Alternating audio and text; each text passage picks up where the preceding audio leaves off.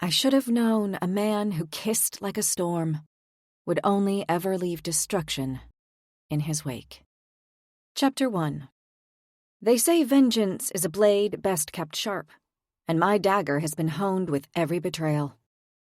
Shadows flicker in the torchlight as I count the silhouettes guarding the building where my hopes rest, my pulse skittering higher and higher. There are no priestesses inside the temple tonight, no devotees of Etta, giving the great goddess their libations and wealth as they breathe in the heavy incense and beg her forgiveness for all their sins. Instead, 26 knights and their 26 direwolves prowl the silent ring of the citadel, waiting for the brave, the dumb, and the desperate, those foolish enough to risk life and limb for the chance to win the gifting. This is the third night of my watch, and the last chance I've got. I left it to the last moment to make my offering. The denizens from the other cities have already made theirs, and tomorrow they'll announce the few chosen by the goddess. There won't be another Retterheld in my lifetime, as there's never been more than one in a century. It's now or never. I've spent the previous 2 evenings tracking their movements, their patterns, watching, calculating, learning. The first night, I watched from the very edge of the wall, noting how long each loop of the temple took, where the knighted guards paused, and how often. And just as I expected, there is a rhythm and a pattern to it. Openings where, if I'm fast, which I am, I'll be able to get into the temple unseen. Last night I had crept closer, finding a small back window left ajar. That's going to be my way in. Sure, there's the slight issue in that the window is at least 12 feet off the ground, but climbs like that don't bother me. When the only way you can get fresh eggs is by clambering up spruce trees and raiding siskin nests, you quickly become a skilled climber. Starvation encourages many nefarious skills. I regret none of my learnings, though, only the circumstances that led me to them. In 3 nights, I've seen 5 people successfully make it into the temple to give their offerings to Edda in the hope she'll accept them into the Retterheld. Men and women who have succeeded in scaling the walls or crawling through the gutters, only to walk or strut out the main door soon after, their fingertips dyed black as a sign of their success. I've seen many more fail, heard their screams, heard their rattling final breaths. They won't haunt me, not when I've already become inured to death. Living in the slums is one long or short death sentence. Not that every applicant to the Retterheld dies. The richest would have already passed on coins to guarantee the healers happen to be nearby. But even if you make it into the temple, the goddess still has to choose you, to deem you worthy. Only then can you actually call yourself a Retling, a name I will get, or for which I will die trying. Another howl, another scream. I wince in sympathy. Mom might have been one of those healers once, standing ready with spells and potions. There had been a time when it had felt like she could heal all but death itself. But when it had come to it, even she couldn't defy mortardom. And now, here I am, in rags and desperation, risking everything for my sister.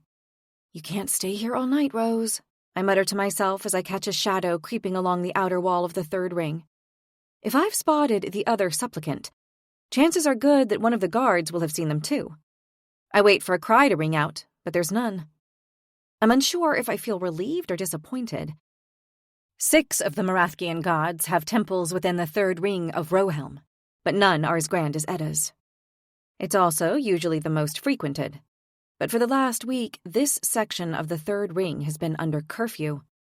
The streets emptied of everyone except the knights and their wolves. Cleared out entirely for this purpose, so that people can make their offerings and volunteer for the Retterheld. People like the man I've spotted in the shadows, dressed in furs and leather and crouching low, trying to stay hidden. I watch, breath held for him as he glances back and forth, then bolts straight towards the temple. Whoever he is, he's fast. Maybe even fast enough.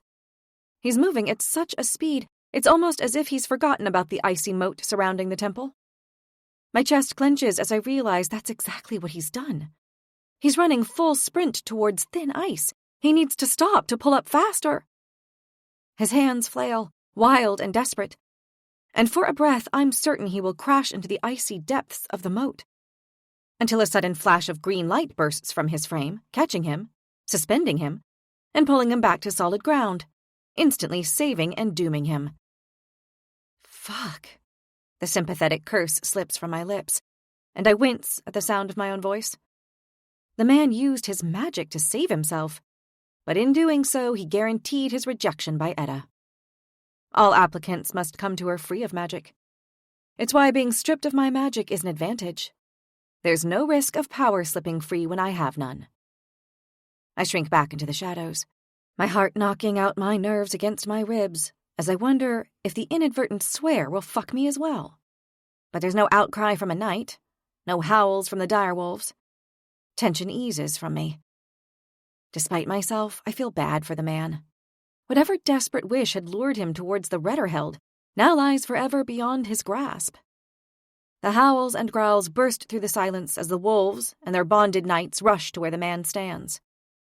I brace myself for an attack, for the screams of pain as the wolves plunge their teeth into his thighs, only to watch on in disgust as coins clink as they pass hands.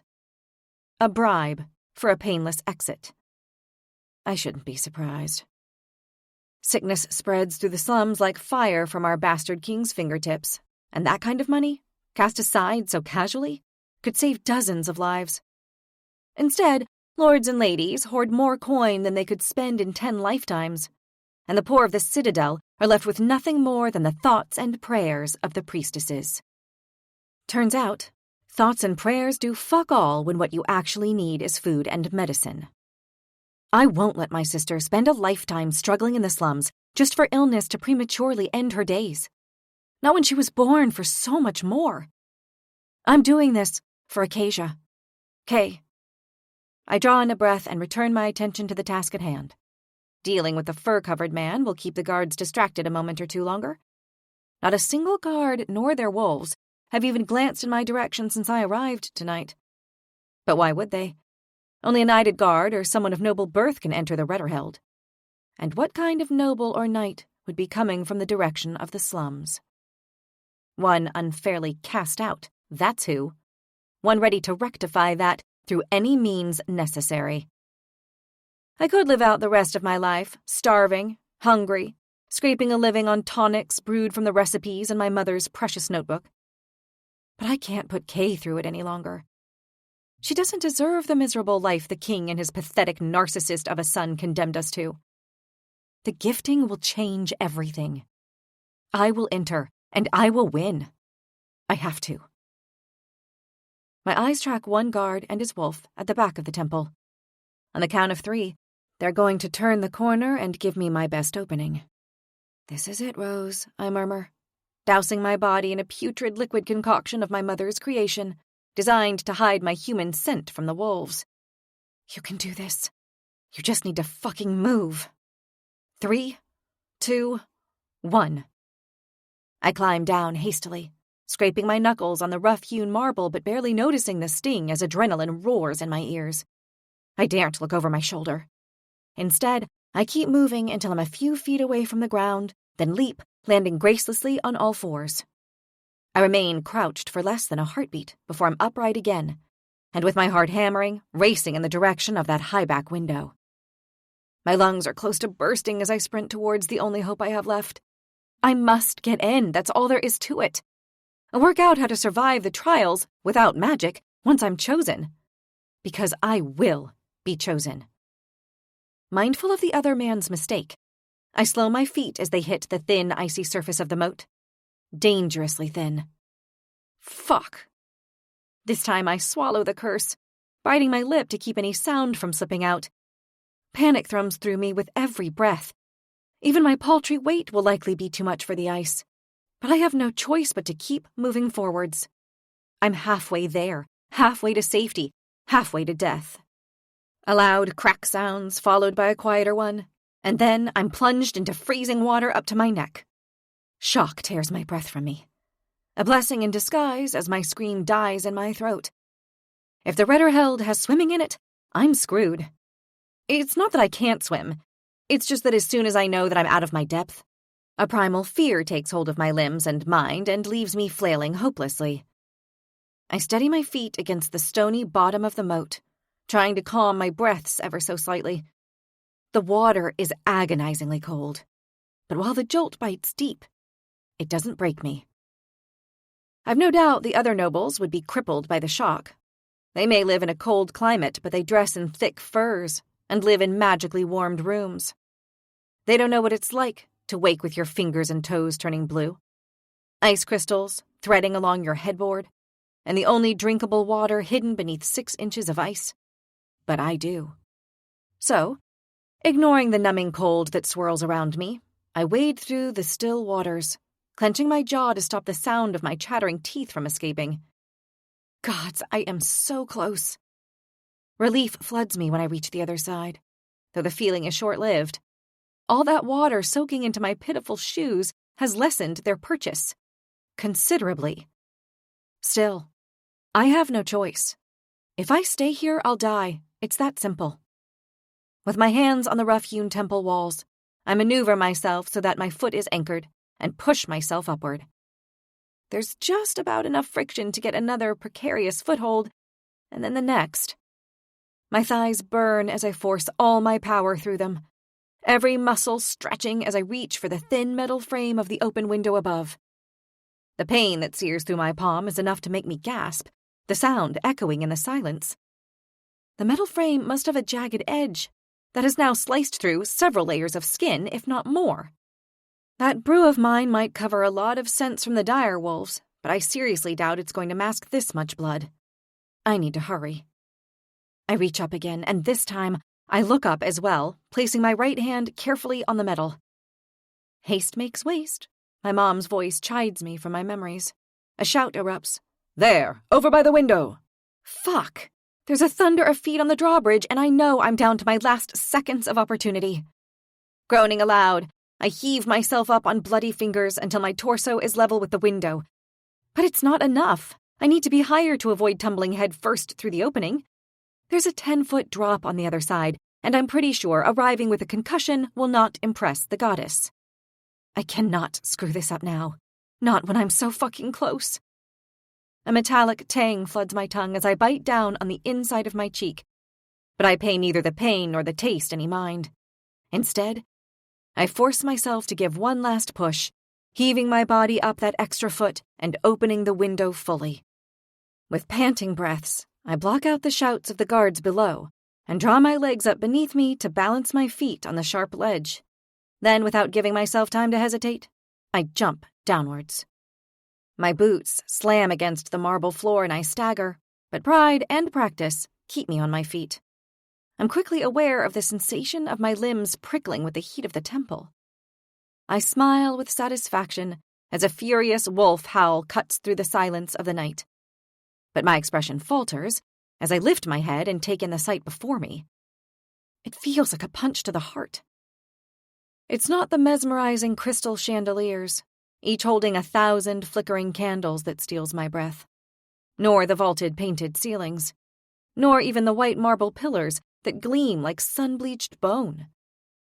It's my memories. Memories of my family, of our lost magic. And it's almost enough to undo me, to make me falter, to forget why I came. Almost. Chapter 2. The last time I was in this temple, I wasn't wearing torn rags and shoes with soles so thin a cross look could pierce them. I was dressed in silk. It was forest green, displaying the type of magic I once possessed, and paired with a rich stole of soft wolf fur. It was the memories of the good old days that guided me here, that summoned my feet to Edda's temple, and now I must use them to make an offering. A gift to show her I'm worthy of the chance of a lifetime. That I have the reason, the desire, and the will to fight in the Redderheld until death or the end of the trials, whichever comes first. Ironically, Edda asks for one thing I've never lacked since that night 14 years ago. Tears. So as I walk forwards, leaving sodden prints with every step, Rather than trying to push down the memories that constantly seek to overwhelm me, I embrace them. Memories of my mother, before my brother Florian was taken and killed. Back when her laughter came easily, when she offered her magic and knowledge freely to help and heal. Not that she ever stopped trying to heal and help, even when our magic was stripped and her own body turned against her. She harvested from the garden until her legs were too weak to stand. That was when I took over, following her instructions and adjusting my methods on her advice to ensure the brews were as potent as they could be. She taught me vigorously, knowing she wouldn't be there for much longer, knowing that I would be the one who had to keep the family alive. As for my father, we lost him. In mind, if not in body, the day they killed Florian. The death of his son broke him, as it did us all, but for him the wound was too great to overcome.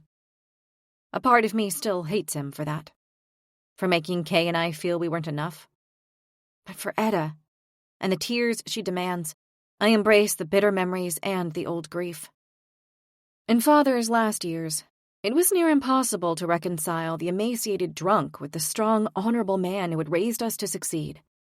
The man who would mark my face with the lines of my ancestors, arm me with bows and arrows, then blindfold me and take me out into the forest to prove myself. He would hide in the shadows, a silent sentinel who watched me as I figured out the way back to the highhold, all the while believing myself utterly alone. The first time, I remember thinking I would never make it, that I would die there.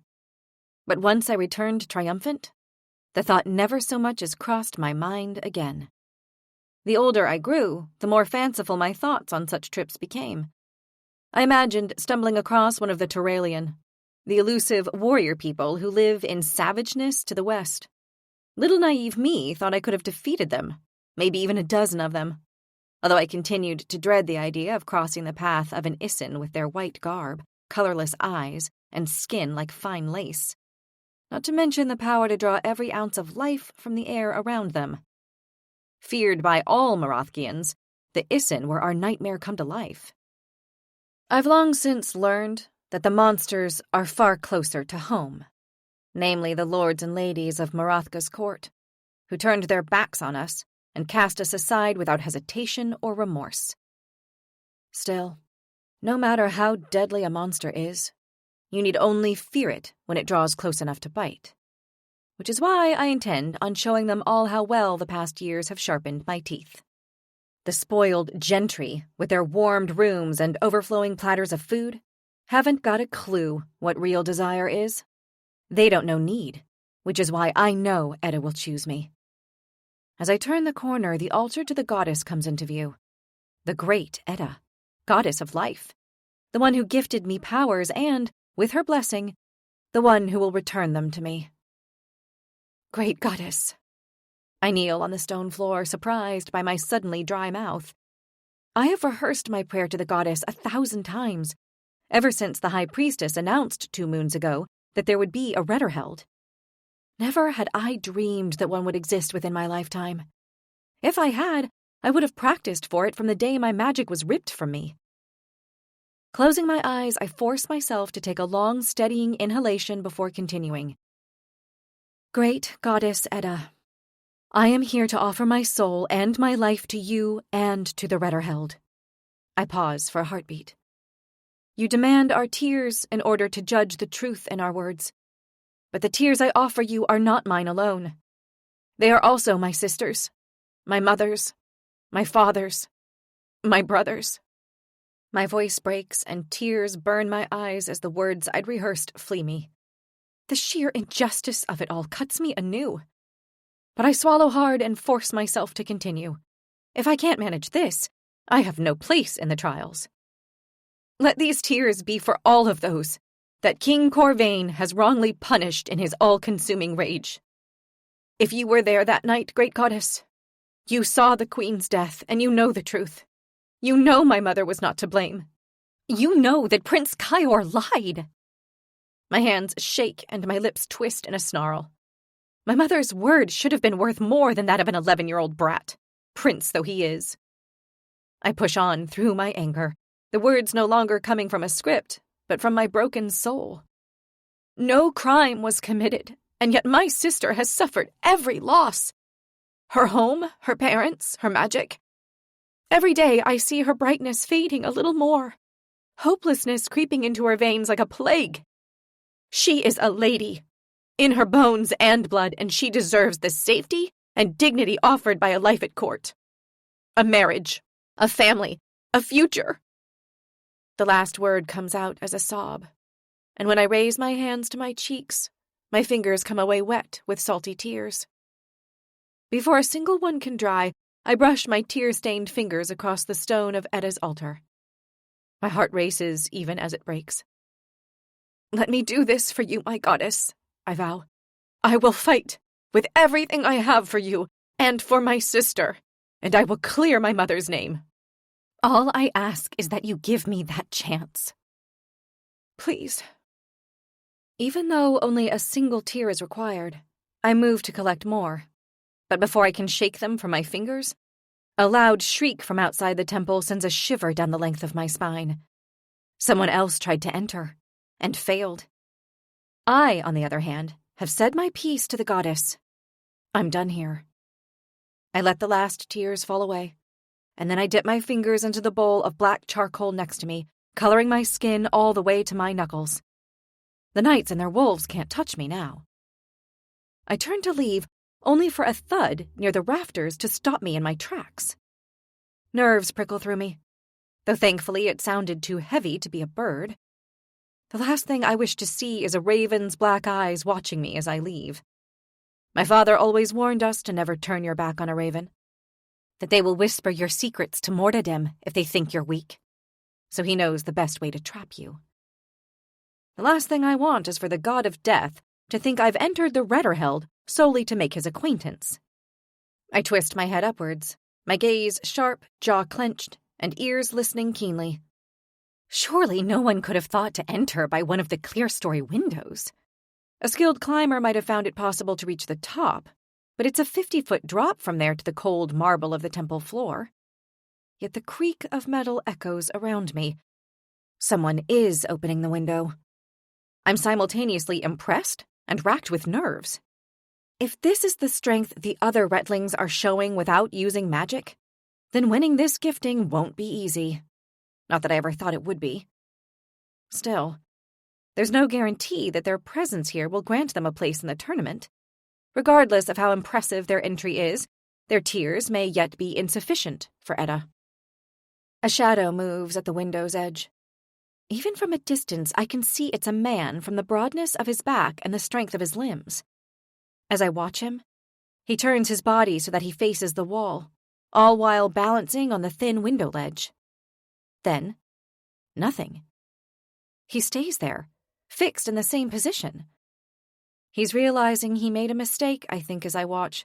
That's why he's hesitating, because he knows there is no safe way down. He is going to fall and meet Mortadim. Either that or stay there until morning when the priestesses arrive and rescue him. As I stand there, contemplating if I should tell someone about his predicament, a dark shadow plummets to the floor. I cover my mouth, stifling a gasp as it smacks against the marble with an audible thud. He's dead. He has to be. No one could survive that fall. My chest tightens as I stand there, unable to move. This is a temple to the goddess of life. To have a dead body here, even one who is willing to offer his soul to her, desecrates her space. The life Edda granted my parents and my brother may have been riddled with pain and betrayal, and cut short by bitter anger, but she still gave them life, just as she gave Kay and me life. I will not leave a body here, violating her most sacred temple in Marathka. I have to move it. My breath skitters as I step towards the crumpled pile that was a living, breathing person only a heartbeat ago. Whoever it was, likely some lord or duke, I doubt they'd want to be buried out in the slums, so I'll give his body to the knights so they can return him to his loved ones. The shadows shift above me as I take another step towards the corpse, and my eyes snap up, confusion grabbing hold. The man is still there. Still alive, and now he's moving, lowering himself down the slick rock face one step at a time. What the fuck? His muscles glisten with sweat, which must weaken his grip, yet his hands and feet find impossible holds that are invisible to me from this distance. I'm an excellent climber, but the way he moves bowls me over. I momentarily tear my gaze away from him and take another step towards the mound on the floor. It's revealed as nothing more than a rich fur coat. Embarrassment courses through me at the thought that I was preparing to aid a mound of cloth. Clearly this man has no need of my help, and with my offering to Etta given, I have no reason to remain in the temple. Yet I stand rooted to the ground watching his descent. The olive skin of his back is rippled with muscles and ghosted by scars. Every single fiber is taut as he stretches and bends, reaching out with nimble fingers. Where has he come from? All men in Marathka can fight, but to climb like this? He must surely be a knighted guard, or noble from one of the other cities. Most of the others that have come from afar have already made their submissions. But, like me, he's cutting it fine. I don't know what the Eastern Isles are like, but maybe the cliff faces are even more jagged than those beyond our walls. Or perhaps he comes from Durain, or Rowell? I've heard the further north you get, the rockier and harsher the terrain is. Coming from one of those places could surely explain such skill. More than once his footing slips slightly, causing my breath to stutter. But every time he manages to find his place again. And from what I can hear, not so much as a gasp leaves his lips. When he's around 6 feet from the ground, he looks down, twists his body, and jumps. He lands silently, knees bent, and I watch as his shoulders drop in relief. So he was tense. That's something, at least. As I stand there, the fur still by my feet, I consider whether I should make him aware of my presence. Unless he saw me when he first entered through the clear-story window, he'll have no idea that I've been here all this while, watching him. I said my prayer aloud to the goddess, and would loathe for someone to have heard my private words. I owe him the same privacy. I prepare to clear my throat, but he turns just then, and his eyes snap to mine. The color alone is enough to steal my breath. Every shade of crystal blue shines within his gaze. My pulse skips, and my throat tightens as he brushes his thumb against his bottom lip. But beyond that subtle motion, neither of us moves. He's about my age, 23, maybe a couple of years older. But I was wrong in thinking he came from outside Rohelm. Black ink marks his skin in 6 perfectly concentric circles that cross from his shoulder onto his chest. The 6 circles of our city. He is Rohelm-born, meaning that perhaps I knew him growing up. He would not have looked like this all those years ago, of course, but I'd have remembered him. Silence swells between us as his gaze shifts down. First to my charcoal-coated fingers, then to my body.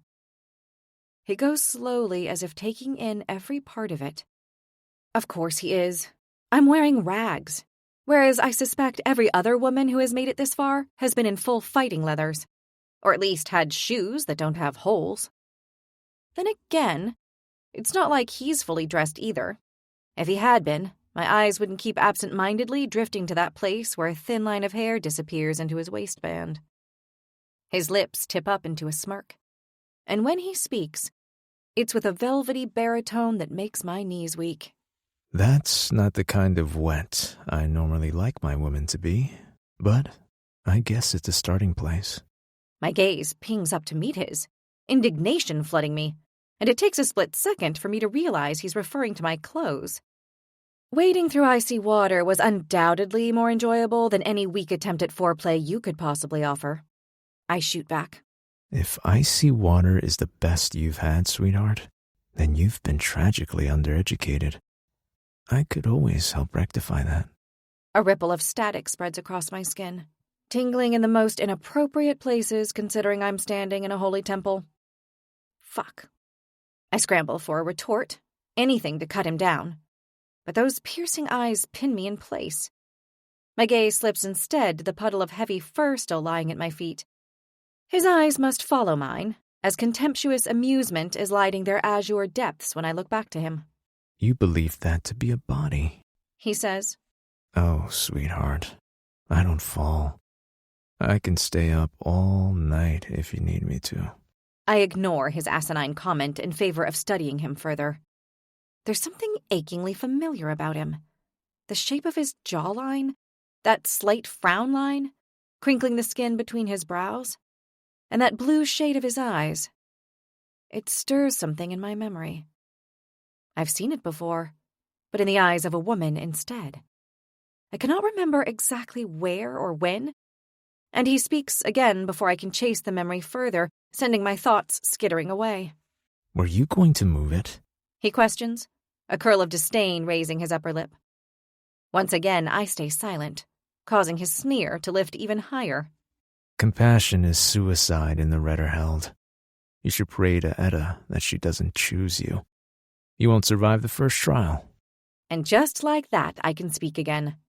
Worry about your own prayers, I snap, with a nod towards the altar. She's already heard mine. Was it to die in a trial you have no hope of winning? He frowns, looking at my hand.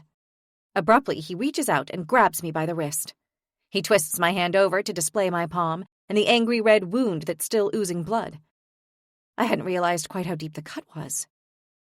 Wordlessly, he takes his finger and traces the skin just beside the wound. Static radiates from his touch. Stifling a gasp, I snatch my hand back and press my palm against my side. Blue Eyes shakes his head at me. You get wounded in the Retterheld, you'll die. Prick. You should watch how you speak to others. I snarl as the attraction I felt moments ago leaves and anger rolls in. Fucking lords. I was too young when I lived at the Highhold to realize just what assholes they were. But I know now. Making enemies before the trial has started doesn't seem like the wisest thing to do. Unless, I quirk my eyebrow, unless you're relying on me beating you to a pulp to provide the tears needed for your offering. His sneer shifts to an amused smirk, revealing a hint of dimples in those chiseled cheeks. Good gods. Jerk or not, he is a beautiful specimen of a man. If he does get into the Retterheld, I need to pray to Edda he's eliminated as quickly as possible. There's no way I need a distraction like him. Though, since he's such an asshole, I probably won't feel too guilty about his death. He's willingly signing up for all of this. And Edda knows the world could do with fewer men with egos like his. I'll leave you to your prayers, I say, before nodding to the fur on the floor. And pick up your coat. It's bad manners to litter.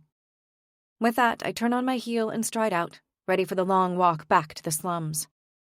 Every step out of the temple is a strut, and I almost convince myself that not a single one is for his benefit. Chapter 3. Rose! Where were you? I was worried! So much for hoping Kay would sleep through my third and final night outing. I open my mouth, a lie already forming on my tongue. I take it you also heard the screaming, she says. It was Evelina, next door, wasn't it? I saw the cloaks going in there this morning. I fear the worst. It's the middle of the night and she's likely barely slept. Yet my sister is still the most exquisitely beautiful young woman I've ever seen.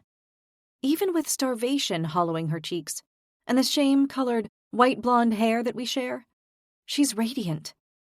But her beauty is more than skin-deep. With all that we've lost, and the hateful lies spewed about our family, you'd expect her to be bitter. But she's still so innocent, so hopeful. It's why I give over half the brews I make to Rula and her protection racket, to make sure Kay stays like that. I'll take a tonic around to Evelina, I reply, relieved to have dodged an interrogation. I walk over to the small stove to retrieve a pan of the pain-relieving brew I'd left simmering before I left, and decant it into 5 meager vials. I suppress a sigh. If I give 1 vial of the elixir to Evelina, and 2 to Rula, that only leaves 2 for sale on the black market. The good news is that prices are high at the minute. The bad news is that it's because people are dying. And given that the people who are forced to pay the high prices have as little as we do, I won't ask them to pay any more than usual. So 2 vials aren't going to garner anywhere near enough to buy the type of weapon I'll need to survive the Retterheld. if Etta accepts me. By the mother, Kay gasps as her gaze suddenly narrows on me. What's happened to your hand? My pulse soars. Did I not do a good enough job of cleaning my fingers? Has she spied a speck of black ash on my skin? But then she grabs me by the wrist and twists so that my palm is facing up, revealing the deep cut. It's nothing, I lie. I was just careless. I hurriedly take my hand back, just in case she notes the remnants of ash beneath my nails. The edge of the pan was sharper than I thought. Her frown remains in place a moment longer. It's not nothing, she says finally. It needs stitches. Later, I need to get this tonic to Evelina, and you need to get some sleep. You're working tomorrow, right? It's difficult for anyone to get work in the slums, but Kay's job is part of the agreement I have with Rula. I keep giving Rula tonics for free, and Kay spends her days looking after children in the fifth ring, thinking that scoring her job had been a stroke of luck, allowing us to land on our feet. Landing on our feet. It's enough to make me cry. Had we still been living in the Highhold, she would have been fighting off proposals from dukes, lords, and maybe even a prince. Instead, we live in utter squalor. The gifting is the only chance I have to return her to the life she truly deserves. I think there are 6 children tomorrow, Kay replies. And Losara has said she will pay me with flour from the mill. We usually get far more that way than when she pays me in loaves, so we'll eat well tomorrow. My stomach growls. Eating well isn't something I can recall doing since my father died. But for once, we might not have to go to bed to the sound of our hollow stomachs crying out. Kay sets a hand on her hip. Stop trying to distract me, she scolds. You're not going anywhere until that wound is stitched up. And if you don't do it, I will. This time I take her threat seriously. Though she's talented at many things, her sewing's even worse than her brewing. If I let her do it, I won't be able to use that hand for days, if not weeks. And from the satisfied smile tugging at her lips, she knows I know it. Luckily, the cut is on my non-dominant hand. 10 teeth-gritting minutes later, the wound is stitched and covered in a salve of my own creation. I show her my neat repair work, and she nods, finally happy to let me go. Make sure you block the door properly when I'm gone, I say over my shoulder. She rolls her eyes. I will, Rose. Give Evelina my love, won't you? And ask if there's anything else we can do for them. Of course. Though truthfully, we could offer little more than what they already had. At least there's equality in the slums, where we're all equally fucked. The night air somehow feels even colder now than it did when I'd arrived home. Frost creaks underneath my feet, while clouds of smoke rise from those houses lucky enough to have fires burning inside. I head out down the narrow pathway, and when I reach Evelina's, I knock once, only to find the action is enough to push the door open.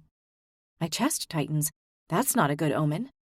Leaving your door open in the slums is a sign that you have nothing left for people to take. The room is larger than ours, although space comes at the cost of warmth. My breath swells into soft plumes even after I've stepped inside. The bed is in the corner next to the tiny fire, and thick layers of fur and wool rise and fall softly. Coram is sitting with his body bent over his wife, so hunched that all I can see is a small slice of his back. The sound of muffled sobbing reaches my ears, and my stomach twists. Coram? My voice is soft, barely a whisper. I brought a tonic for Evelina. Kay told me the priestesses were here today. I trust they eased her suffering? Coram's back straightens, and his hands move to his cheeks, wiping away tears. Rose? He faces me, forcing a smile that only succeeds in highlighting the weariness and despair in his eyes. Thank you. Yes, the cloaks came. 3 of the sisters. 3 being one of the holy numbers. The cloaks always came in 3s if they could. And? I don't know why I say the words expectantly. Like I'm hoping he'll tell me Evelina's fever will pass, that the priestesses wove their tendrils of magic around her body and lifted the sickness straight from her soul. Because I already know that isn't what he'll say. Our wretched souls don't get the same treatment as those at the Highhold. Tomorrow, they will take her. His voice breaks. cleanse her body for the burning. There's nothing more that can be done? I try to hide the shock that shoots through me. You do not wish to wait longer? Wait until she dies. The words don't leave my lips because they don't have to. We both know death is all that's left for Evelina. Coram shakes his head. They said it was best for her to be in the temple when she passes. Her soul will be in less pain that way. His bottom lip trembles. I don't want her to be in pain anymore. He's not the first person I've heard say such a thing. And yet for my mother's sake I pray it isn't true. She died in the home in the 5th ring that we shared after our fall from grace, our hands clasping hers as she drew her last breath. We even burned her together. Dinah was the only priestess with us, the only adult who stayed. My father had already left, choosing drink over duty before the pyre was even lit. With effort, I quash rising vitriol towards the man I once held in such high esteem. Here, I stretch out my hand to offer him the vial of tonic, trying to shake away the weight of the past. It will bring her some peace as she sleeps. Coram hesitates. I cannot pay you what it is worth. I do not ask for payment, I say softly. He falters a moment longer, then he takes it. Thank you. He pockets the vial before he stands and walks across the room to retrieve a bowl. Here. The cloaks brought these. Take a couple. For you and Acacia. It's all I can offer. Bread rolls. My stomach growls even more loudly than it did when Kay mentioned food earlier. Every part of my body wants to reach out and grab them, but I pause, staring at the basket. If I take 2, there'll be just 1 left, meaning he and Evelina will have to share. I'm not even sure she can eat, but if she can, I will not rob her of her last meal. Thank you, but I will just take 1 for Acacia. I've eaten already. I lie. Relief flashes across his face. I want to offer to stay with him until the morning, until the priestesses come, or to offer to return when they take the body, but I already know he'll refuse. Instead, I cross to Evelina, brushing her dark, sweat-soaked hair back from her forehead. Acacia sends her love, I murmur, but she does not stir. As do I. Rest easy, Evelina. Her chest rattles as she breathes. No, she does not have long now. I silently nod to Coram as I leave. I already know there are no true words of comfort to offer the grieving. I open the door and disappear into the frigid night, trying to fight the sting of tears behind my eyes, but it is a losing battle. Because if there is one thing this life has taught me, it is that there is always time for more tears. Chapter 4.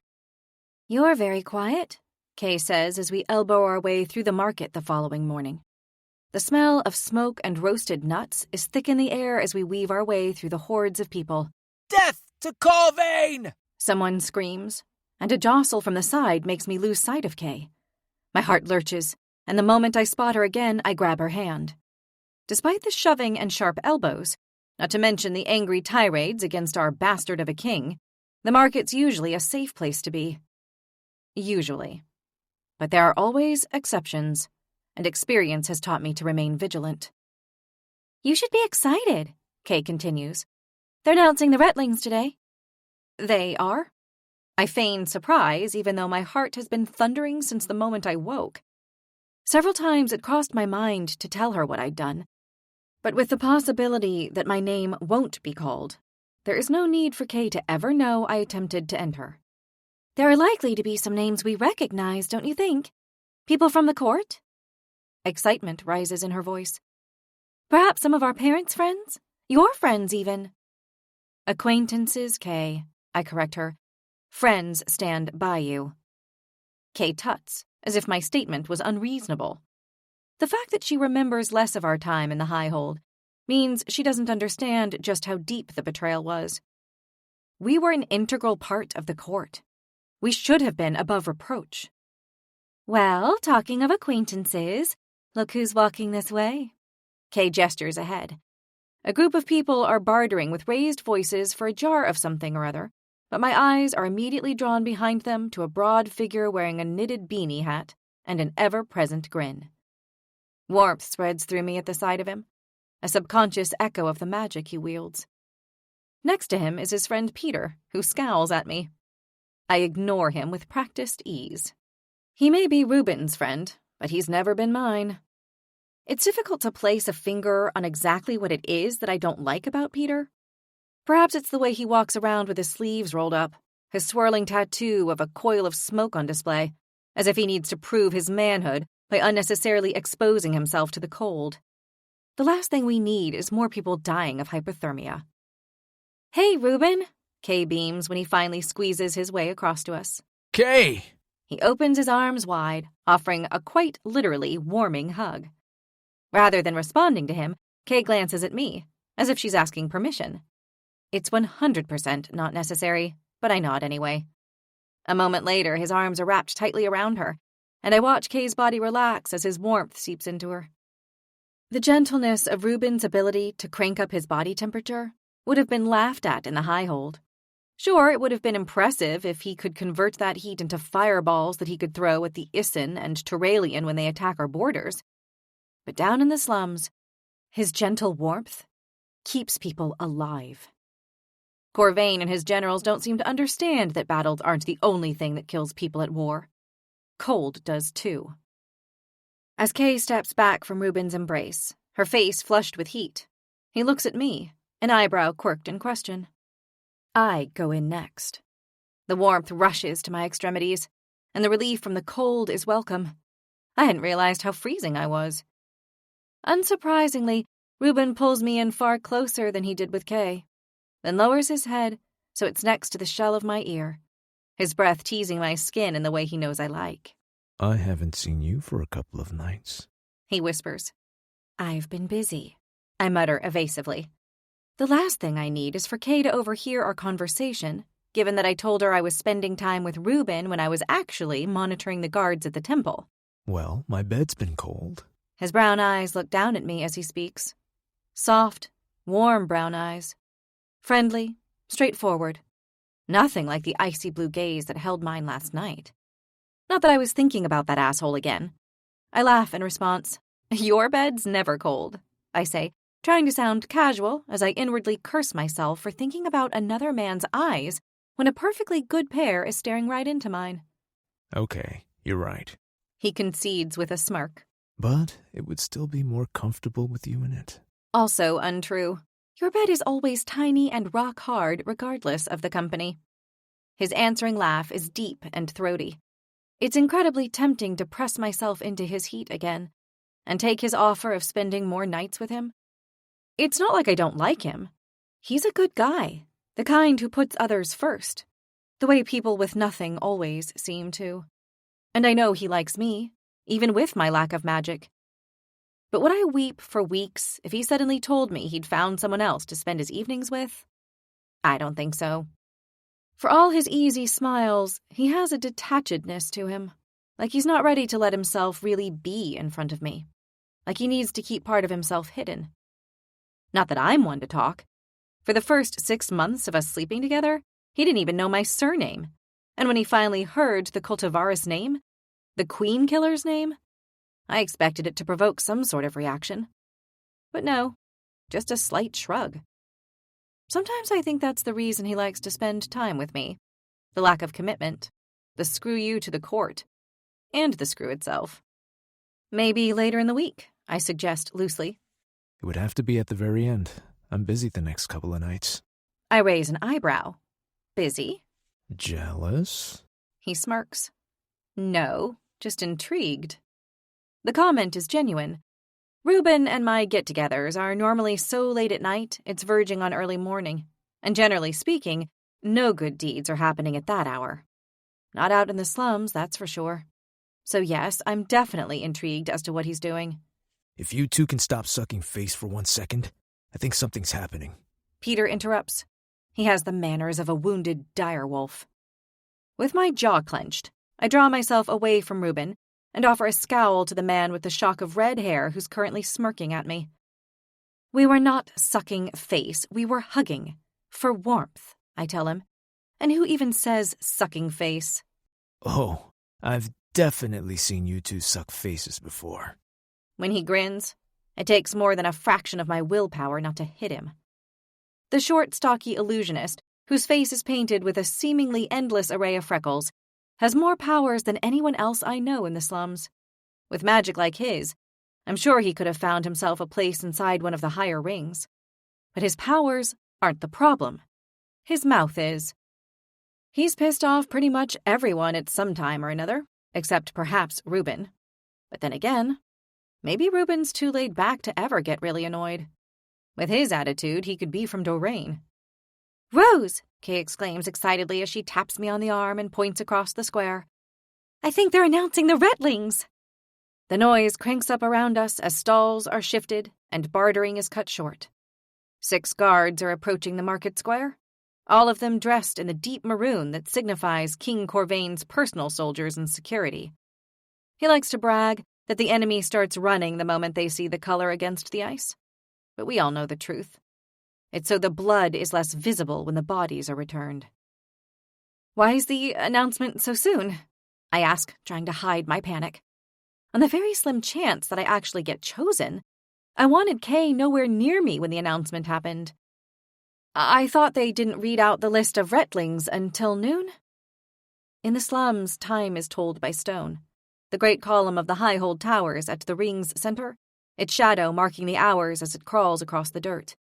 The market lies untouched by it still, which means the day is young, likely not even 10. My grandfather said they announced the last one at dawn to give everyone more time to lay bets. Reuben says, oblivious to the way my hands are now trembling. He shrugs. But then his grandfather said they announced the previous one at sunset. So basically they do it whenever the hell they like, I hiss through gritted teeth. My heart is hammering beneath my sternum with such force, I'm surprised it hasn't broken free. I turn to look at Kay and try to steady my voice as much as possible. "Don't you have to go?" I say to her. "You don't want to be late." She looks at me like I've grown 2 heads. "They are announcing Edda's choice for Retlings, for what is likely to be the only Redderheld I will ever see in my lifetime. I'm not going anywhere. Besides, like I said, I want to see if we recognize any names." The lump in my throat is cutting off the air to my lungs, and I'm certain I'm going to faint. The slum residents scatter to the sides of the square, making room for the imposing guards, and I'm surprised by the tension that ripples through my body at the sight of them. I've seen guards plenty of times since we were thrown out of the highhold. I was dodging them for the last 3 nights, for crying out loud. But something about the way they're standing reminds me of the moment they dragged my mother away that night. The prince's cold eyes fixed on us. "The great goddess Edda has made her choice for the 19th Redderheld." The lead guard's voice pulls me out of the memory and sends the rest of the slum into heart-racing silence. "The following nobles and knights have been selected to fight for the gifting." As the silence holds fast, I know most of the people around me are thinking the same thing. Why the hell would a noble need a gifting? What does one who has it all need more for? I'm fighting the urge not to reach out and take Reuben's arm for support, but I don't want to give him the wrong impression. Besides, if I can't stand on my own 2 feet now, I'm going to be screwed if I do actually get into the trials. The churning in my stomach is so strong, I swear I'm about to start seeing stars when the first name pulls me back into the moment. "Sir Jonas Lorthan." Kay swivels to look at me. "Jonas? Isn't that Arthur's son?" I reply. That's all she will know of Jonas. His father found us the house in the 5th ring when we were cast out of the highhold. He also used to visit occasionally, all the way until my mother's death. He was the only one. Unlike Kay, I remembered Jonas himself. I remember the days before we were cast out, when we sparred with one another, sword against sword, hand against hand. I recall his sandy hair, golden and warm, unlike my stripped white blonde, and his amber eyes, and the way he would throw his head back when he laughed.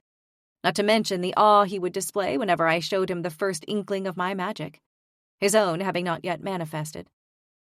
I can't deny that I'm more than a little intrigued to learn about the man he has grown into.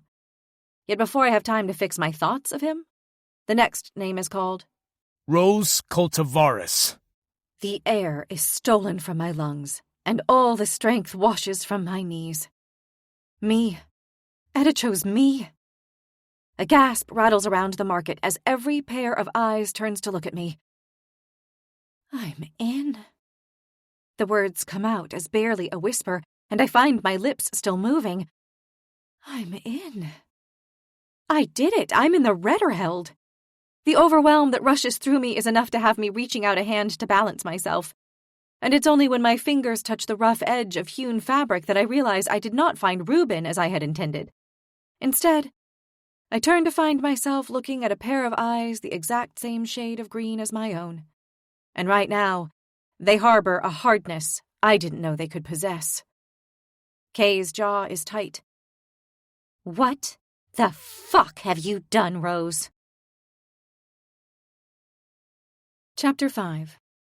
I can count the number of times my sister has sworn on 2 hands, and even then, I can't remember any time she's used that particular expletive. But I sense there's a lot more vitriol coming my way. Her eyes are dark as she glowers at me, and a guilt-inducing sheen of tears appears. I don't understand. Why, Rose? Why would you do this? We're not doing this here, Kay, I say, missing the next name announced as we hiss at each other. You should have said something to me. As I take a step closer to Kay to tell her that we'll talk more when we're alone, in private, the silence of the market is suddenly replaced by rushed, bubbling whispers. Whose name did they just say? I ask. Jaw tight, Reuben replies, Kyor Naven.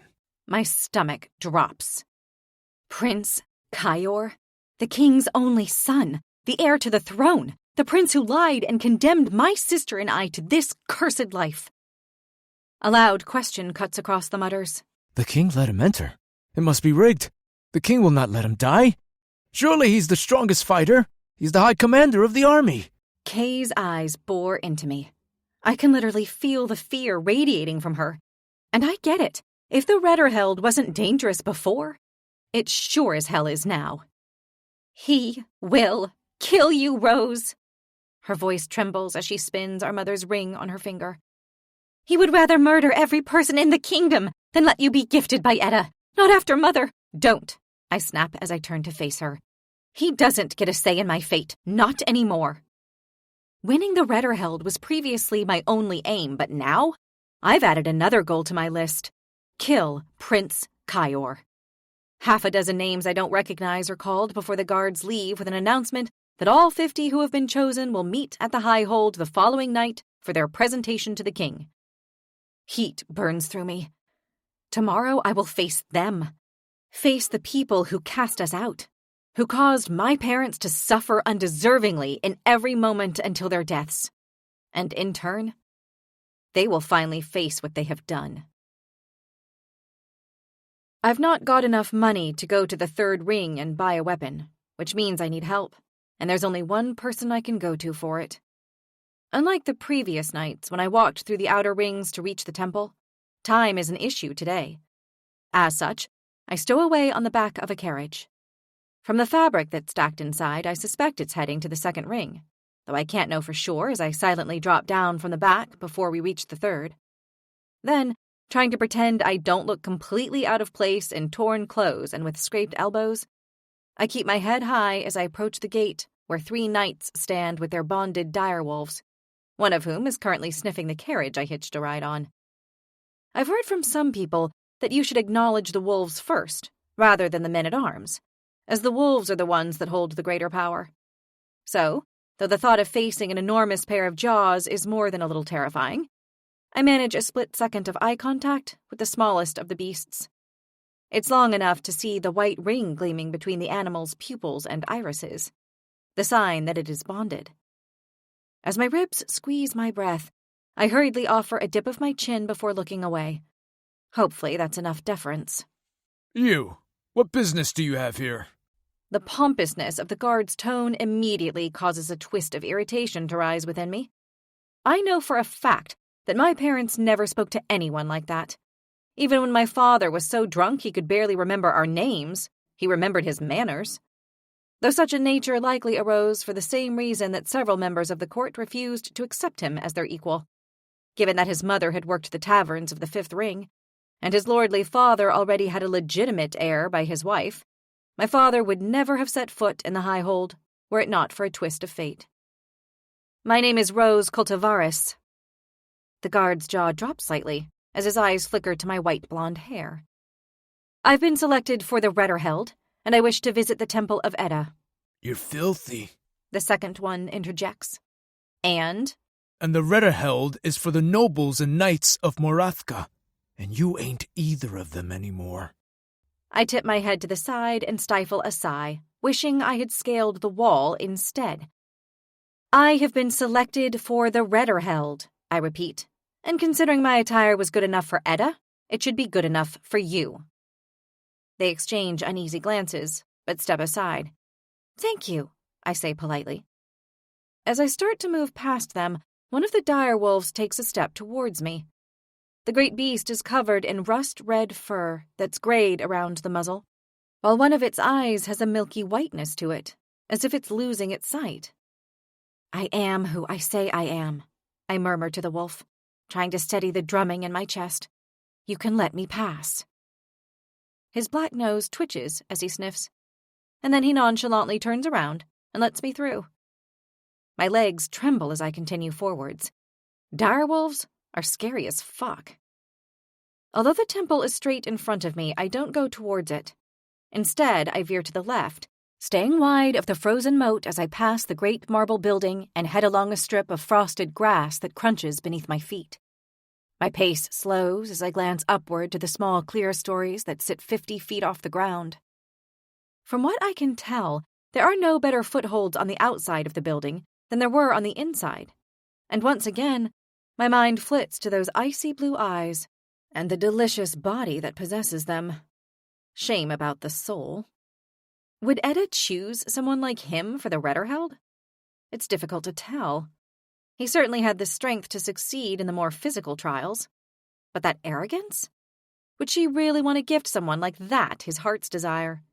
Surely he wants for nothing. Maybe Edda simply chooses some people as sacrifices. Although if that's true, I pray that's not the reason she chose me. Behind the temple is a long wall that bisects almost the entire Third Ring. Beyond are the living quarters of the handful of Edda's priestesses who reside within Rollhelm.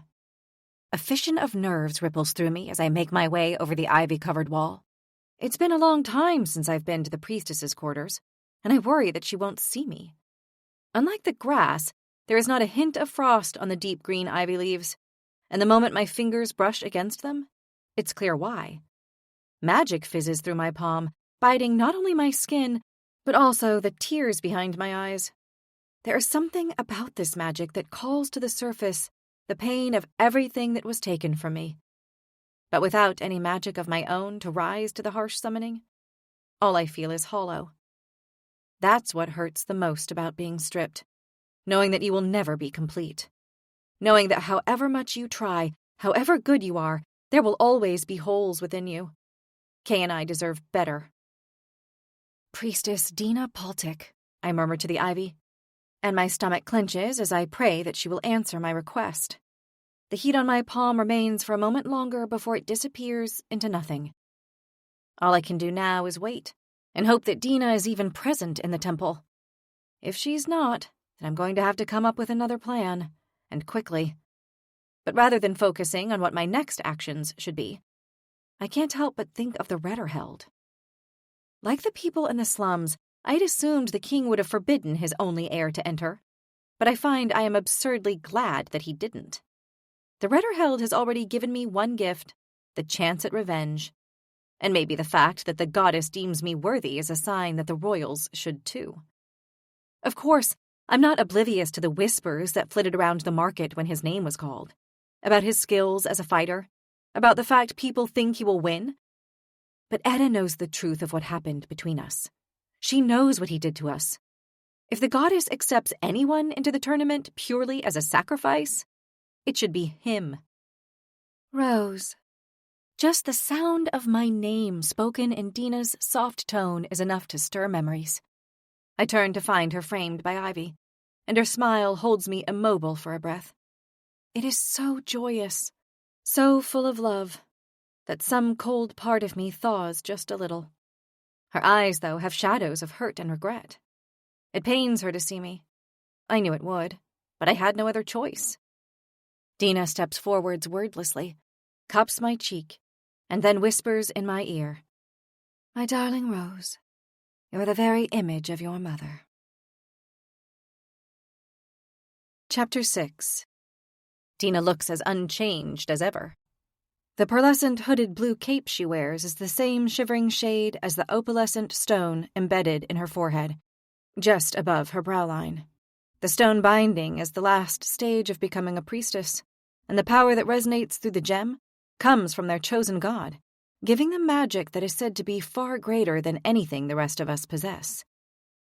"Rose, my dear child," Dina murmurs. Tears fill her eyes as she runs her hand over my white blonde hair, then grasps me by the shoulders, as if she's trying to assess how much weight I've lost since I last saw her. That's the main reason I've kept my distance. It's hard to pretend you're doing okay, when every time you meet, it looks like more muscle has melted from your frame. "Tell me it's a mistake," she says when she finally lets me go. "Please, Rose, tell me you didn't enter." I did, and the goddess accepted me. I smile a little in pride, but Dina closes her eyes and mutters to herself. "She did," she says eventually, opening her eyes and looking at me, her mouth tight. "And the goddess always has her reasons." I force my smile to remain in place. I hate that line.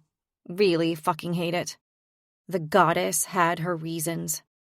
That was what Dina said after my family's magic had been stripped. She'd said the words with conviction, but as my mother struggled and grew sicker, and my father began to drink himself towards a premature reunion with my brother, that conviction was tested. Every visit, the darkness in her eyes and the worry that clouded her became more acute. She loved our mother, and had raised her in the temple as a daughter, and so I witnessed the way it became harder and harder for her to say to us that the goddess had her reasons. Dina had given her life to the service of Edda, and it was as though our diminishment had made her doubt that choice. "I'll be fine, Dina." My eyes are unblinking as I speak, so that she can see how firmly I believe the words I'm saying. I promise. I may not have magic, but I have skills. And it's true, I'm not completely helpless. There may not have been much room for axe swinging and practicing with full-length swords in the slums, but daggers are a different matter. I started training with knives as a way to vent the frustration of my mother's death as much as anything else. I took the thin blades we used to skin rabbits, back when we could still afford to buy meat, and began hurling them at targets. Short distances at first, just across the room into the wooden beams that held up our roof. Then, stretching the length between me and my target further and further. "Dina, it's not me I'm worried about," I say, steering the conversation towards the first of the two reasons I've come. "It's Acacia." Dina's expression remains pinched in concern, but she doesn't speak. "I need her out of the slums," I say. "At least while I'm in the tournament. I need to know she's safe or I won't be able to focus. Besides, you know they only get the information secondhand out there. She'll be a wreck if she doesn't even know if I'm alive. Assuming I am still alive. I need you to reach out to Lord Arthur Lorathan." "Arthur?" Her expression tightens further. "His son's also been chosen, has he not?" "He has, meaning he will understand the fear that Kay faces. He's a good man. I'm sure he will see to it that she's taken into one of the inner rings where she can watch my progress more closely. Will you do that for me?" Dina does not immediately reply, and I can almost hear her mind whirring. "I will speak to him," she says shortly, eyes still dark with worry. "Rose, the others, they will have powers, all of them, and they know how to fight. Every day they train to kill." I stifle a snort. No one fights harder than someone who lives in the slums and knows what life is like outside of it, I tell her. Believe me, and one day, I will have powers too, once I win and have what was taken from us returned. I let out a reluctant sigh as her eyes pinch in familiar pity. "I'm not being naive, Dina. I know what I'm going up against. I know how hard they fight, and I know this will be ugly. But I also know that none of them need to win the gifting the way I do. Besides, powers are not allowed in all the trials. 1, she bites back. They're not allowed to use their powers in 1 of the trials. They can be freely used in the other 4. I know the odds are stacked against me, but Etta chose me. She chose me, Dina. Weak, stripped, powerless me. My gaze locks on hers. As you are so fond of saying, the goddess has her reasons. Dina's the only priestess I would ever dare speak to in such a manner, but she has always been more of a grandmother figure to me. A very slow-aging grandmother. Kay is not the only reason I've come, I say, keen to get to the other favor I seek before she has to leave. I need a weapon. I don't know what they will have there, or if we will be able to take one from King Corvain's armory. Is there any chance you have something I may use? Her lips press tightly together. I am sure I will be able to find something, she replies, then continues without a pause for a breath. I am going away tomorrow, heading to the north. I will ensure Artur gets your message before I leave. The north? I question. That seems like a very vague description. If she was heading to one of the northern Marathkian cities, Rowell or Doraine, she would have named it. My nerves twist. Unless she's heading up the Harathian path, towards Agoid? I would rather she travel anywhere else than there. No ground in the kingdom has drunk more blood than the land south of the Colton Mountains. It should only be for a few days, she says, ignoring my question, though her response eases my fear slightly. It takes at least 3 days along the coast to reach Galrek, and that is only part of the way to Agoid. She continues, looking heartsore. I will be gone for your vows, and it's likely I'll still be absent for the first trial, but I should have returned by the second.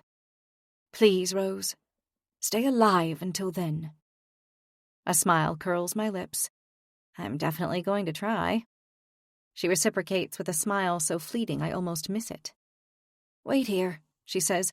I will be 1 moment. Without waiting for me to reply, she turns her back and strides through the solid stone wall as though it offered no more resistance than mist. This was her gift before she took her vows to the goddess. But I've always struggled to work out which god or goddess granted it.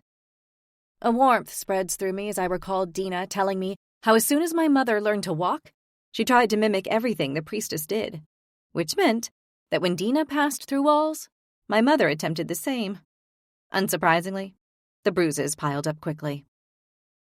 Dina takes longer to return than I expected, and I wait nervously. When she steps back through the stone, her arms are laden with a large packet wrapped in hessian. The bundle is so high, her head is barely visible above it. There's no chance that's all weapons. Clothes, she says, answering my unasked question. I suspect they're years out of fashion, but if tradition stands, then the palace will host balls to mark the stages of the trials, and you will be expected to attend. Of course, if you have more fitting clothes, then please give these away. I don't, I say quickly, taking them gratefully. However dated these clothes may be, they will be far more suitable for a ball than anything I currently own. We took nothing with us that wasn't useful, because though gossamer gowns may look pretty, they do a piss-poor job of keeping you warm. It's only as I take the pile of clothes from Dina that I spot the satchel slung across the priestess's body. It's a strange wonder, the odd items that people leave in the name of Edda. Dina slips the bag off her shoulder. Or maybe they just leave them here because they can no longer hold the burden of what they contain. Either way, she loops the bag's strap over me. I believe you will find far more use for these items than the temple would have. The satchel is weighted and bulging. Even if it's filled with bread alone, it'll be a gift I deeply appreciate, though judging by her cryptic comments, I doubt it's anything so prosaic. Relief surges. Perhaps she did find me a weapon then. I reach for the flap, eager to see what's inside. But before I can, Dina places her hand on top of mine. When you are at home, she says, and cannot be overlooked, she adds pointedly. I glance around us. There's no one in our immediate vicinity, but I nod in understanding. Thank you, Dina, for everything. You are very welcome, child. She smiles and draws me into her arms. The embrace is clumsy with the cumbersome items between us, but no less welcome. Stay alive, she instructs me fiercely as we break apart. I smile but don't make any promises. I don't want to break my word, even in death. Chapter 7. When I return home, Kay has gone from mad to livid. Of all the pig-headed things to do, and you just expect me to accept your idiocy? Well, I won't do that. I am furious with you, Rose. Furious! She is beginning to repeat herself after 15 minutes of ranting, but has yet to begin losing steam. She continues sharply, No, furious is not enough. I don't have words for how angry I am with you right now. Ugh! While her articulation is unusually sloppy, the manner in which she stamps her foot and glowers at me does a perfectly good job of expressing her feelings. Her hands clench into fists, and she brings them down on the wooden countertop of our table for the second time. Like everything in the slums, it's made of laughably weak wood, and if she's not careful, she'll break it in two. I don't point this out, though, as I know I need to pick my battles wisely, which is why, of course, I signed up for the deadliest competition of my lifetime. She rubs her hand and glares at me accusingly. At least if you'd spoken to me about it first, that would have been something. If I'd spoken to you about it, you would have refused to let me enter, I say mildly, or done something even more stupid, like try to enter yourself just to make a point. Her glare is withering. So, me entering would be stupid, but for you it's a brilliant idea? Talk about hypocritical! It's not hypocritical, I lie, fully aware that it absolutely is. You are just 18, meaning you'd be the youngest there. You were barely in your fighting furs when we were kicked out of the Highhold, so you have no idea what these people are like. I do. She scoffs. You're telling me that 6 years makes such a difference, when there are king's knights that can enter? People who have trained in war and fighting their entire life? Prince Kyor is in it, for crying out loud. No, you didn't tell me what you were doing because you knew it was a terrible idea. It isn't a terrible idea, I spit back, my own temper finally fraying. I take a calming breath and reach for her hands, looking her in the eye. I'm not lying, Kay. I can win this. I can feel it in my bones. The goddess heard my offering. She understood it, and she chose me because of it. She will be on my side. She will guide me, keep me safe. Do you not realize that every person who's been accepted also believes that they are worthy of winning because the goddess chose them? Surely you can see that. Fuck. When it's worded like that, it's hard to disagree. But whatever was in their tears of offering, whatever their pleas, I doubt they felt them as fervently as I did. Nor are they as motivated. None of those spoiled rich nobles know desperation like I do. I'm certain of it. What about Kyor? Kay says wearily. Have you thought about what he will do to you? I try to shrug nonchalantly, as if his name hasn't even crossed my mind since it was called. I doubt he will even recognize me, I remark. It's been 14 years. She scoffs. Are you telling me you don't remember his face? I recall his brown eyes, but apart from that, I honestly doubt I'd recognize him now. I am lying. Of course I am. I will never forget his youthful face as he begged my mom to save his mother. I will never forget the pain in his deep brown eyes when the queen chose her unborn child's life over her own, a child who never even saw his first breath.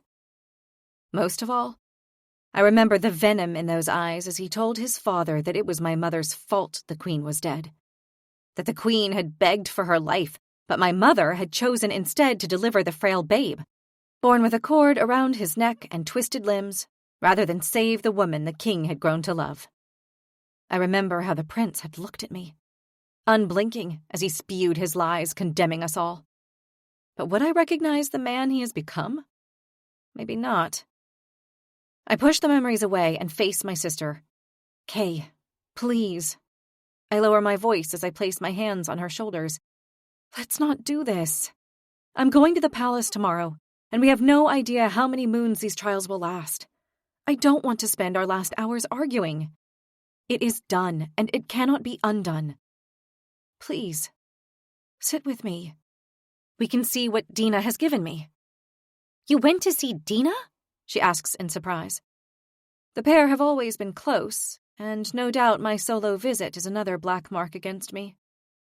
I did, and she gave me some things. Mostly clothes, but also this. I lift the satchel from where I placed it by the door, even more aware of its weight than I had been when Dina placed it on my shoulders. Despite the angry facade she wants to keep in place, I can see Kay's interest is piqued. It's been a long time since we've had parcels or gifts, unless you include the rats that the stray cats sometimes leave outside. "What's in there?" she asks. "I don't know. Shall we look?" I'm desperately eager to gain back some favor with my little sister, and so I hand her the satchel and give her the chance to indulge her curiosity before I do. She opens up the bag, slips a hand inside, and pulls out a small paper packet tied with twine. "It looks like seeds," she says, a frown marring her smooth skin. My heart skips. "Seeds?" She hands it to me, and the skip in my heart turns into a full-on lurch as I recognize the contents. Rare and costly paparvi seeds, prized for their pain-relieving properties. I wince inwardly. Dina clearly expects me to be in considerable pain over the coming weeks. Hardly encouraging. Still, it makes me wonder what other treasure the satchel holds. She was obviously lying when she claimed it contained only odd things left behind at the temple. By the time I fold the top of the packet carefully, not wishing to lose a single seed, Kay has already got the next item out for me. "More seeds?" She shrugs. "I don't recognize these either." As she hands them to me, I feel a pang of big sisterly love mixed with relief that she doesn't recognize Dealan seeds, which means she isn't using them yet. I, on the other hand, rely on them. My hookups with Reuben are only possible because the weeds they come from grow in abundance in the slums. The last thing I need is a baby when I can barely feed Kay and myself. Still, the Redderheld is going to last several moons, and it's possible I'll meet someone who could serve as a welcome distraction from trials and training. So the seeds might as well come with me. "Gloves." Kay breaks my thoughts as she shoves a pair of brown leather fighting gloves at me. They're good quality. Fingerless with straps that go down past the wrist, offering extra support. "This one is heavy," Kay says, pulling out a rectangular metal box and handing it to me. "Are you not going to open it first?" I ask. "You can do this one." "How generous," I say, but we exchange a smile, our first since my return home, and I'm grateful for it. I lift the lid and gasp at the sight in front of me. It's a dagger unlike any I've ever seen before. The hilt is made of copper, an unusually soft metal for such a role, and when I grasp it, it is a perfect fit for my grip. As I pull the weapon from its sheath, a bolt of energy shoots into my palm and up through my wrist. A gasp flies from my lungs. "Rose?" Kay looks up at me. "Is everything all right?" My eyes return to the blade as a faint tingling continues to linger in my hand. "Yes." I meet her gaze with a forced smile. "Yes, it's fine." With my attention back on the blade, I twist my wrist, turning it in circles as if toying with an invisible opponent. Light reflects from the surface, dispersing into shades of the kind of brightest blue usually found in the center of the hottest flame.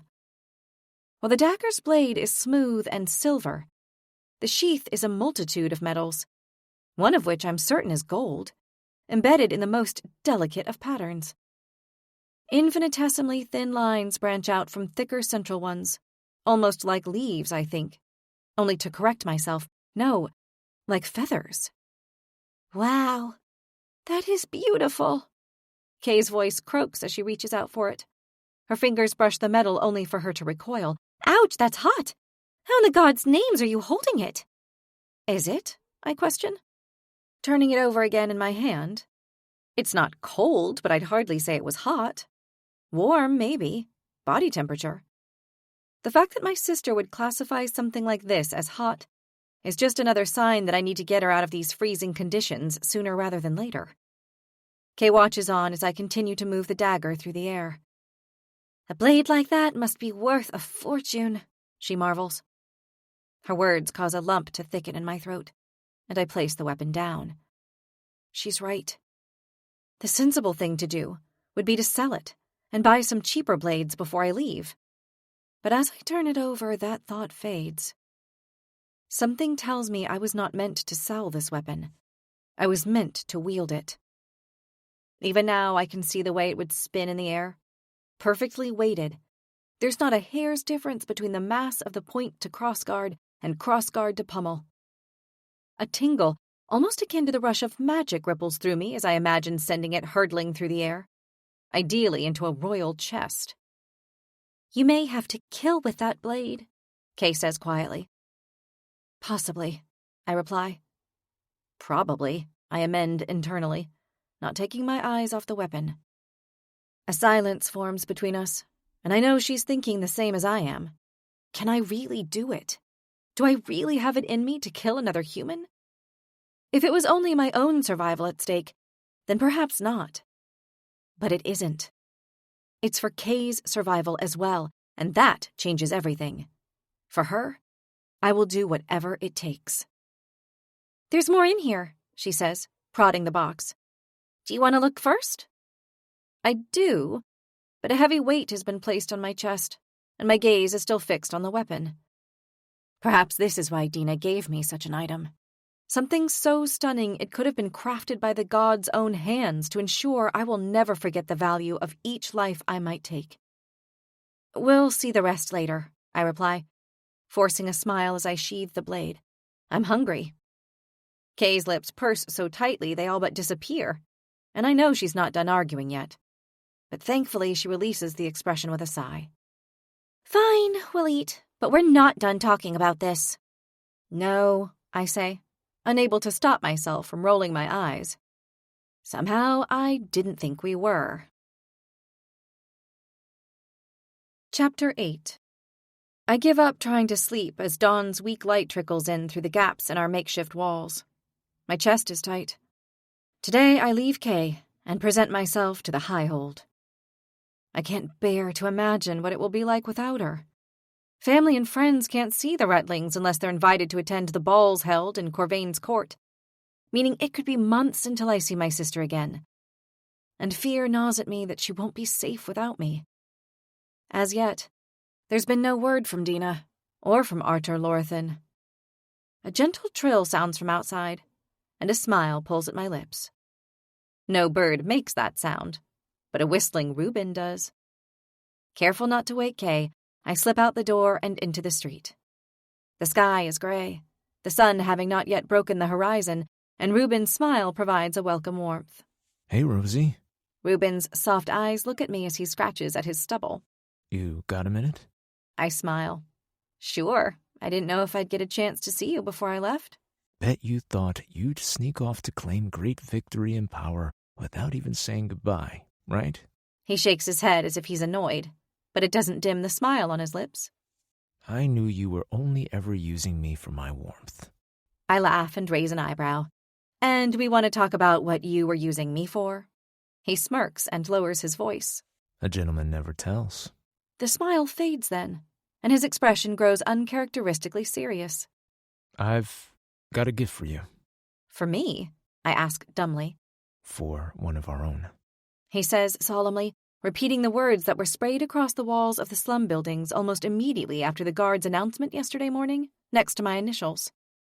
The best graffiti I've seen was a thorny rose wrapped around the Highhold in triumph. When I feel uncertain, I'll picture that image in my mind. Last night, food was placed by our door. More food than I could ever eat, gifted for me to gain my strength before I enter the Retterheld. Just thinking of their kindness makes me want to weep. Reuben reaches for his wrist and unfastens a thin bracelet with a single bead the size of a thumbnail. At first glance, it appears to be made of ordinary glass, but I quickly realize it's far more than that. Magic has been physically channeled into the item, the swirling iridescent reds and yellows writhing with trapped power. What is it? I ask as he holds it out to me. A fire bead. It's a one-shot thing, though, I'm afraid. You throw it at the ground, and whatever is there will catch light. I gape. my jaw dropping in pure disbelief. Reuben's giving me magic? He winks. Make sure you don't light it on a patch of ice, all right? Make it count. I take the bracelet in my hand and find myself lost for words, too mesmerized by the slight hum that fizzes through my skin where it touches the bead. This isn't just from me. Reuben rushes to add. It's from the slums, from all of us. The slums, I say, finally drawing my eyes away to look at him. They've already given me so much. Too much. He nods. People want to help give you a chance. Let's be honest, we all know this kingdom would be a whole lot better if it was someone like you, and not Corvain's narcissistic offspring who wins. A coil of nerves twists in my stomach. Never in all our nights together has Reuben ever mentioned any disdain for the kingdom. And certainly not the king and his son. It would be treasonous. The fact that he's risking this with me now, it's terrifying, yet it also causes a rush of relief to roll through me. I might be on my own in there, but I'll have people rooting for me on the outside, and that matters. One of us. One of the outcasts. The downtrodden. Yes, I'm one of them, all right. They taught me what it takes to survive, and I'm not going to forget that now. I clip the bracelet around my wrist, then wrap my arms around Reuben's torso. I'm not hugging him for his warmth now, nor to hide my loneliness the way I usually do. I hold him simply because I want to hold him as tightly as possible. It feels like my heart might burst with gratitude. I will do my damnedest to be worthy of his gift. I have been very lucky to have a friend like you, Reuben. I choke out when we break apart. He mock winces. Ouch, friend-zoned just like that. I punch him lightly. Maybe, but you're a damned good friend to have. He rubs at his shoulder as if I hadn't pulled my punch. Be gentle with me, Cultivaris. I'm not as deadly as you. I snort at his antics, then sober. I really am so grateful. It could save my life. I hope it does. He pauses awkwardly. Well, I should go. Leave you to it. He turns to leave, but I grab him by the shoulder. Wait, I need to ask something from you. Something more, I add, glancing down at the bead around my wrist. When I'm gone... You want me to keep an eye on Kay? He finishes before I can. You don't even need to ask. Heat pricks behind my eyes as I look back up at him. I don't deserve you. Sure you do, Rosie. He slips his hand around my neck and plants a gentle kiss on my lips before breaking away. You deserve the entire fucking kingdom. A tear slips down my cheek as he steps away. Don't worry. I'll make sure nothing happens to Acacia. I nod, hating the lump that has reformed in my throat. I have some friends in the Highhold. They should be coming to get her, to take care of her, but if they don't, if she's alone... I can't even finish that sentence, let alone finish that thought. She will never be alone, Rose. I promise you that. If they don't come, she'll move in with us. She'll have to sleep next to my ma with her snoring, but she'll be fine. Don't worry. We'll sort it. As his eyes catch mine, a glint flickers within them. Oh, and don't worry. I won't tell her what happened in the tannery. He winks. A laugh chokes from my throat as I reach out and thump him on the arm again. You better not. I grin at him, though instead of his smile widening at the memory, the way mine does, his face falls. For the first time I can even remember, Reuben looks at me with an expression of pure seriousness. Give them hell, Rose. He says. You deserve that gifting. Go get it. I plan on it. He hesitates. The flame bead. Give it a little squeeze before you throw it, just to make sure it works properly. Thanks, I tell him again, wondering how the hell he got his hands on it in the first place. But I don't ask him. Instead, I simply watch him walk away.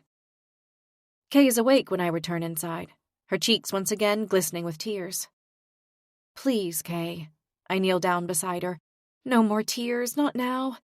Let's not spend our last hours together like this. She sniffs. It's such a simple action, yet it somehow transforms her from a beautiful young woman to my fragile little sister that I would give my life to protect. Which I guess is exactly what I'm about to do. We have some time, right? Can you tell me some stories? Stories of before? Her voice cracks as she whispers to me. Tell me about when we all had magic? We have time, I reply softly.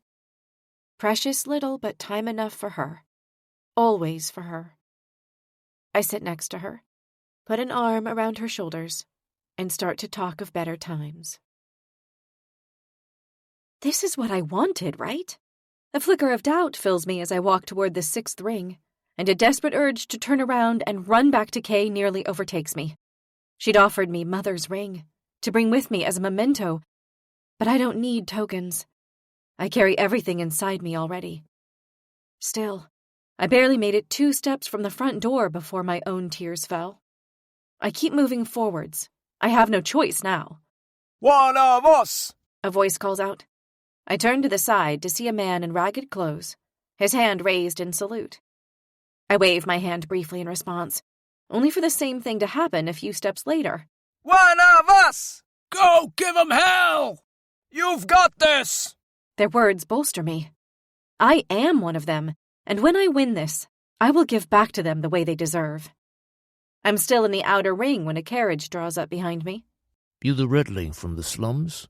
The driver asks, his eyes fixed on the large bags slung over my shoulders. The flower? Yes, Rose cultivaris, I tell him. His lips part to reveal a near-toothless smile. Hop on. Only going as far as 4th, but we can pick you up another ride there. He reaches down and offers me a hand, exposing a tattoo on his wrist. A tendril of smoke, almost identical to Peter's. It's not a particularly bad design, but I'm surprised to see it replicated so closely. One of the tattoo artist's favorite designs, perhaps? The chance of one of us follow me all the way into the 3rd ring, and I am both bemused and heartened by all the support. Just as promised, when the driver reaches the 4th ring, he secures me a lift through the next few gates, though I'm back in the back this time, bouncing on the hard wooden bed alongside crates of pears. It's tempting to take one or more and slip them into my pocket.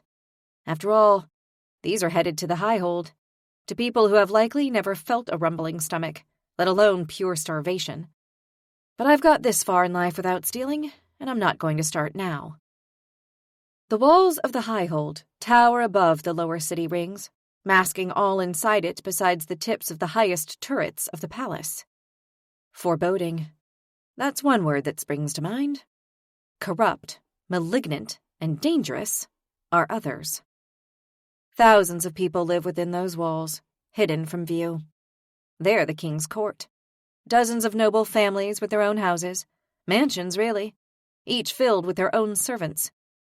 And then there's the barracks, which are occupied by those who train to be guards, bound to fight and die for the king.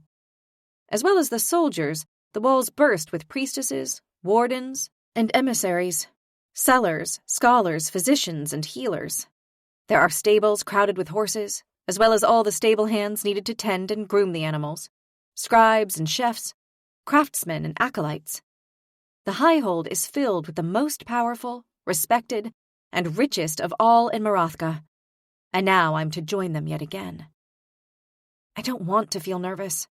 I want to feel as confident as I did when I scaled the 3rd wall and monitored the guards at the temple. As confident as I had pretended to be when I told Kay everything would be fine. But it's hard. As I step out of the carriage, I clutch the satchel Dina gave me, wishing I'd taken the dagger and slipped it in the back of my trousers already. Instead, a stealing breath is all I have to quench my nerves as I make my way up the steps to where over a dozen knights stand with their bonded direwolves. Rose cultivaris, I tell them. Immediately, they step aside. There's no questioning me today. It should be a relief, but it doesn't stop the skitter of nerves at the way the wolves' eyes follow me as I walk through the entrance towards the narrow passageway beyond. Unlike the rest of the Rohelm walls, which are only 10 feet or so wide, the inner ring wall protecting the highhold is almost double that, and traversing the narrow passageway through it, lit only by pale yellow lamps, feels like walking into a whole new world. I suppose it is. I hate the gasp that leaves my lips as I enter the highhold. There is no darkness anymore. The wall's stones, which were onyx black on the outside, are marble white here, reflecting the weak light that falls on them and turning it into something truly spectacular. It's the sheer amount of open space that stuns me the most. The room between the buildings, the height of which dwarfs even the largest structures in the outer rings. Several passers-by offer me a glance, only to wrinkle their noses and scurry away as if poverty is contagious. Yet I pay them no mind. The Highhold, this is where Kay belongs. And I will get her here even if it's the last thing I do. The first, I have to figure out where I'm supposed to be going. While the rest of Rohelm is divided into rings, the circle of the Highhold is divided into arcs, fanning out from the palace at the center. Well, I'm pretty sure the Retlings aren't going to be in the Temple Arc, or the Courtier Arc. I don't know for certain. And annoyingly, there's no big sign with Retterheld written on it, directing me, which means I'm going to have to ask someone. As I search out a friendly face among the scores of people milling round in their finest furs, I spot a priestess of Jordanryn, goddess of chaos, dressed in a purple cloak. Priestesses feel like a safe bet to ask for help. With a slight grunt, I hoist my bags firmly back onto my shoulder and hurry over to her. "Excuse me." I wait until she's looking at me before I continue. "Do you know where the Retlings are supposed to go?" The elderly woman tilts her head to the side, and the purple stone within her forehead gleams like fire and amethyst. Rather than speaking, she merely points towards the palace. It's not the most helpful direction I've ever been given, but I do as she directed. Walking between two large buildings with great colonnades while trying to keep my mind on the task at hand rather than getting distracted by all the wondrous sights around me. I know it's been 14 years since I was here, but my memory has grossly failed me. Either that, or it deliberately tried to forget how truly magnificent it was, so as not to make me ache for it more. Everything feels like I'm seeing it for the first time. To my right, a large pond is set in front of a red brick building, and water lilies grow above broad plaited leaves. To my left, a group of red cloaks, priestesses of Nyara, goddess of air and fire, stand in silence around a vortex of swirling flames. I assume the building behind them is a temple to the goddess. Just as I'm starting to think I never spent any time in this part of the ring, I spot a large wall behind the temple, and a spark of recognition alights within me. Is it the barracks beyond there? Or the courts? No, the courthouses were in the Eastern Arc, I'm sure of that. So that would be the barracks, wouldn't it? And for some reason, I suspect that's where I'm meant to go. I turn, hoping to find another guard or priestess I can ask, when I hear my name called. Rose? Rose Cultivaris? The man calling me is dressed in a tight white top and a pair of equally snug dark black trousers that sure as hell leave nothing to the imagination. Though from what I can see, that's the point. Not wanting to be caught staring, I draw my eyes up his torso. Shadows curve around his abs, and his shoulders have to be equally as broad as Reuben's, only far more filled out. But it's his face that holds my attention. His warm, sandy hair, his amber eyes that hold a hint of familiarity, and his soft smile. A corkscrewing that has nothing to do with nerves ripples through my stomach as he strides towards me. Rose Cultivaris? He says, embracing me, or rather engulfing me, with his arms. When we break away, his grin is replaced by a frown. I can't believe it, he says. You a Retling. Honestly, when I saw your name... He lowers his voice slightly, eyes lingering on my hair. You're still stripped, right? Jonas? I feel my lips break into a grin as I finally place him. Jonas Lorathin? The last time I saw Jonas, he was a scrawny 10-year-old, desperate to prove himself. To grow some muscles and fight with the men? Well, it sure as hell looks like he succeeded in that. His face is partially hidden by a full, neatly kept beard, and the top half of his thick blonde hair is tied in a knot, while the remainder is in a thick braid that passes his shoulders. The type of braids that I could imagine getting a good hold of as I pull him. You're staring, he says, a slight quirk on his lips. Is that a good thing? His voice cuts into my inappropriate thoughts before they can fully form, and I clear my throat to buy myself a moment. It's an odd thing, I say truthfully. It's weird, you know? In my head, you're still a little kid. Yeah, same. A smile flickers into a smirk. And good gods, it's cute on him. Reassuring, comforting, flirtatious. I must remember to thank Dina for putting those extra Dealan seeds in my bag. Most of the other Retlings are sparring in the battle yard. Jonas's voice once again stops my daydreams in their tracks. Everyone's keen to get acquainted with their opponents and explore the king's weaponry store, which he's opened for our use. Work out the best ways and tools to beat them. Fuck, I was so focused on getting as much time with Kay as possible that I didn't even think about the advantages that would have come with arriving early. Well, there's no point wasting time now. The aim of the Retterheld is to win the challenges, not to kill the other competitors. I'm not sure why it seems so important to say this. I'm not normally naive, but a part of me had just hoped. His smile widens. I like your optimism. But it's foolish. The words go unsaid, but hang in the air regardless. Do you know whether your father has my sister? He blinks. Should he? Panic grips me. I asked if he would keep her nearby. He shrugs. Then he probably did so. I haven't been able to see him since I arrived last night. His tone is vaguely apologetic. I force a smile. No problem. Can you take me somewhere to dump this stuff? Then to the battle yard? I ask. I guess it's time I get practicing. Sure thing. He lets out a slight chuckle as he tosses me another glance. Rose cultivaris. He mutters again. In the Retterheld. He shakes his head in utter disbelief. I tighten my grip on my bags. I'm going to prove him wrong. Prove all of them wrong. I deserve to be here, and I can win. Chapter 9. As we walk through a series of archways and corridors, Jonas tells me about people he thinks I should remember. People who are in the Retterheld. Those who tried but didn't make it as far as the offering. Those who made the offering but didn't get selected. You remember Laura, right? You two used to be friends. She tried to enter but got bitten by a direwolf outside the temple. Luckily, she had a team of healers on standby, so she's fine. I'm glad that Jonas is happily talking away to himself. It means he isn't looking at me. Laura, that's a name I've tried to push from my mind in the last decade and a half. He was right, we were friends, but that was before. Florian was a baby, she'd said when she saw me after the Queen's death. You should be grateful it wasn't you or Acacia the king decided to kill instead. Gratitude about the murder of my brother. That's what my best friend thought I should feel.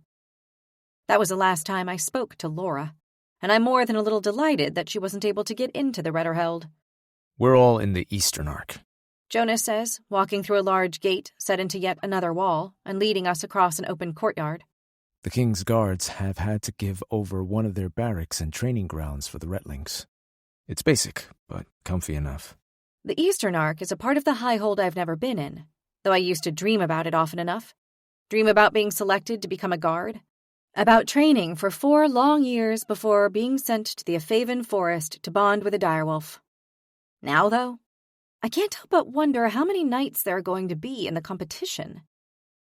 The more we walk, the less concerned I feel about remembering so little of my life here. Highhold is bigger than I ever realized, and coming from someone who's lived in the shadow of it for years, that's saying something. After tonight's announcement, this'll be home. Jonas tells me as he offers a nod of thanks to a guard who steps aside so we can move through another gate. No going out unless it's for a trial. Or a ball, obviously. He amends. As I step into the sand-covered courtyard, I take a moment to breathe it in. The slums are so crowded that the marketplace is the only space large enough for a gathering. But even then, it's still claustrophobic. Here, there's space. Space to run, to feel, to breathe. You coming? Jonas calls from ahead. I pick up my pace and hurry to join him. A minute later, we're walking into a gray stone building several times the size of Edda's temple. This is us. He grins.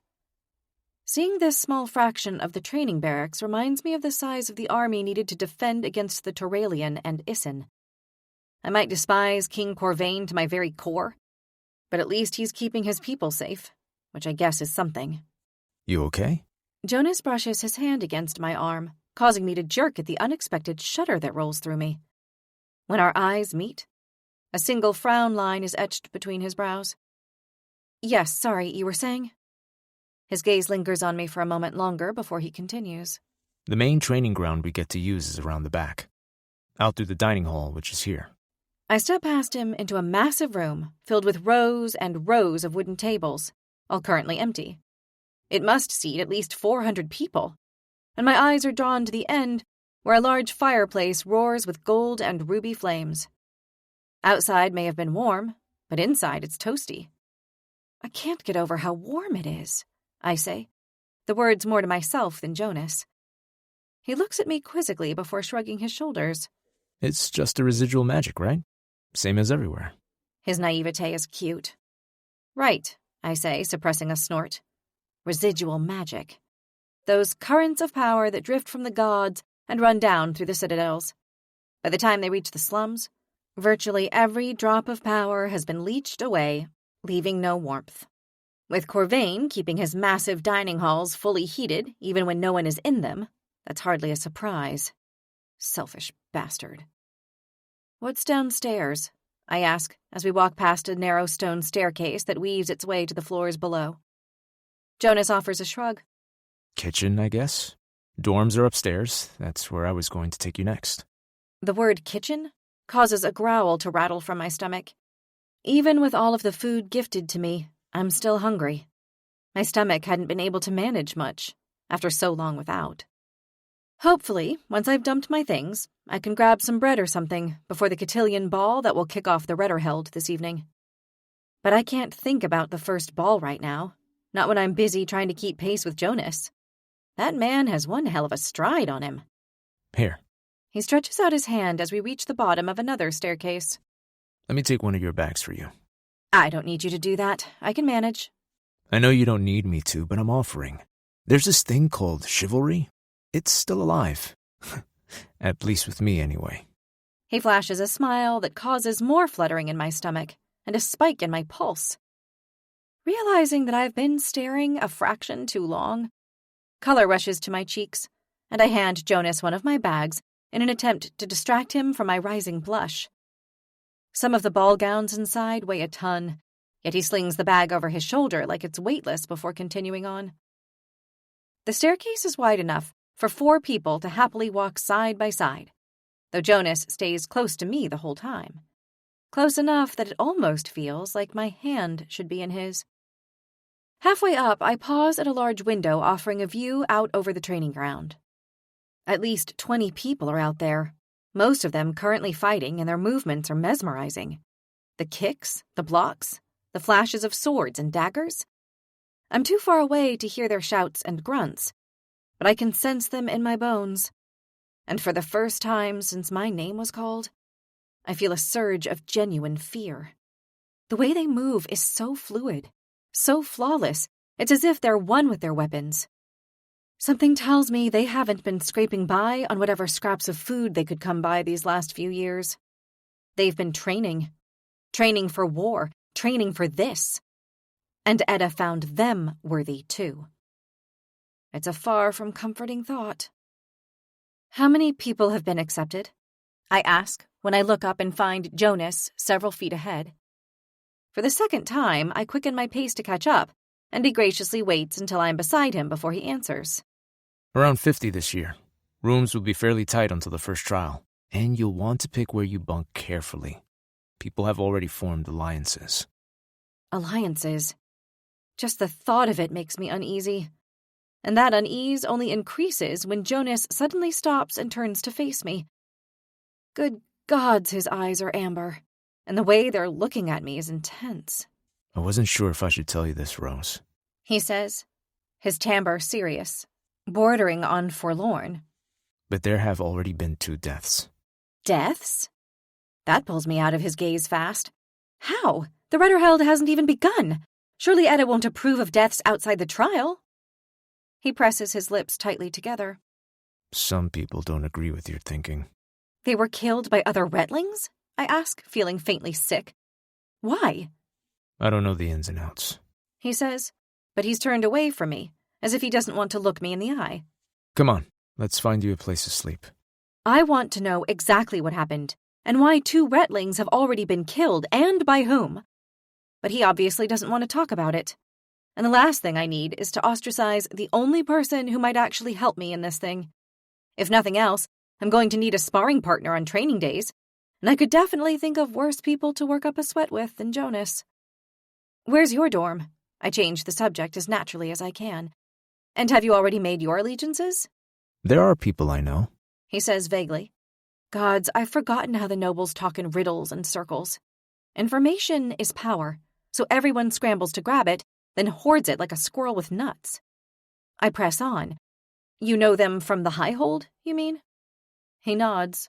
Not sure whether I'd call them allegiances, though. We've not really solidified anything. He's turned off the stairs now and is walking down a corridor. So, are you sharing a dorm with any of these not-quite allegiances of yours? No. This time he turns to face me. And I'm not in a dorm. I managed to snag myself a space of my own. He says. It's a box room, but it's quiet, and it's away from most of the others. An advantage to being in the court is that I was able to get over here and claim my spot the moment the announcement was made. I think all 10 of us from Rohelm did. A room to yourself, I say, trying to stop a grin from twisting my lips. And away from the other Retlings. It's almost like you don't want people to hear what you plan on doing in there. I haven't made any plans yet. He replies, a smirk twisting his lips. No. Want to see if we can think up any together. The flirting words slip out before I can stop them, nerves making me far bolder than I usually would be. Still, I don't regret it. He's attractive and friendly, and I need someone in my corner. Hearing about the deaths and seeing the others sparring has reminded me that I can't take on all the other Retlings alone. I need allies, and I could do far worse than Lord Larathan's son. To my surprise, a pink tinge rises on his cheeks as the tension between us stretches so taut, I'm pretty sure it could snap a rope. His eyes drift down to my lips, and heat stirs in my gut. I consider taking a step towards him, but I don't. I might flirt, but I don't chase. And although we were childhood friends, I don't know the man he's become. Not yet. His pupils are blown wide, and his tongue darts out to wet his lips as I wait for him to respond. Finally, with a light chuckle, he releases the tension growing between us. Let's get you a place to put your belongings, he says. He takes a few steps down the corridor and stops in front of a door. Let's try this one, he says, placing his hand on a metal doorknob and twisting it open. Just then, a voice yells from down the corridor. You found her, then, the slum rat? I turn away from Jonas to find a young woman about my age standing with her arms folded across her chest. She's dressed in the blood-red colors of Rowell, and while the sides of her head are shaved, the rest of her auburn hair is worn in 3 braids, the thickest of which runs down the center of her scalp and is phenomenally intricate. I always thought I was adequate at braiding, but I've never managed anything as elaborate as that. Though given the way she's practically snarling at me, I don't think she's going to give me lessons on how to do it. She's flanked by a few other Retlings, and they don't look any more welcoming. Zara, you need to back away. Jonas steps in front of me as he speaks. His voice is measured, but I can hear the firm menace beneath the tone. Go back to your room. Oh, I will, she assures him with a sneer. Just as soon as I've culled the final runt. Chapter 10. Well, I guess I now know what happened to the other Retlings. Or runts, as she so kindly put it. And if I had any doubts about how this Retterheld will go, I don't anymore. Unlike Jonas and I, Zara and her cronies have opted to wear their battle sigils to greet the other Retlings. 3 symbols painted in blue on the left side of their faces, marking their hometown and their 2 fealty gods. The blue chevron below her eye tells me she's from Rowell, but it's the other 2 marks my gaze lingers on. The starburst above her brow line that marks her fealty to Jordanrin, the goddess of chaos, and the downwards arrow beneath the chevrons, denoting her second favored god. But who the hell shows fealty to Mortardim, the god of death? Especially in a tournament in honor of Edda, the goddess of life. I guess the answer to that is someone who thinks killing off people before the trials have even started is a good idea. Still, However much of a bitch this Zara is, I don't want the confrontation ending in bloodshed unless it has to. And if it does, then it sure as hell won't be mine. Rose, you need to get back. Jonas instructs me curtly as I move to stand next to him. The corridor is fairly cluttered with what I assume are items left by the guards forced to vacate this place for the Retlings. But at its widest, it could fit about 4 people abreast.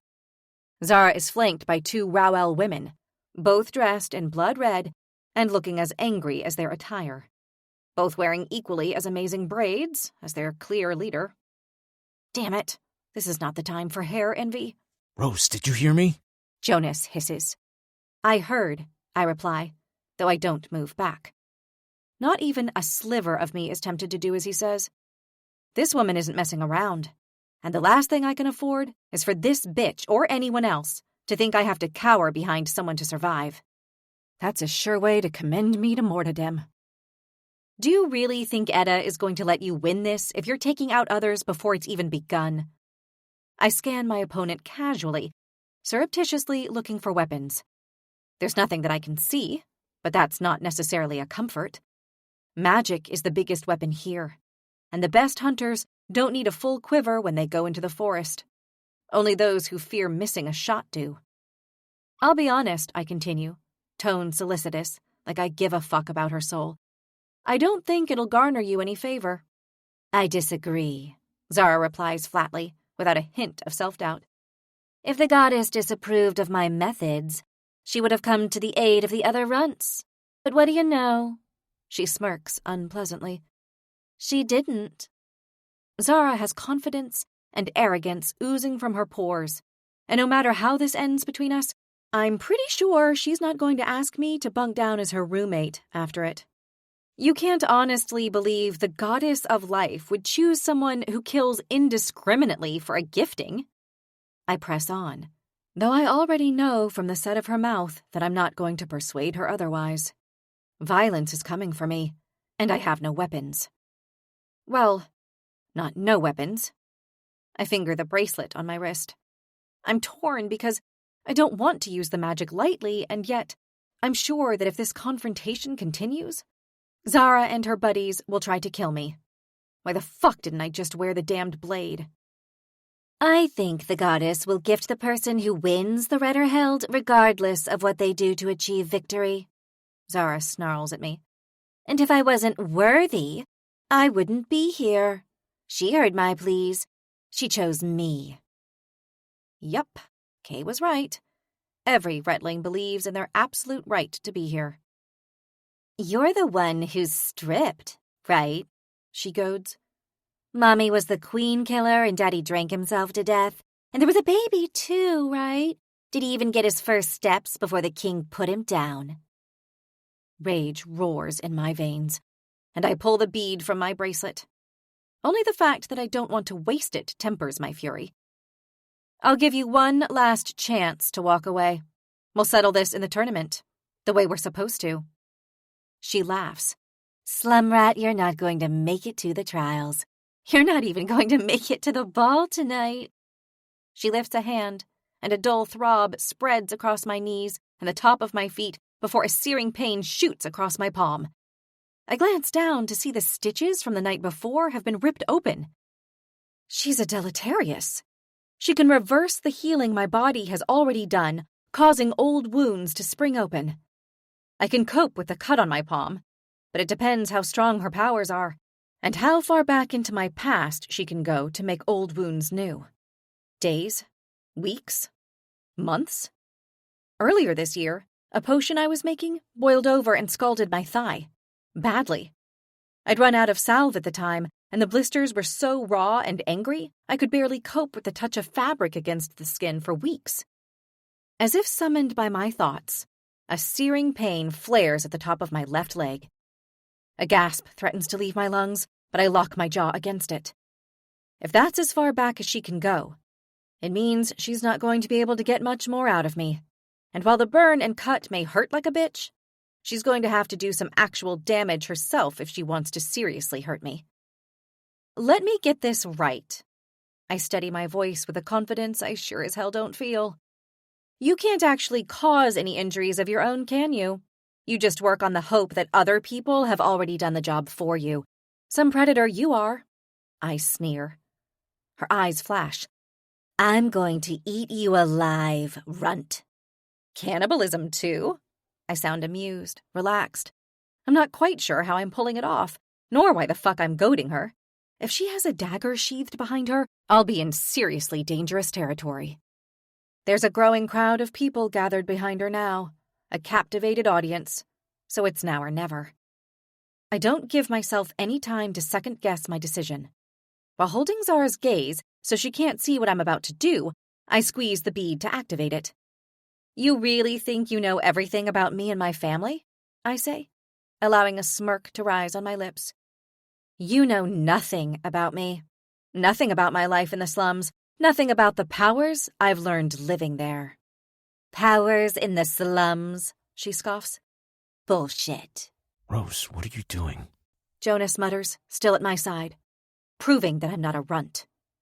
Zara takes another step closer to me, and her goons move to follow. Can the flame bead take out that many people? I don't know. I don't have a clue what it's capable of, but I know I need to make sure it strikes something that can catch light. Right now, Zara's standing next to a stack of books. They're leather-bound with gilded paper, and the top one has fallen open, meaning it would be the perfect kindling. The only problem is, they're books. After years of missing my library and wishing I had enough money to be able to trade tonics for books instead of food, I hesitate to burn something so precious. But if she just steps a little further forwards, she'll be in line with a wicker basket, filled with kindling to start the fires in the rooms. It doesn't get better than that. I just need to provoke her into moving. 3 against 1, I say, raising an eyebrow. You too afraid to take me on your own? Says the woman with the 7-foot-tall bodyguard, she snorts. I crinkle my nose as I cast a glance back at Jonas. I'd guess about 6'3". It's okay, I taunt. Not everyone can count. So come on, are you actually going to do anything? I mock. Or was I right in the first place? You can't actually do any damage yourself. I'll show you just how much damage I can cause, she snarls, and steps forwards. Bingo. I act immediately and throw the activated bead into the basket. The flames are instant and mammoth. The fire blue, and with a heat so fierce that the flames don't just catch, they consume. Ah! Zara screams, and the acrid smell of burning is thick in the air. It's not just her tunic that's caught. It's her skin and that perfect long auburn braid of hers. Help! Water! Where the hell is water? One of her companions shouts. Whatever powers her goons have, they don't seem to be able to help. I doubt there are any water wielders here. That magic is as rare as they come. There certainly won't be anyone able to douse it with ice. I don't need to have seen the marks on the others' faces to know that none of them will have that gift. Not when control of that magic is bound so tightly to the Isin that Corvain's ancestors executed anyone who dared show an affinity with ice. I don't want to look at Zara, to see the pain I'm causing. Despite the fact that I had no alternative, I feel faintly sick. Duck! A woman's voice orders as the smell of charred hair fills my nostrils. An instant later, an icy gust of air blows through the hallway, so cold and harsh it extinguishes the flames completely. The floorboards are scorched, the ceiling black with smoke stains, and the heat has even stripped the paint from the walls. Yet despite all the destruction around me, it's Zara that my gaze fixes on. Blisters bulge from her skin all the way from the top of her crown to her waist. How the hell she's still standing, I don't know. Then again, I'm not sure how I'm still on my feet either. The realization of what I've done weakens my knees. As if he knows, Jonas steps beside me and holds my elbow. I can't show weakness. Not now, or it's all for naught. I lock my knees and stand a little straighter. You should have let her burn, someone mutters. I'm sure that's what other people are thinking too. But looking at her in this state, I'm glad someone blew the flames out. If the trials involve killing, then I'll do what I have to survive. But I don't want to take a life like this. Trying to prove I'm tough enough. "We need to get you to the healers," one of Zara's goons entreats as they try to take her arm, but she shrugs them away. "I can walk," she hisses, stifling a gasp as she shuffles forwards. Well, any hope I'd had of a collaborative tournament is well and truly dead. I don't think Prince Kyor is going to be the only one gunning for me now. Chapter 11. If any of you let her bunk with you, I will kill you too. They're the last words I hear Zara speak as she limps away. The fact that she's not passed out from the pain has to say something about her. And clearly I'm not the only one who thinks so, because I met with the same response in every room I try. No. The first one says there's no beds for me, and practically pushes me out the door, so I can't see all the empty bunks I'd already clocked behind them. But the second tells it like it is. "The Duartes are practically royalty in Rauel. We can't risk making an enemy like that." Come on. Jonas says before I try the next one. "Where are we going?" I guess I'm going to have to give up my solitude after all. He replies, leading me to the very end of the corridor where a thin spiral staircase sits. With rusted metal and screws that jut out from dubious angles, I can barely believe it hasn't collapsed already. Jonas leads us up the rickety staircase, and though the metal creaks under my feet, it holds, and that's all that matters. The burn on my legs stings like a bitch, and every step is agonizing. That is one nasty talent Zara Duarte has. And considering she's going to be up against people who have been fighting battles for years, it's also a bloody good one to have. Trying not to show any pain, I follow Jonas onto a small stone landing, with a single door. He nudges it open, and once he's inside the room, he picks a bag up off the narrow wooden bed and drops mine down instead. "What about you?" I ask wearily. "Do you have somewhere else to go?" I'll be fine. Plenty of rooms I can bunk in. More importantly, what in the mother's name was that? His eyes are wide as he stares at me. You never had fire magic. And what magic you had was stripped. I was there. I saw.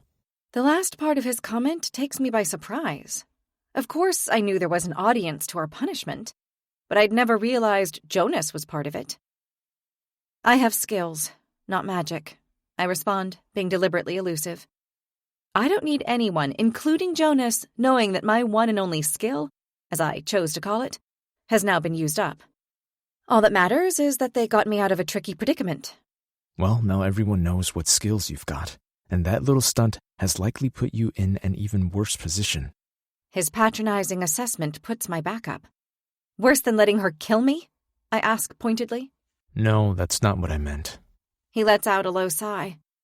I might not know Jonas well anymore, but I can read the worry in his eyes. She won't forget that.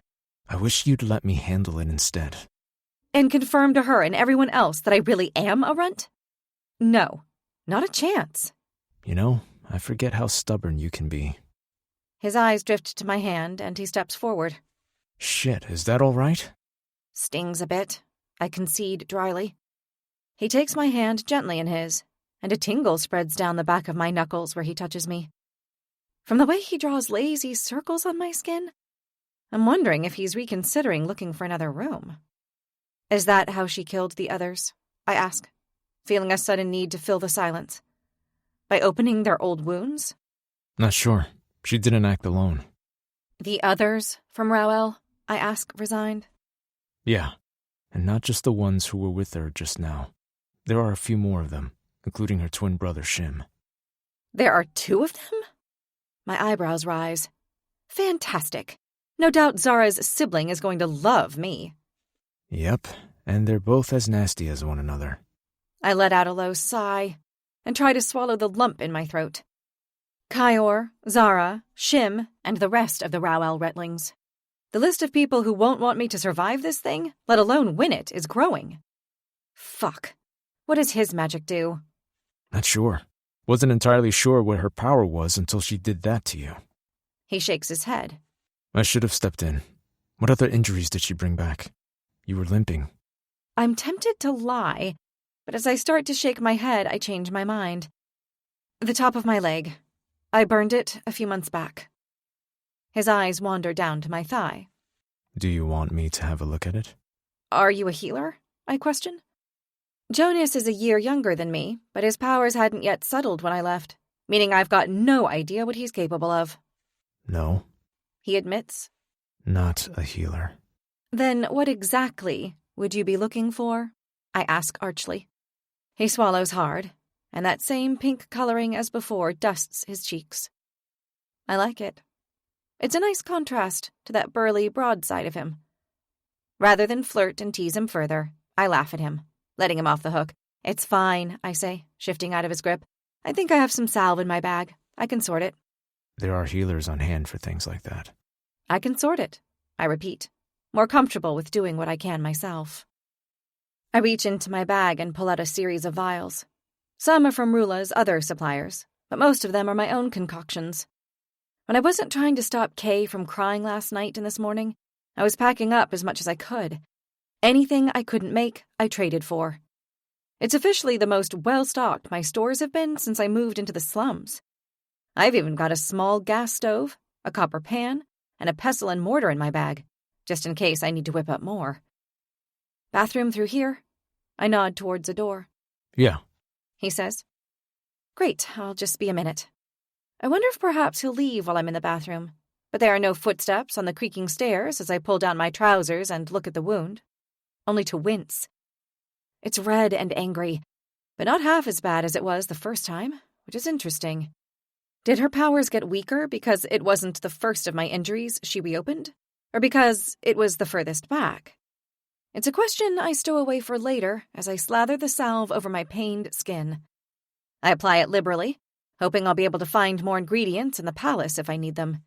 Then I pull my trousers back on, already benefiting from the cooling effect. Back in the bedroom, Jonas is pulling items out of the wardrobe and shoving them into his bag. What's your power? I ask, the question leaving my mouth before I can stop it. It's rude to ask so plainly, but instead of apologizing for it, I double down, unable to drop it now I've raised it a second time. You didn't have it when we left. I know you're not a healer, so what is it? Can you show me? He twists around to look at me, still stuffing the bag. His brow crinkles. It's not something you want to see. How about I be the judge of that? I ask archly. Rather than responding, he bites down on his bottom lip, and I'm struck by an urge to move closer, maybe move my fingers in lazy circles across his skin, the way he did with me only a moment ago. It's the longest silence we've shared, and I'm discovering I'm not great at silences. Not around Jonas, anyway. It's not very pleasant. He says finally. For you? For the person I do it to. So it's an offensive power? A fire wielder? No, you'd be able to show me that without having to do anything to me. So is it something like Zara's power? He releases a single chesty laugh. No, it's not a power you're going to guess. And it's not painful, more disorienting. I take a step past him and take a seat on the bed. Why don't you stop talking in riddles and just show me? He presses his lips tightly together. I can see he's not keen on the idea, but it's not as though I'm going to use it against him. The truth is, the only person I'd even consider making an allegiance with is him. And so it would really help me to know what I'll be working with. Please, I say softly. When he lets out a low sigh, I know I've persuaded him. He drops onto the bed next to me before he speaks. I need you to take my hand. I try to keep the surprise off my face. You have to be touching the person for it to work? In terms of powers, requiring touch is generally not a good sign. I wonder if it's some kind of mind reading. If that's the case, I want to back out now. Either that or I quickly need to erase the dirty thoughts I've already had about him before he can see them. Mind reading or not, I can't imagine a power that needs touch will be much use in a tournament when the other participants want you unconscious or dead. Being close enough to hold them means you're definitely close enough for them to stick a sword through you. No, it doesn't need touch to work. You're not taking my hand for me. His voice is soft. It's for you. Like I said, it can be disorienting. Not entirely sure I'm making the smartest decision. I take his hand. What? Before I can finish the word, I know exactly why I needed to hold him. I sit up sharply, trying to steady my heartbeat. Jonas? My voice catches as my pulse soars. I don't want to sound terrified, but I really am. I can't see. There's nothing, just pure bright white emptiness. I thought darkness was disorienting, but this. Without my sight for reference, it's like I can't balance. My head is spinning and panic tears through me. It's okay, Rose. I'm still here. He squeezes my hand tightly and the touch anchors me, steadies me. A second later, my vision returns, but the feeling of disorientation remains. I blink a few times, trying to make sure I can fully see. I'm sorry. I shouldn't have shown you. Jonas's face is pinched with guilt. No, I asked. Thank you, that's just... wow. I shake my head, checking my balance is intact. How many people can you do that to at once? If he could target a few people at the same time, I could see why he hadn't bothered cementing any allegiances. Just one target. He tells me. One person at a time. But as long as I have a direct line of sight on them, it doesn't matter how far away I am. It's a fairly powerful tool. He slides me a nervous look. It will likely work best if I pair up with someone. I disorient the mark while the other person lands the blow.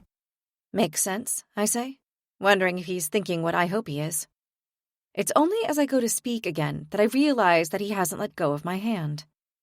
Not only that, but our fingers are intertwined.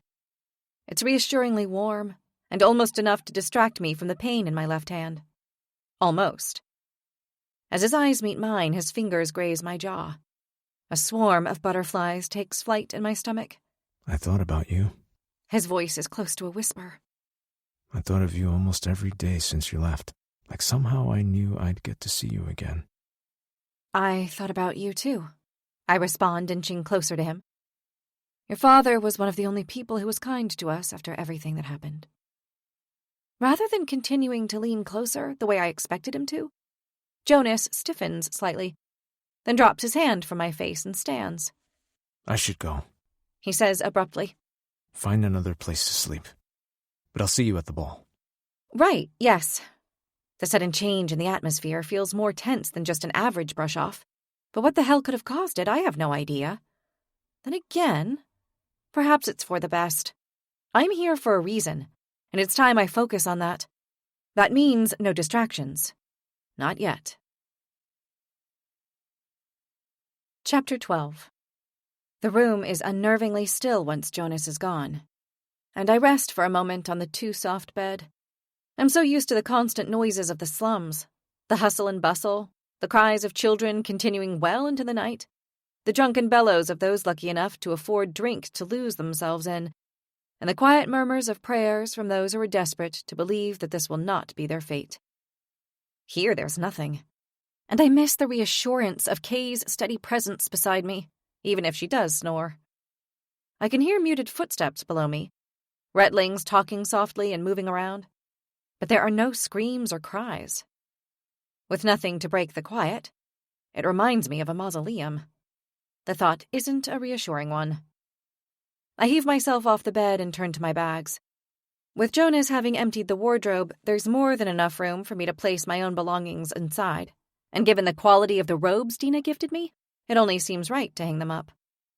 As my fingers run over the silks and furs, I think again of Kay. Will Artur have fetched her yet? If not Artur, then Reuben will surely have her, I reassure myself, trying to push the anxiety down. Once the clothes are hanging, I need to work out what to do with the satchel and the rest of the items. There's a drawer at the bottom of the wardrobe, but there's no key for the lock. What I need is somewhere secure, somewhere hidden. I turn on the spot, taking in the brick walls and wooden floorboards. Everyone has things they want to hide, and I suspect the guard who usually bunked here wouldn't have been any different. I start to tap my foot along the floor, hoping to hear the hollow sound of a hidden compartment, even moving the bed to check beneath it. When I've no luck with the floor, I move on to the wall, tapping the bricks and dragging the only chair around with me so I can try the highest corners. I feel myself growing more and more despondent with each fruitless knock, and I'm just about to give up when I remember the bathroom. As though led by a guiding hand, I move straight to the sink and tap the tiles below it. My ears are met with a crisp echo, and a minute later, I've prized off the white tile and found a decently sized gap behind it. It's not quite big enough for the entire satchel, but it's large enough to slide in several bags of the rare seeds Dina had given me, not to mention the 2 small daggers I'd found while going through the rest of the bag. For the copper-hilted one, I take one of the straps from the bag, wrap it around my thigh, and sheathe the dagger into place. I'm sure the other Retlings will have properly crafted holsters for their weapons, but this works perfectly well, and the incident with Zara has taught me not to go anywhere unprotected. With my limited belongings away and secure, I drop onto the bed, only for my stomach to growl, loudly. Corvain's balls never used to begin until the sun had set, and I don't expect this one will be any different, which means it will likely be hours and hours until I get to eat, unless I go find something for myself. Though before I leave, there's one other thing I want to do. I head into the bathroom, strip off, and start the shower. The steam billows off the water, and I step beneath the spray with a happy sigh, which quickly dissipates as the hot water hits the burned skin on my thigh. I wince, but persevere. After, as I dress in a pair of clean trousers and a plain brown top, standard color choices for the slums as they hide the dirt, I note just how gaunt my face is, and how pale my complexion. The sooner I put some more weight on, the better, and hopefully that's going to start now. Grateful that I don't have to go back past all the other doors, I take my rickety metal staircase down to where it meets the sturdier stone steps beneath it and continue descending. The staircase opens at the far end of the hall I saw earlier, which is still empty of both staff and Retlings. I assume the kitchen workers have been summoned to the king's quarters to prepare for tonight's feast, and that I'll be able to sneak in and grab something to eat without being seen. But as I take the first steps towards the kitchen, a sound stops me. There are people talking. Or, more specifically, laughing. My heart drums a fraction faster as I listen in, trying to recognize the voices. Not that it's likely I will, unless it's Jonas, of course. But I quickly realize that isn't the case. My stomach growls again, and I reach down and feel the dagger on my thigh. I had been a damn good fighter 14 years ago. For a 9-year-old. But one blade and rusty skills aren't going to cut it against the full magic and strength of several well-trained Retlings. Deciding that it's probably best to avoid any kind of confrontation for now, I turn on my heel. After all, it'll hardly be the first time I've gone hungry. A rich male voice rises from behind me, stopping me again. From his accent, I'm fairly sure he hails from the Eastern Isles. You don't need to go. We're not a threat, I promise. And there are pastries, a woman adds, her accent also Eastern Isles. Good pastries. I remain where I am, still undecided about what I'm going to do. Zara has made it very clear I shouldn't go into this thinking I can trust people. But Jonas's comment about alliances is still fixed in my mind. He'd implied he was willing to work with me. But implied isn't agreed. And even if we do work together, it's still just the two of us. As impressive as his power is, it's not going to inflict damage the way a flame wielder would. Which is why, despite the hammering in my chest, I turn back and take the last few steps towards the kitchen, where a group of 5, 4 men and 1 woman, are sitting around a table. Just like they said, there's a platter of pastries between them, and my eyes feel as though they're bugging from my head at the sight of the glazed delicacies. The sugar is so thick it's practically sparkling, and I'm not even sure what all the fruits on top are. They don't make things like this in the slums. Come and join us, the woman says as she pushes the platter towards me. Don't worry. You won't find any fans of Zara and the Rowell crew in here. She killed one of us yesterday. The one that speaks looks like the youngest. I know he has to be at least 18 to even be here, but he looks younger than Kay. His sandy blonde hair is tousled, his olive cheeks pale, and his eyes torn with grief. Suan. Zara decided she was another runt. His voice is bitter, and I don't blame him. An enemy of my enemy, though. I approach the group with a little less trepidation. I'm so sorry. I take a seat at the end of the bench, a short way away from the only female of the group. May Mordadem hold her gifts with grace. Thank you. We appreciate that. The one who speaks this time isn't the biggest, That position is held by the boulder of a man at the end of the table, who hasn't so much as glanced at me, as he's too busy shoveling food into his mouth. But he has an air of distinction about him. His skin is dark, his curly black hair cropped close to his head, and he sits with an impressively straight posture as he stretches out a hand to me. Benny. Rose, I respond, taking his hand briefly. Klinos. The brunette woman introduces herself next, pronouncing the first sound of her name with a liquid noise somewhere between a C and an L. Sorry, did you say Klinos? Better to ask now, than still be pronouncing it wrong in a week's time. Klinos, she repeats with that same CL combination. Don't worry, you'll get the hang of it.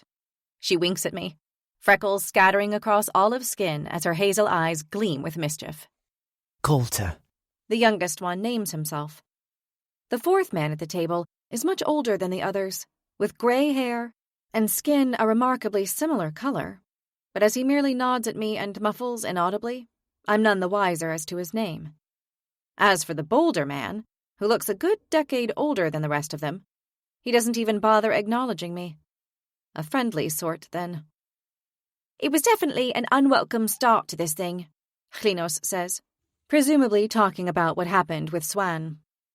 I was hoping I could get through this entire Retterheld without having to kill anybody, but I guess that was wishful thinking. There was one Retterheld 500 years ago, where everyone made it through to the start of the Ophir, the final challenge. They all just worked together. I heard about that one too, I add. I was kind of hoping it would be like that this time, but that was wishful thinking. If I didn't have a target on my back before, I definitely have one now. It's safe to say you made quite an impression. Benny's response isn't exactly comforting, though his smile is soft and genuine. Nice trick, by the way. What was that you threw to start the fire? Looked like some kind of glass orb, magic-infused, I take it? His question is casual, but a ripple of fear fills me. I was hoping to fool the others into thinking I had at least some magic for at least the first trial. Who said I threw anything? I try to appear relaxed, despite the prickling down the back of my neck. Benny's gift is sight-related, Klinos explains. He can slow down what he sees and take in all the details. You won't get anything past him. Super annoying when we played hide-and-seek as kids. Wow, I've never heard of anything like that before. It's not exactly common. Benny shrugs. Has more advantages than you'd imagine. Though it's not visually as impressive as some. Right, Jai? Jai, I discover, is the name of the mountain of a man at the end of the table. Go on. Show her. Benny cajoles. Just keep it under control. Maybe use the hearth. Jai's face is twisted in a scowl, and he looks like he wants to throw Benny across the kitchen rather than do what he says. But a moment later, he lets out a slight grunt, and the bricks around the fireplace begin to glow. Softly at first, and then brighter and brighter until I can feel the heat radiating from them. In moments, the heat is almost as strong as that from the fire bead. Isn't he amazing? Coulter says in wonder. Okay, buddy. That'll do. Benny taps Jai on the arm, and with another grunt, the man stops, and the bricks cease to glow, though the ripples of heat remain. Lakia is our Batias. Benny continues with a nod to the man whose name I'd missed earlier. Which is how we knew you were out there on the stairs. And Coulter can do pretty much the same as Jai, but he heats liquids, not solids. As I try to memorize the powers and names and link them to the faces, one overwhelming thought takes hold. You're not nervous telling me your powers? Benny shakes his head. We're chilled. And I saw how you were with Zara. You didn't want to fight her. You wanted her to back the fuck off. I respect that. Besides, you already saw what Clint can do. I'm utterly confused. I did? The wind, Klinos explains. The one that blew the fire out. That was me. Sorry. She adds apologetically. I would have let the bitch burn. They're the first words Jai's grunted since I got here, and I'm 100% sure he meant them. Despite the positive vibes I got from Benny, Coulter, and Klinos, I can't say the same about Jai. We know you would have. Benny says flatly.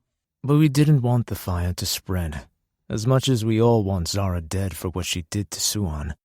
There were a lot of people in that corridor that didn't deserve to be flame-grilled. Our plan was never to kill people. Our plan is to work together, get as many of us to the Ophir as possible, and hope that Edda deems one of us worthy to give us the gift. Remember? With his easy tone and smile, Benny exudes quiet confidence and charisma. You're all from the same city? I ask, partly to turn the conversation away from Zara, and partly because I may as well use the opportunity to learn as much about them as I can, particularly while Benny's in such a sharing mood. Sort of. Hlyn and I are both from Brandish. The others are from different islands, different cities. Different cities? I'd assumed there was only one city in the Eastern Isles, because people only ever spoke of Brandish. So what's your power? Coulter asks me bluntly. Because, throwing things won't get you far. My power? I repeat dumbly, fingering my hair, heat rising to my cheeks as embarrassment claws at me.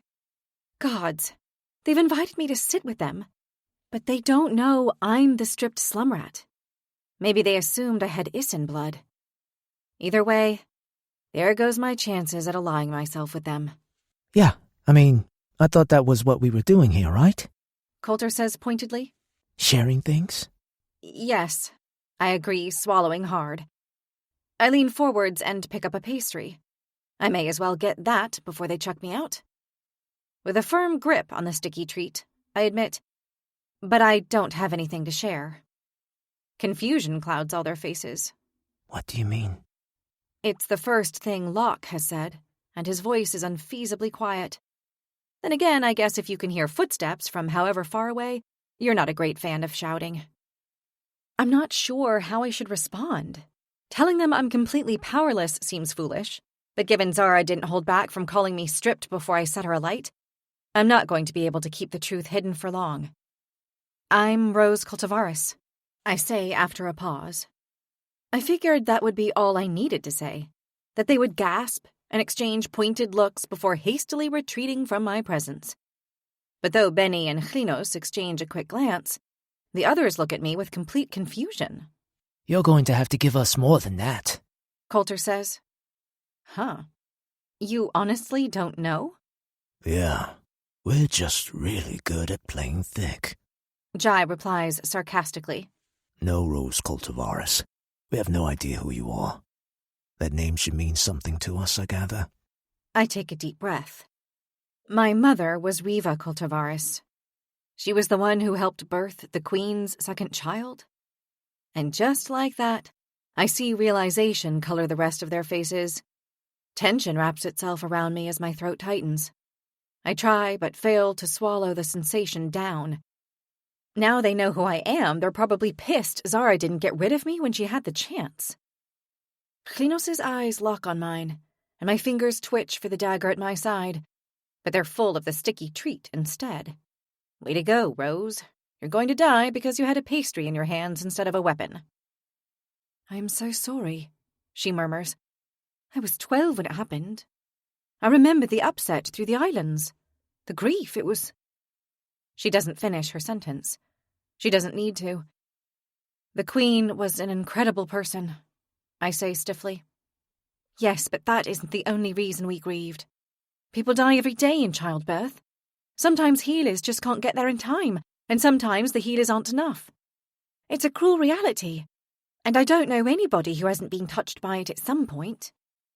But to punish the person who was there to help, that should never have happened. I'm sorry for your mother, and your baby brother. I can't imagine how horrific that must have been. I sit dumbfounded and breathless.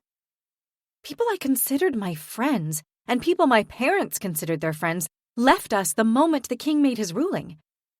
Yet here are strangers who don't blame my mother, who don't agree with Corvain's ruling and are bold enough to say so. While I'm still gaping, Benny speaks up. Is it true that the prince was the one who said your mother was responsible? My jaw clenches and my nostrils flare in anger. The words, when they come, are through gritted teeth. He lied. The Queen told my mother to save the baby at all costs, and she tried, but... You don't need to talk about it. Klinos' hand reaches across the table. Benny lets out a low whistle. With the prince and the trials, this is going to be one hell of an awkward reunion. Maybe you should have let Zara get you after all. His lips quirk upward as his eyes glint with mischief, telling me he's only joking.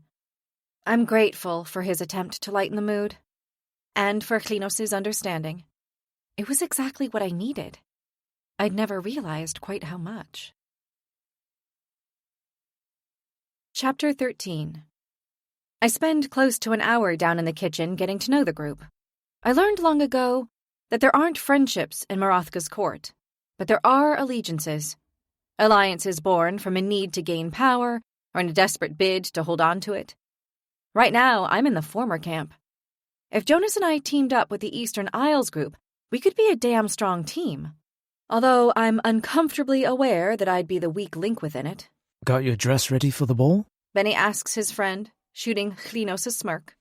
I heard your Karis packed some stunners. Klinos scowls back. I don't mind how they look, she says in an aside to me. I just hate how I can't move properly in them. Honestly, I'm tempted to take a pair of scissors and cut some damn slips up the side. Then why don't you? I shrug. She purses her lips, like the thought hadn't even crossed her mind. I guess I could, she says slowly, tapping her lip. It's not like my family is going to see me.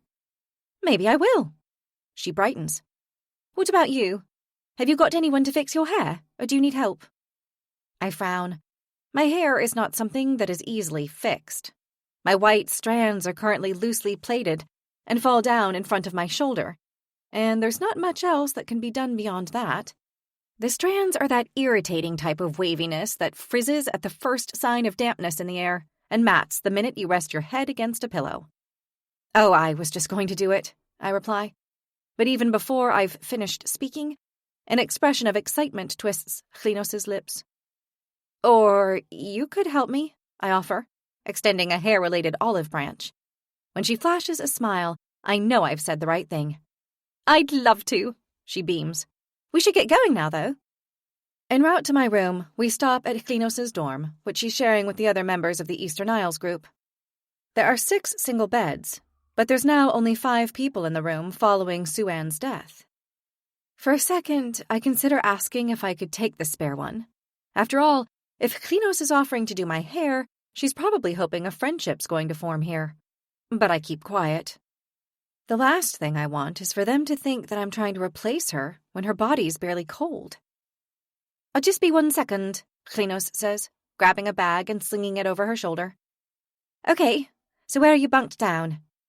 It's easy to remember the way to the cast-iron spiral staircase, though halfway up, it starts swaying in a way that's more than a little disconcerting.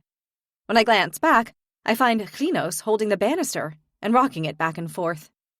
Just trying to feel how steady it is, she grins. Any chance you can do that while I'm not 3/4 of the way up?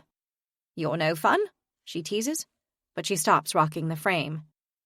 Once at the top of the stairs, I move to open the door, only to notice something that wasn't there before. A large bucket filled with sand. 2 letters have been marked in the top. The letter J, followed by an X for a kiss beneath it. My heart does a little skip as a smile forms on my lips unbidden. Everything okay? Klinos asks, having also reached the top of the staircase.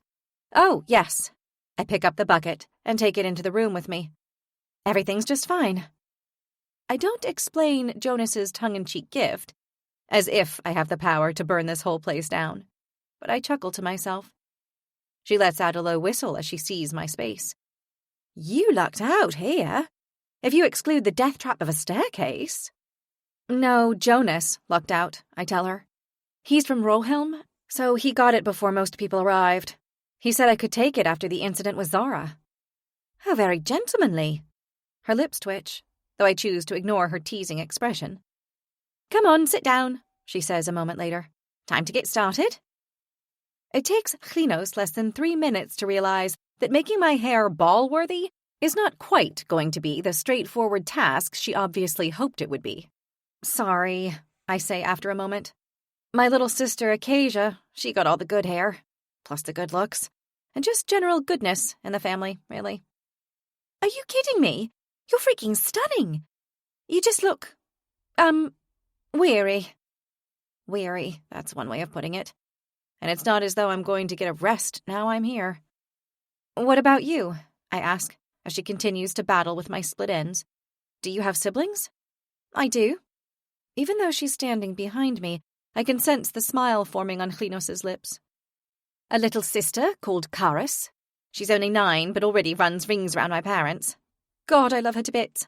I hate the fact I'm not going to be able to see her while I'm here. I can't bear the thought that, well, you know. I know, I reply. We fall into silence, and I know we're both thinking about how so many people here won't get to say goodbye to the ones they love.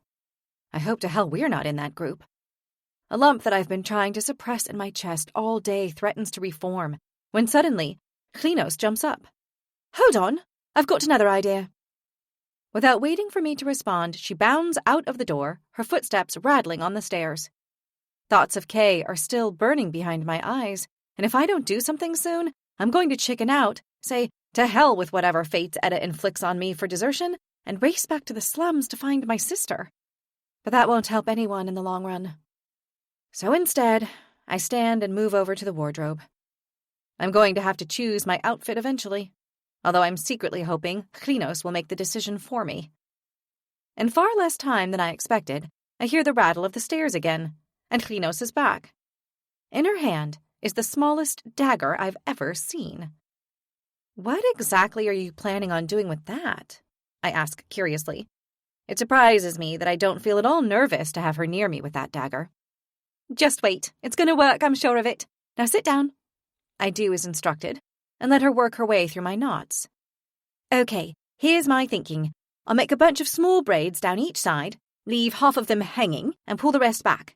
Then, I'll pin them and the rest of your hair up with the dagger. It'll give a ready-to-fight, don't-fuck-with-me look.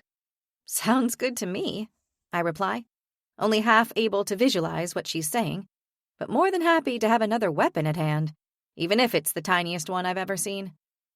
Does that actually have a purpose? Or is it just decorative? She shrugs. You'd have to ask Benny. It's one of the many things his family gave him to bring. Good luck tokens, I think. It's meant to help motivate him, you know? A reminder of why we all need this gifting. What are you here for? I ask. You said you were going to work together, right? Does that mean you all want the same gifting? Only when an extended pause follows my answer do I realize that the question is rudely personal. Sorry, that's none of my business, I say hastily. I'm sure lots of us want the same things in some sense, she replies, sweeping past my question. Now, let's just see if I can successfully pin this up first. She moves to sweep up a handful of my hair when I hear her gasp. Look, she whispers, her voice hitched with excitement. A raven. As she drops my hair entirely, I twist around and watch as she takes a step towards the window. Sure enough, on the sill is a great black bird with beady glass-like eyes. I expect the bird to fly off as she nears it, but it doesn't. We don't get them in the Eastern Isles. Her voice is still whispered awe. This is the first time I've ever seen one. Kaz would be so excited. She loves birds. They're meant to be bad omens, I tell her, certain she wouldn't be staring at it with quite such reverence if she knew how they were viewed here. Very bad omens. She turns around. Why? My father said they whisper your secrets to Mortadem, so he knows the best way to take you, I admit. To ease the heaviness of the moment, I ask, Who's Kaz? Is that your sister? My sister? No. No! She lets out a laugh as if I've said the most preposterous thing in the world. Karis is my sister. Kaz was my everything, I guess. She knows all about birds. She's still on the Eastern Isles, I ask. Did she also try to enter the Redderheld? No. I haven't seen her for 4 years now. There is something about the way Klinos speaks that implies Kaz hasn't passed away and been given to Mortadem to distribute her powers anew. Which is why I ask gently, Where is she? What happened? With one last glance at the raven, Klinos moves back to the bed and drops down next to me with a huff. I don't know, she says. That's the truth. I don't know. The silence between us lingers, but eventually she finds her voice. We grew up together, she starts. Best friends until we realised we were a lot more than that. I was 21 when she gave me this. She lifts her hand and shows me the ring on her middle finger. It's a recognised sign of intention, and is traditionally joined by 2 more rings on the adjacent fingers at marriage. 4 years.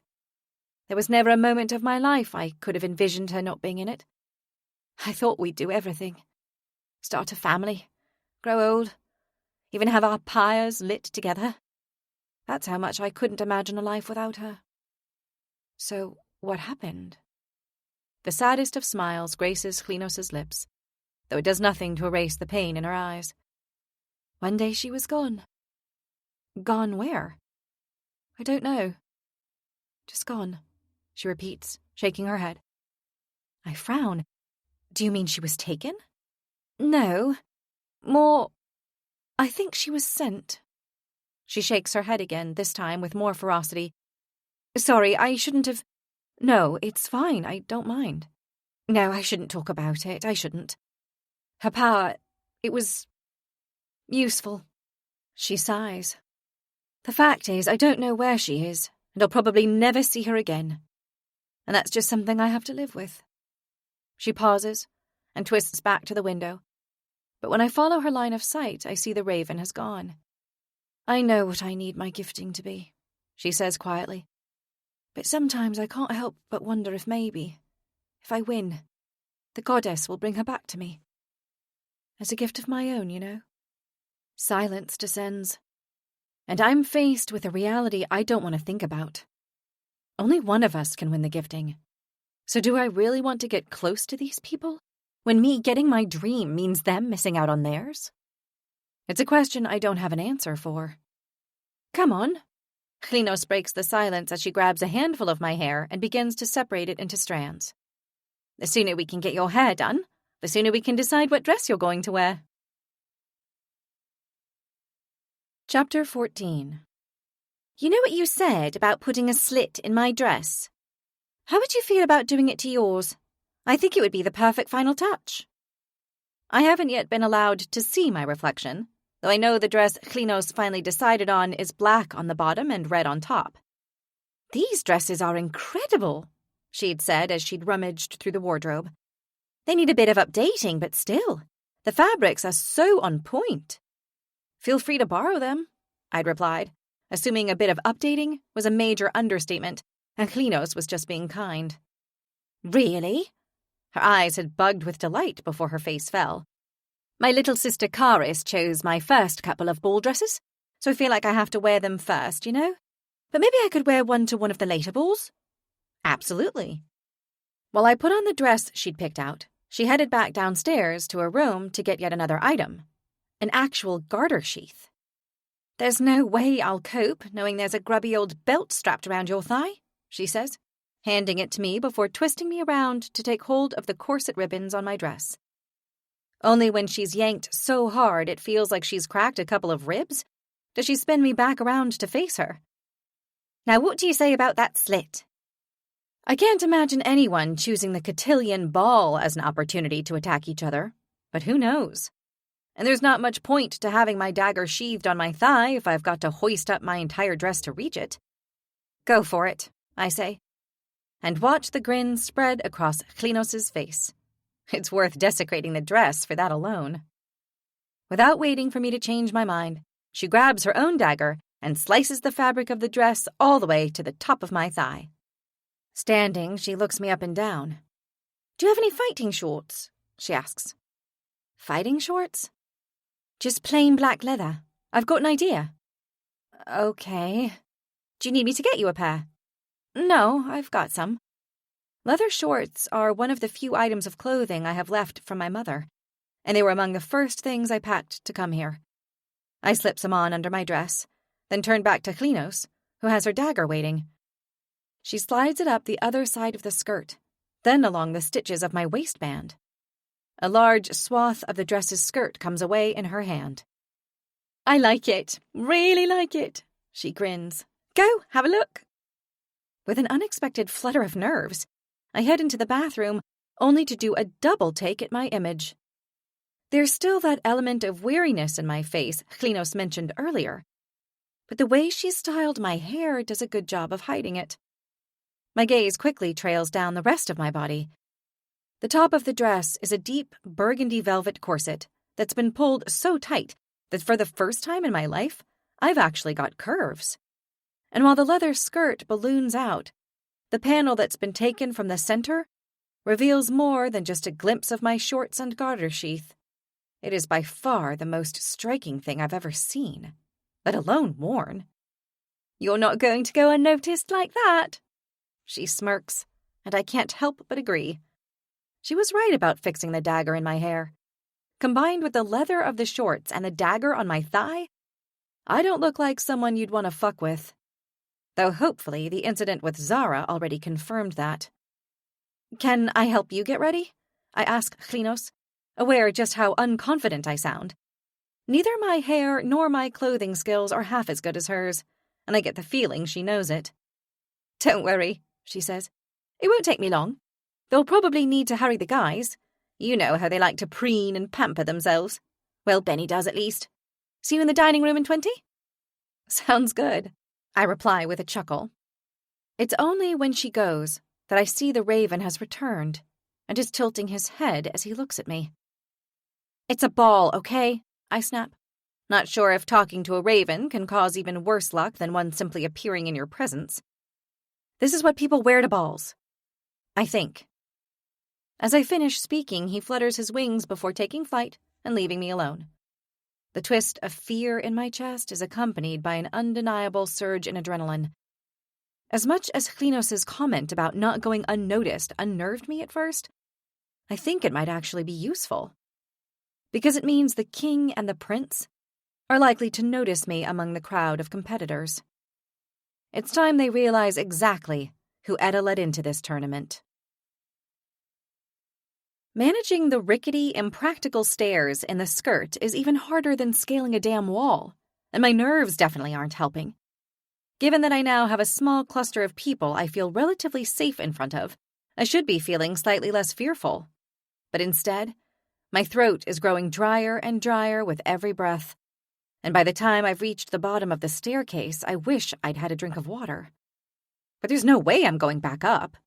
My best bet, I decide as I continue down the narrow but substantially less perilous servants' staircase, is to get myself a glass of water in the kitchen where I met Chlyn and the others earlier. Jai is the only member of the group already in the dining hall, and after offering him a quick nod of acknowledgement, I head for the kitchen, only to find my route blocked. For a split second, he doesn't see me. He's too focused on the bottle of drink that he swigs from like he's suffering from an uncontrollable thirst. And I stand, frozen, my stomach somersaulting at the sight of his familiar icy blue eyes. He's not dressed for a ball. Hell, he's barely dressed at all. And I can't help the way my eyes scan his upper body, the hard muscles that carve his flesh, and the tattoos rippled over them. His skin is decorated with scars, but rather than mar him, they seem to highlight all his perfections.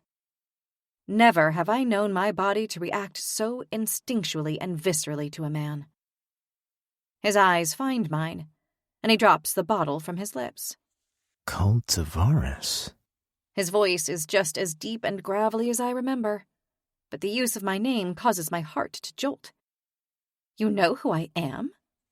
Everyone knows who you are. Daughter of the Queen Killer. He waits a beat, then slowly and deliberately drags his gaze down my body, lingering on my exposed legs. Heat flickers in his eyes, dark and hungry, and I feel the pull between us coil tighter, as if the air is contracting, eliminating the space between us. That's one hell of a dress.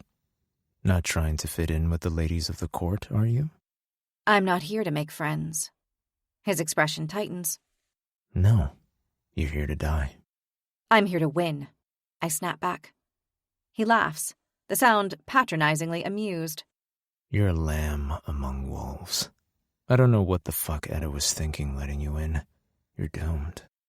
You're hardly the first person to tell me that today, yet Zara Duarte is the one holed up with the healers, and I'm standing here enjoying this riveting conversation. I spit out, hating the condescending tone of his voice, hating that anyone has written me off so easily. His eyebrows raise. Is she now? He looks at me, his gaze now appraising instead of hot. Well, well. Perhaps the rose has some thorns after all. He takes another swig from the bottle and pushes off the wall he's been leaning against before staggering deeper into the kitchen, no doubt hoping to find more drink. He's drunk before the Retterheld has even begun, and yet he thinks I'm the one who's going to die out there. Frissons of something I don't want to name continue to roll through me as I watch him go, unable to haul my eyes away from his back. Those perfect, black circles etched in his skin. Only once I'm sure he's gone do I make my way into the hall to join the others. My need for a drink is all but forgotten, a very different type of thirst having taken over. Wow, Rose. Coulter's jaw hangs loose when he sees me walking over to join them. My interaction with the blue-eyed problem had evidently been just long enough for them all to gather. You look amazing. Thank you, as do you. He drops his gaze to the ground, as the tops of his ears color bashfully. I'm not the only one who's stepped their tire up a notch. Klinos is in a bright red dress that must have a train twice as long as mine, while the boys are wearing black shirts with sharp dinner jackets. They all look impressively smart, though there's something about the cut and stitching of Benny's, not to mention the deep purple hue and the gold accents, that makes it look a grade above the rest. The quiet confidence I'd sensed from him before has been kicked up another notch. I guess we're not the only group who thought to meet here first. Locke says. Though I think a few groups have already moved on. He's right. 4 distinct clusters have formed around us, one with notably older participants than the others. It's the biggest group, with around a dozen people. Knights. Each one of them is ripped, with taut muscles displayed even from the women's backless ball gowns. Unlike the group I find myself attached to, these men are shirtless beneath their jackets, revealing the intricate designs of their chest tattoos. Circles of Rohelm, the chevrons of Rowell, and the 3 bands of Doraine, all intertwined with various symbols. Not just for their gods, but their families too, their personal desires. But all of them have one thing in common, the lined symbol of a wolf. They are all bonded, which means to be here, they must be separated from their dire wolves. I wonder if it hurts, or if it's like the separation I feel from Kay, a dull throbbing behind my ribs.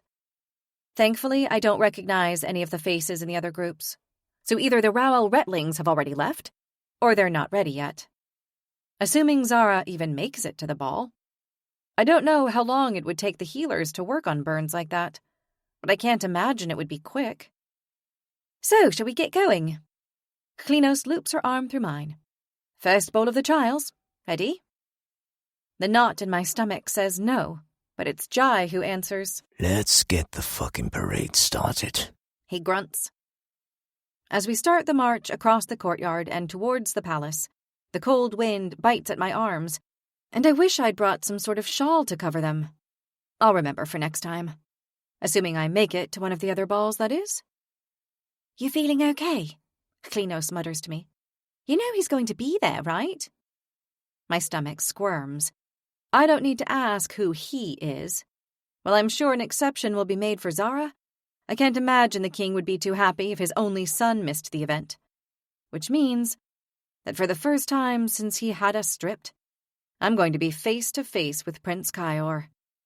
At least I have allies with me. That's something, right? Holy shit!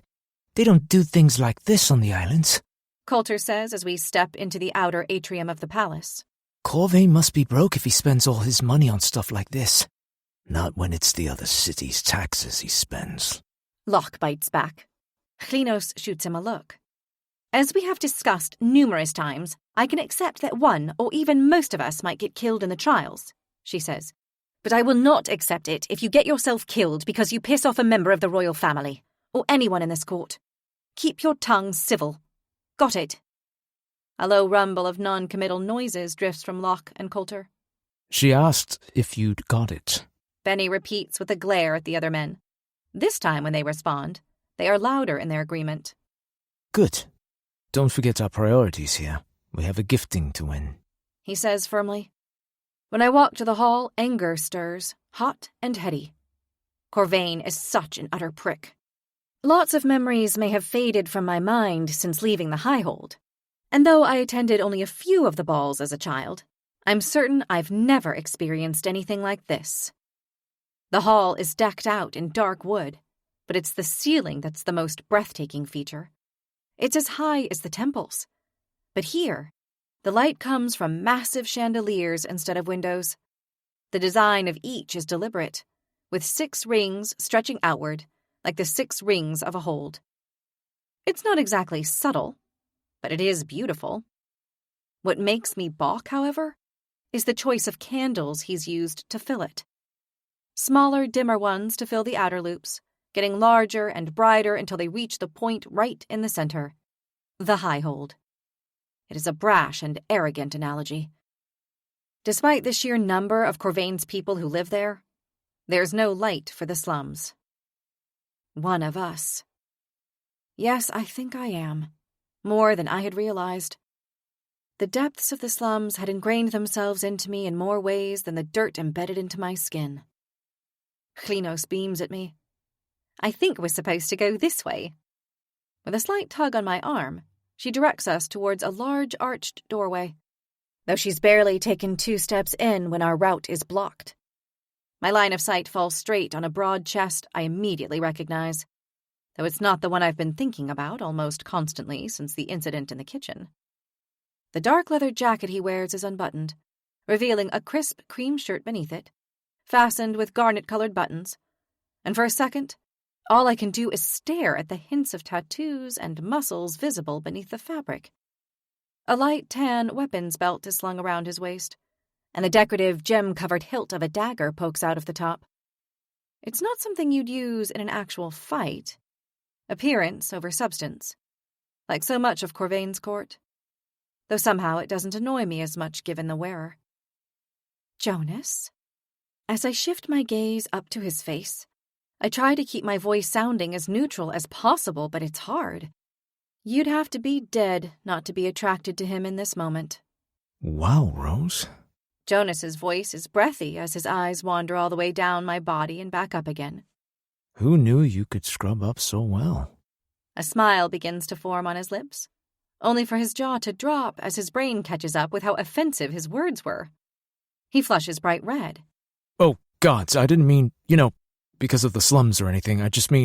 I meant...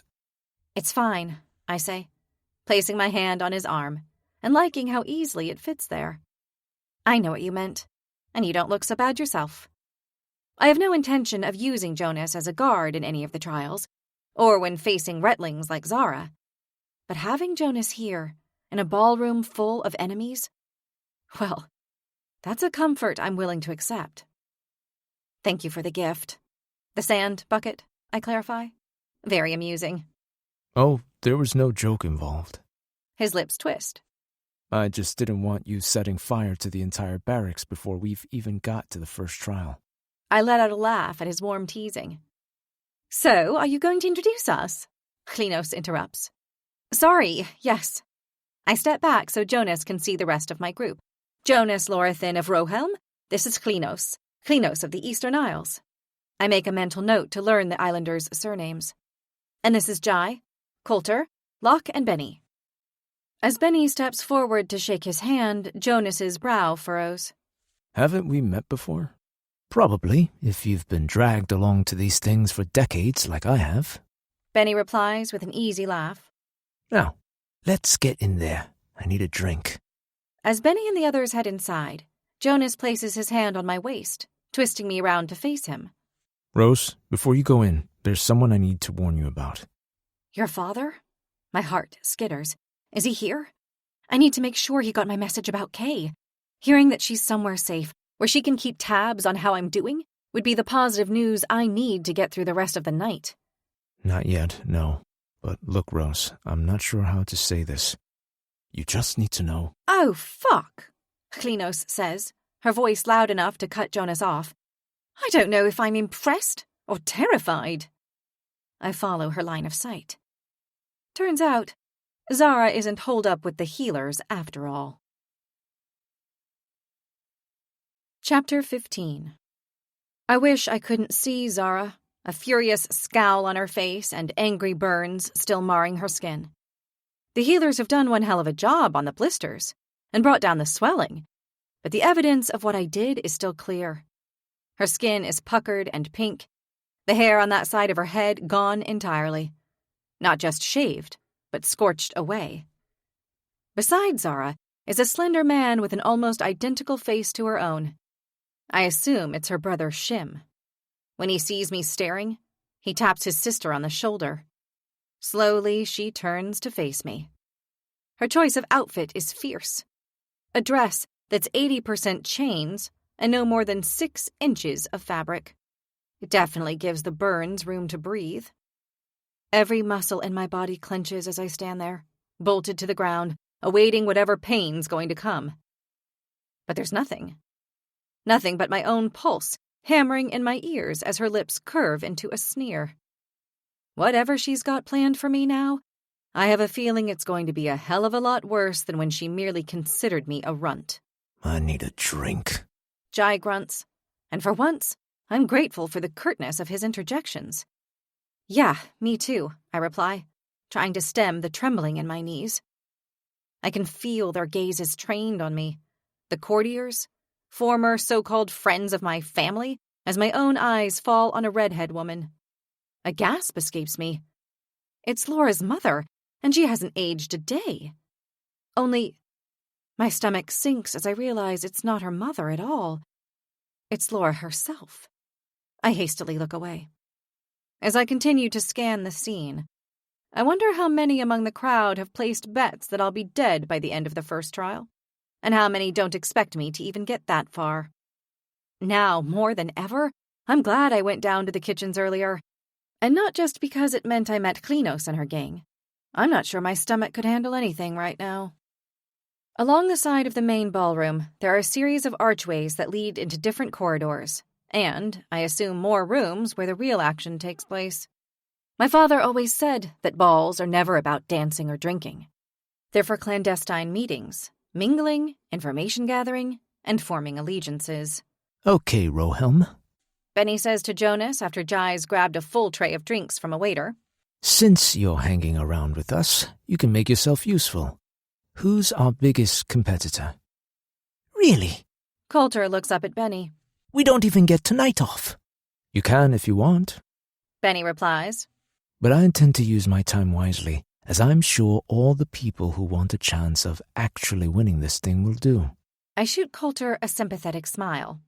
Maybe it's because of his age, but I get the feeling this event, with the drinks and the glamour and the 8-piece musical ensemble, is a far bigger deal to him than the others. I can only imagine how giddy Kay would be if she were here. There'll be plenty more, I remind him.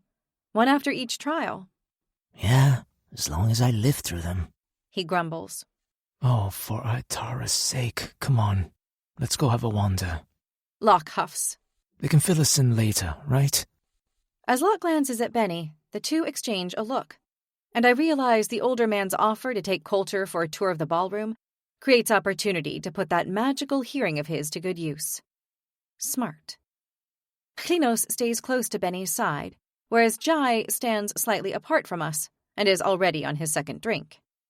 Apparently grabbing intel on the other competitors isn't so important to him, but I guess when you're built like a small house and can turn the rocks beneath people's feet into molten lava, you don't worry about stuff quite so much.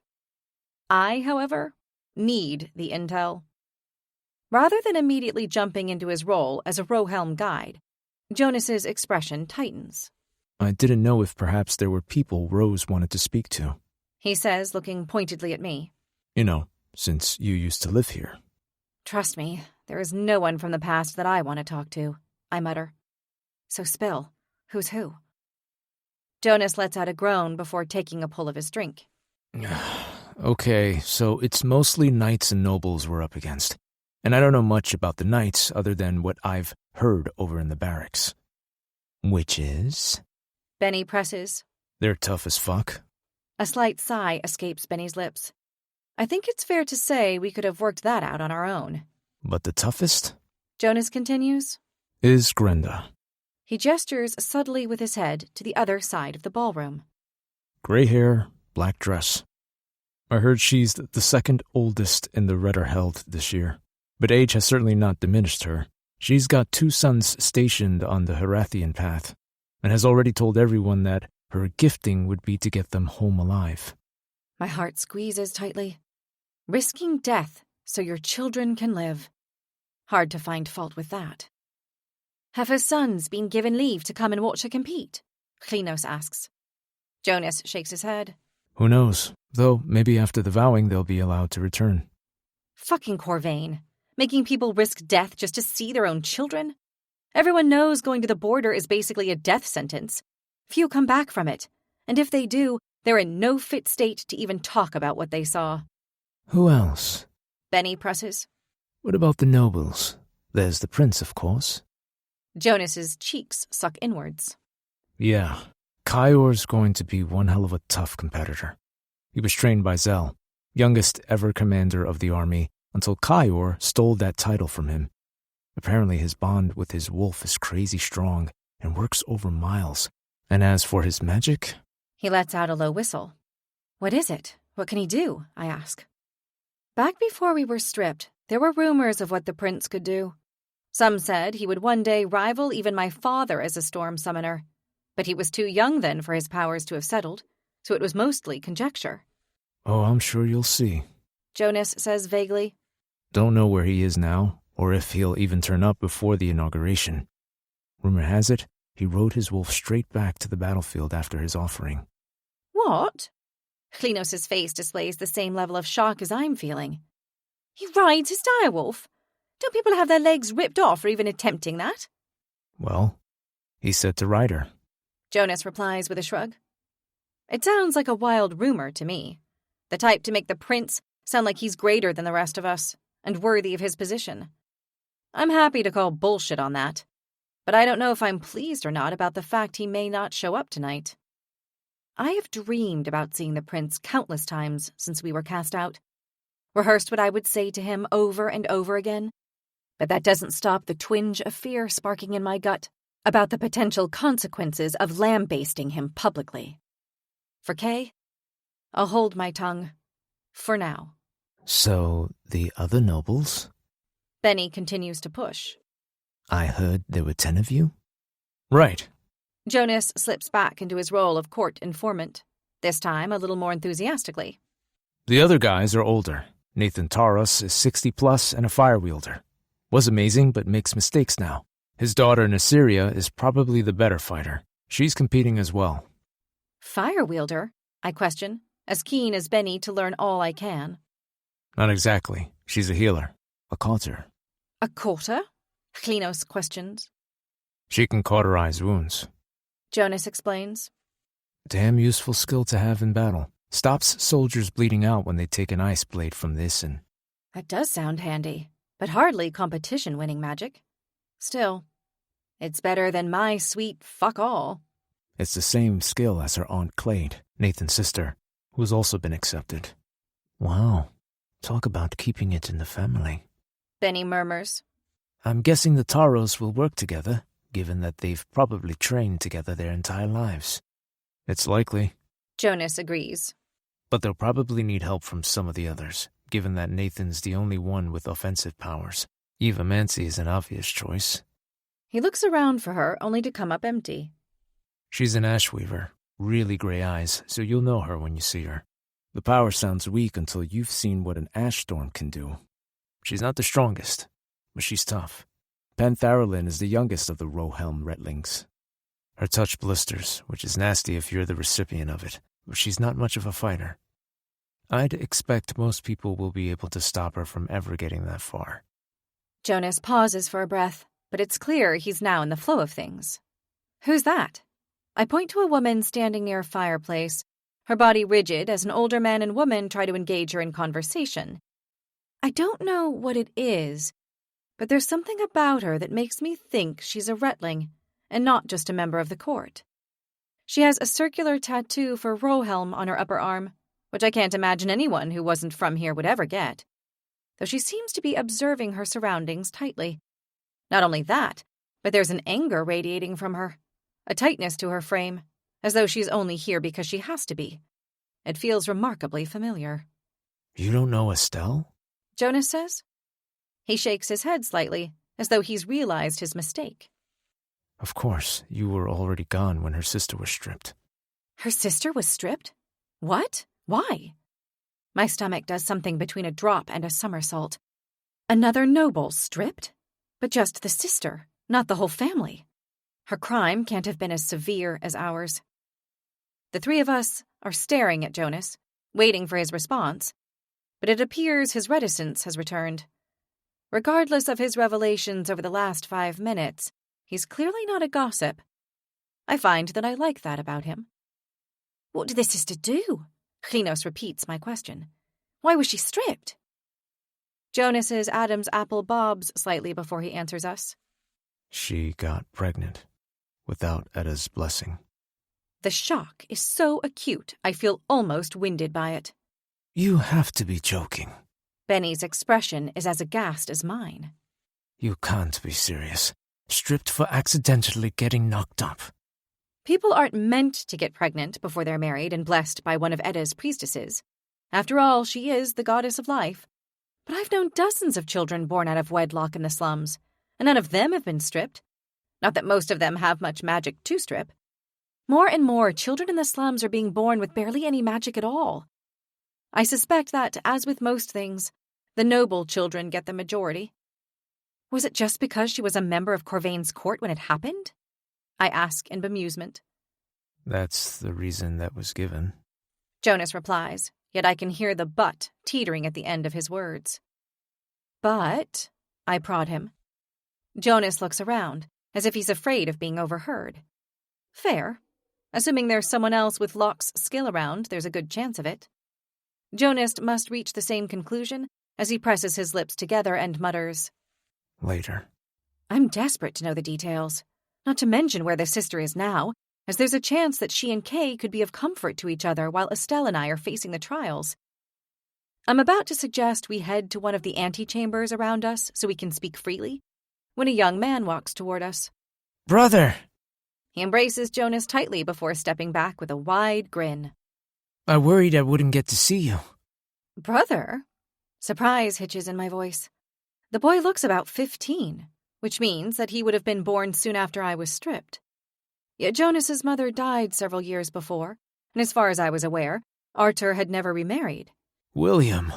Jonas smiles at his sibling. I'm surprised to see you. I didn't think Father would allow you to come. Well, he's not here. William winks. Had to do something important, apparently. But there's no chance I'm missing the inauguration. Your father remarried? I blurt. You never said. Jonas combs his fingers through the length of his beard as his eyes skim over mine and across to the rest of the group. William is my father's ward. But I've been with him so long we're as good as kin. William quickly adds. I know Jonas better than my own family and Raoul. In fact, I doubt I would even recognize if one of my cousins from the city is here at this very ball. If they're from Raoul, you're probably better off not knowing them, Klinos mutters to me, and we share a smile.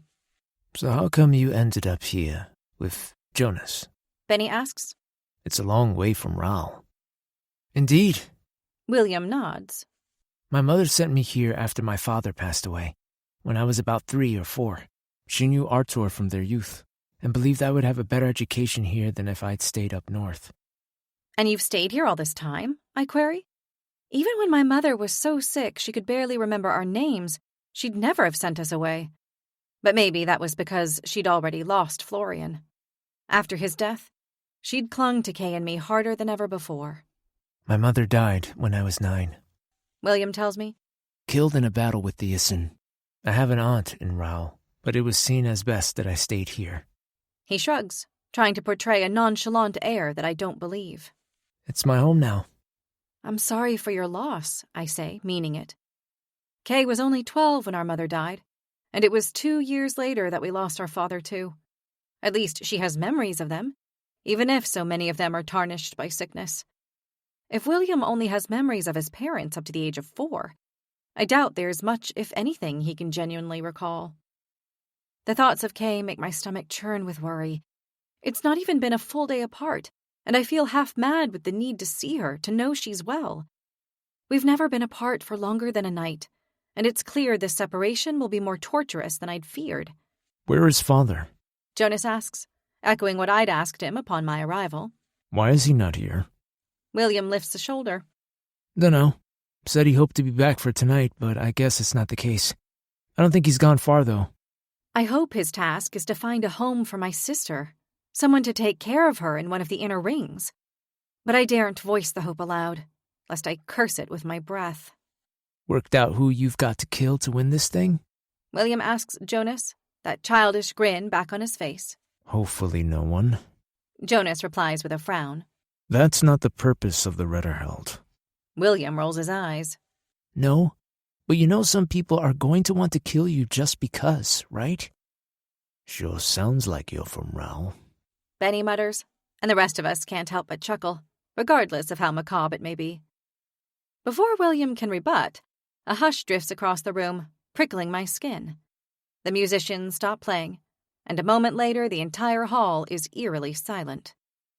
The crowd parts at the far end of the room, and the figure they were all crowding around comes into view. King Corvain. My stomach clenches as the taste of bile stings the back of my throat. The monarch's hair is a little longer than the last time I saw him, but it's still just as dark, and even from this distance I can see his eyes share the same dark brown hue as his only son. My pulse thuds, and for one blood-rushing second, I wonder if I should take my chance and plunge a knife through Corvain's black heart right now. This distance, no breeze, a clear view, I'd hit my target first time, and the blade strapped to my thigh would do the job perfectly. Heat fills my lungs as my hands quiver.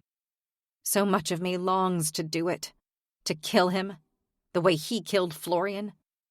And it's not like that's the only life he took. In killing my brother, he also killed my parents. They just took longer to die. I take a steady breath, and cool, rational thoughts return. I could kill Corvain, but then what? He's surrounded by knights, guards, and loyalists with magic I could only ever dream of. If I miraculously got my dagger unsheathed and in his chest before someone stopped me, I'd be dead before I could even scream out why he deserved to die. And they wouldn't just stop at me. They'd come for Kay, too. And it's not like the king's death would change anything. Not when Kyor is just as vicious as his father. Corvain's low drawl, silky and smooth like a snake, interrupts my thoughts. Lords, ladies, distinguished guests, and of course, Edda's blessed redlings. Welcome to my humble abode. A light laugh ripples through the ballroom like a wave. A lump swells in my throat, and for a moment I struggle to breathe. Are you okay? Klinos reaches out and squeezes my hand, steadying me. Not really, I admit, gratefully clinging to her like an anchor. Regardless of what happens in the trials, I already know I'll be indebted to Klinos, if only for this moment and the steady hold I hadn't realized I needed. The Retterheld is revered across all Marathka As the most formidable and honored trial. that our people can face. Corvain continues. But the reward outstrips even the gold in our coffers. What could be more precious than a gift from the goddess Edda herself? I'll tell you. The winner of the Retterheld will enjoy not just the gift from Edda, but our favor also. He smiles, as if the second gift is as worthy as the first. My ears hum so loudly with the rush of adrenaline that I barely hear what he says next. Instead, my eyes are fixed on his crown, probably the most ostentatious piece of jewelry in existence. It's not the first time I've seen it. It was upon his head when he came to his wife's bedchamber and found her lifeless. Though I know it's impossible, the smell of the queen's blood fills my nostrils, cloying and metallic. I can't cope, can't breathe. I need to get out of here.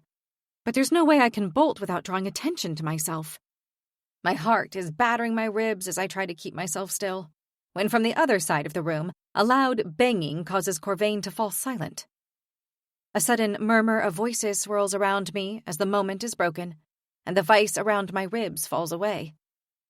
Dropping Klinos' hand, I gasp in relief. I can still smell it, that acrid tang of blood, but I can breathe, and that's something. When, at last, I drag in enough air, I realize the chatter has fallen to a hush, and every eye has swung from the king to the lone figure staggering across the ballroom. In one sweep, the swaying man grabs a glass of champagne, downs it in one, and returns it to the waiter's tray before grabbing another. Well, isn't this a fucking delight? I can't yet see his face, but his voice is a deep drawl that's awfully familiar. Let's have a party while the great king's soldiers die. Or maybe that's why we're having a party, is it? As the second drink follows the first down his throat, he grabs yet another and turns in a slow curve towards the king, his arms stretched out wide. Have I missed the toast? Has our beloved king already said a word for the fallen? Eyes wide, I balk. Whoever this is, he must have a death wish to speak to the king like that in front of this many people. I wait for the knights to snap into action, for the few direwolves prowling the room to rip across the floor and savage him. But none of them move. Come on. Who's drinking to our fallen? His words slur, and the champagne in his glass spills onto the floor as he gestures wildly. King Corvain laughs loudly, but his eyes are hard and cold. His forced, jovial tone falls flat when he says, Well, it appears that our alcohol might be a little too strong tonight. This is indeed a celebration, and we need a toast. To Edda and our great redlings. Drink up, everyone. The room does as instructed, lifting their glasses and muttering their toasts in hushed and hurried whispers. Yet my attention remains fixed on the man who swans through the room as if he owns the place. As he moves to set his empty glass back on a tray, he finally faces me, and the breath rushes from my lungs as his icy blue eyes lock onto mine. It's him. 1,000 shivers cascade down my spine as the heat and fury I'd felt at the sight of Corvain transforms into something else entirely. Something that causes every sense in my body to heighten. The white shirt that he's wearing is unbuttoned a third of the way down his chest, revealing a hint of the circular tattoos that mark him. But I remember them all, just as I remember the sharp lines of the muscles beneath his olive skin, and the way his lips curved into a smirk when he spoke to me. A warm and involuntary shudder overtakes me. Who is that? I whisper to Jonas, but my voice barely makes a sound. I clear my throat and try again. Jonas, who is that? He's from Rohelm, right? Jonas looks at me like I've lost my mind. You're joking, right? That's Prince Kyor. No. I murmur in confused denial, unable to draw my eyes away from the royal as he drinks directly from a champagne bottle itself, gulping down the expensive vintage as though it's water. No, I say more forcefully. Kyor had brown eyes. He did? Jonas puts all the emphasis on the second word. But then he had them changed after his mother died. What? I search Jonas's face for any hint of humor, as if he might be pulling my leg, but there's nothing. It was a massive scandal. Jonas continues. Corvain was furious. Every heir to the throne has had the same dark brown eyes for the last, well, God knows how many generations. And then Kyor went and pulled that stunt. He had priests and priestesses from all 7 gods perform the charms. So, it's irreversible. Kyor will be the first blue-eyed Morathkian king for centuries. I can't but gape. Those icy blue eyes, the ones that have haunted both my sleeping and waking dreams since I first saw them 2 nights ago, belong to fucking Prince Kyor? That touch that caused my skin to near melt belongs to the man I despise more than even the king himself. The knots in my stomach twist so tight I can barely draw breath. I don't want to believe it. With my whole heart, I want Jonas to be lying. But I know he's not. I knew I recognized those eyes somehow, but I'd been unable to place them, convinced that the last time I'd seen eyes that shade, they'd belonged to a woman. And I was right. Kyor's eyes are the exact shade of the irises that looked up at my mother and told her to save the babe instead. The blue eyes that had flashed when the Queen sent me a fleeting smile as I stood at my mother's side, uncomfortably aware of the blood that was pooling on the ground by our feet. Are you all right? Jonas brushes my arm. You look pale. Of course I look fucking pale. I want to snap at him. This is the man responsible for ruining my entire life, and I've been lusting after him. A mixture of fury and disgust rises within me, and not just because of our past. This ball is a celebration of Edda's name, and he is a Retling gifted with the honor of competing when dozens, if not hundreds, of others were rejected. Yet he's here drunk and talking of death. Whatever powers he may have been blessed with, even Zara has more right to win this thing than he does. What can he possibly need? I lift my glass, desperate to ease the dryness in my throat. As the champagne bubbles touch my lips, those blue eyes lock on mine for a second time. My pulse soars and I will him to look away, but he doesn't. No, this time he holds my gaze completely. Adrenaline floods through me. No matter how much I want to tear my eyes away, I can't. My mind and my body are locked in conflict. Finally, I let my lips shift into a snarl, letting him see all of my fucking hatred for him. In answer, his own lips tip up in amusement. My hatred amuses him? My jaw clenches, and I refuse to look away. Refuse to show him even an iota of deference. But the prince, it seems, is not in the mood for a staring contest across a crowded room. Instead, he drops the champagne bottle to his side and starts walking, straight towards me. Chapter 16. Rose. Klinos' voice is a whisper, but it's perfectly loud enough for me to hear the panic within it. I give her hand a squeeze and then release it.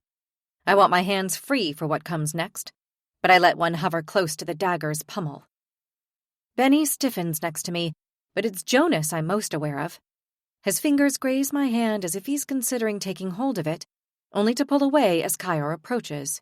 Kyor? Jonas says, his voice neutral. I am glad you made the celebration. People were starting to worry you wouldn't return in time from the Northern Territories. Kyor doesn't so much as acknowledge Jonas's presence. His attention is all on me, his icy blue eyes staring me down, breaking contact only to scan my body in a torturously slow sweep that lingers on my hips, my thighs, and, it feels, every one of my curves. Have you spoken to my father? He asks casually.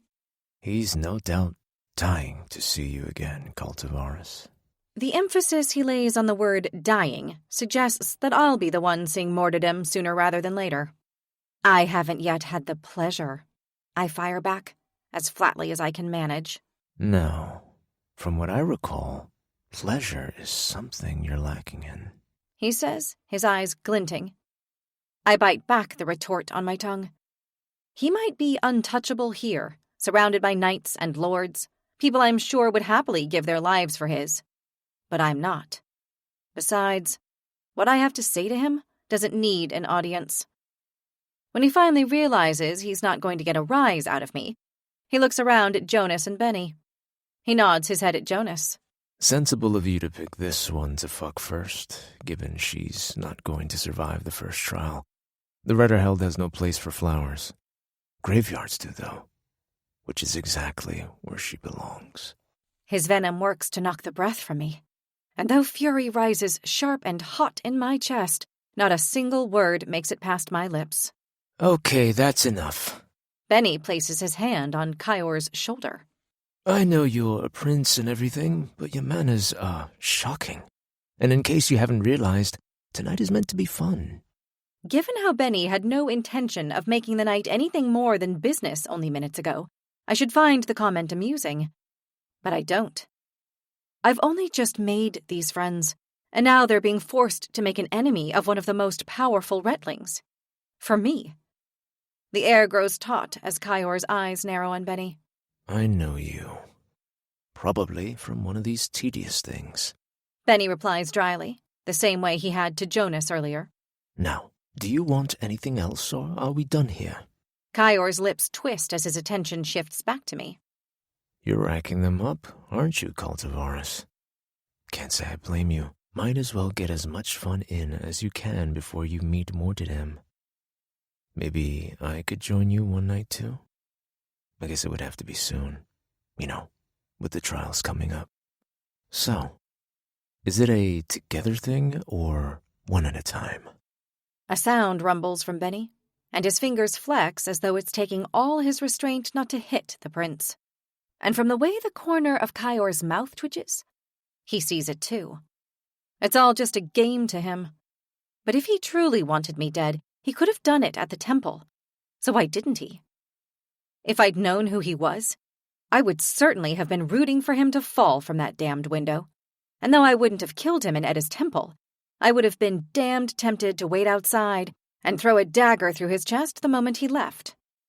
So what stopped him? Understanding hits me the moment the thought strikes. Unlike Zara, Kyor doesn't believe Edda will gift him if he starts unnecessarily killing her chosen ones before the trials have even begun. Just like he did with the offering, he's following the rules. After all, there isn't a knight alive who would have allowed their wolves to attack the heir to the throne, meaning he didn't have to put his life at risk to enter the temple through the most dangerous route possible. But he did it anyway, taking the same risks as every other candidate to ensure he was equally worthy of Edda's consideration. Meaning that in this moment, in this place, I'm absolutely safe from him. It's fine, I say, placing my hand on Benny's arm and moving past him and Jonas so there is nothing but a whisper of air between the prince and I. With my pulse pounding, I lean in. You lied, Kyor, I whisper, close enough for him to feel my breath on his skin. You might have convinced your father, but we both know the truth, don't we? Just like Edda does, like all the gods do. One way or another, your pathetic soul is doomed. With that, I turn around and look at my friends. Who wants a dance? I ask airily. Without even bothering to answer me, Benny takes my arm and leads me to the floor. I don't look at the prince again. Benny twirls me around effortlessly, and we fall into a natural rhythm. My head has forgotten the dance moves, but my feet have not, and we move smoothly around the other couples together, as if we've partnered one another for years. Benny's thoughts must have followed a similar line, for he murmurs to me, I know we didn't formally agree on an allegiance, but considering the enemies I've now made, I do propose we work together in the trials. I tilt my head to the side and pretend to consider the suggestion. Well, I do have quite a few options, you know. A grin breaks free on my lips. Deal. He beams back. Wonderful. As the music ends, Klinos hauls us off the dance floor. We aren't supposed to be making enemies, she hisses at Benny. That's your rule. He shrugs. He's an enemy I would have been perfectly fine with making anyway. Benny replies. But happily, it was worth it. Rose has agreed to work with us.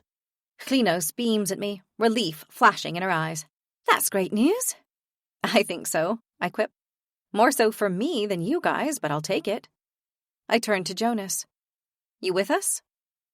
Well, I'm now more than a little relieved to have a team beside me. Jonas looks nervous by the proposition. He presses his lips tightly together. It's not quite so straightforward for me. I don't want to make any enemies. Any more enemies. He corrects himself with a grimace. Think it over. There's no rush. Benny says. But we're a good team to have on your side. I believe it. All four of us have barely touched the wine, but we seem to be among the minority as inebriated guests swirl around us. When we're joined by Locke and Coulter, it's clear the younger of the pair has also been enjoying his fair share of beverages. This place is amazing, Coulter gushes. There are so many rooms, game rooms, drawing rooms, studies, and the wine? Gods, tell me you've tried the pink one. Pink wine. It's my new favorite.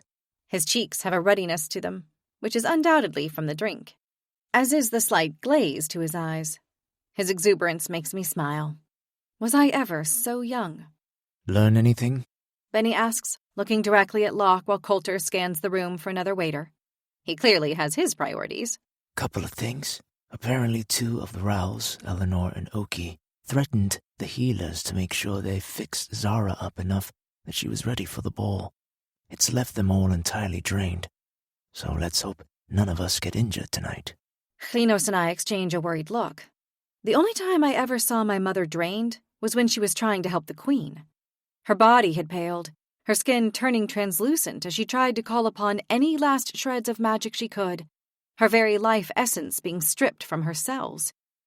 Recovery from draining can take anything from hours to weeks, depending on how bad it is. So trying to stay injury-free for at least a few days sounds like a solid plan. Better still would be avoiding injury altogether, but that seems unlikely. Oh.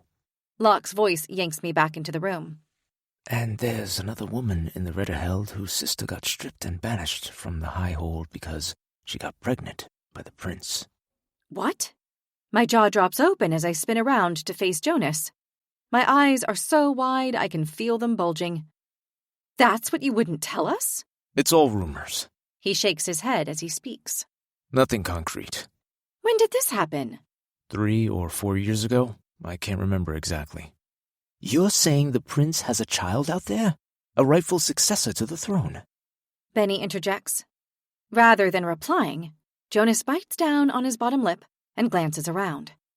I'm honestly not sure why he's that worried. Obviously other people are talking about it, or Locke wouldn't have heard. Of course, with his power, who knows how far away the people were when they were having what they likely thought was a private conversation. No. His timbre is grave. Apparently the child didn't make it. That poor woman. Klinos' words echo my own thoughts. Stripped and banished, only to lose the reason for it? Just awful. The trail of destruction the prince leaves behind him really does know no bounds. No, I'm not surprised that Kyor is the type of person who gets a kick out of destroying others. Guys? Coulter's trembling voice breaks the silence that has settled. I think the king's coming around, meeting the Redlings. He gestures to the other side of the room where, sure enough, Corvain Navin, backed by 2 knights and their direwolves, is shaking hands with an elderly woman who has a large curved tattoo on her back, the arch of the city of Doraine. From there, he moves on and shakes the hand of a young man. King Corvain is exactly as I remembered, with narrow, deep-set eyes and sharp, angular nose and chin. He's not as broad as his son, and I doubt he was ever close to as good-looking. But his body exudes power. So much so, I swear, I can almost see it rippling around him like an aura. He moves swiftly, shaking the hands of the groups near him before turning his attention to other areas of the room. When his gaze falls on our little gathering, nausea sweeps through me. Need my hand again, Klinos mutters. Or would you rather my dagger? Both, I hiss back, while simultaneously forcing my cheeks upward in a smile. I can fake deference. For now.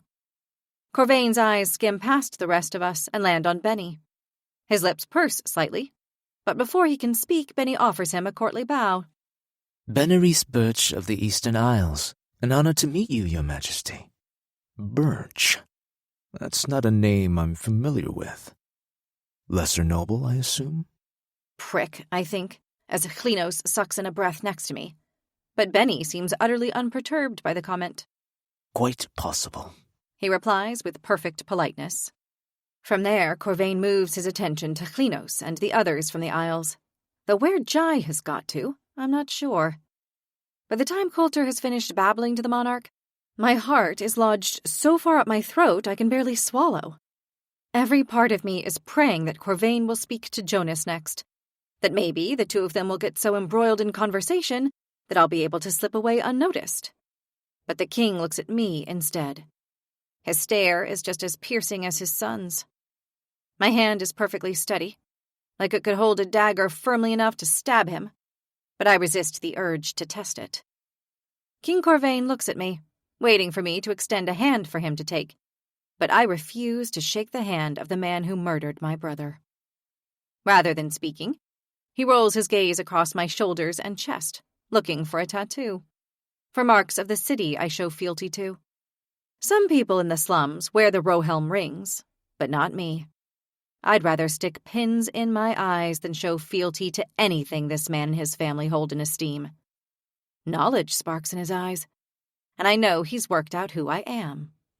It would seem as though Edda is giving a chance to even the most unmeritorious in this Ritterheld. He murmurs. Are you questioning the goddess's wisdom, Your Majesty? I reply, my eyebrow arching. There's no denying the sliver of satisfaction that comes with knowing my presence here riles even a tiny part of him. I can only imagine what it'll be like when I win this thing. The thought makes me smile. He's publicly said he will give the winner his favor, and it would delight me endlessly to see him forced to acknowledge me. Not at all. His smile is thin, cutting, a threat rather than a kindness.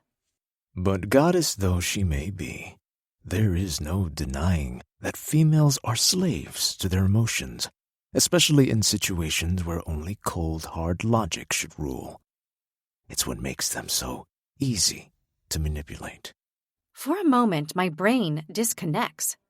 Did he just insult the goddess? I reply without hesitation, well, it's not for any of us mere mortals to judge her decisions. She chooses with a wisdom and insight that unfortunately even the highest of nobles are not blessed with. It's a poorly veiled insult, but unlike Benny, the king doesn't feign obliviousness to it. Instead, his cheeks suck inwards and his jaw tightens. When he speaks, his voice is like gravel. I've heard there's already been one attempt on your life, Retling Cultivaris, he says. And before the inauguration, too. It can't bode well for your chances. I smile back. A failed attempt, which I believe bodes very well indeed. He inhales with a hiss, and my eyes are drawn to his hand, where a skitter of flames begins to dance. He lets them grow on his palm until the heat reaches my skin and intensifies. My jaw locks as my skin throbs, but I refuse to step back from his less than subtle threat. As suddenly as they come, the flames vanish. He smiles slowly now, his expression dark and sinister. Well, let us hope that you continue to be as fortunate throughout. His smile widens. Then again, the gods' favor only lasts for so long. Done with me, he turns to Jonas. Retling Lorthin, I will admit I find your choice of company this evening peculiar. just trying to make all the visitors to our great city feel welcome. Jonas replies smoothly, though I hear the tentativeness in his tone. Indeed. I'm sure there are others who would welcome your hospitality, though perhaps they are not as pretty as the companion you've chosen. A thrum of annoyance roils within me. The fact that both Corvain and his son think the only reason Jonas is at my side is so he can screw me says far more about them than us, and it's taking every bit of willpower I have to bite my tongue. The king straightens as he draws in a breath, causing the obnoxious stones in his crown to glint. I've not seen your father yet this evening, he continues to Jonas. I assume he will be bringing his wards with him to watch you and your new friends' progress in the trials. There's one you're particularly close to, isn't there? I can't recall his name. Jonas pales. My father has several wards, he finally replies. He stands a full head taller than the monarch, but his shoulders have curled inwards, diminishing his height in a manner I could never have believed possible were I not witnessing it now. I'd like to consider myself close to them all. How generous. I'm sure that is exactly what they need. A brother who loves them. I pray they all remain safe when you are in the trials. It would be terrible if anything happened to them. The threat is unsubtle, just like the man making it. Heat surges through my body. If evilness has ever taken on a corporeal form, it is surely standing here right in front of me. He killed a baby boy, and he's near enough threatening to do the same to Jonas's brother just because Jonas is standing at my side. How the gods can allow such a man to rule is beyond me. My teeth grind together, but before I snap, the king dips his chin slightly, flashing his most demure of smiles, which fools precisely no one. I will let you enjoy the rest of your evening, he says with one final glance at me. It is time I attend to my more esteemed guests. And with that final insult, he spins on his heel and leaves. Chapter 17. I stay for another hour, long enough to see a stocky bald man with a wiry beard and tattoo across his scalp guide a swaying Kyor out of the room after fruitlessly trying to make him eat something. More than once, the prince's gaze sweeps across the room and his eyes meet mine before I hastily look away. And each time, there's a burning in my chest that's made of anger and hatred, but also something else. Guilt. Guilt at the way my eyes grazed across his bare chest before I knew it was the chest I wanted to plant a dagger into. At the way my pulse stuttered when he ran his finger across my palm, or how I let those icy eyes drift into my imagination in ways I would never dare share with anyone. And all that time, he knew who I was. He was toying with me like a cat plays with a mouse until it has broken every bone in its body. Well, he'll find this mouse has sharp teeth. I may be little, but I can still do some damage. Let him underestimate me. Let them all underestimate me. Edda doesn't. Kyor's departure should have given me a reason to relax, and perhaps even enjoy the ball a little, though possibly not as much as Coulter, who, with his new alcohol-infused confidence, took it upon himself to start requesting particular tunes from the musicians. I have no doubt that the sight of me, relaxed and merry, would be enough to make King Corvain's blood boil, and for that reason alone it would be worth it. But no sooner has the prince left than I get bumped from behind. "Queen killers, bitch," a woman's voice hisses. As I regain my footing, I spin around, trying to see who spoke and where they went, but the crush of people has swallowed the woman up. Besides, I'm not sure what I would do anyway. I should have known that this would be what balls would be like. Sometimes a big party really is just a trussed-up hellscape. Devils in stilettos. Still, it's not as though I came here to dance. I came here to win. And sometimes, that's knowing when to leave. "I'm done," I announce, placing my glass on a nearby table. "I'll see you all tomorrow." Already? Jonas's eyebrows raise. These things go on for hours. I've already seen enough. I offer Benny and Klinos a quick hug, but when I turn to Jonas to do the same, he holds out his arm for me to take instead. I'll walk you back. He offers. You don't need to do that. I know, but I want to. Besides, it's a big place. You could easily get lost. It's a little patronizing, but I don't bother arguing again. Instead, I take his arm, aware of the smirk and eyebrow waggle Klinos shoots me as we walk away. Jonas and I are silent as we head back towards the barracks, and though there's a definite tension between us, I can't quite tell if it's the good type or not. After all, the king did just threaten his family because of me. I wouldn't be in the slightest bit surprised if this is the moment he tells me that any form of allegiance or friendship is off the cards. I'm surprised by how sad this makes me, and not just because of how good he looks tonight. Having Jonas by my side makes me feel like my mother hasn't been judged wrongly by the entirety of the Highhold, that there are still people on the inside who believe she was innocent. I'd hate to lose that feeling. When we reach the dining room, I slip my arm out of his and prepare for him to give me his excuses. Not that he needs to. He can make allegiances with whoever he likes. You should go back, I tell him. I'm fine. Actually, I was going to ward your door. I found the spell before the ball. Thought it might help you sleep a bit better if you knew people couldn't get into your room at night. You can spell? My gratitude at the sweet gesture is supplanted by complete surprise. When I lived in the Highhold, people always considered spelling to be a lower form of magic. Weaving the residual tendrils that drift through the air is, according to the haughty majority, far less impressive than channeling magic yourself. It's a reason that my mother's magic was considered lower in some situations, even though it came from Edda herself. Sure, she could grow vines fast enough to strangle a man before he had even had a chance to draw a dagger, but she very rarely, if ever, did. She preferred using her knowledge of plants and combining it with spell work. My powers were taking so long to settle, my father thought it was a good idea to learn. Jonas explains. He thought I stopped when my magic came in, but honestly, I find it so useful. I'm surprised more people don't learn to do it.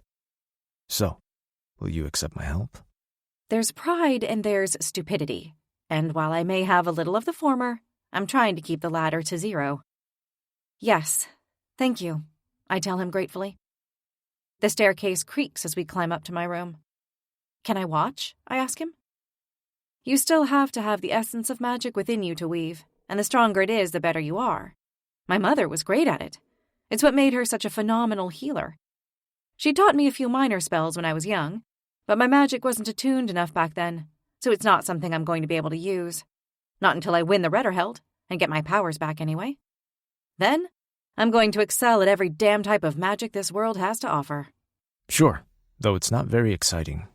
He pulls a slip of paper out of his pocket and places his hand on my door as he begins muttering hard consonant sounds that smack of tongue and teeth. When the slightest flicker of light flares across the wood, he removes his hand. All done, He says, turning to me. Now you and I are the only people who can go in and out.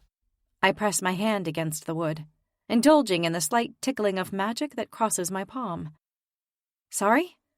I tilt my head as I turn back to look at him. Did you just say you gave yourself permission to enter my bedroom? Whenever you want. Just as I'd hoped, that bashful hue colors Jonas's cheeks. It's because I'm the one who did the ward. He tells me hastily. Obviously, I wasn't going to let myself in. Not unless you invited me in, that is. And why would I do that? It feels good to flirt unashamedly. Particularly after learning I've been daydreaming about bloody Kyor since I first saw him. And from the grin that spreads across Jonas's face, he doesn't mind either. How's your hand? He asks, taking my wrist and increasing the tension between us tenfold. Sore, I admit. He brushes his thumb just a little way from the cut. And your leg? You going to stroke there too? I tease, still not sure which way I want his answer to go. Not tonight, he says softly, leaning forwards and kissing me lightly on the cheek. I'm surprised when I feel a definite pang of disappointment. Maybe I'm not ready to be alone with my thoughts just yet. Tomorrow's going to be a big day. You should get some sleep. I intend on it, I reply. I step into my room and close the door. A sand bucket, a spelled ward, and angering the king by standing at my side? Jonas Lorathan has grown up well. Given everything that's happened over the last 12 hours alone, I'm mentally and physically exhausted. And yet sleep refuses to come. Despite being in the softest bed I've lain on in a long time, my mind just can't switch off. Thinking about Kay, Jonas, Kyor, and Chlinos and Benny, not to mention the inauguration of our vows tomorrow, my mind is in a constant whir. Like the offering to be considered for the Retterheld, the inauguration requires a gift to the goddess. Last time it was tears and prayers. This time, it's blood. Thankfully, nothing more than a pinprick is required to bind your mortal body to the goddess. The trials begin once the blood sacrifices have been made, and there's nothing to stop the first trial starting the moment the inauguration is over. The thought's enough to make me nauseous. Night rolls on as I get lost considering all the fates that may await me, and voices start to drift up from the floors below. The Retlings are letting their hair down tonight, and the dormitory beneath me is noisy. Some are drunkenly singing, some low-level bickering, and some moaning, having already found themselves in bed with a companion. Whatever the noise, it's all complicit in keeping sleep at bay, which is why, when the moon is well into its westerly traverse, I give up the ghost and get out of bed. Is it safe? No, but neither is going into the Retterheld unprepared. Pulling my coat tight around me, I cross the courtyard and cut through the large wooden gates that lead to the battle yard. I've no idea if the armory's weapons are locked up at night, but it doesn't matter. I only plan on using my own. At least until I push the gates open and step inside. I stare in awe at the vast space, which is at least 3 ballrooms long. Only the small entry area under which I stand is under cover. Everything else is open to the elements, with a wall of at least 30 feet high blocking the view of what goes on in here from the rest of the palace. Gods. I wouldn't want to be stuck alone in here with Zara, that's for sure. I wouldn't get out alive. A sense of foreboding settles uncomfortably in my stomach, and I push it aside. She's the one who came off far worse in the scuffle, and if I wanted a sign that Edda's on my side, that should be it. Still, better to check my aim with this new dagger than leave it to chance. As I'm looking for a suitable target, my eye falls on a weapons cabinet only a few feet away, and I decide a quick look won't hurt. It's an impressive array of weapons, with swords, axes, spears, and daggers. Gods, the daggers! My heart flutters as I run my hand along the smooth edges of the blades. Though some of the knives are more ornate than others, the craftsmanship of every one is exquisite. And though every single variation of length and thickness are on display, it's the few more unusual specimens that grab my attention. Several short push daggers with broad bone hilts and stubby blades. Devious tools, they could be easily hidden in waistbands to be drawn quickly for combat when space is limited. My mother did her best to patch up more than one wound from such a weapon when we were living in the Fifth Ring. Anyone who can wield a decent punch can do some serious damage with one of these. But given that I'm hoping to stay far away from any adversaries, punching won't be an option for either of us. I move on to the next specimen. A masterpiece that's double-ended with a punch blade for extra, well, punch. I also wouldn't want to be on the receiving end of one of these, but that doesn't stop me running my hand across the cool metal. That tickle of excitement grows stronger. Whether I plan on using it or not, I can't resist seeing what it feels like to hold. Wrapping my fingers around the central hilt, I lift it. Let me guess. You're wondering which one of those is going to be the one that kills you. A male voice drawls. Ice fills my veins. Kyor is here, with an array of weapons at his fingertips, and this time, there's no fire bead to save me.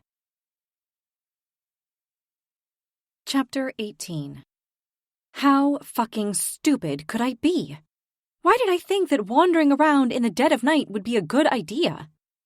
Kyor is standing only a few feet away and is still wearing his shirt from the ball, though now it's entirely undone, revealing even more of those circular tattoos. I seriously consider trying to stab him, and my hand squeezes the hilt as blood thrums behind my ears.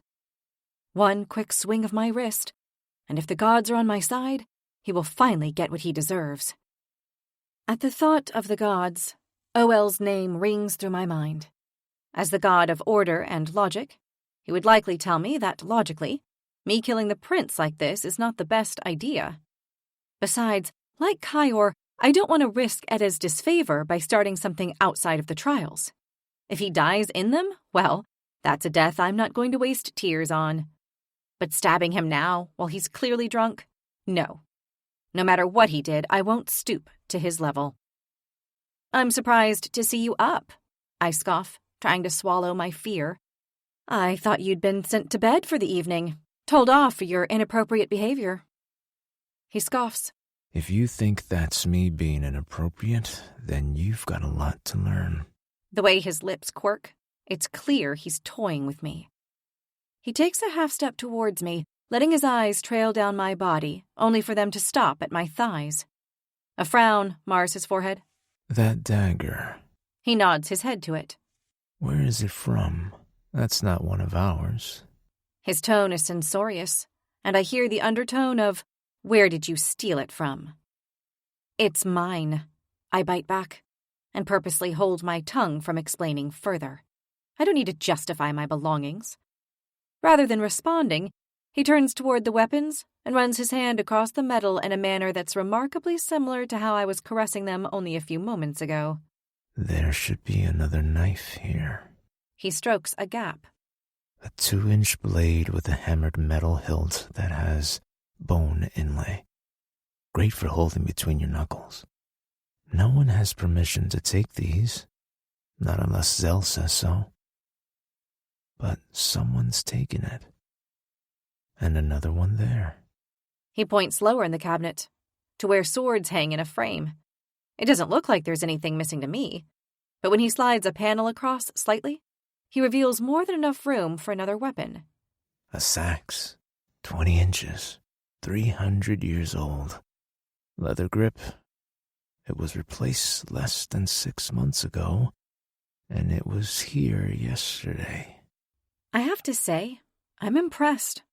From the slight slur to his tone, it's fair to assume he's still drunk, and yet he can remember all that detail. Or maybe impressed isn't the right word. Maybe angry is. Funny. I tilt my head. You can remember all that, and yet you immediately forgot your mother crying out and begging mine to save your younger brother, and not her. His eyes jolt up from the swords, and the next thing I know, my back slams into the wall of the cabinet, his hand around my throat, and the blade that was in my hand dropped to the ground in the shock. The blunt edges of the weapons in the rack press into my spine as his eyes meet mine with so much fire, it almost obscures their iciness. Don't. His hand remains on my throat with constant pressure, enough to hold me in place but not choke me. In fact, there's more than enough freedom for me to reach down and grab the dagger strapped to my thigh. I move slowly, not wanting to alert him. My fingers find the cool metal easily, and it takes all my willpower to not simply whip it out. Given he'd moved faster than I'd even thought possible when he pinned me here, I have to take my time and do this right. If I don't, it might be the last thing I do. Slowly, my fingers curl around the copper. Only when I'm sure my grip is completely secure do I unsheath it. My eyes remain unblinking on Kyor's as I slowly bend my elbow and twist my wrist, pointing the tip of the blade upwards. Do I want him dead? With every fiber in my body. But do I want to kill him like this? No. But only because I think that would limit my chance of winning the gifting. And then there's the slight issue that I would have murdered the heir to the throne. But, as maiming him likely comes with the same consequences, there seems little point holding back. When he speaks, his voice is brisk, calm, and instructional.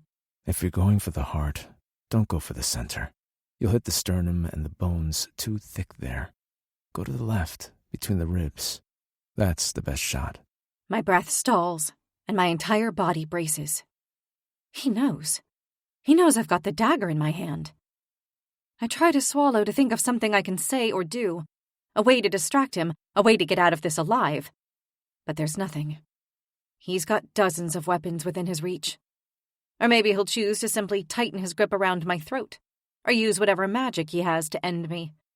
Yet he merely continues to stand there, waiting. Is he trying to goad me, so he can be justified in killing me? Aim to the left a little more. He continues.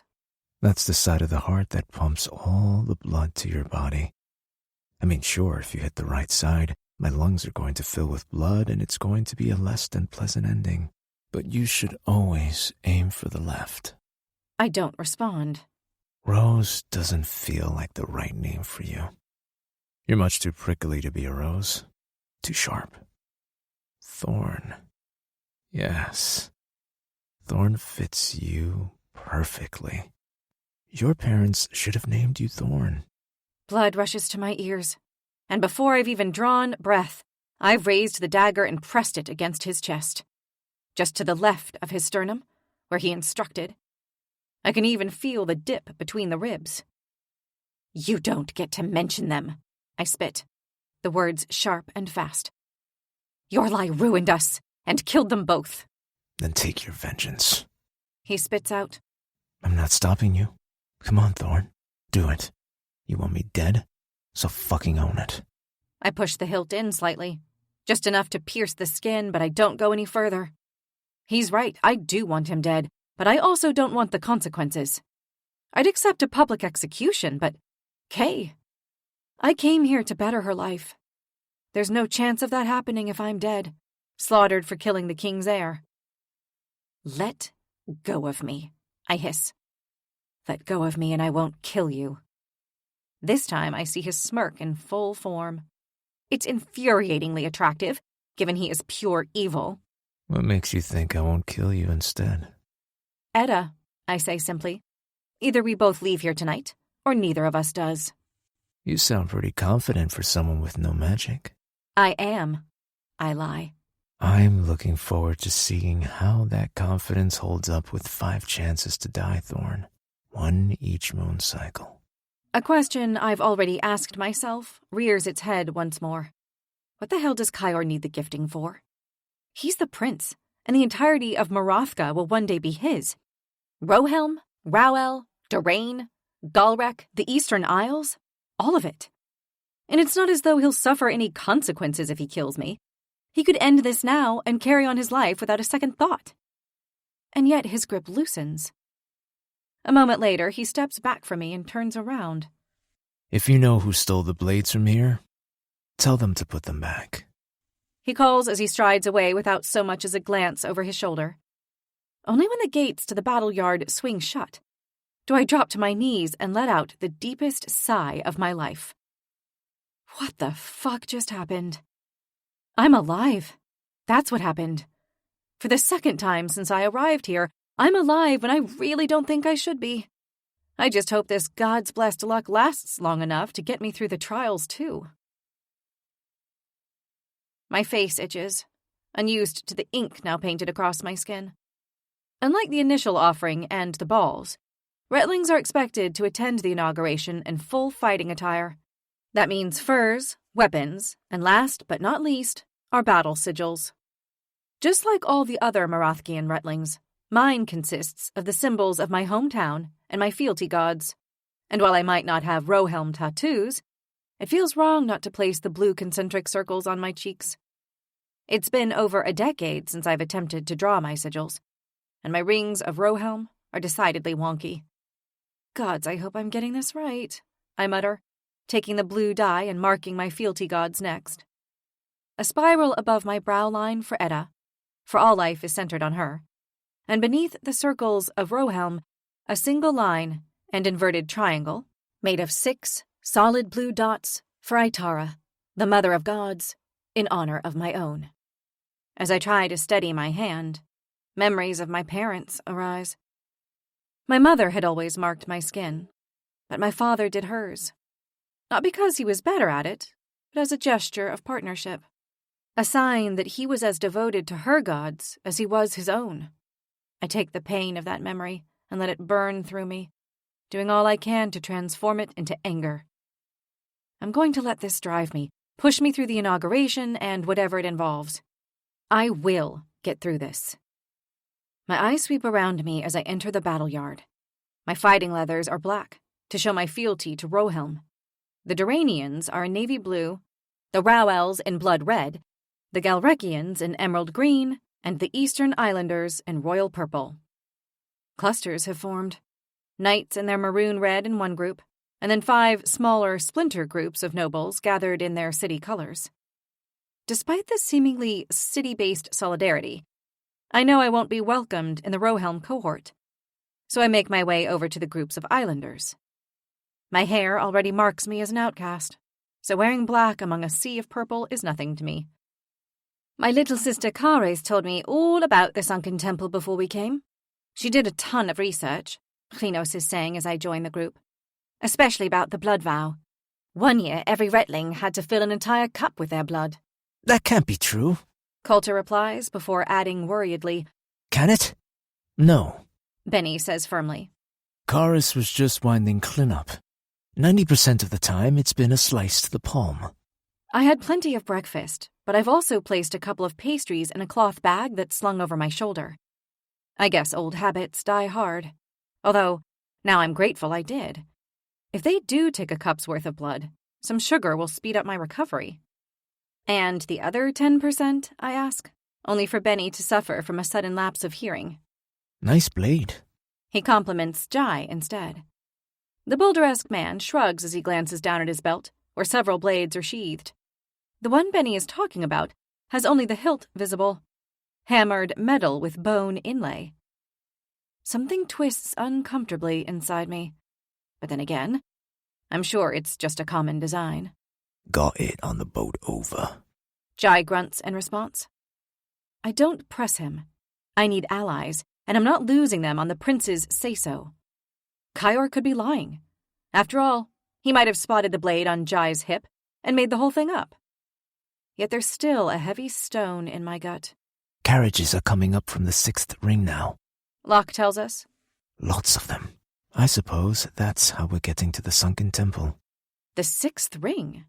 The fact that Locke can hear that is both impressive and terrifying. I wonder if he could hear it because he was specifically listening for it, or whether he can just hear that far away. If that's the case, it must be torture at times. I look over at the other clusters of Retlings. Thankfully, the Rowell group is a fair distance away from us, and there's no sign of Kyor yet, though I hate myself for looking. But there's one person on her own who catches my eye. Estelle! I lift my hands as I call her name. When she's looking in my direction, I wave her over before glancing at Benny. You don't mind, do you? More the merrier. He replies easily. At this stage, anyway.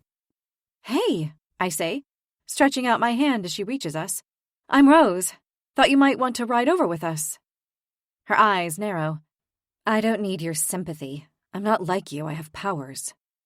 The remark stings more than I expected. You may have powers, but apparently you don't have any manners, I respond sharply. Her lips purse. You're right, I'm sorry. Long night bunking with a crazy woman from Dorraine. Thank you for the offer. There's no general chit-chat or offer of polite conversation, and I'm just starting to regret my decision to invite Estelle to join us when Jonas approaches. While everyone else looks at least a bit haggard, either from too much drink, not enough sleep, or a combination of both, Jonas is sporting a perfectly fresh face. His mane of hair is tied back in a knot on the top of his head, while his eyes glimmer like he's never been more well-rested. It's 8 people to a carriage. He tells us. He notices Estelle and offers her a nod. You're joining us? He questions her. Benny doesn't miss a beat before he replies. Us? I assume that means you're happy to work with us, Jonas? The two men observe each other for a beat longer than would be considered normal. To start with? Jonas replies breezily. Obviously. Benny drawls. It's a little while longer until the wide gates at the back of the yard open, and a stream of horse-drawn carriages file into the courtyard. All made of the same deep-stained wood, there's something incredibly claustrophobic-looking about them, and I'm not even inside yet. It doesn't bode well. Before I have time for panic to sink in, Klinos sidles up beside me. So, what happened with you two last night? She asks with a slight gesture to Jonas. What? Oh, nothing, I reply. Well, he warded my room, but that's it. It's only then that I remember the way Jonas's thumb had brushed against the skin by my cut, and how he'd kissed my cheek. It was as though the incident with Kyor this morning had pushed him entirely from my mind. Not that I plan on telling Klinos about that, either. He didn't come back to the ball, not while we were still there. Klinos presses as if she's sure I'm lying. Then he probably went to bed. On his own, I stress. A moment later, a carriage draws up beside us. It's the only carriage with jet black horses, and for reasons I can't explain, my eyes gravitate to the top of the wall beside me. The skin on the back of my neck prickles, and some part of me already knows what I'm going to see. Sure enough, a single raven sits at eye height, its beady gaze narrowed directly on me. Maybe that's just the way their eyes are, always looking like they're staring at you, like those portraits where the subject's gaze follows you around the room. That's all it is. That's all it can be. Yet despite my valid reasoning, a hollowness forms in the pit of my stomach. With a shake of my head, I move towards the carriage to climb in next to Coulter and Jai, who are already on board. It's not an omen. It's just a bird. It doesn't mean anything. Chapter 19. The carriage door clicks closed, and a moment later we jolt forwards. There are no windows and no way to see out, save a thin crack around the door that lets a sliver of light through, and an open skylight. I fix my eyes on the sky above, watching it turn from blue to gray. Remember, it doesn't matter how much blood you give at the blood vow. Jonas says as the horse's footsteps clatter on the paving stones. It's just to seal your participation in the trials. Yeah, we were talking about it before you turned up, Klinos tells him. Right, of course. But Rose? He continues directly to me. If the cut is on your hand and you get to choose which hand to bleed, it's probably best if you use the one that's already injured. rather than opening up a new wound. Yeah, I figured, I say. I push the exasperation down. It's sweet he's worrying for me, but I'm not stupid. Also, several years ago, one of the trials took place in the sunken temple. Jonas continues. So it's worthwhile researching the space while we're there for the vow. Which of course you already have. I bet you've been there dozens of times. Jai mutters. No one is allowed into the sunken temple. Jonas snaps back. Only the priestesses. So no, I haven't. I bet you've studied maps and shit. Jai folds his arms. He's trying to be helpful. Benny says sharply. Well, if he could do it without sounding quite so condescending. Guys, Klinos cuts in. I get that the impending inauguration is making all of us nervous, but this is nothing. It's not even a trial. And there's no way this is scarier than last night. I mean, at least we're in comfy clothes, right? Her attempt at levity fails, and tension rolls through the carriage. And we've still got one heck of a journey ahead of us. I've heard that several of Edda's priestesses have powers of portation and can move between locations in an instant. But you'd have to have an insane amount of strength to move all the retlings. You show fealty to Edda too, I say, noting the spiral marks on Klinos' face, although the two lines, one wavy, one straight, above her brow, mark her main god is Naira, the goddess of air and fire. Fitting, considering her gift as a wind wielder. I wonder who Kyor's gods are. Though I'd bet a pint of blood the goddess Jordanren is there. That man has chaos written all over him. My aunt is a priestess of Edda's, Klinos tells me. So we have strong family ties to the goddess. My mother was raised by a priestess when she was abandoned in the slums, I reply. Surprisingly grateful we have yet more to bond over. It's been a long time since I've found myself wanting to form friendships, and given that we're in direct competition, forming one with Klinos probably isn't the wisest thing to do, but I don't think I can end our burgeoning friendship even if I should. I need it too much, and I think she does too. Sorry, not to be rude, but if your mum was abandoned in the slums, how were you a noble? Benny joins in the conversation. My dad, I explain. He was a noble. Barely. The word is muttered under her breath, but it's loud enough to ensure all eyes fall on Estelle. I'm really starting to regret my decision to invite her to join us. She clearly has a very large rod up her ass.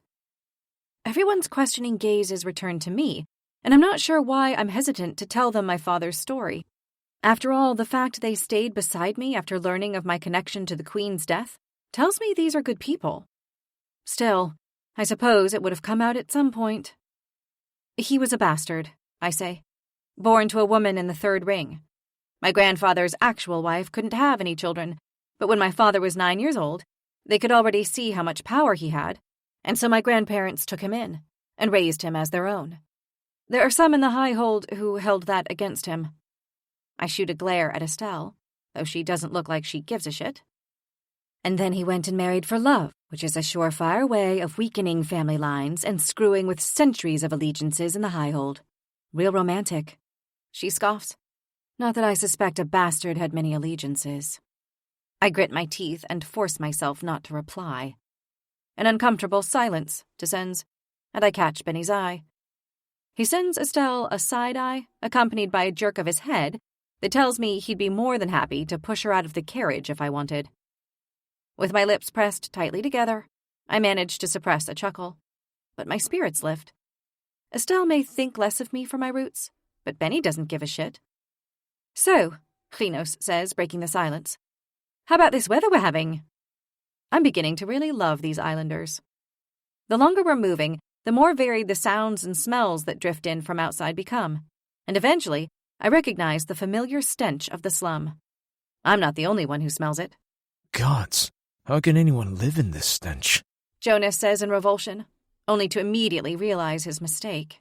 Rose, I didn't think, It's fine, I say, wishing he wasn't sitting straight across from me so I could avoid looking at him.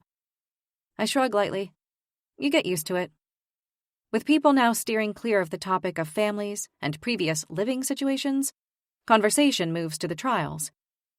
We list all the ones we can remember, including the delightful time the Retlings were forced to free themselves from underwater chambers before the air ran out, and another trial where they had to catch and hogtie an unbonded direwolf. Apparently, a record number died that year. Through it all, my gaze constantly flickers upwards to the sky, almost as though I'm expecting another raven to appear. Thankfully, there's no sign of any. That's a good thing, right? Thick clouds are all that's visible through the skylight when suddenly we're plunged into utter darkness. Well, we're definitely underground, Benny says after the darkness continues unrelenting for a few minutes. We must be nearly there. The sunken temple is a place whispered about with reverence, even in the slums. It's shaped like an inverted cone, going hundreds of feet underground, and was carved by the gods, or giants, or so the story goes. Down its sloping marble walls wind a procession of stone steps, descending into shadow, upon which spectators may sit to watch events in the arena.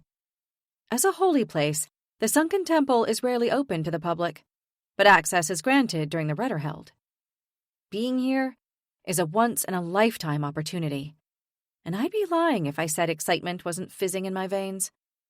From across the carriage, a hand reaches out in the dark and touches my knee. You okay? Jonas's voice echoes. I'm good, I murmur quietly. Is it me, or have we been going down for ages? Coulter asks plaintively. Is this right? Of course it's right. Jai grunts back. Not long now. Locke tells us. The front carriages have already stopped. Yep, there's no denying it. His power may not look as cool as wielding flames, but it's awesome. When we finally come to a stop, the carriage doors spring open, and a scattering of torchlight breaks the unrelenting darkness.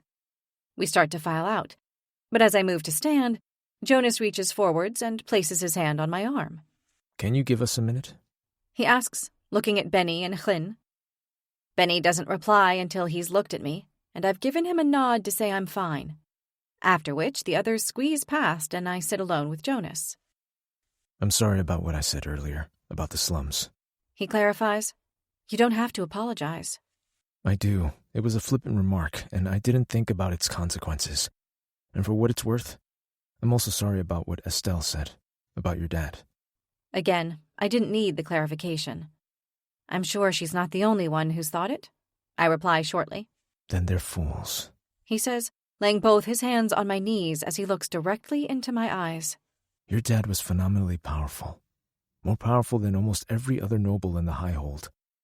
If they did have a problem with him, it's because they were jealous.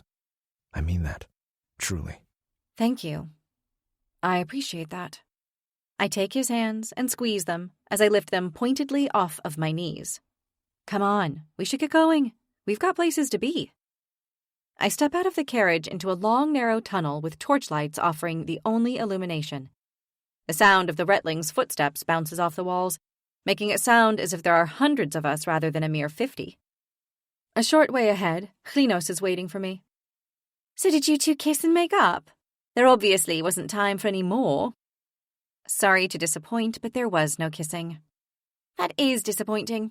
Nothing like a bit of gossip to distract from a spot of impending doom.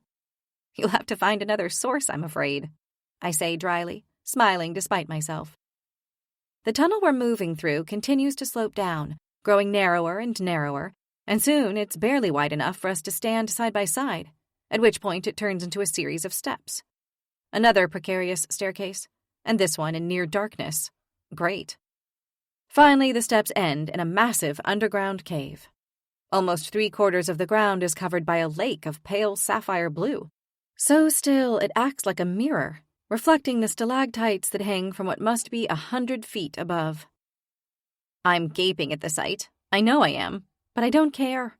Corvain's ostentatious chandeliers have nothing on this raw natural beauty. Redlings, welcome to the Sunken Temple. Now, it's time for a few guidelines to make sure things run smoothly. The voice is filled with the tone of command, but annoyingly, I can't see the speaker because the Retlings who got here first have crammed themselves so tightly around the person that there's barely any room to move. As I search out a better view, I notice an outcrop not too high up on the edge of the wall. The stone is rough with deep divots that will be perfect for climbing. Where are you going? Klinos whispers as I squeeze past her. To get a better view, I say, pointing to the wall.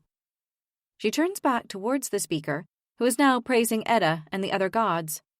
I'm only half listening, focused instead on choosing the quickest path to take up to the outcrop and ignoring the stinging in my left hand as I hoist myself up. The instant I take a seat on the ledge, I know I've made a good decision.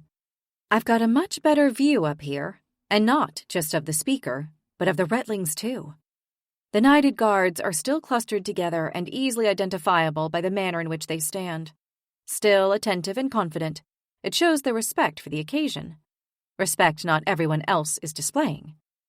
An older woman is running back and forth to the water's edge, while a younger one tries to stop her with constant hushing noises, which only serve to elicit more attention. As I watch, I recall what Estelle said about the crazy woman from Dorraine she was sharing a room with. I suspect I've figured out who she was talking about.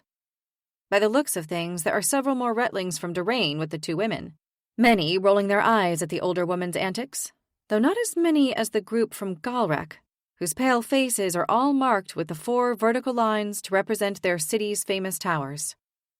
Zara is still with her goons, Oki and Eleanor, and they're joined by Shim and a couple of others. As I take in the Retlings, I realize I should be listening. Getting distracted in the trials could be deadly. I need to focus. I look to the speaker and immediately recognize him as the man who tried to help Kyor sober up at the ball. He looks around 60, with a gray beard and bald head, yet his frame is still ripped with muscle, and he carries himself with the same sort of gravitas as the knights. I'd bet my supply of seeds from Dina that he's got a direwolf somewhere. I allow myself a quick scan to see if it's present, and I'm not sure if I'm relieved or disappointed when I don't spot it. I do spot someone else, though. Kyor. He's leaning against one of the cavern's jagged walls, staring blankly at the speaker. Hungover, probably. He wears a fur stole across his shoulders and leather fighting trousers, and that's it. The man must not feel the cold. Either that, or his plan is to distract everyone with his physique, which I hate to admit is an annoyingly effective technique. As he stands there, I try to make out the marks of his fealty gods. I'm sure it's Jordanrin's starburst below his Rohelm insignia, but I can't decipher the one above his brow bone. What I do know is that the blue dye suits him. The color glistens against his olive skin, while the crispness of the lines makes his cheekbones look even sharper. The thought barely forms before he turns and catches my eye. I shift my gaze as fast as I can, but I know I wasn't quick enough. I die inside a little, knowing he saw me ogling him. The priestesses alone know what the trials will encompass, the speaker is saying. So while Commander Holden and I will be responsible for your training, we do not know what dangers you will face. Holden. The name rings a bell, but I can't immediately place it. Thank you, Commander. The man who must be Holden steps forwards to stand beside the speaker. A short man, Holden looks to be of similar age to what my parents would be if they still lived. Over the course of the Retterheld, we will become better acquainted. Either Zell or myself will be in the yard from dusk till dawn each day, and I would recommend that any of you who want to succeed do the same, although it must be said that training alone will not be enough to help you survive. So the first speaker was Commander Zell. He's rumored to be good friends with Prince Kyor, which immediately makes me distrust his judgment. After the vows, you will be transported back to the palace. Zell takes over again. And I would urge you to remember that while each of you here has been blessed by Edda, the goddess can strip you of that blessing just as quickly as she gave it. So tread carefully. The way he enunciates his words, like he's issuing a personal threat to us all, causes a chill to roll through the courtyard. You will be called one by one today to give your blood in the manner chosen by the priestesses. You do not speak. Not before, not during, not after. Not a single word. He pauses again, and tension swells through me. Does anybody know the punishment for speaking in the sunken temple? As the hair rises on the back of my neck, I don't doubt that every single person here knows exactly what he's talking about. The sunken temple is not just a temple of Edda. It is sacred to all the gods, and only the priestesses may converse in this sacred space. We're not in the temple itself yet, Zell reassures when he realizes volunteers aren't forthcoming. Even the young woman from Dorane has ceased hushing her older companion. You can bet my life I wouldn't be speaking if we were.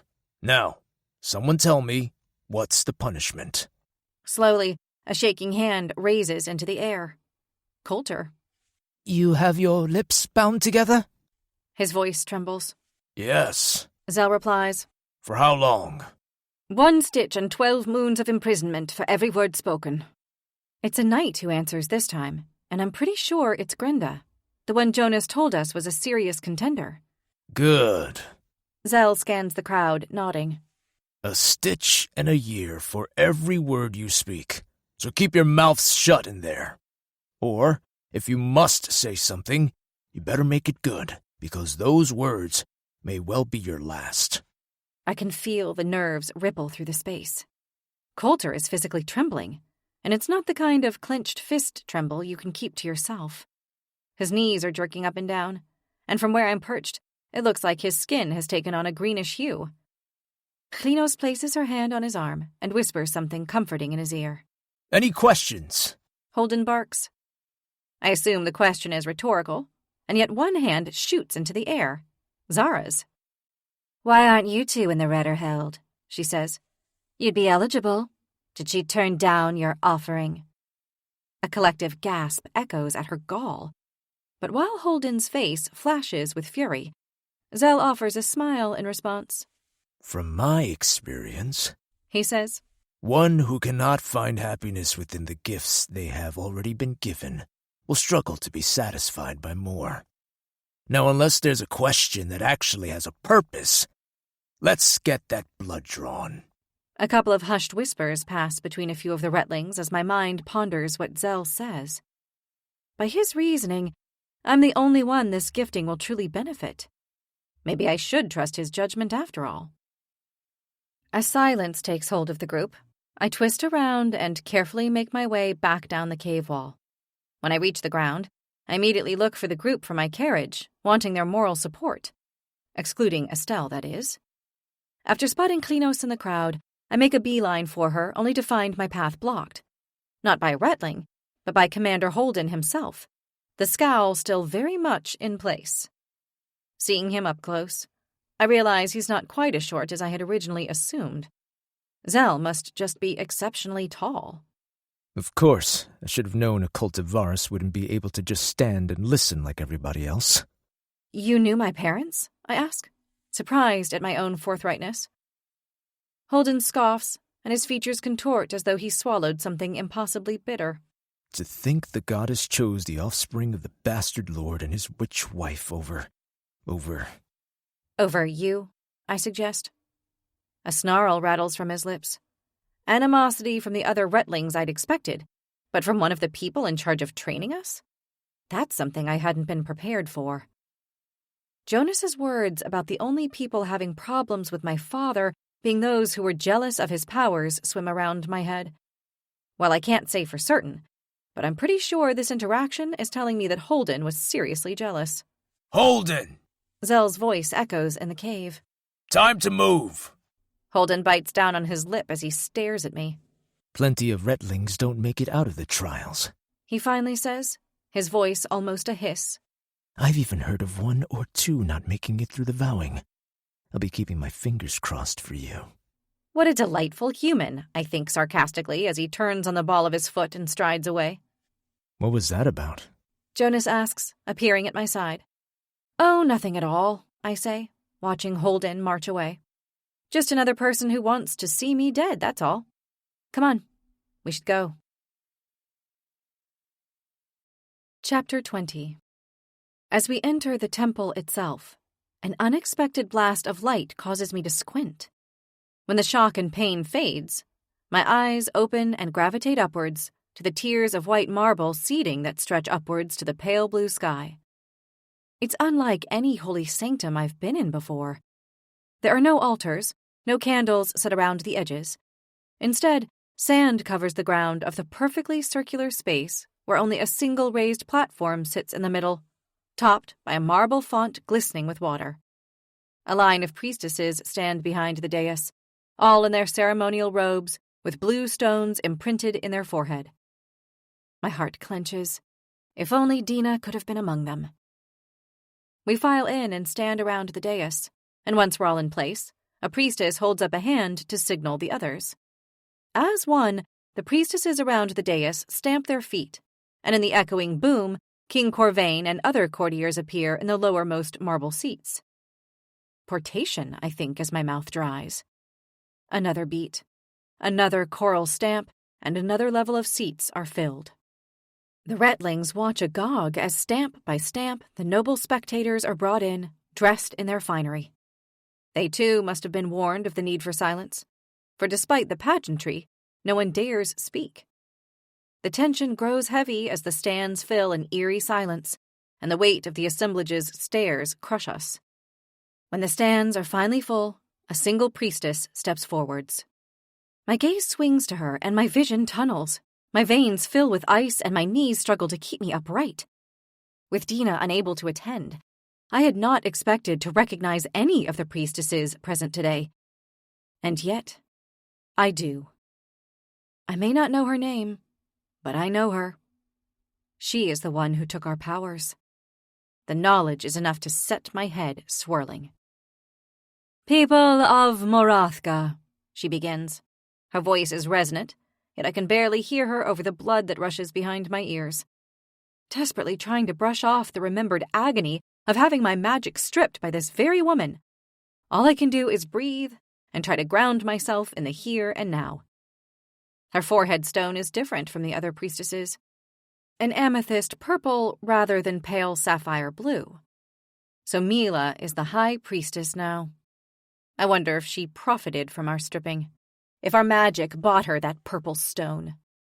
"We have come today to take the blood offering of the Redderheld," she continues. "Before you stand our Retlings, those the great goddess Edda has chosen to compete for the greatest reward of all, the gifting. Only one here will be granted this almighty blessing. By their presence, they were judged worthy.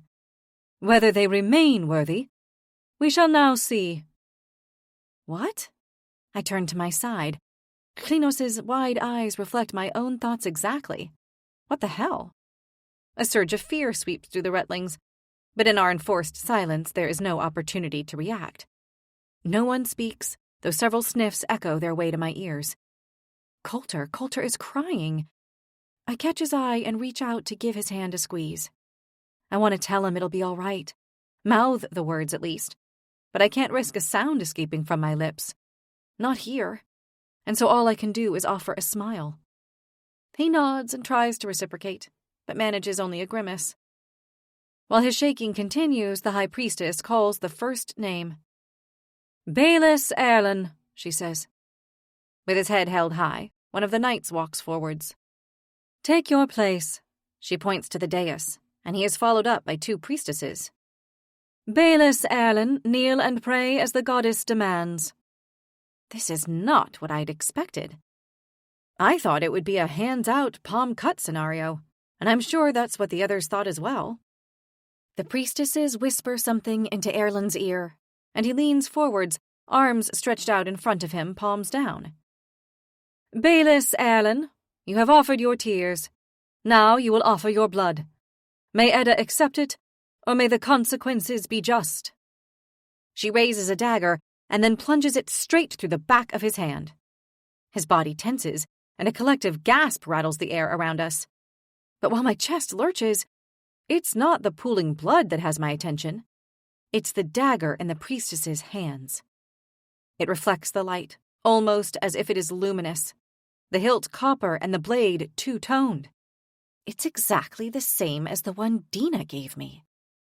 As I force myself to swallow the lump in my throat, I glance across the other Retlings only to see one has his gaze fixed straight on me. Kyor. He saw it too. And now, I'd bet my already vulnerable life that he's wondering, like me, what the fuck I'm doing with the dagger's twin in my possession. As Bayless Erlen descends the dais, my eyes stay focused on the knight's hand. I saw the blade disappear behind his knuckles, heard the crunch of the bone, and saw the blood dripping from the blade of the dagger as it was removed. A wound like that should require urgent attention. But the cut isn't even bleeding. So is the knife imbued with magic? Magic that limits how much damage it can do? That certainly feels possible. But if that's the case, then Dina's gift is close to useless. A knife that can't kill, that would only mildly aggravate a person, isn't exactly ideal. When the next name is called, the Retling is substantially more apprehensive, which is unsurprising given what we just saw. They flinch as the cleaned blade is impaled into the back of their hand, then gasp with relief as it's pulled out. No words, just sounds. With that, they're walking back to their place, and the next name is called. I watch the Retlings ascend the dais one by one, trying to ignore the pounding in my chest. It doesn't help that I constantly find my attention being back to Kyor. From here, I can see his marks for his fealty gods with perfect clarity. Jordanren and Naira. I was right about the chaos, then. And Naira is hardly a surprise, given he's probably a fire wielder like his father. I don't know what's wrong with me. I don't feel the same need to look at Jonas or Benny, but then maybe that's because I don't fear what they might do to me. I'm only able to forget about Kyor entirely when the first of our allegiance is called up. Locke. His pace is quick, almost a near sprint over to the priestess. Unlike with Bayless, when the blade is removed, a fair amount of blood streams from his hand, enough to cause droplets to fall into the sand as he rushes back to his place, as Jai is called next. I can't help but notice the possibly stolen dagger still protruding from Jai's weapons belt. And I wonder if Kyor's seen it too. He would know for certain if it is indeed the missing one. As Jai takes his place with arms extended, she recites the standard line. Jai Den, you have offered your tears, now you will offer your blood. May Edda accept it, or may the consequences be just. The knife plunges into the back of Jai's hand. But when it's removed, and Jai stands, there's a slight wobble to his frame. It could just be due to his size, of course. He's a big man, and he was near enough lying on the ground. But as he takes his first step off the dais, I notice the cut on his hand. While the other Retling's wounds have varied from a deep gash to a mere scratch, Jai's hand is streaming with a torrent of blood, coloring his fingers, his nails, even his trousers. It pours like a river, staining the sand beneath his feet. I thought the magic was supposed to limit the damage, yet blood is rushing from him so fast that his face is paling. With one hand covering my mouth, I reach out for Klinos with the other. But she's not looking at me. She's not even looking at Jai. Instead, her gaze is locked on Coulter, who is watching his idol with abject horror. The young Retling's eyes are red with tears, his whole body shaking as he bites down on his knuckles, low whimpers escaping from his mouth like a wounded animal. Jai is still moving, staggering slowly towards Coulter. But every step he makes is a stumble, a sway that knocks him more and more off balance. He's still walking, until he's not. Sand billows up from the ground as he falls to his knees. His glassy eyes meet his protégé's for a heartbeat before he drops face down to the ground. No! Coulter screams. That single word is all it takes, and he knows it. His hands fly up to his mouth, and he shakes his head repeatedly. But it's too late. Two priestesses move in to grab him, eyes flashing with fury. Please, no! He says, eyes wide in panic as they grab him by the wrists and drag him through the trail of blood left by his friend. 3 words, 3 stitches, 3 years. Shut up, Coulter. He'll still be young when he's free if he just stops now. He doesn't stop. I didn't mean to disrespect them. I didn't. Please believe me. Pain sears through my chest. How many words was that? My mind can't keep a tally. More than 10, surely. 15, 20? I feel sick. 20 years? That's more years than he's lived. He doesn't deserve this. I want to run to him and clasp my hand around his mouth or to scream out at him to shut the fuck up, but I can't. None of us can. Not unless we want to share in the same fate. I press my lips together as a tear slides down my cheek. I hear soft, pained sound next to me, and I reach again. This time my hand finds Klinos's, though I don't look at her. I don't need to. I know she'll be crying too. Tears of impotence and fury. It's wrong. I've seen plenty of dead bodies during my years in the slum, killed by sickness or starvation, or murdered for not paying what's owed to someone like Rula. But hollow eyes and lifeless lips never fail to invoke the same sense of sickness, especially when they belonged to someone you knew. Guilt strikes, hot and thick, and I choke on it. What if the goddess decided it was Jai's time to meet martyrdom because he stole the blade? Kaiar told me to tell the thief to return it, but I didn't. If Jai had returned it, would he be standing beside me now? No. There had to be more to his death than simply theft, or else surely Zara would have been struck down too. She killed Retlings, yet from what I could see, she had no issues when the blade impaled her hand. I look again at the priestess's dagger. I now have no doubt that it holds magic. My grip on Klinos remains unwavering, as does hers on me, the pair of us offering the only support we can. To die, like Jai just did, with no chance of even fighting back, and surrounded by people watching on in stunned silence, doesn't feel right. None of this feels right. In a daze, I watch Kaior take to the dais. The ritual is completed without issue, and Kaior returns to his place, a thin trickle of blood weaving its way down his wrist. My gaze meets his for just a second before it's torn away by the calling of another name. Mine. Chapter 21. Jai's body is still on the ground, face down in the sand. I would have rather died by Zara's hands than like that. Please, Etta, don't let me die in this place. I keep the words in my head, where only the gods and I can hear. The drumming in my chest and ears drowns out the sounds of my footsteps as I take my place upon the dais. Her eyes glitter with recognition, but the High Priestess's words are lost to me. I already know her instructions, so I kneel, arms outstretched, jaw clenched, breath held. An instant later, the tip of the dagger pierces the top of my hand, the uninjured one. As the blade is plunged all the way through my flesh, I wait for the pain to hit, for the reality of the wound to sink in. But there's nothing. Even as I feel the knife withdraw, it's little more than a sting. The priestess dismisses me, and I stand, turning to walk back to my place. There's no lightheadedness, certainly no gushing of blood, and my feet are as steady on the sand as they were when I walked up. Probably more so, given that my knees are no longer trembling. I'm in.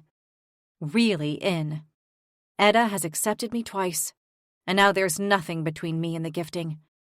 Except the other Retlings, and the 5 trials, that is. A flurry of hope flitters through me, and for the first time I lift my gaze to the spectators gathered within the sunken temple. Tiers upon tiers of people stretch upwards, rising like a mountainside. There must be 1,000, if not more, and yet out of all the people there, my eyes fall on one face.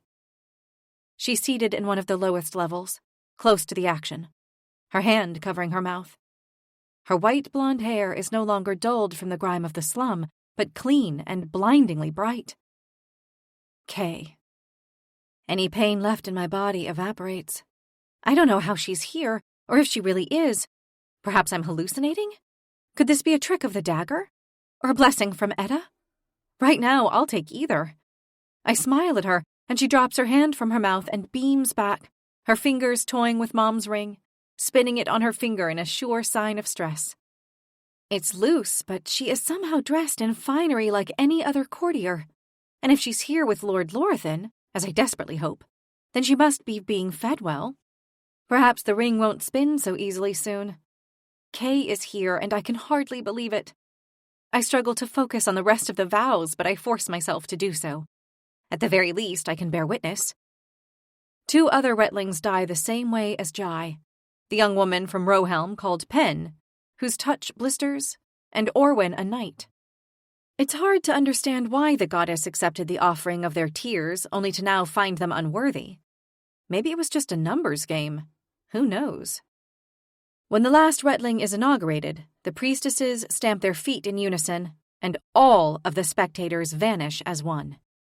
I can't even begin to imagine the kind of power it took to undertake a portation on that level, but as a number of priestesses sway and drop where they stand, I know it took a lot. I didn't even get a chance to speak to Kay, nor to wave her goodbye, but it doesn't matter. She is safe. That's all that matters. I'm grateful when Estelle chooses another carriage to ride back in, though it doesn't change the silence that consumes ours. When Benny finally breaks it, I wish he hadn't. I never expected to lose Jai first, he says quietly. Death was expected. Coulter's fate was not. Locke responds. Was it 15 or 17? Did anyone count? I'm not sure, Jonas says. It depends if they count the contractions as one word or two. My eyes remain trained on my feet and silence swells again. Death may have been an expected part of this process, but none of us imagined it would come so soon to someone like Jai. Finally, Benny sighs. He's 19. He'll see it through. And when he comes out of the sunken temple, we'll be waiting for him, waiting to give him the life he truly deserves. I promise you that. I don't raise my head to see if anyone nods in agreement, or even if Benny really believes what he's saying.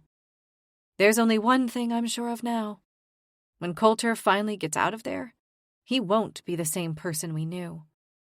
It's only when the sunlight starts filtering through the skylight in the carriage that I notice Jonas's hand is on my knee.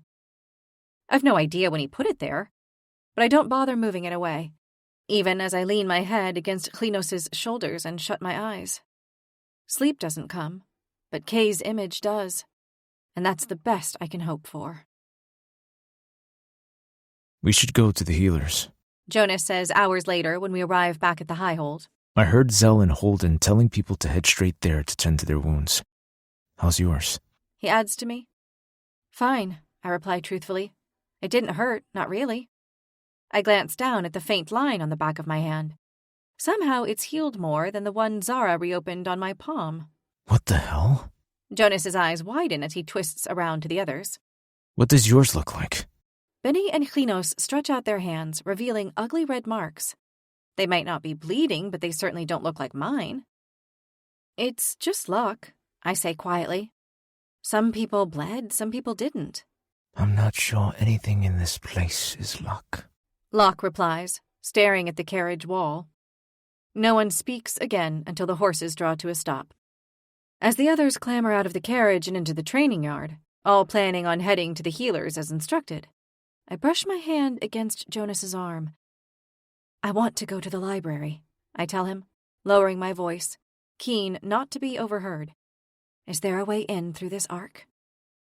Back when I lived in the Eastern Arc, you could access the library through the basement, and I'm hoping it's the same here. The library? He questions. I just want some books to read. I shrug. It's been a while. It's only half a lie. I definitely plan on finding some reading material while I'm down there, but mainly, I want to see what I can find on my priestess-gifted dagger. Until I know how the blade works, I'm not sure I can risk using it. And as the only times the Retlings are supposed to leave the barracks is for balls or trials, I need a direct route that will allow me to get to the library unseen. The other arcs all have routes down from the lower floors, Jonas replies, chewing on his bottom lip as he contemplates my question. So if there is, I assume it would be the same here? He doesn't know any more than I do. I sigh internally. I'll have to look for myself. You want me to come with you? Jonas asks, but the question is half-hearted at best. I shake my head. No, it's fine. You need to go to the healers. Besides, I could do with some space. I get it. From the way his eyes soften, he's telling the truth. See you later? Sure. He leans forwards and kisses me lightly on the cheek. When he moves back, his eyes lock on mine. I know this is going to be tough, Rose, and I still don't understand what Etta was thinking, letting you into this, but I'm glad you're here. It's only as Jonas heads to the healers that his words sink in. He doesn't understand what Etta was thinking. Shorthand for, he thinks I'm going to get myself killed. It's not exactly a vote of confidence. Still, I don't have time to worry about that now. Instead, I turn on my heel and make my way down into the lower floors. The kitchen is the only place I've been downstairs, so I figure that's as good a place as any to start. Even if there isn't access, hopefully the staff will be able to point me in the right direction. As I take the stairs down from the dining hall, the clatter of pots and pans and scent of roasting meats weave their way up to me, and I already know I'm going to find the place far more alive than the night before. I've just reached the bottom steps when a laugh catches me by surprise. It's a young man's laugh, low and resonant, yet also warm and frivolous. It feels so at odds with the day I've had, but so unbelievably needed, like fresh air after all those years in the slums. For a heartbeat, I stand there absorbing the sound, as if it could block out all the pain of the day. But when it stops, I blink myself back to reality and take another step forwards into a cluster of women dressed in brown smocks, busy at work. The man, who I assume was the owner of the laugh, is sitting on a table with his back to me. With a sudden sense of nervousness, I clear my throat, and several pairs of eyes turn to me, all questioning, some fearful. Sorry. I swallow the lump that has filled my throat. I wondered if you could help me? Redlings aren't supposed to be down here. The woman who speaks is shorter than me, with honey-blonde hair and round eyes. Food served in an hour. You'll have to wait until then, I'm afraid. We weren't expecting you back from the vow so early. We can only do so much. Her exasperated tone, and the comment itself, take me by surprise. Sorry, that wasn't what I was here for. I stumble over my words. I wanted to ask if you knew the way to the library? The library? She looks confused. Oh, well, maybe. Rather than replying, she turns to the man on the table who hasn't moved an inch. For the first time, I look at him properly. He's dressed in a plain black shirt, through which I can see his back is rippled with muscles. And there's something familiar about the cut of his hair and the tension fixed across his shoulders. I realize all too late who it is. Kyor. The life ruiner. Short of turning around and running back up the stairs to my warded room, there's nothing I can do. And even then, I don't think I'd be fast enough. Still, he won't kill me here. Not in front of the cooks. I'm at least certain of that. So I stomp hard on any fear that wants to rise. In one smooth, swift motion, Kyor jumps down off the table and turns around. Rather than looking at me, he faces the cook, flashing her the type of smile I didn't think he was capable of. It's okay, Layla, he says with an unexpectedly roguish wink. I'll take care of this. He found the time to remove his furs and put on a shirt, but he's only managed to half-clean his face. Blue smudges remain on his eyebrow, and there's a shadow of stubble around his lips. He moves closer to me, his voice low. Think books are going to help you survive this thing, Thorn? He scoffs. Maybe I need the library to find a way to spell you into admitting what you did all those years ago. The slightest hint of a smile flickers on his lips. You are so damned prickly, and you need magic to spell. Something I believe you're lacking. His eyes lock on mine, and it's war again. A battle not to be the first one to look away. Your Majesty. It's Layla's voice that causes us both to look away. If you don't mind. She gestures to the women around her, all looking extremely uncomfortable, not to mention unable to do their jobs. With a flush of embarrassment, I edge back. I'm sorry, I say as I turn back to the staircase. I didn't mean to disturb you. I hurry past the women. Hey, Thorn. Kyor calls out to me. I stop, only to curse myself for responding to his stupid, bloody nickname. I grit my teeth and start to move, but he speaks again. You'll find access to the library through the guard's temple. Maybe there'll be a book to help you save yourself. But I doubt it. Chapter 22. Kyor is lying. He has to be. I can't think of a single reason in the world why he would actually help me. Send me to a forest full of hungry direwolves? Absolutely. Throw me into the path of a speeding carriage? Again, yes. But help me with anything? No. And yet I head to the guard's temple all the same. Of course, there's a good chance the door was somewhere in that kitchen, and Kyra was left chuckling to himself the moment he sent me on this wild goose chase. But if I can't find a way in through the temple, then I'll just go down to the kitchen later, once the cooks have left, and have a proper look around. As I make my way across the battle yard towards the white stone building, the sound of his laugh echoes in my memory, stirring my hatred to a new level. What must it be like to laugh so freely? To know that whatever happens, life will always be one big party. He's never known hunger, never known suffering. And it's not like there was any real chance of him dying in this thing. The king just wouldn't allow it. I'll admit that the fact he knew the cook's name caught me by surprise, but there's bound to be a reason for that. Something he gains from pretending to be friends with the staff. Better portion sizes, probably. I do my best to quash all thoughts of the prince as I reach the temple and push the wooden doors open. This is not a temple to Edda alone. It's a temple to all the gods. It makes sense, given that space in the Highhold Arcs is limited. If they put in a temple for every god, there wouldn't be any training space left for the guards. As I step inside and am hit by a blast of light from the stained glass windows, I see a figure seated a few rows ahead. I don't want to disturb someone's prayer by wandering around searching for doors, so I hover, unsure if I should stay. But just as I go to leave, the praying man stands and turns to exit himself. "Commander Zal, I'm sorry. I didn't mean to disturb you," I murmur, voice low in deference to our location. "You're not. I was just leaving," he says gruffly as he walks towards me. My body tenses, recalling the thinly veiled threats from Holden in the cave. Does Zal also want me dead? If he does, then now, alone in a temple with no witnesses, would be a perfect time. I shift back, offering him a clear route through to the door, yet as he reaches me, he stops. My heart squeezes as he tilts his head to the side, studying me. I do my best to ignore the row of blades strapped to his belt, any of which could run through me within a heartbeat. "You're Elias and Riva's daughter, aren't you?" Hearing their first names spoken aloud causes a throbbing in my chest I couldn't have anticipated. He is the first one to call them by name rather than a spat cultivaris. "You knew my parents?" I ask. "I did. I'm sorry to hear they passed. And for what happened before." The throb transforms as my back molars grind together. Such a simple phrase for the utter destruction of my family. I change the subject. "I was told there was a route into the library through here. I was hoping I could visit."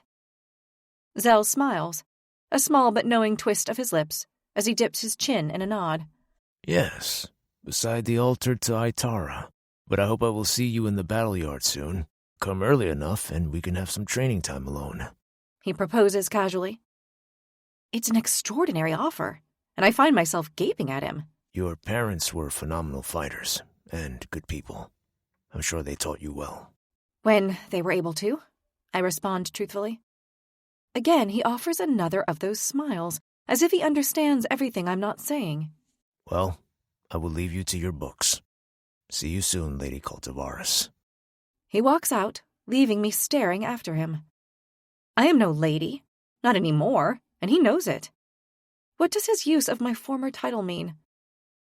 Is it possible that someone else in Highhold agrees that what happened to us was unjust? That I might have another ally? Or at least not another enemy? The thought is strangely comforting. The moment he's out the door, I head to the altar of Itara, marked with 7 stars, 1 for her and 6 for her children. If I had this skill, I'd have drawn stars rather than dots on my face for her mark, as they do at weddings. For now, I offer her a brief prayer of thanks before continuing around the altar to where, just like Zell said, there's a door. A smile forms on my lips. With every step down, the aroma of leather and paper grows, as does my excitement. I know I've come here for a reason, but that doesn't mean I can't have a wander first. After all, something tells me Zara isn't a reader. I should be safe down here. A gasp escapes me when I finally arrive on the library floor and am greeted by rows and rows of books on wooden shelves. Some are cloth-bound, others leather-bound, and a feeling of awe takes hold. With all the years away from them, I'd forgotten how calming it was to be surrounded by books. At least I know where I can escape to now between the trials. The issue I have is working out where the hell I'm going to get the answers I need. The area of the library under the court was always filled with staff. Archivists, curators, scribes, people who could tell you where to find what you need. But I have no idea how I'd even get to that side of the library, let alone how long it would take me. As I'm trying to work out what to do, an impatient male voice cuts through the quiet. Have you written that down? Did you hear what I said? He took the Sannings magic. That's who they were, Sannings. The first men stripped. My attention is piqued. I'm not sure who these Sannings are, and I've never heard of people by that name being stripped of magic. But then, I'd never heard about Estelle and her sister either. I follow the voices to a seated area, where a young woman is sitting at a desk with an elderly man. His eyes are opaque, a pearlescent pink-blue sheen covering his iris and pupils. Did you get all that down? He's talking to a young woman with dark skin and warm blonde hair shaved close to her head. She's dressed in a green robe and is scribbling in a notepad with an inkwell next to it. I did, she says softly. If I find out you've missed anything from here, there'll be consequences. The blind man snaps. Would you like me to repeat what you just told me? She says. Her voice is soft and calm. It's certainly not how I'd speak if someone was talking to me like that. Fine, yes. In the days after the great goddess created the earth. The great goddess Aitara. Listen, Caroline, that should say the great goddess Aitara. I shall amend that now, Caroline replies, dutifully revising her notes before continuing. In the days after the great goddess Aitara created the world, she birthed her 6 children. But the world was too big and lonely for the 6 of them alone, and so they created man. The gods decided that the humans would have a share of their powers and distributed it among them, gifted for one life only, to be returned to the gods via martyrdom upon death, and bestowed upon another at birth. But only 6 of the 7 gods agreed to this. Sanrot, god of land and sea, was angered by his siblings' and mother's choice, and as the centuries passed and his bitterness grew, he began stealing the magic back. The Sannings were the most isolated and nomadic of the humans, marked as different with their pale skin, pale blonde hair, and peridot eyes. Their lives were so hidden in the forests that even the gods did not notice what Sanrot was doing until it was too late, and he had stripped the Sannings of their powers entirely. A cold shiver runs down my spine. It's a compelling story, and her delivery captivating, but I don't have time for fairy tales, particularly not ones that are borderline blasphemy. I'm looking for answers and, hopefully, someone to help me find them, so I move into the woman's line of sight. As Caroline notices me, a smile, one which looks remarkably like gratitude, rises to her face. I'm sorry, Rohan, she says, closing the notepad. We've got to finish for today. I've other people I need to go inscribe for now, but I can meet you tomorrow. A grumbling sound clears from the man's throat. Already? But I haven't even got to the Mirkers, or how Aitara and the other gods sealed Sanrot up. Caroline's smile flickers. I'm sure we'll get to that soon. She offers me a glance, and I know exactly what she's saying. He's crazy. Everyone knows that making up falsehoods about the gods is a surefire way of turning them against you.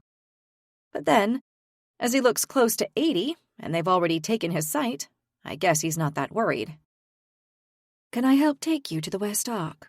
She asks as she stands and helps Rohan gather his things. For a moment, I'm shocked by just how tall she is. Taller than me by a head and a half at least.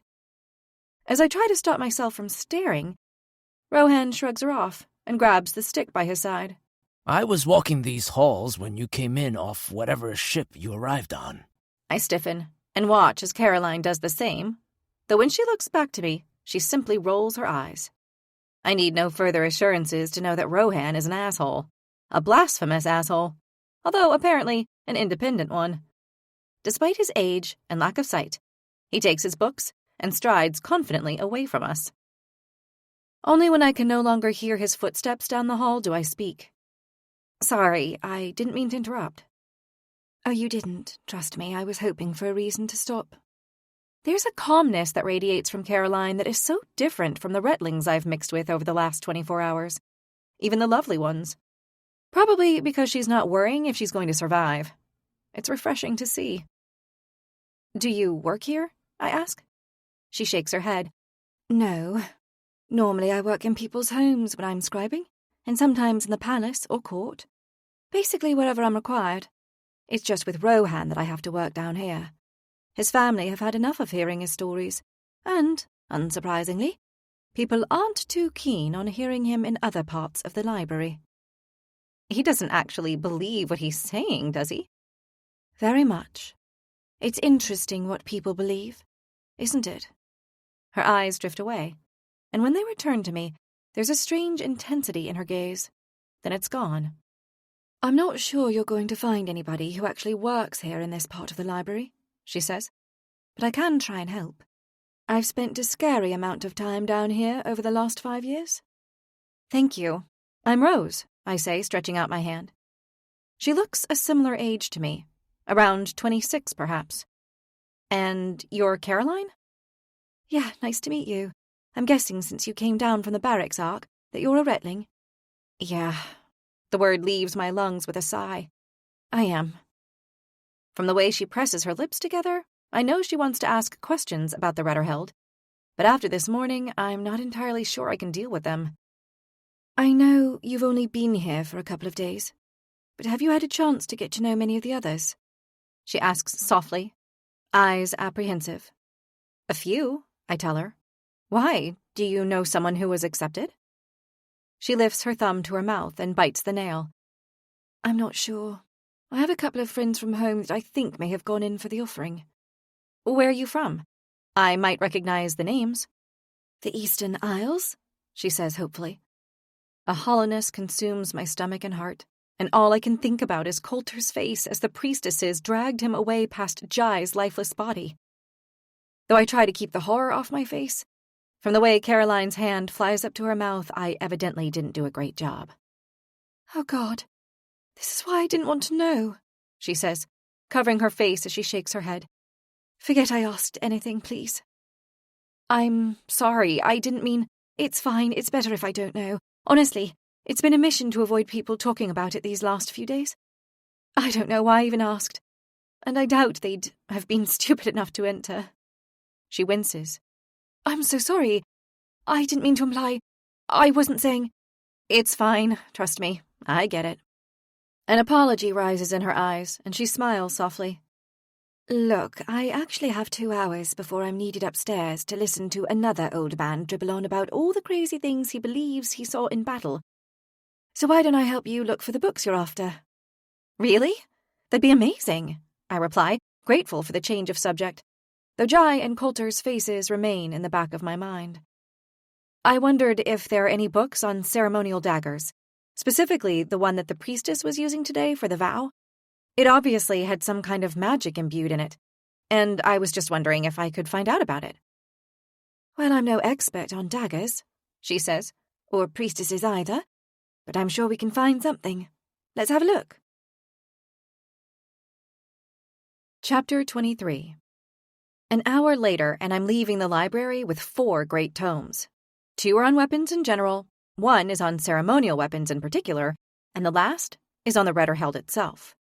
The more I know about the different trials, the more I'll be able to prepare. I hope. Surprised by their weight and disgruntled at my lack of strength, I carry the books up to my room. Once there, I change and head down to the battle yard. Despite taking a fair while at the library, there are still very few people practicing. The knighted guards, including Grenda, are all in conversation with Zell on the far side of the space. Estelle is practicing ducking and jabbing with a large enchanted bag that swings back and forth, constantly changing angle and height. For a minute, all I can do is watch her. She's fast, but inaccurate with her shots. And if she's got magic to help her, she's not using it. Her only method is avoidance.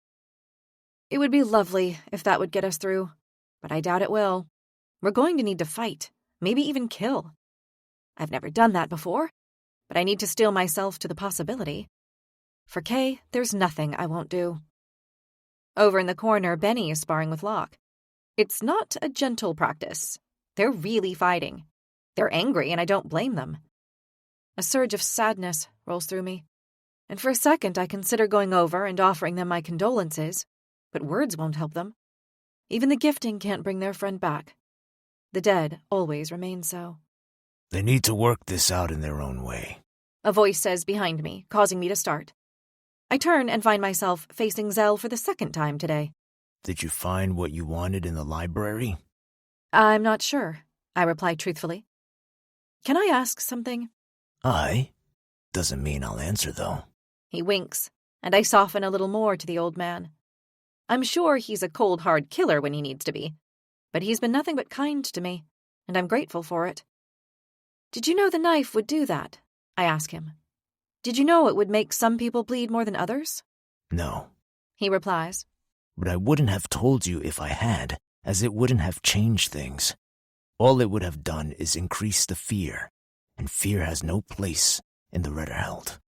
I raise an eyebrow. Surely fear is inevitable in the trials, and has its place, I say. Adrenaline, for example. It helps you focus. Nerves or apprehension can help hone focus, yes. But true fear freezes you, distracts you. He explains. The best thing you can do is know yourself. Know your weaknesses, know your fears, know your strengths. Know when you can push yourself and when you need to slow down.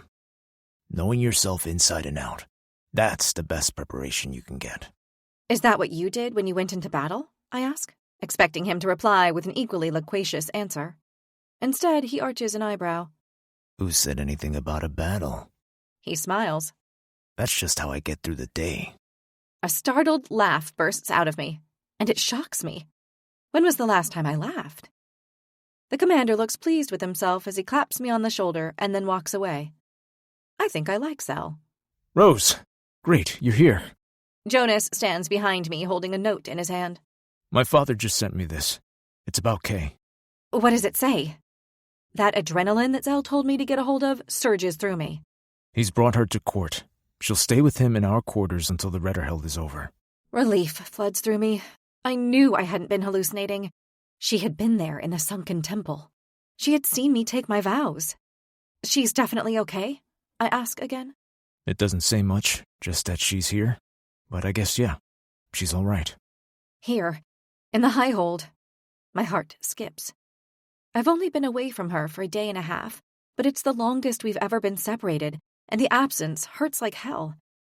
There are things I should have said to her, like not to forget the health tonic Mother always made us take. She'll be at the ball, I expect. Jonas says. After the first trial, you can see her then. Provided you stay alive, that is. There's something about his tone that makes me feel like he's not sure that's going to happen. And he's probably right. If I don't start training, I'm going to be screwed. Well, Zell's offered private training sessions, and I'd be a fool not to take him up on it. And I'm no fool. Looks like tomorrow I'll be getting up early, but for now I have Jonas to train with. Well, rather than talking, you could always help me fight. Grinning with the knowledge that Kay is safe for now, I stride over to the rack of weapons and grab a sword.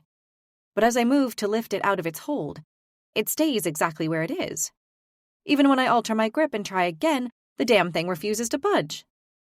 Are these things spelled in place? I ask. I'm looking at Jonas when I speak, but it's a voice behind me that replies. No, they're not. Still dressed in the plain black shirt he was wearing in the kitchen, Kyor pushes past me and picks up the sword like it weighs nothing more than a feather.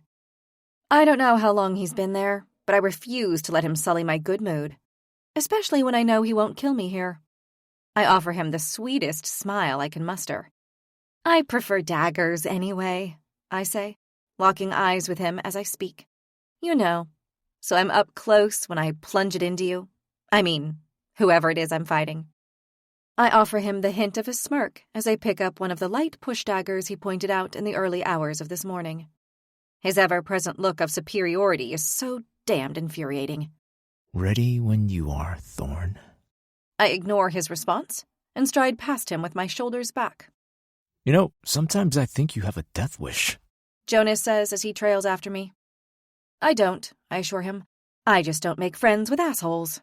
I guess I'll take that as a compliment. He grins. Now, let's see what you remember. It turns out I remember precious little. After 3 days of getting up in the dark to train with Zell before the other Retlings awake, And then training with Jonas and the Eastern Islanders all day. My muscles are so sore that I can't remember what it's like not to ache with every breath I take. Breakfast in the dining hall is always a noisy affair, because waking up and knowing we're actually going to see another morning feels like enough of a reason to celebrate, which in the Redderheld, I guess it is. How are you still able to walk? I huff to Chlinos as I follow her to our table. Do your muscles not feel like lead? They're definitely tight, she admits, but we've trained a lot, since birth. So had I. Even when we were first stripped and moved to the 5th, we trained daily. It's just these last few years in the slum that saw it slip. Badly. It's hard to practice running laps anywhere when you're so hungry you get lightheaded just walking to the market. Unspoken rules have formed among the groups. The knights sit nearest the food tables. I'm pretty sure a couple of them know the cooks, or at least they're definitely favored by them, as the piles of pastries on their plates are substantially larger than on anyone else's.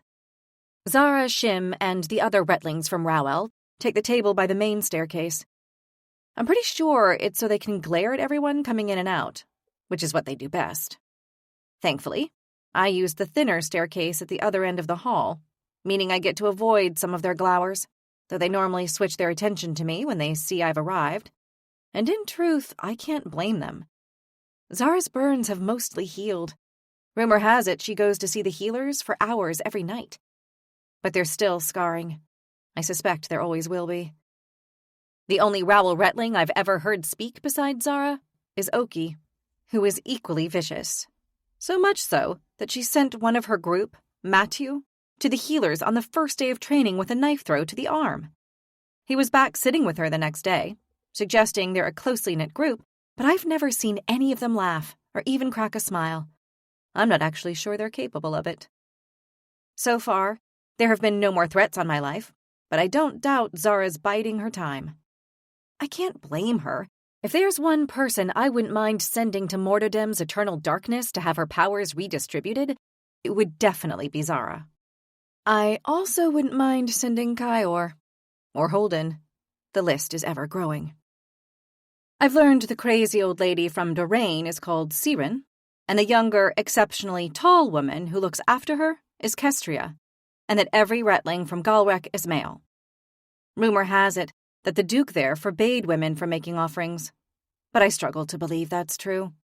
The Duke's answer to the king, and I can't imagine any would be foolish enough to make their own ruling against his.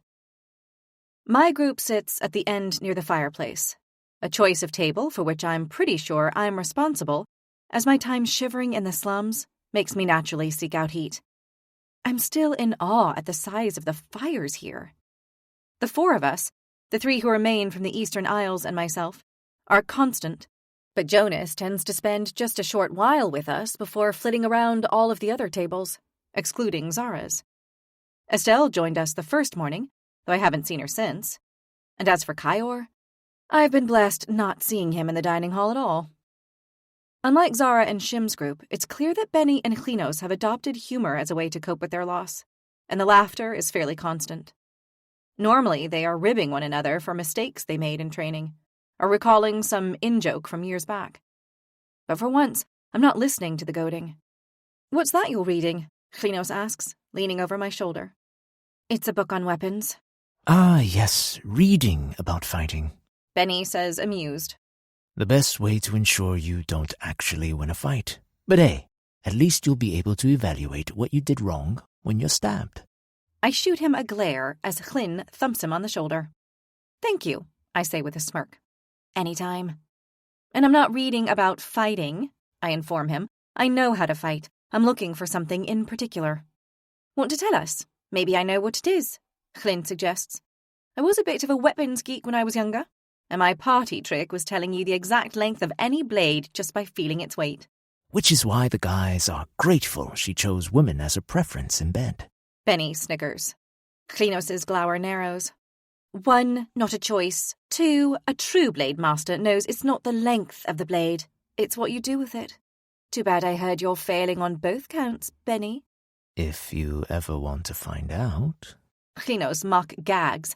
"Please don't, I'm eating." I shake my head. It's not just any weapon, I say, deciding to go with the truth. After all, Kyor has already seen it, and I don't see any harm in telling the people I actually trust here. It's the knife the priestess used in the blood vow, I explain. Immediately their faces pale, and I realize what an idiot I am. Of all the things they didn't need reminding of. I'm so sorry, I shouldn't have said anything. No, it's fine, Klinos says, drawing in a long breath to steady herself. We asked. So what is it you're looking into? The properties? No. Well, yes, but no. I was given a knife by a friend when I got accepted here. I'd never seen anything like it before, but... well, it's the same as the one the High Priestess used. Both pairs of eyes widen. Seriously? Yep. I was looking to see if I could find out anything else about it, but I've had no luck. It doesn't help that I'm struggling to read at night like I normally do, what with all the early morning training with Zal. Still, I've at least scanned through all the books I got from the library, and I've not found anything yet. You got books from the library, Hlyn says, latching onto a different part of the conversation. We can go to the library here. I thought we could only stay in this ark, unless it was for the balls or trials. Yeah, I say. The library is down in the basement, and there's access from the guard's temple. Zell knew I was heading there and didn't say anything, so I don't think it's a problem. Can you take me there after morning training? She asks, her eyes lighting up. Just tell me how to get there and I'll go without you. I'll come with you, I offer, although I was planning to go this morning after breakfast. Caroline was going to look for something for me, and said that was the best time to catch her. Caroline? Klinos' smile drops as her posture stiffens. What did she look like, this Caroline person? Similar age to us, maybe a bit older. Warm blonde hair, dark skin. And she was tall. Blonde, and how tall? Like a little taller than you, or actually tall? I feel the blood drain from my cheeks. I'd got so wrapped up in looking for books, I'd forgotten about the questions Caroline had asked me before we started the search. About whether I knew any Retlings from the Eastern Isles. Gut-churning, I realize that they almost certainly know each other. Though it's a moment later when I realize quite how well they might. Caroline. Kaz. I think I should take you there. Now, I insist. Chapter 24. How could you not have said you know Caroline? Hlyn huffs, hot on my heels as I lead her and Benny through to the guard's temple. It wasn't deliberate, I promise. I spoke to her just after the vows, and everything was a mess. She only asked me once about the Isles, but then she said she didn't want to know anymore, and I didn't make the connection. Did you know? Did you know she was here? Klinos asks Benny. No, he replies. When she responds with a withering glare, he stresses his answer with a little more force. I promise, Klin. If I had known, I would have told you. Besides, we still don't know if it is her. It's her. I know it's her. Honey blonde hair with dark skin. That's what you said, wasn't it, Rose? I nod. And her eyes. They're brown flecked with green, right? Like little green freckles. I didn't think it was possible to look so closely at someone's eyes as to see the color of the freckles within them. But then I remember the way Kyor's icy irises had held me completely entranced in Edda's temple the night of my offering. I'm not sure, I admit. As I reach the doorway past Itara's temple that leads down to the library, Klinos pushes straight past me. Kaz, she calls down, thundering so fast I'm surprised she doesn't slip. Kaz, are you here? Are you fucking here? It's a library, I hush from behind her as I try to keep up, but I know there's little point. Kaz, are you here? Klin, you need to slow down. Benny repeats, but she doesn't listen. She just keeps running and calling Kaz's name. I quicken my pace as much as I can, only to almost slam into her back when she suddenly stops. It only takes me a heartbeat to see why. There, standing in front of us, is Caroline. Honey blonde hair, dark skin, and even though I can't quite see them, I bet there are green freckles in her tear-filled eyes. Eyes which look solely at Klinos. I don't know if I want to kiss you or kick your ass for being here, Caroline says quietly. How about we start with the first one? Klinos replies, striding forwards and taking hold of Kaz. I'm so sorry, I say to Benny. Tears prick my eyes. I should have brought her days ago. As a retling, every single day counts, and I've cost my friend 3 precious days. It's fine, really, Benny says, touching my arm. Besides, if Kaz had wanted to know, she could have easily found out. I suspect she's been deliberately avoiding it. Because she didn't want to know that Klinos has put herself at risk? He doesn't answer my question. He doesn't need to. It's been a long time since I've seen true love. Absolute devotion no matter what trials the couple faced. Adoration even when exposed to each other's worst version of themselves. I never understood how my mother stood by my father's side for all those years. But the way that Hlyn and Kaz look at each other, as if staring at the full glory of a god made corporeal, helps it make a little more sense. Come on, Benny says, gesturing to the stairs behind us. I suspect Hlyn is going to miss training this morning. The battle yard is the fullest I've seen it, which I take as a sign that everyone's hand has finally healed completely from the blood ceremony. Everyone's trying to get in as much practice as possible before the first trial, which could be announced at any time. All we know is that it will happen before the next full moon, or at least we assume it will. My eyes immediately seek out Zell. The commander is not just a skilled fighter, he's also a formidable teacher. The way he teaches, guides, and pushes me in every session with just the right amount of force and encouragement reminds me of my father. Or, at least, the man my father was before my brother died. I watch him working with Zara and Oki, forcing them to fight with one hand behind their backs as if they were injured. To make it fair, he's fighting them the same way. 2 against 1, and yet he's still winning effortlessly. Zara's teeth are bared, her eyes glowering as if she's desperate to rip open his old battle wounds and win with magic. But nobody can use their powers on Zell. That's his power. He's a siphon. He blocks out other people's magic. And from what I can tell, he can do it at a fair distance. Sometimes, when they've been right on the edges of the yard, a few people have managed to use their skills, but if you're anywhere near Zell's vicinity, it just doesn't happen. It's a great skill for a teacher, allowing him to force people to work on their physical strength rather than relying on their magic. But against the Isin, where his presence alone is enough to neutralize their ice magic, it's enough to win battles. It's no wonder he's so renowned. So, what kind of training do you want to do? Benny asks. The type they're doing? He nods to Zara and Oki, then Grenda and the other knights before looking back at me. Or our type of training? Which one is more likely to keep me alive? A grin widens on his face. Our type of training it is. We're 30 feet up, perched at the top of a sandstone wall, looking down at all the fights that are taking place below us. Benny refused to let Jonas join us because yesterday, when we'd been sparring, I thought it was going well, only to discover he was using his left hand and deliberately holding back. That was when Benny stepped in. You're not helping her. He'd scowled at Jonas.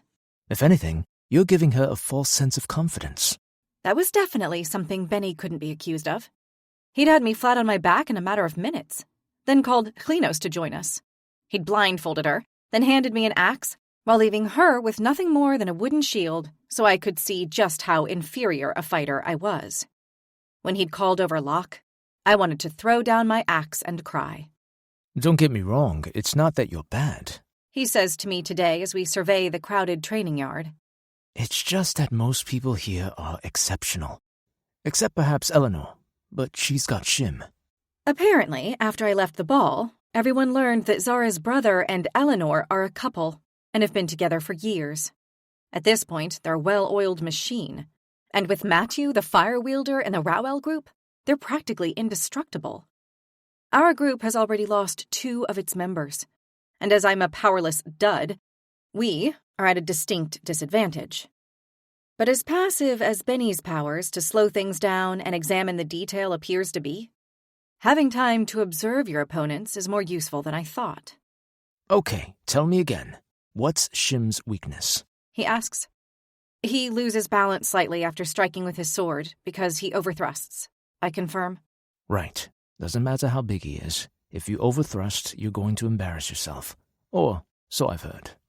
I roll my eyes before offering the answer to the question I know he's going to pose next.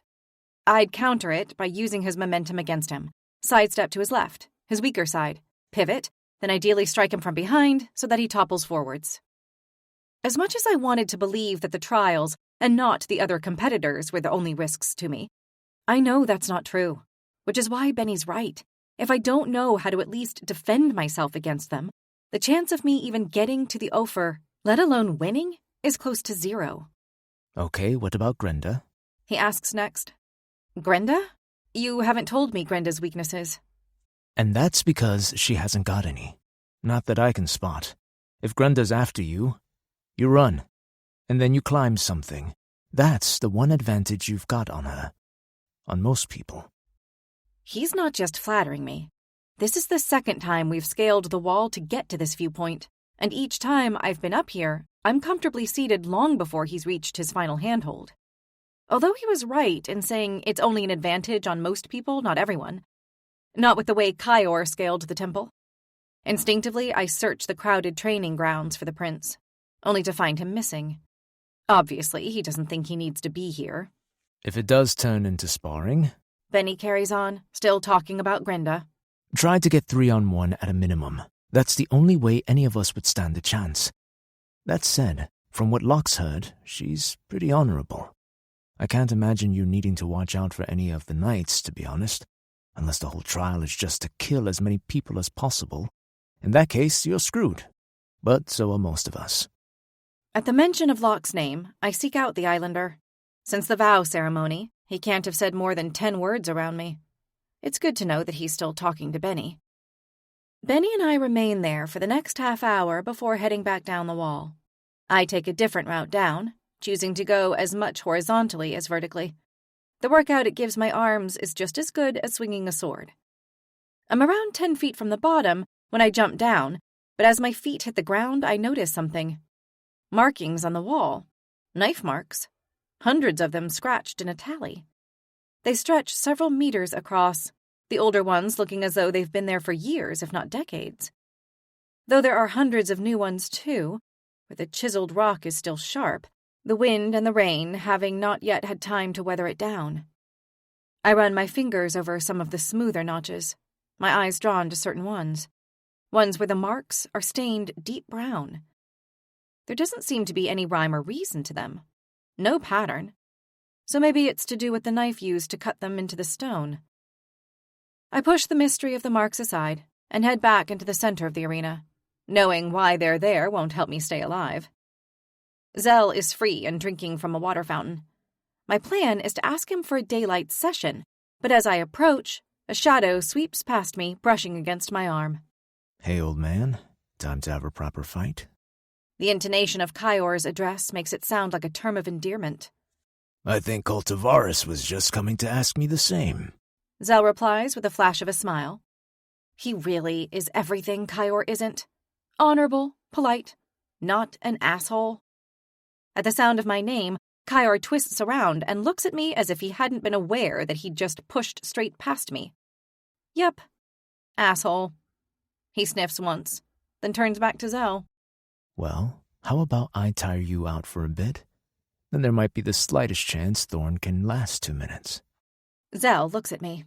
It's clear he won't accept without me agreeing, but the last thing I want is Kyor watching while I practice my footwork. As you will, Your Royal Highness. I shrug, as if I can't care less.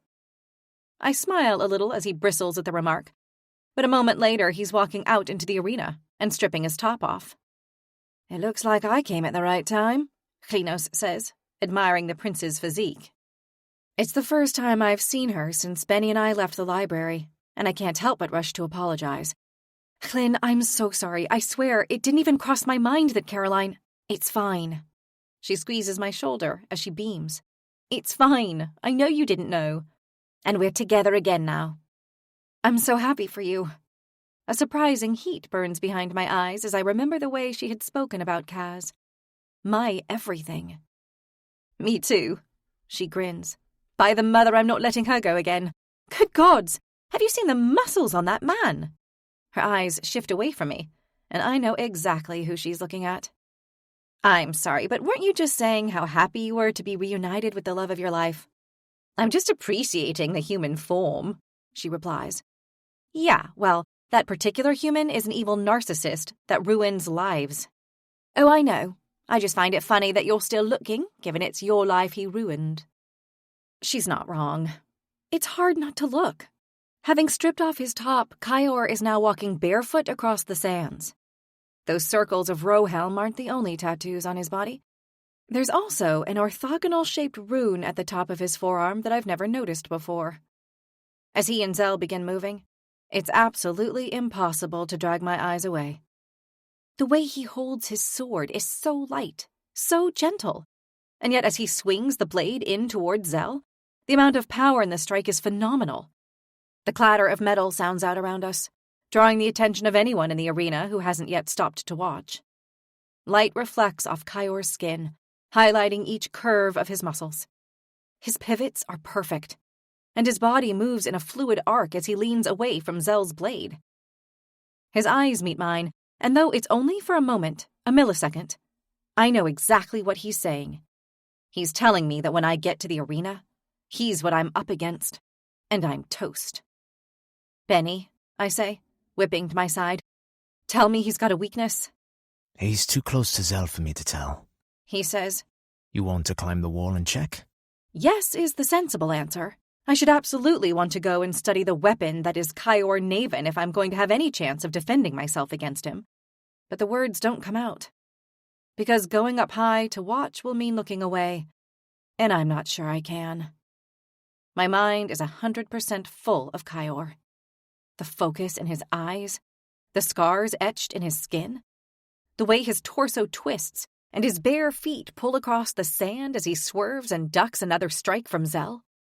He's not even attempting to bring the older man down. Zell, on the other hand, is giving it his all. His knuckles are white, and his teeth gritted as he aims for every exposed part of the prince. But Kyor makes each block look effortless. Does anyone know what Kyor's power is? I ask without looking. Shh! You're detracting from the moment. I don't know who speaks, but they're probably right. He swings his sword faster and faster. I didn't know it was possible to move that quickly. His body is a complete and utter masterclass. He can't beat Zell, can he? Klinos whispers. I've seen the commander take on the knights 3-1. There's no chance the prince is actually that good. Is there? I don't reply. There's no need because we're all witnessing the answer. Yes, Kyor is that good. There's a reason he's not been in the battle yard on any of the other days. It's not just because he doesn't need it. It's also because he wanted this.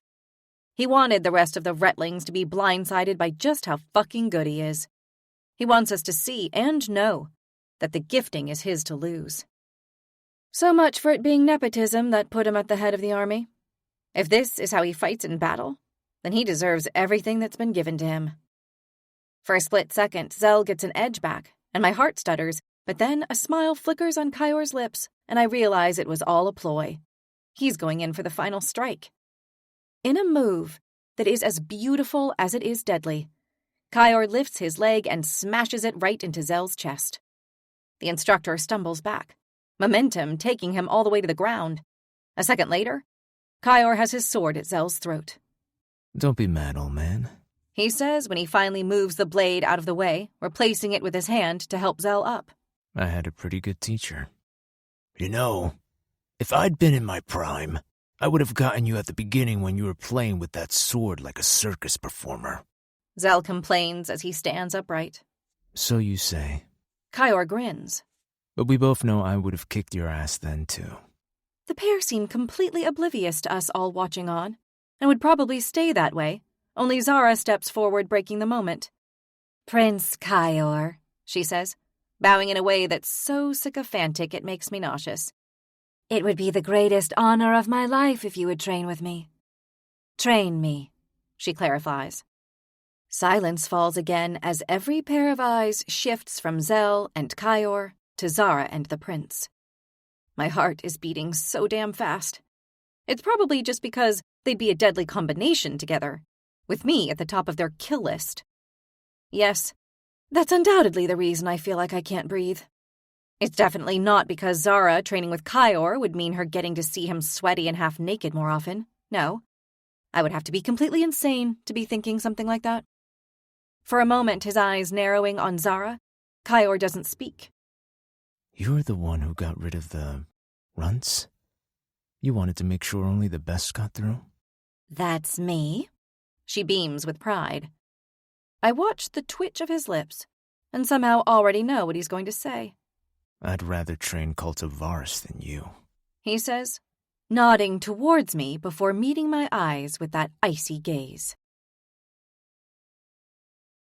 Chapter 25.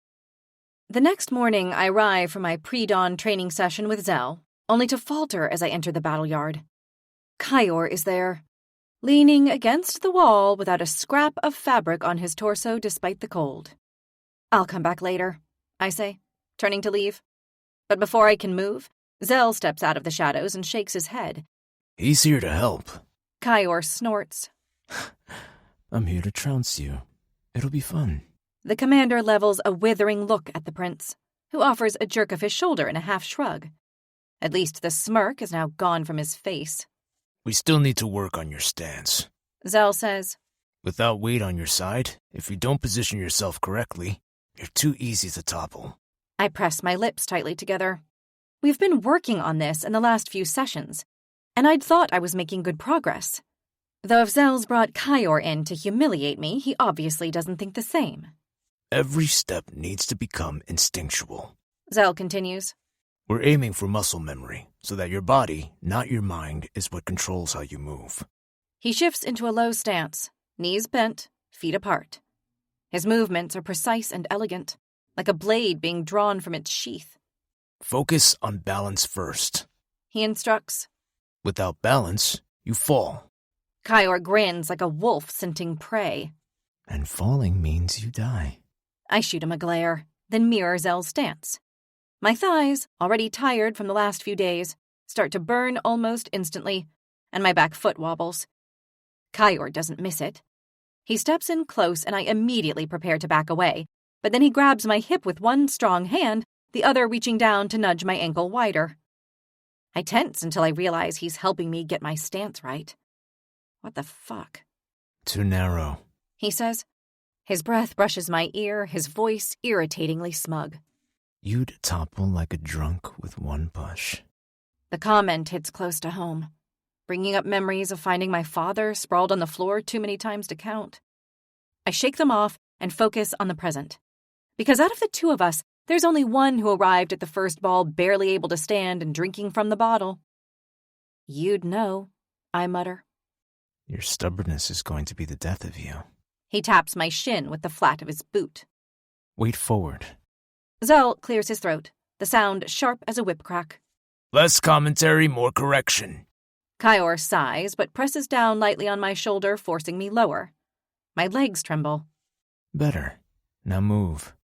Right foot first. Small steps. Keep your stance. Don't cross your legs. I obey, shuffling forwards. It feels clumsy and awkward, like learning to walk again. My arms flail, searching for balance, and Kyor chuckles dryly. Graceful as a baby deer. Shut up, I snap, then instantly lose my balance, lurching sideways. His hand clamps around my elbow before I can hit the ground, and heat flares in my cheeks at the contact. Even more so when his smirk returns. You're welcome. He winks. Zell strides over, his expression flat as stone. He adjusts my foot himself, his grip firm but not rough, then gives Kyor a look that promises pain if he speaks again. It's a moment I'll cherish. Muscle memory takes repetition. Zell repeats. Again, left foot, back. Hold your weight evenly. I grit my teeth and try again. Step, step, balance, burn. Every correction feels like humiliation. Yet beneath it all, something steadier is forming. The muscle memory is slowly returning after years with no proper training. My body still aches, but my stance doesn't falter as easily by the end of the session. The whole time, Kyor circles me like a hawk, pointing out my mistakes with unbridled joy. Why are you helping me? I mutter, when Zell is far enough away not to overhear. You think I'd miss the opportunity to watch you humiliate yourself over and over? He grins. Besides, I told Duarte I'd train you, and I'm a man of my word. You said you'd rather train me than her, not that you would. He shrugs. Zell also bet me I couldn't make a decent fighter out of you. I like a challenge, and I was bored. I want to be furious that Zell bet against me, but I have to admire the cunning. The challenge appeals to Kyor's gargantuan ego, and if he's busy trying to prove himself as a teacher, then he might be less inclined to kill me. For the first time since I saw the other Retlings fight, I actually feel optimistic. The next week is a blur of sleep, fighting, reading until my eyes get too heavy to stay awake, then waking up and doing the same thing again. Zell keeps Kyor in check, but I continue to struggle with the training sessions. Having the prince's hands on me is distracting, but little by little I'm improving. Every part of my body aches. Muscles in places I didn't even know I had muscles have been stretched and strained to their limits. Baths are no longer the luxury they were when I first arrived, but a necessity. Holden was pretty harsh on you this afternoon. Benny speaks between mouthfuls at our table that evening. What was his problem today? Oh, just the usual. Me. Since our first conversation in the cave, Holden has varied his interactions with me, from completely ignoring me to criticizing and belittling me at every possible opportunity. That's a great example of how to get killed easily, Is one of his favorite lines, and it's usually paired with a taunt about my father. He had sloppy footwork for a noble, but then again, that should hardly be a surprise, considering he wasn't actually a noble, was he? Today's dig was about my father again. Fighting like that, you seem to think the great goddess will offer her gifting to just anyone. Then again, I guess you need her too. He's all bark, I add, aware that the others are still looking at me. Honestly, I can't imagine how he got a direwolf to bond with him. I guess some wolves just have really shitty taste, Klinos replies. As I laugh, my eye is drawn to the far end of the dining room, where Oki is glowering at me. It's not an unusual sight, and I actually wouldn't be surprised to discover they've written up a timetable, an actual rota to ensure that no matter when or where we are, one of the Rowell Retlings is glaring at me.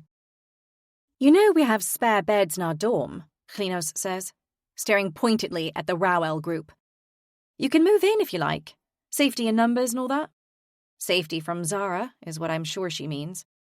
Yet there have been no threats on my life since that first day. I have a horrible feeling that Zara wants an audience when she finishes me off, which means a trial that they let spectators attend. Oh, yeah, Benny says. I'm sure Rose wants to give up her little corner of tranquility to listen to you and Kaz all night. Klinos' cheeks color. Talking, she clarifies. We talk, and it's not all night. She always makes sure she's back in the Northern Arc in the morning. The last thing we want is for someone to catch us and stop her coming. Benny's cheeks puff, and his eyes squeeze shut as a strangled snort threatens to burst free. What are you doing? Klinos asks, as his body shudders. A snicker escapes. You said you didn't want someone to stop her coming. It's just too easy. Klinos rolls her eyes before looking back at me. So, about the room? She asks yet again. I press my lips together as I prepare to give her the same reply I've given the last 5 times she's asked me. Is it okay if I think about it? Is someone else having their own bedtime conversations? Benny wiggles his eyebrows suggestively. You and Jonas were having a good spa yesterday. From where I was standing, things looked as though they were getting rather hot, if you get my drift. Everyone gets your drift, Klinos comments scathingly. Because your innuendo has all the finesse of a horny bull on market day. I snort. Wow. Cruel. Benny pouts. But seriously, Klin turns to me. Have you two finally bitten the bullet yet? Or are you still pretending that you're just old friends? She uses her fingers to emphasize the last 2 words. Not that I need the visual cue to get her meaning. We are just old friends. I think. I reply, only to let out a sigh. I'm still not sure what's going on with Jonas and me, but it's definitely not got to the stage of needing a room. We've given up sparring together, mainly because he's still going too easy on me, making me oddly grateful that I have Kyor making my morning training sessions such a misery. Yet Jonas always appears at some point in the day, and each time we end up talking, sometimes for hours. Often the conversations center around the trials, but not always. He's told me about his father's wards, and how he's sure Kay will be enjoying her time with them. He's massaged my shoulders when they've been tight from training, and I've offered him salves to help with his scrapes. I've even fallen asleep on his shoulder at the dining table after a particularly brutal day. And through it all, he's never once mentioned any significant men or women in his life. But then, I've not brought it up either. Though if he is betrothed, or even seeing someone, I can't imagine they'd appreciate the time he and I spend together, or the static hums that buzz in the air when his eyes have held mine for just a fraction too long. I hate to be cynical, but I've come to two conclusions. One, that he doesn't want to sleep with me and get too attached because he thinks I'm going to die. Two, that he doesn't want to sleep with me because, like many of the other Retlings, he's repulsed by my lack of magic. But the more time we spend together, the less the second one feels true. So, early death it is. I just hope that whatever this is between us, it'll be enough for him to feel a desire to look after Kay if anything happens to me. "They told me to warn you! They told me to make you see!" My thoughts are severed by a commotion over on the other side of the dining hall. Siren is wildly waving her hands around as she races between the tables, shouting from the top of her lungs. "Why won't you see?" "Fuck, here it comes," Locke mutters. "Brace yourself." Benny grimaces. Maybe Kestriel will manage to stop her before she... I don't get to the end of my sentence before the entire dining room is swallowed in darkness. Siren's illusion magic is something else. The walls are instantly replaced with towering trees, the tiled floor now grassy undergrowth, complete with scuttling rodents. But it's the shift in the air that's most astonishing. The cold chill and crisp sweetness that can come only from the forest. The first time it happened, it showed which of the Retlings were able to keep their cool. I, like most of the others, went straight for a weapon. But there were several, including Eleanor, who began shaking with fear. Shrieks of, "It's the first trial! It's the first trial!" had rung out. "It's not the first trial!" Kestria had yelled in response, trying but failing to make herself heard above the chaos. "It's not the trial! It's Siren!" Only when the old woman had calmed down did the illusion finally drop, and the dining hall returned to its previous state, albeit with more than one upturned chair and several spilled jugs of water. "How long do you think this one's going to last?" Jonas asks as he sidles up beside me. A corkscrew twists my insides as I consider the conversation we were having just before Siren's latest episode. "Where did you come from?" I ask. "I was just over there, talking to a couple of knights.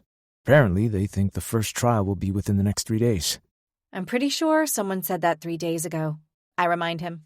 "Maybe, but it pays to be alert." I can't help but scoff a little. Alert has been my constant state of mind since I arrived here. So much so that I even considered taking some of the paparvi seeds from Dina to relax. But that's not a route I want to go down. "Probably best to get an early night then," I say, finding his gaze through the darkness and making my intention perfectly clear. Or at least I thought so.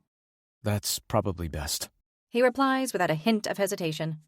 "The better rested you can be, the better you'll be able to fight." I'm still not sure if it was a brush-off or complete obliviousness on his part as I climb the stairs to my room a short while later. He's right about one thing, though. I do need sleep. I pull off my boots, strip down to my underwear, and drop down onto the bed. My eyes jolt open as I bolt upright. What the hell? My body feels like I'm in the center of a bell as a thunderous peal sounds, loud enough to shake the metal bed frame. I clamp my hands around my ears, unable to see the source. Magic, I realize groggily. Magic is waking me up when it's still pitch black outside, and I know there's only one reason that can be. The first trial. An uneasy sensation rolls through as knots clamp around my insides. It started. As lucidity takes hold, the sound softens but doesn't stop. I hastily pull on the clothes I dropped by the bed before I'd fallen asleep, only to remember I need my furs for this, not to mention my sigils.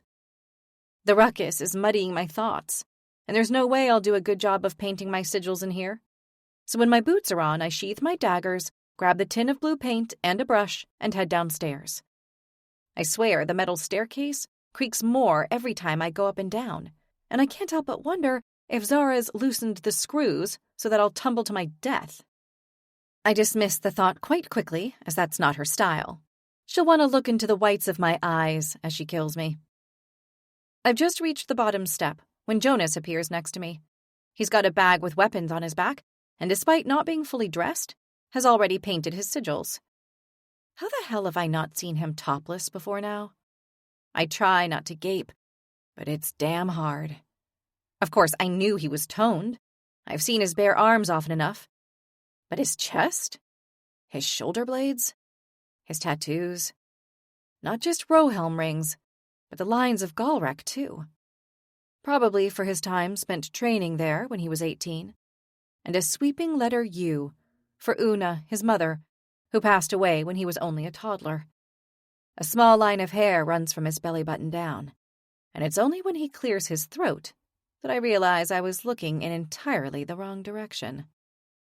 A rush of embarrassment floods me, and when I lift my eyes, the slightest hint of a grin flutters on his lips, though it almost immediately turns into a frown. You were still upstairs, he says. Why have you not moved in with Klinos? She asked you again yesterday, didn't she? She did. I start, only to stop. How do you know that? Because I asked her to. Just like I asked her after the vows. You did what? Each of those beds had belonged to a person, a friend who was now gone. That's why I hadn't accepted any of Klinos' previous offers to take one, and that's why I'm more than a little pissed that Jonas has done this. If I'd wanted to move into her dorm, I'm perfectly capable of asking her myself, I snap. And if you thought it was a good idea, why didn't you say so?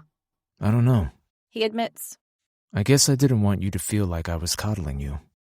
Like when we fight, you mean? I grit my jaw. Jonas, Edda accepted me, and no one has tried to kill me for weeks. I'm fine, okay? Whether I will be after the first trial is another matter, though. Thankfully, Klinos appears before Jonas can continue.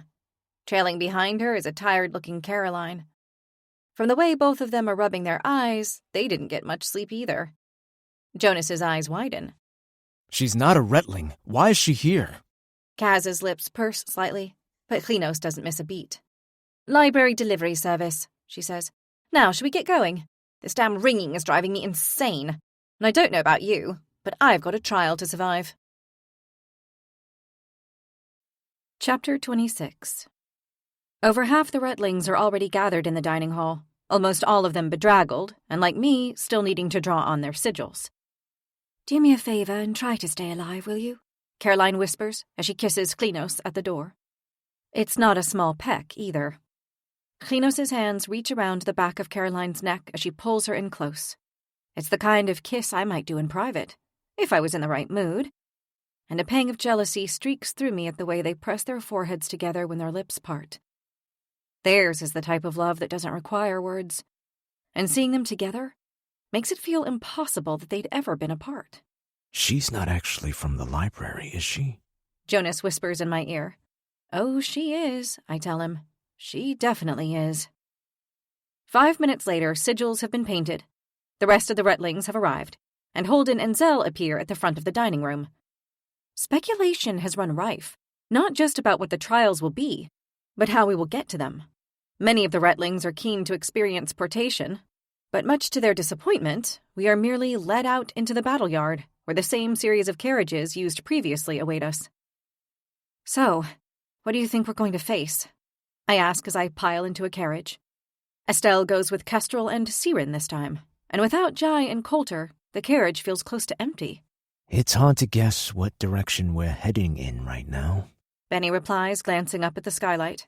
As we won't know until we're out of the city and the sun's up. But my bet is the forest. 8 Redderhelds have had their first trials in the forest. I could cope with that, I think. Lots to climb in a forest. How many times have trials taken place in the water? I ask, trying to keep my face as passive as I can. In the water or on the water? Jonas clarifies. Do you mean on boats or actual swimming? Either, I say. Though really, it's the second possibility that terrifies me. As a child, I learned to swim in the Festroin Lakes, a low mountain area about 4 hours carriage ride outside of Rohelm. But that was a long time ago, and I worry I've forgotten. Benny looks to Jonas as if he's expecting him to answer, but Jonas stays quiet, leaving Benny to explain. Normally 1 per Redderheld, though it's normally only one aspect of a trial, Like swimming down to an underground cave, or rowing across to one of the Vibe Park islets and continuing from there. Swimming to an underground cave may feel like a small part of a trial to Benny, but unless it's glassy water and the depth of the cave is no more than 10 feet, I'm going to struggle. Hopefully this year there'll be some type of rowing involved instead. Ideally, rowing across water so tranquil there's 0 chance of me falling in. I notice you haven't asked us how many times the first trial has been the magicless one. Jonas comments. But I get the feeling you're going to tell me, right? 3, if the scribes are right. Out of how many? 18 documented. Is that good or bad for me? I've no idea. As I glance at Klinos, she shrugs. Whatever this is, we do it together, she says, all strained confidence. We can all get to the Ophir. We can all complete and pass the trials without anybody needing to die, right? We work together. Benny agrees. Until the last one. Then we go for it by ourselves. I clear my throat. If I ever become a burden, you won't, Klinos interrupts. But if I do, tell me, okay? Tell me and I'll go it alone. It's what I'd planned on doing before I got here. That's not going to happen. Not for the first 4 trials, Klinos assures me. It's impossible not to notice how quiet both Locke and Jonas have been, and now silence sweeps around the carriage, amplified by our shared tiredness from being woken so early. Maybe we should sleep, Jonas suggests. No idea how long it's going to take us to get there. He pulls off his fur coat and folds it in half before laying it on his shoulder. He looks at me. For a pillow, if you want. The way his eyes meet mine, I know what he's actually offering. A truce. An apology for going behind my back to Klinos. When this trial is done, and assuming I survive it, this situation of ours needs clarifying. Not knowing what we are takes up too much of my mental capacity, and right now, I don't have any of that to spare.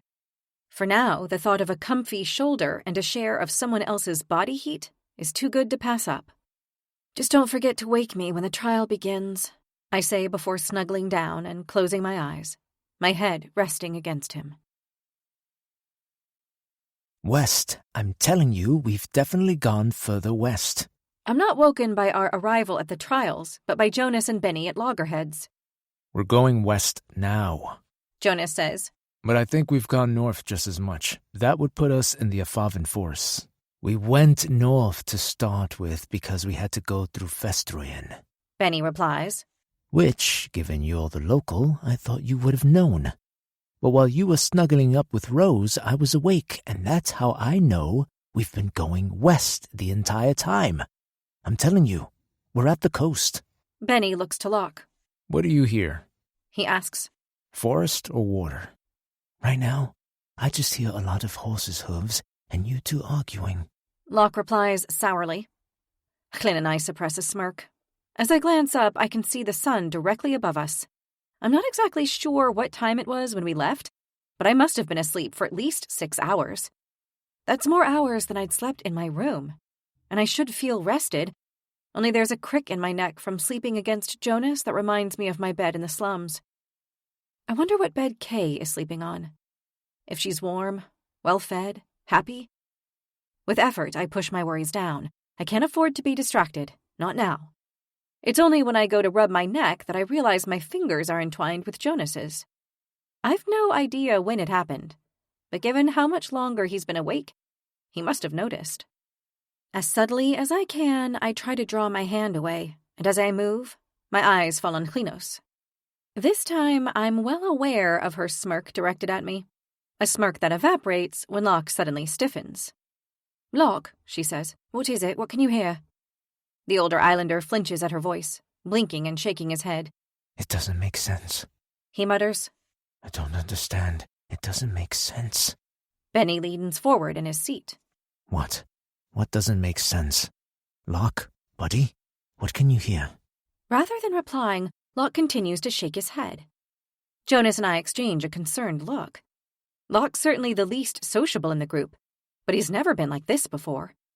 The only Retling who can usually lay claim to this kind of incoherence is Siren. He rocks a little in the seat. I don't understand. I should be able to hear them. Why can't I hear them? They must be lying. Benny looks confused. You can't hear? Is that what you're saying? Have they blocked our magic? My ribs clench around my chest. Is it a good thing or not if the first trial is the one where magic's banned? It will definitely even the playing field among the other Retlings, but it doesn't make me any stronger or more able to defeat whatever's waiting for us. My magic's fine. Klinos lifts a hand and conjures a breeze that wafts through the carriage. Mine too, Benny replies. Jonas doesn't bother commenting. I don't know if the others even know what his magic is, but even if they do, now doesn't feel like the right moment to test it. They've done something to them. Locke continues his babbling. They've done something. Them? Do you mean the other Retlings, I ask?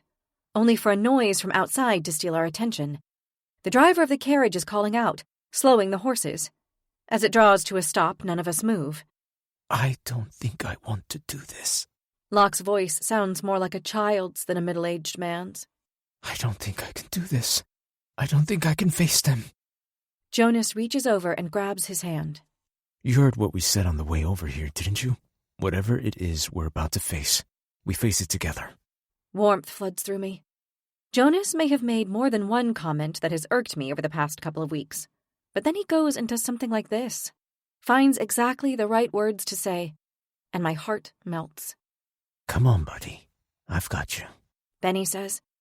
He opens the carriage door and steps out first, waiting for Locke to follow.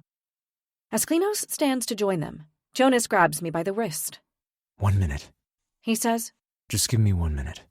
Given there's a patch of wet on his fur that I'm fairly sure is my drool, I figure I can give him this, even if I'm burning to know what's out there. Rose. Jonas's voice is low, his eyes solely on mine, like we're the only things that matter, and not the trial waiting just outside that could very well kill us. Whatever we face today, I need you to promise me you won't take any risks. Promise me that. I laugh. It's not deliberate, but it's the most ridiculous thing he could possibly say. Not take any risks? Jonas, we're going into a trial. This is the Retterheld. It's meant to be one giant risk. That's why we deserve a gifting at the end of it. One of us, anyway. I know that, I do. But you have people here. Friends with powers. Friends who can risk their lives because they're in a better position to fight than you. If it comes to that, let them take the fall. Keep yourself safe. I study him, wanting to make sure I'm understanding him correctly. But I am. I know I am. Are you saying I should just let my friends die? I ask. If that's the best option for me? I'm 100% saying that, yes. He nods. Everybody signed up for this knowing they would face death. Everyone, including me, I tell him. Please. Please, for me. He lifts his hand and cups the side of my cheek, his thumb brushing gently across my jaw. There it is again, that fizzing, twisting in my stomach. It's as potent and dizzying as the first time I saw him again in the high hold. For me, Rose. He entreats. There's so much I want to tell you. So much I need to tell you. You just have to survive this, okay? Promise me. No unnecessary risks. I open my mouth, still not sure how I'm going to reply, but I don't get a chance. Before I realize what's happening, his lips are on mine. Days of not knowing where exactly he and I stand, and finally I have my answer. There is an urgency to the way he kisses me, like it might be the only time he gets to do it. But thinking like that won't help either of us. I press my hand to his chest, not sure if it's to move him away or simply to feel him. And before I've made up my mind, there's a hammering on the door. Leaning away from him, I push the door open. Time to get out, guys. Klinos offers us only a fleeting glance before turning back to whatever is awaiting us. You're going to want to see this. Chapter 27. The good news is, There are no spectators at this particular trial, but that's where the good news ends. Jonas's prediction was very wrong. Rather than the forest, we're at the beach, standing on the edge of a dune with sparse grasses growing in dense tufts over the undulating landscape. The waves crash against the shore in the distance, and further out, whitecaps rise 10 feet into the air above the churning gray sea.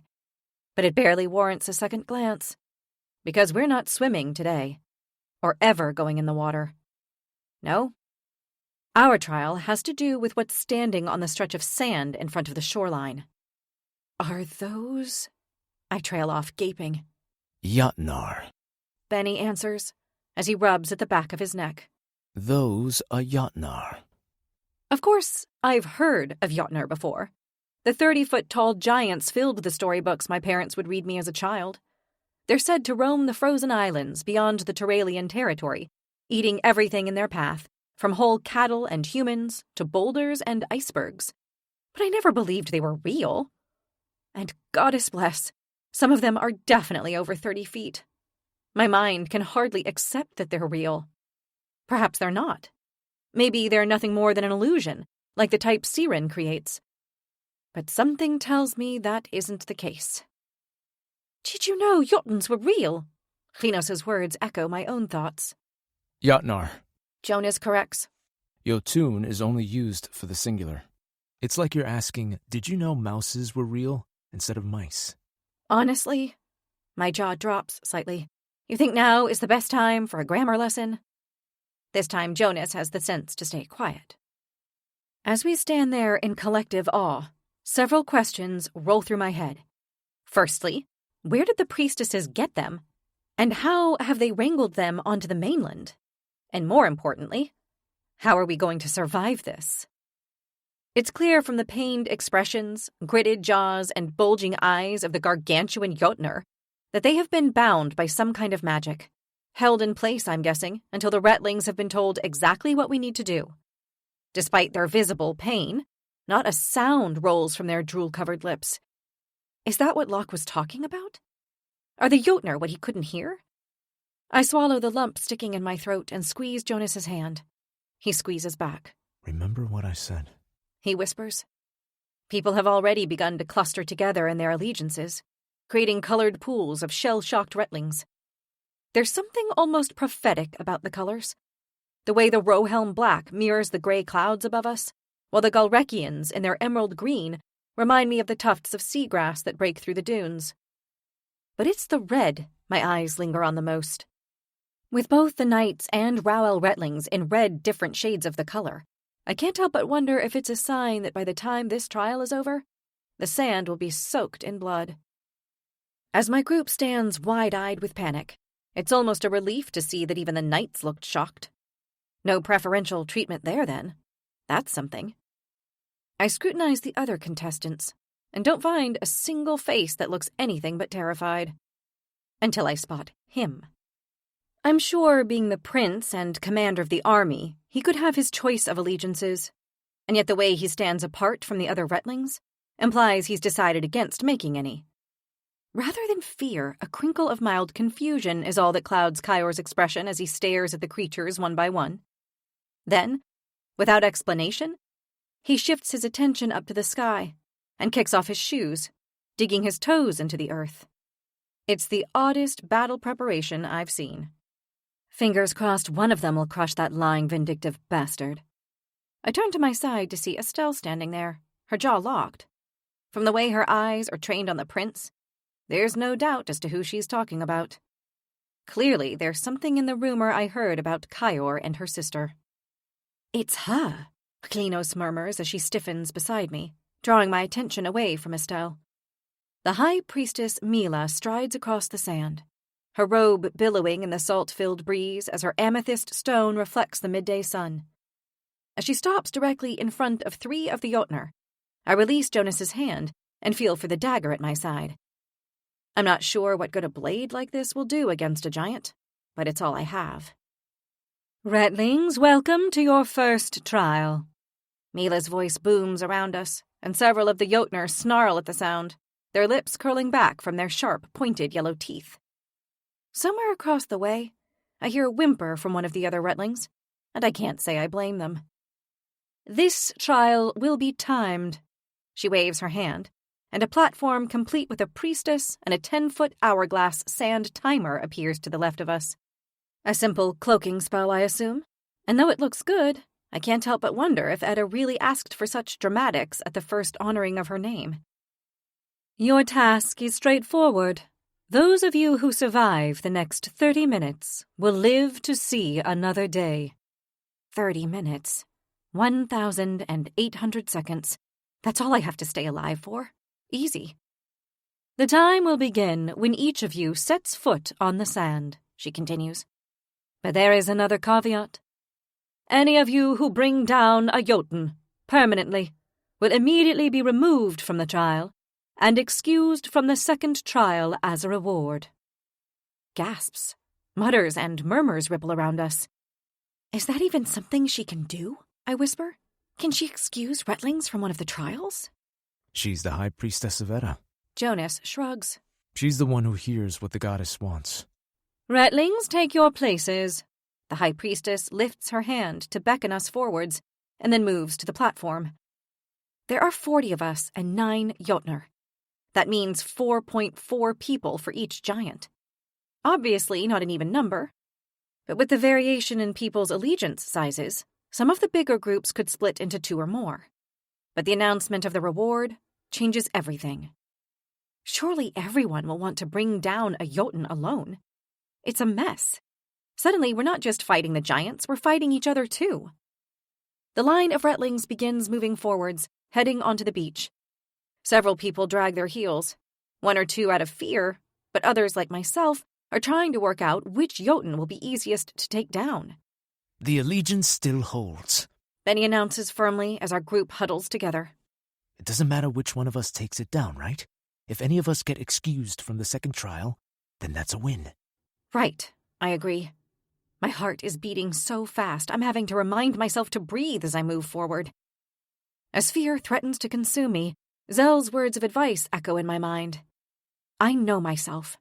I know that I was accepted into the Redderheld because I deserve to be here, which means Edda believes I have the strength to survive this. A spark of confidence flickers inside me, and I glance over my shoulder, counting the moments until the last person steps onto the sand. Then, a snarl, raw and alien, shatters the air. The sound is deafening, 1,000 times louder than the bell this morning, and accompanied by a rancid smell that burns the back of my throat. Chaos breaks loose. The Jotnar are dressed in rough garb, and though they don't seem to have weapons, it's clear that they don't need them. They're waving their arms, growling, snarling, and simply bending down and scooping up sand and Retlings alike. I watch in muted horror as one body is flung towards the sea, into the white-capped waves. I don't need to look to see if they stand again. There is no chance of surviving that. Some of the Retlings are running straight to the edge of the water, as if being there will save them. Instead, it just pins them in if a Jotun comes for them. Not the wisest move. Then there's the magic. This entire place is filled with it. Fire is hurled from every direction, but it doesn't seem to be touching the giants, and blasts of wind that would have me flat on my back appear to do little more than irritate them. It's not that they're impervious to the Retlings' powers. They're simply too big for the magic to affect them to a significant enough degree. I glance at Zara, and find her standing frozen, her face twisted in concentration. She's trying to open up whatever wounds they have, and though it seems to be working, there's certainly a few bleeding gashes appearing on the Jotun she's fixated on. It's primarily just making him angrier. It's the people who are running around that seem to be getting the brunt of the force of our enemy, the giants swatting them like flies. We have to bring them down, I say grimly. There's no way we'll survive for 30 minutes just dodging them. Agreed, Klinos replies.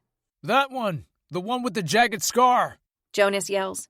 It's hard to hear him over the roar of the giants, so he points again. No! Benny shouts. That one! He gestures toward a Jotun at the back of the group.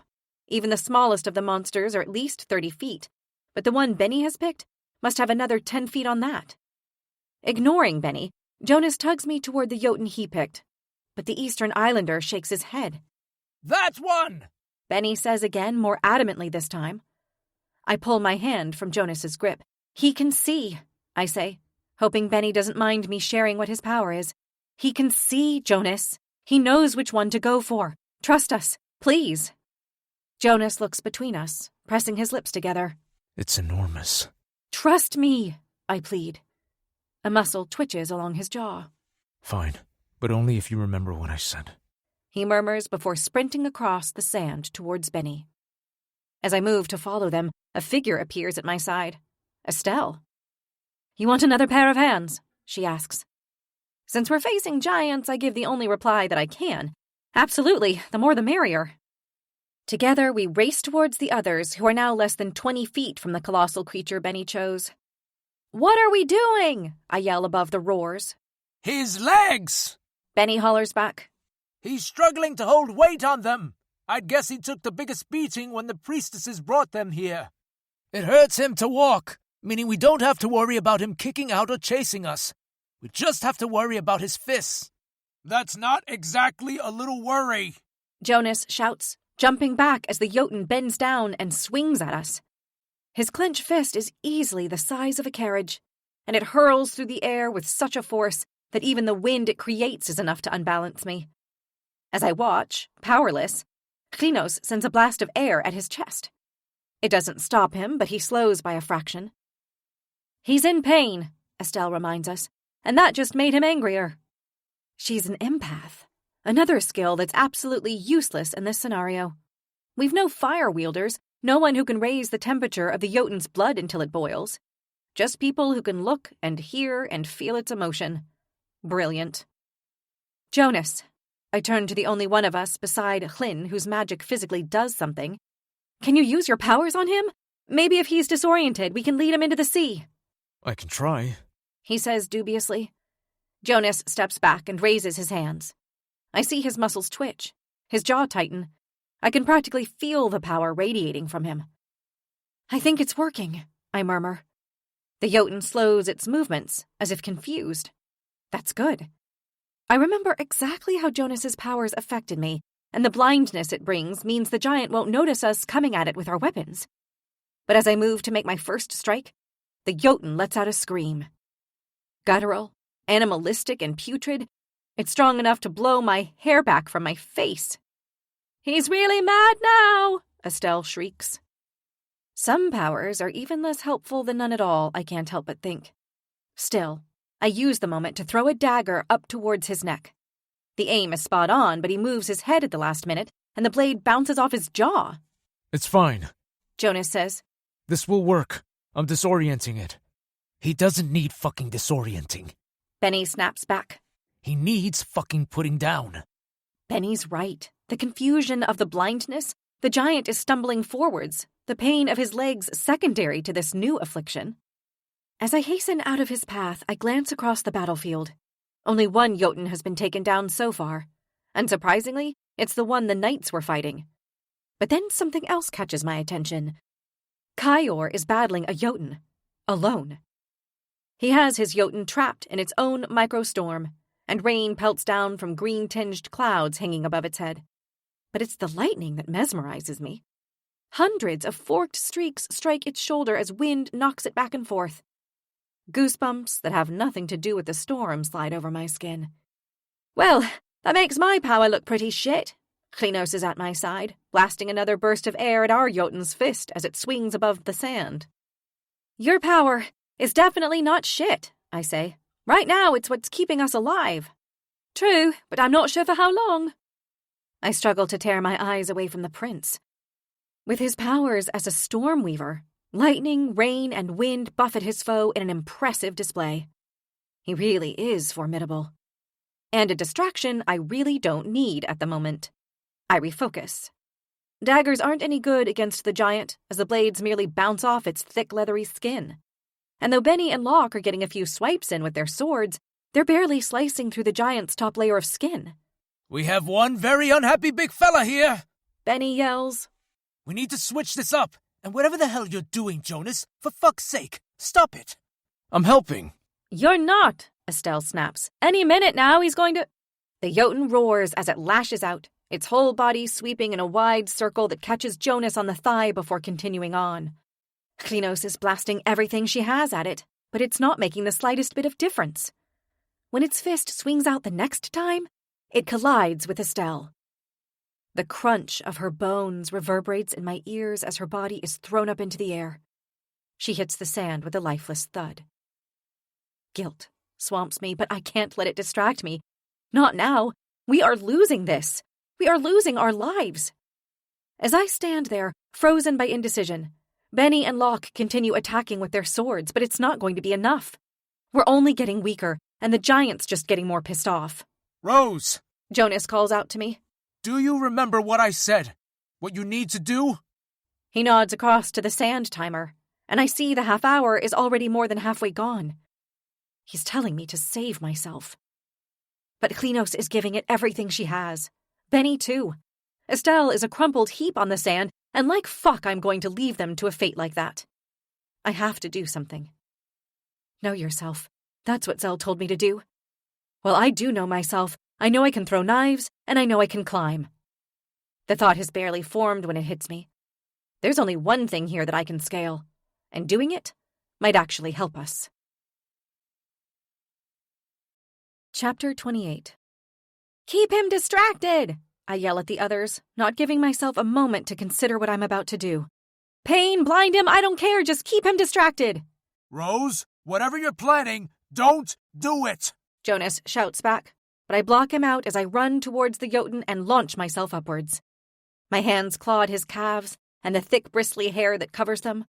Gross, yes, but also incredibly helpful. I pull myself up on it, using all the friction I can get from his rough pitted skin. It's not easy, and a darn sight harder than climbing the wall with Benny, but it's doable. I can do this. I have to do this. The Jotun's arms swipe haphazardly around, and I press myself flat against him as his gnarled fingers pass only inches from my side. Relief floods through me. He wasn't aiming for me. If he had been, I'd be on the floor. I'm nothing to him, an irritation at most, and one that's causing way less pain than the others. I climb higher and faster than I'd expected. Before I've even had a chance to check how far I've come, I'm standing on his short-like attire. It's the closest thing I've had to a ledge to stand on, and I intend to use it for a moment's respite. But as I glance up, the coarse fabric of the garment slips beneath my feet, and the ball of my foot goes down with it. Fuck! All I can feel is air beneath me as gravity takes over, my body twisting as I start plummeting. Somehow I'm able to grab hold of the waistband with my fingertips, and the slightest quiver of relief trembles in my breath as I claw myself back up. Of course, we had to pick the tallest fucking Jotun, I mutter, dragging my feet back onto the waistband. This time I make sure I've got more than one secure hold as I catch my breath and glance at the sand timer by the priestesses. I've heard the expression, time flies when you're having fun, but apparently it also flies when you're trying to stay alive. There can't be more than 10 minutes left. It should be comforting, except it would still only take the Jotun a matter of seconds to permanently end things for any of us. All of the crew is bloodied now. Blood from a gash on Klinos' forehead is streaming into her eyes, and I'd be amazed if she can even see. I need to do this. For them, for Kay, for me. I straighten, suck in a lungful of air, and prepare to go again. I may have reached the halfway point, but the Jotun's back reveals a new problem. Unlike his legs, there's far less hair here, and far less friction. There are few patches of calloused skin that look hardy and rough enough for me to use as handholds, but all of it is slick with sweat. I pause, considering my options. Other than the blade from Dina, which I'm not sure will even work, I've only got one dagger left. Theoretically, I could use it with the minimal natural handholds I could find and scale him that way, but it would mean stabbing a dagger in his back. Repeatedly. A dagger in the back of a creature this size might do next to no damage, but it would likely be enough to tip me from irritant to threat.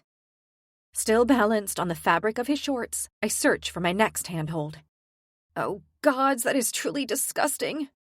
I gag at a wart-like mound that protrudes from his lower back, but I use it all the same. I stretch my fingers wide, retching against the smell as I clasp the rough, cracked bulge. I've just pulled myself up and am using it as a foothold when it feels as if the entire earth shakes. It takes me only a moment to see what caused it. Kyor has brought down his Jotun. I don't know how the other groups are doing, and I don't care. I need to keep going and focus on the task at hand. With a loud grunt, I hoist myself up onto the next protruding mound, my stomach churning from a mixture of fear and the putrid smell, barely waiting for my feet to steady before searching out the next callus. I find it in an old puckered scar, just thick enough to get my fingers on. It's hardly secure, but it's the best I've got. My wrists burn with the weight of pulling myself up, and I push my shoes against his slick skin, hoping that will help me get the traction I need to reach my target, his shoulder. Once there, I'll have access to his neck. Then I can do some real damage.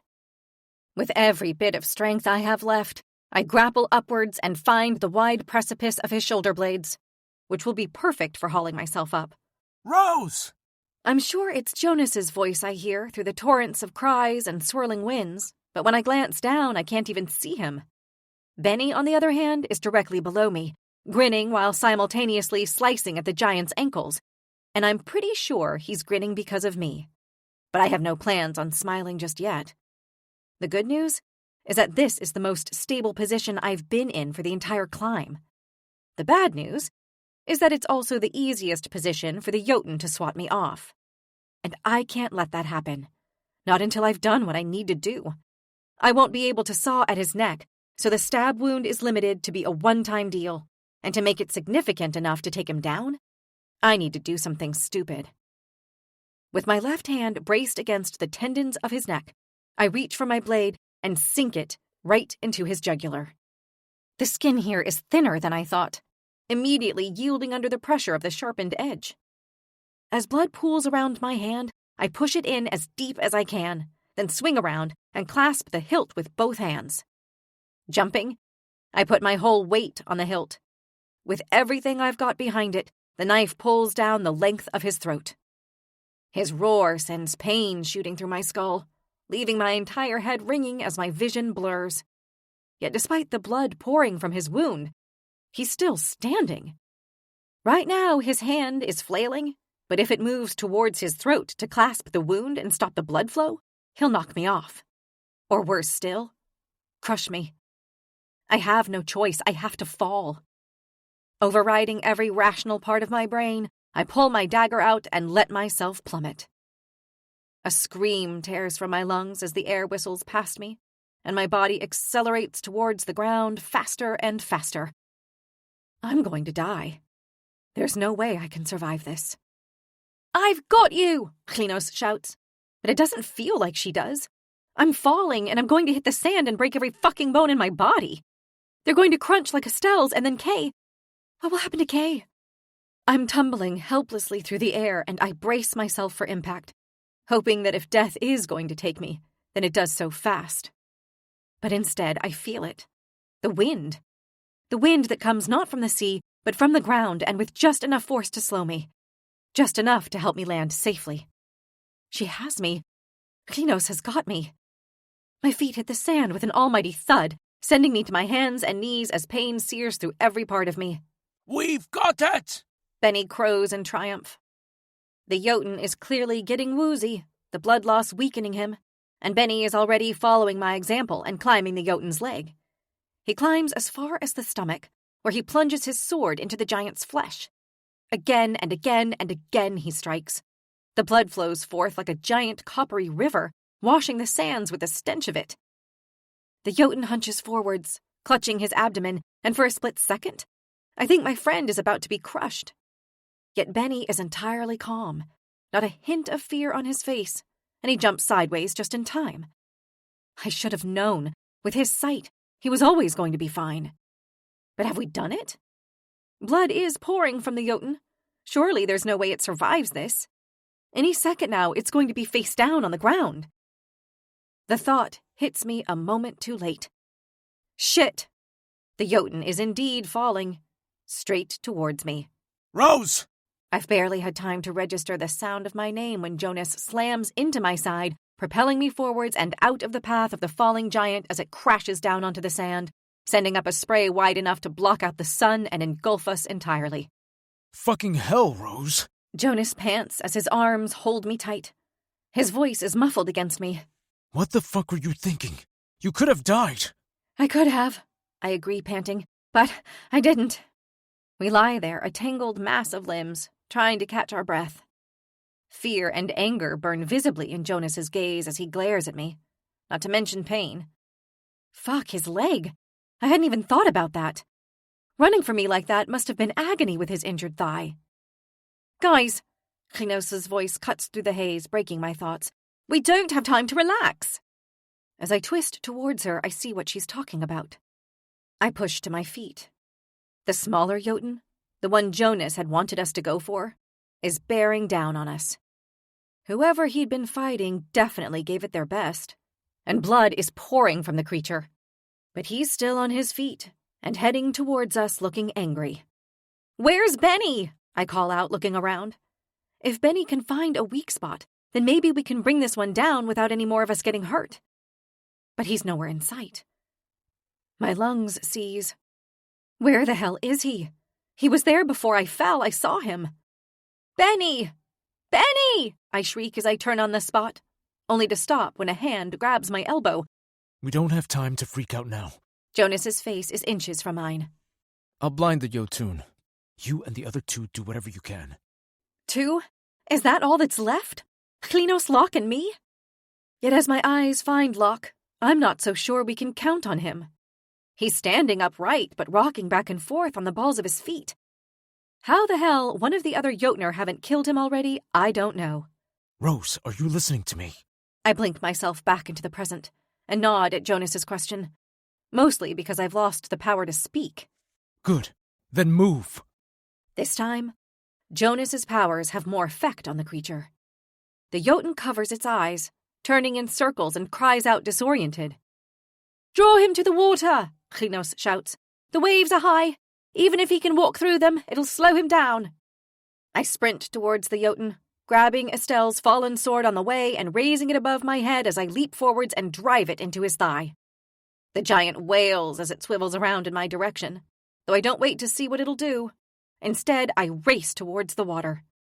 Klinos wasn't joking when she said the waves were high. If I get caught in one of them, I'll be dragged out to sea, and even a strong swimmer would struggle in a current like that. Move out of the way, Klinos cries. I'll see if I can push him deeper.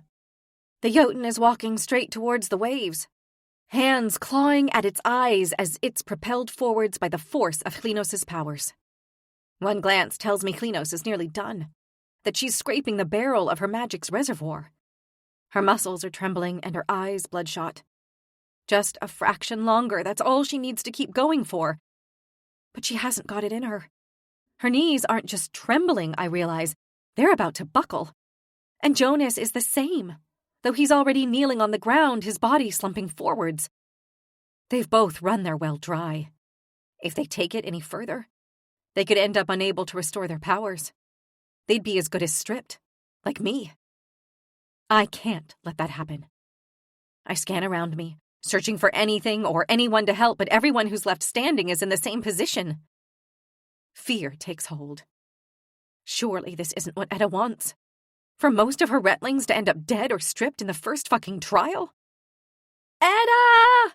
I cry out with all my lungs, pain searing through my chest only for my eyes to land on the sand timer and the last grain that falls through it. Relief swamps me, and a blast of magic rips through the air. The Jotun freezes with its feet on the edge of the waves.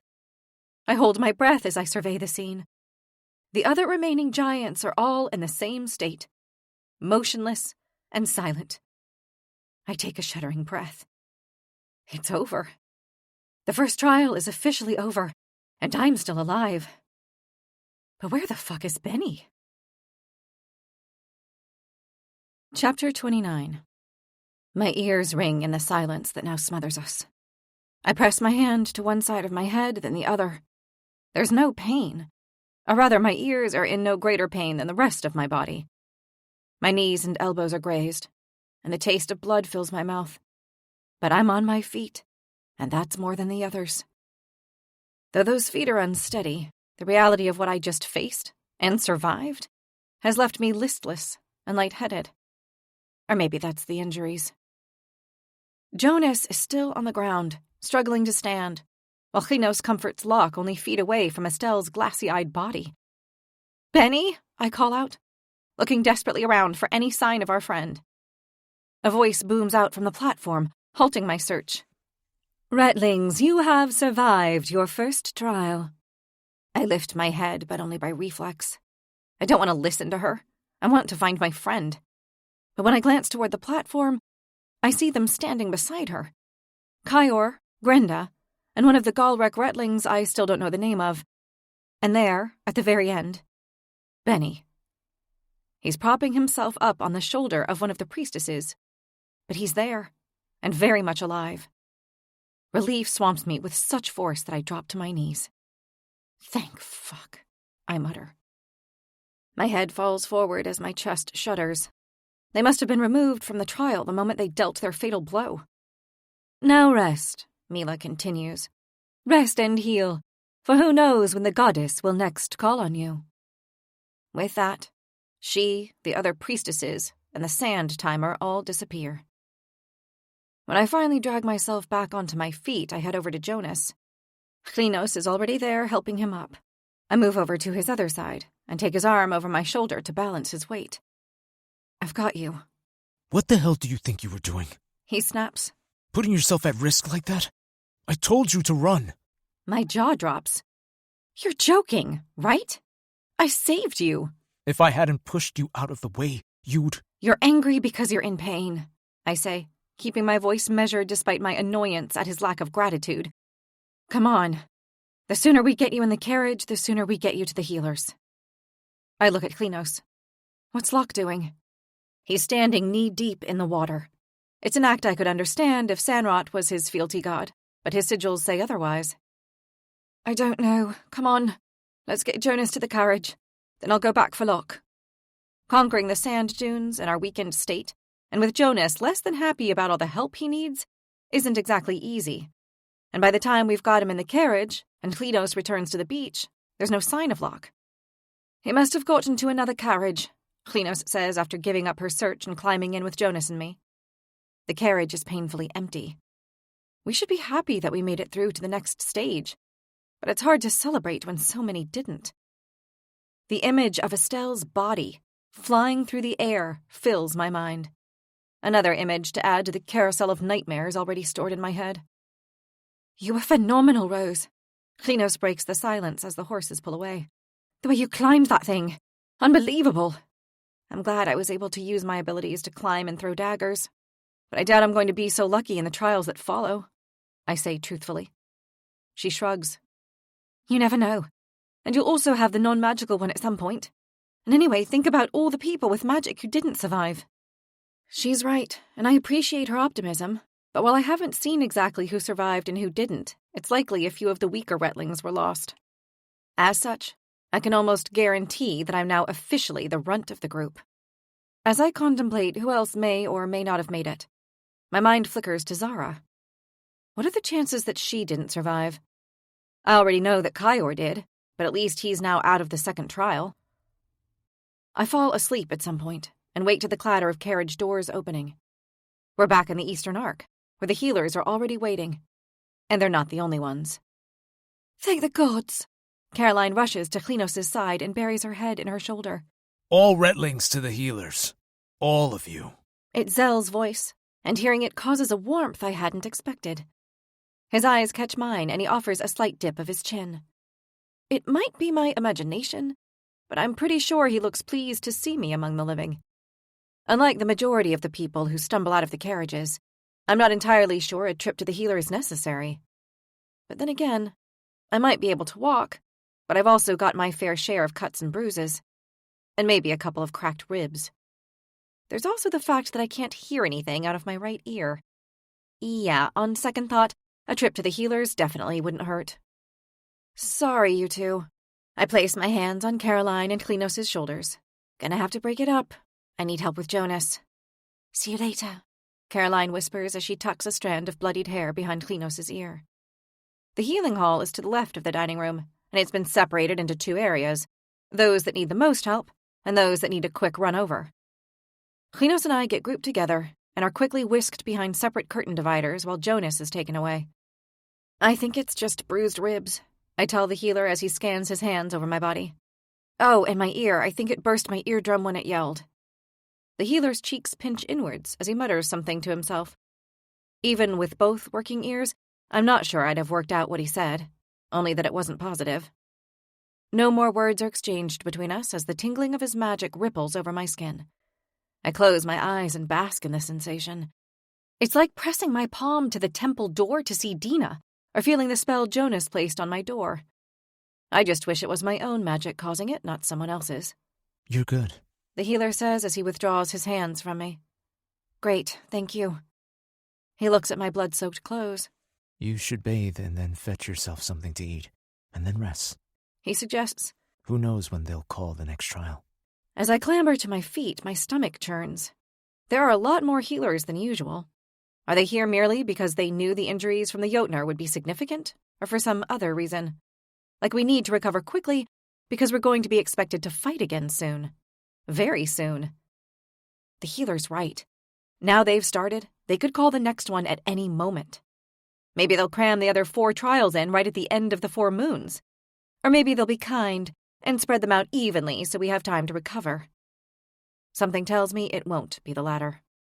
Thank you, I say, before turning and heading through the curtain, only to collide with a wall. Or at least what I think is a wall, until I step back and find myself staring at a chest. Kyor's chest. As I glance up towards his face, he looks down at me with a repulsed expression. So you made it. I can't tell if it's disappointment or surprise in his tone. It would appear so, I respond dryly. As the silence swells between us, uncomfortable and heavy, I assess his current state and conclude that he must have been healed first because there's not a mark on him. His blue sigils remain perfectly painted on his face, a wolf stole around his shoulders. He's still dressed for battle, and if he went for me now, if he took his vengeance for my mother's false failure, I couldn't possibly stop him. I have nothing left. He evidently reads the thoughts on my face and clicks his tongue in exasperation. I'm not going to cut you down when you can barely stand. I have honor. Anger rises, hot and sudden, and I shake my head in pure disbelief at him. Honor? You absolute fuck. Even now you think you were justified in what you did. His face hardens. Your mother had one job to do. He snarls. To help bring the baby into the world and make sure my mother lived. That's 2 jobs, asshole. But you were right the first time. She did have one job to do. It was to do what the Queen asked of her. My mom, sadly, couldn't save them both. Why don't you understand that? If she could have, she would have. It's that simple. She could have tried harder. The words burst from him, the protestation sounding like that of a small boy. She just stopped. She stopped when your mother told her to. When your mother, the Queen, told her to save the baby instead. My teeth grind, my jaw locked so tight it aches. My mother had no choice. If she had let the Queen live and lost the baby, she would have gone against the direct command of a monarch. She would have been dead then as well. So she did what she was being told to do. She tried to save the child. My throat stutters. Tried. That's the word that chokes me. That's the reason Corvain Navin didn't just strip us of our powers, but also murdered my baby brother. He claimed it was recompense for his lost son. But no matter how strong their magic is, the fact is that healers can't save everyone. The powers of life and death remain in the gods' hands alone. Kill me or don't, I spit out. But either way, stop lying to yourself, if you're even capable of that. With that, I turn and stalk away, anger propelling strength into my weakened limbs. When I reach the dining hall, the smells wafting up from the kitchen below suggest something special is being prepared tonight. Something to celebrate the fact that we're still alive. Dinner will be the first time I get to see exactly how many people we lost to the Jotnar. And tomorrow night, we'll have the ball to celebrate. We should be given time to grieve, to commemorate the lost ones. But that's not the way this works. You celebrate surviving, and try to forget those who didn't. In that way, it's remarkably like the slums. Life and death in a constant, unrelenting cycle. Despite the confliction, my heart lightens at the thought that Kay might be able to come with Lord Lorathan to the ball, which means I might actually get to speak to her. Another positive. Another reason not to look back and dwell on death. It's something my father taught me, however inadvertently, that dwelling on death only ruins more lives. I head upstairs to the dorm, continuing up the rusting spiral staircase to my little abode. There's a definite quietness that wasn't here before. There's no clattering of swords in the training yard, no laughter rattling from the dorms. At some point, there will be few enough Retlings for everyone to have their own rooms. I wonder if other people have already thought of that. I'm sure Shim and Eleanor would be happy to get a room for themselves, not to mention Klinos and Caroline. Another unanticipated positive from death. It's twisted, that's for sure. Despite the efforts of the healer, exhaustion hits heavy and hard, and I'm planning on taking his advice and spending the time between now and dinner sleeping. But when I reach the landing, I find my doorway blocked. "Benny?" I say in worry. His face is ashen. "Are you all right?" I did something, Rose. His hands are both clasped around the back of his neck, seemingly working at a knot there. I did something I'm not sure you're going to be able to forgive me for. Chapter 30. I place my hand against the door, which releases with a hum of magic. Neat. Jonas do it for you? Benny asks as we step inside. I nod. It's meant to stop people from attacking me while I sleep. Though those stairs are so freaking creaky, they're an alarm system all by themselves. That's good. He runs his hand around the back of his neck again. Benny, what's up? He swallows. I feel like I took it from you, Rose. I accepted the High Priestess's offer to miss the next trial when you also helped bring that thing down. Stop, I say, cutting him off right there. We worked as a team. That was what we agreed to do, and we worked well. You were offered a gift, and you took it, the same way any of us would, so don't you dare spend a single second feeling guilty about it. He smiles at me, but it's a long way from a proper Benny grin. I'm still sorry. I give him a light hit on the arm. Quit it. You're being an idiot. At the insult, a hint of a sparkle returns to his eyes. Any chance I can have a hug? He asks. I could really do with a hug. Sure thing. As I stand to do just that, I hear the creaking on the stairs. Sounds like Hlyn is done with the healer. Group hug time? Definitely. Can I just get one with you first? Of course, my friend. As he engulfs me in his arms, my head rests against his chest, and I'm struck with a feeling I haven't felt in such a long time. Safety. It reminds me of the hugs that Reuben would give Kay and the others in the slums. His embraces, his warmth, were a gift he was always happy to offer, and not once did he ever ask anything in return. That's how it feels now. Like Benny expects nothing from me but friendship and a moment of comfort. His body is wrapped in tension, and it's no wonder. He's lost so many people. And so we stay there, holding one another, not even noticing when the door opens. Sorry, I didn't think I'd be interrupting anything. Jonas's voice is sharper than shards of glass.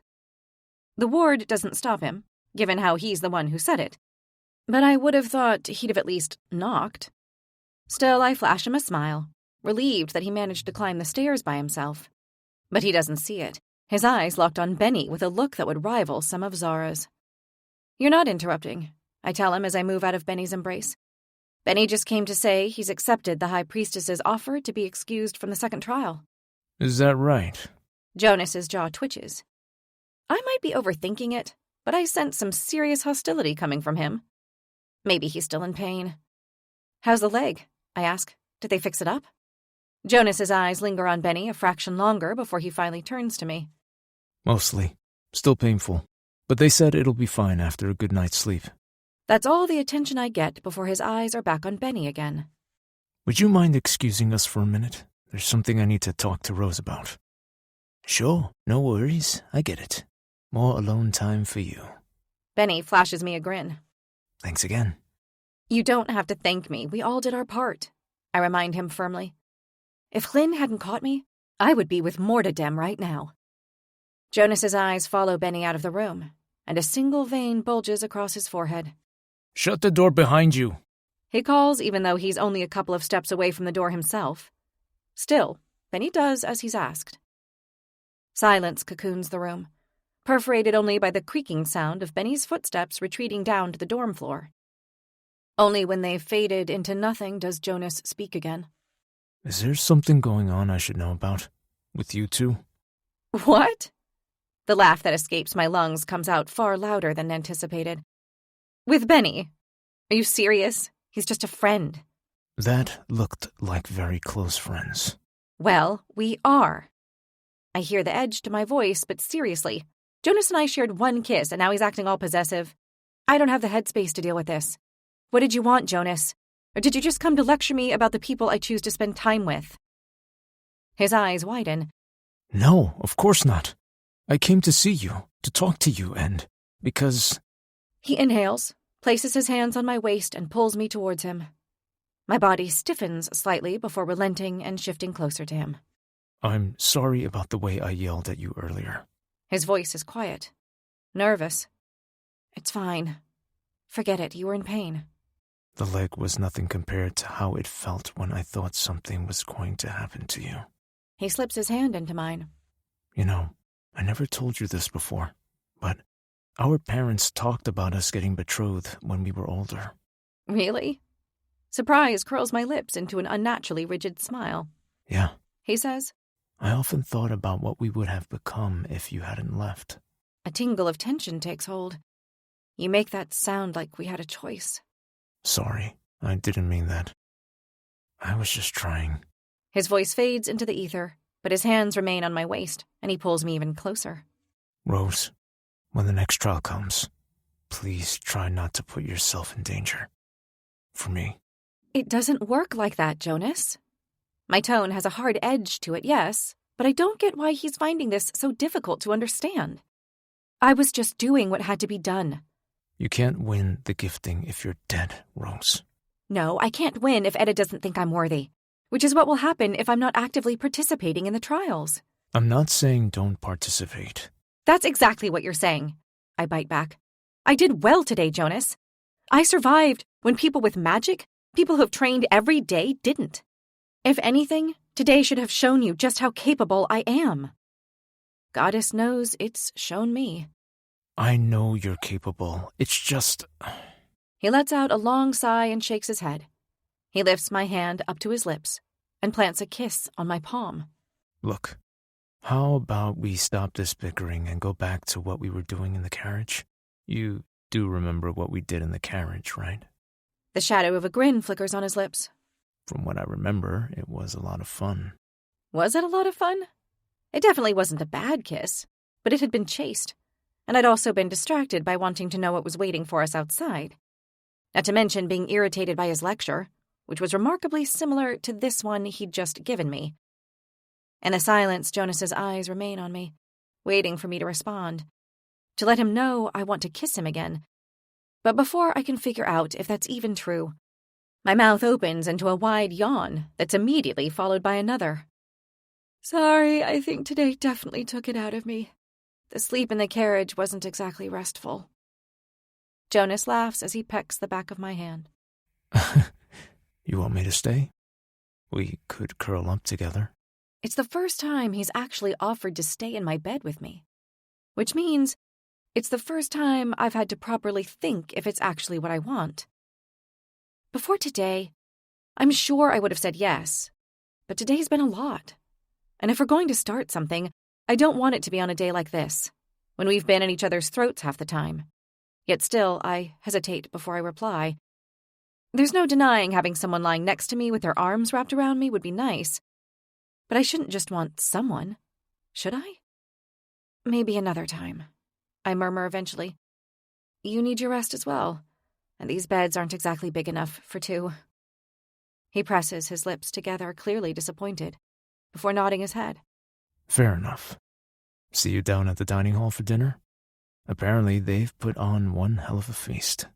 I nod as I watch him leave, then slip into the shower to wash off the blood and grime before tumbling into sleep. It's pitch black outside my window, and the smell of snow is strong in the air as I drag myself out of bed a while later, slip on clean clothes, and head downstairs. When I get to the table, Benny and Klinos are already deep in conversation, while Locke stares at nothing. I'm surprisingly relieved there's no sign of Jonas, and the thought makes me grimace. It's not a good sign. "Where is everyone?" I ask, gesturing to the emptiness of the hall. "Am I early?" No. Benny replies solemnly. My jaw drops. "You mean, this is it?" I turn back around, unwilling to believe what they're telling me. This can't be all that made it, surely. Klinos and Benny exchange a look. "There's no one with the healers," Hlyn says quietly. "I was there just before. Maybe a couple are elsewhere, like Kyle. But the others..." My throat thickens with a lump I can't swallow. The knight's numbers are decimated, with only half a dozen remaining. The direwolves of those who didn't make it will be similarly doomed now, as the only thing that awaits a broken bonded wolf is a slow death. The thought that the deaths haven't ended with those just in the room chills me. There's only one other person with Siren and Kestria at the Durain table. The Galrek numbers are equally diminished, and when my gaze falls on the Rowell Retlings, I can't help but gasp. Shim's not here? There's a crack in my voice. Shim didn't make it? Klinos shrugs. Better people than him died today. I know, but still. How has one trial taken out so many people? There are 3 more to go before we get to the Ophir, and at this rate, we'll be lucky if even a handful make it that far. I continue staring around the room, trying to pick out faces, or rather missing faces from the groups. Nasira's father, Nathan, the fire wielder, isn't here, and from the way her Aunt Clade comforts her, I'm guessing he's among the dead. Both Bayless and Grinda are still among the surviving knights, along with another 4 I don't know by name yet. Benny told me he took the High Priestess's offer, Klinos says. Thank the gods. He also said that there were 4 others on the platform when the trial ended. Do you know if they all accepted the gift? I question. Annoyed I didn't think to ask him earlier. He shakes his head. Kyor won't have done. There's not a shadow of doubt in my mind. It's a matter of pride for him. He's all about honor, I sneer. He won't think he deserves to win unless he competes in all the trials. The minute the words leave my lips, I watch Benny's expression shift into panic. Do you think that's true? He says. Do you think I can't win if I miss a trial? I shake my head and rush to reassure him. No, if that was the case, it would never have been offered. Unless it was a test? He counters, gnawing on his lip. I exhale. The prize is seriously doing a number on him, that's for sure. Maybe he's right. But Edda's never struck me as a goddess who plays games, unlike some of the others. But who can know the mind of a god? Klinos places a hand on Benny's shoulder. At the end of the day, it's about finishing this together, right? As long as one of us gets through, we're all winners. Yeah, you're right. Of course you're right. Still, an uneasy silence settles over our table, broken only by Locke's constant muttering. His fingers are now pressed against his ears. I'd never say it aloud, but I can't help feeling that Locke getting to the Ophir is getting less and less likely with each passing day. Incoming, Klinos whispers. I glance down to the end of the hall and immediately see who she's talking about. Zara is heading straight toward us, eyes flashing with fury. How the fuck did you survive that? She spits as she looms over me. There's no doubt who she's aiming her question at. Glad to see you made it through the trial too, Zara, I say. I'm not sure why I think injecting a bit of humor into the situation might help. This is Zara we're talking about. I doubt she even has a sense of humor at the best of times, and even less so now her brothers just died. Yeah. That probably wasn't my best move. With her jaw twitching, she moves her gaze from me to Benny and Klinos. How the hell did you keep this fucking runt alive? She sneers. I'm sure she thinks that name will have got to me by now, but I find myself growing more and more impervious to it, though I can't say the same for my friends. Klinos pushes back her chair, stands up and faces Zara. That runt, she snarls, scaled the tallest Jotun there so that she could take a dagger to its throat. She deserves to be here. My brother deserves to be here, Zara snaps. It's not right. Why would the goddess save her and let him die? A current of unease swirls through me. I meet her eyes, hoping she'll see my sincerity. I'm sorry for your loss, Zara. Truly I am. Fuck you. Everyone in the dining hall is looking at us, but I don't care. I mean it. I know you two were close. You're fucking dead, she promises in a low growl. She raises her hands and I brace myself for the pain of my cracked ribs returning, but there's barely a twinge. She must have nearly drained her magic today. On the other side of the table, Benny pushes back his shoulders and stands. Your brother chose the trials. He knew the risk, just like the rest of us. He moves in between Zara and me. Go back to your table, Duarte. We've all got losses to mourn. Her top lip curls in a snarl, and my throat dries as I think she's about to turn this thing into a proper fistfight. But instead, she simply looks at me with venom. Your days are numbered. She fires at me before swiveling around and marching back to her table. I don't know why Etta chose who she chose, and I don't feel even a modicum of grief over Shim's death. But I do know the pain of losing a brother. Shim and Zara were twins, and for that reason alone I feel for her. Well, good to know some things never change, Klinos offers with a weak chuckle. Benny squeezes my shoulder and pointedly sits next to me. Somehow, I don't think Zara and I are going to come out of this thing best buddies, I reply weakly. But I'll deal with that later. Right now, I'm starving. I would have thought that seeing that much death in one day would have destroyed my appetite, but apparently not. I eat more than ever before. Since moving into the barracks, my body has regained the ability to eat decent-sized meals, which means I'm actually putting on muscle. A very good sign. It's only when we finish with the savory and the sweets are brought out that Jonas joins us. He slides onto the bench the other side of me, though he speaks to Benny first. Sorry about being a little antsy earlier, He says. Pain from the leg. No problem. Benny shrugs. It was a shit day. Not all of it was shit. Jonas throws a glance at me, and I know he's less than subtly mentioning our kiss. A nervousness pulses through me. I wish he'd kept whatever's going on with us to himself. But it's not like the rest of them don't suspect already. I just hope we get a decent amount of time to train before the next trial, I say, trying to steer the conversation. And I hope it doesn't involve things that want to kill us. Yeah, good luck with that. Klinos laughs. What's everyone's plans for later? Jonas continues. I was going to finish up here and head to the battle yard, if anyone wants to join me. Seriously? My eyebrows arch. I need to stretch out a bit. Fancy coming? I don't even hesitate with my answer. Not a chance. I'm getting as much sleep as possible. Big day tomorrow. For the first time since I appeared downstairs, Klinos' face lights up. Oh my God, you're right. The ball. Will we get to meet Kay? I'd assume so. Jonas answers. I probably shouldn't admit to this, but my father managed to smuggle some information to me. He's said he'll be attending the ball with his wards, and I'm pretty sure that includes Acacia now. Truly? Tears prick my eyes at the reality of what Jonas's news means, and before I can think, I throw my arms around him. You have no idea how grateful I am, honestly. As we break away from the hug, Jonas's grin is almost as big as mine. It would be great if I had the powers or influence to get letters in and out myself, but having a friend who can has to be the next best thing.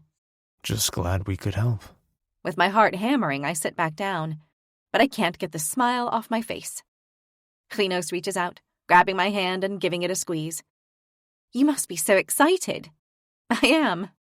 My grin fades a little, though I'm also kind of nervous. Does that make sense? There's a good chance that Kay's still angry at me for entering.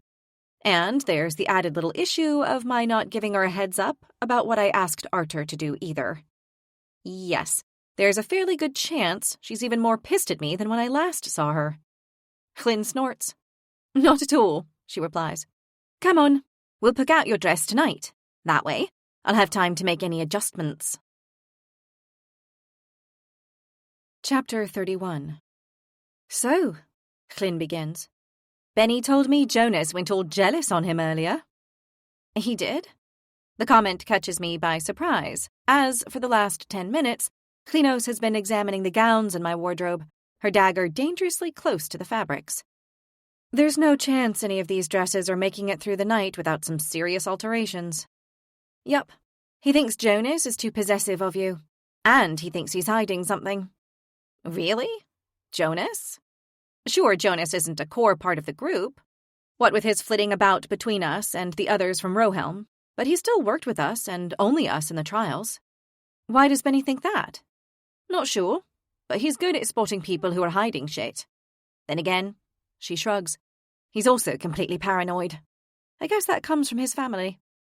His family? I ask. I don't know much about Benny's family, other than, like both Hlyn and I, he's the eldest child. Why is his family paranoid? Oh, it's nothing, really. She's got her dagger against one of the dresses again, though this time it feels like she's purposefully avoiding looking at me. They're just really wealthy.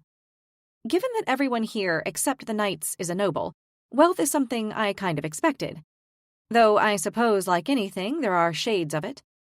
In the slums, we'd been the poorest there is. So even now, I still have to stifle the urge to hoard extra food. Some habits are hard to let go of. One of us. I may be well-fed and warm, but I'm still a slum rat. I wonder if that will ever change, or if the scars of the last few years will remain, come what may. Okay, so bear with me. Klinos lifts up a full-length black gown from the pile. The material is a floaty chiffon with a V neckline. Try this one. I've got an idea. Knowing she won't take no for an answer, I slip it on and stand in front of her. So here's what I'm thinking. She crouches down, picking up a handful of fabric. We do the bottom like last time. Take out a panel and have leather fighting shorts beneath. It can be your signature. And on top? And on top, we make this a smidgen lower. She gestures to the neckline. But the sleeves will be the real statement. We'll open them up with a slit down from the shoulder, and then I'll see if I can find some type of wire to hold them open. Hold them open? I repeat dubiously. Yeah, kind of like bat wings. Bat wings? I've been reduced to parroting things back to her. It doesn't sound like the type of thing I'd normally wear. Trust me, you will look phenomenal.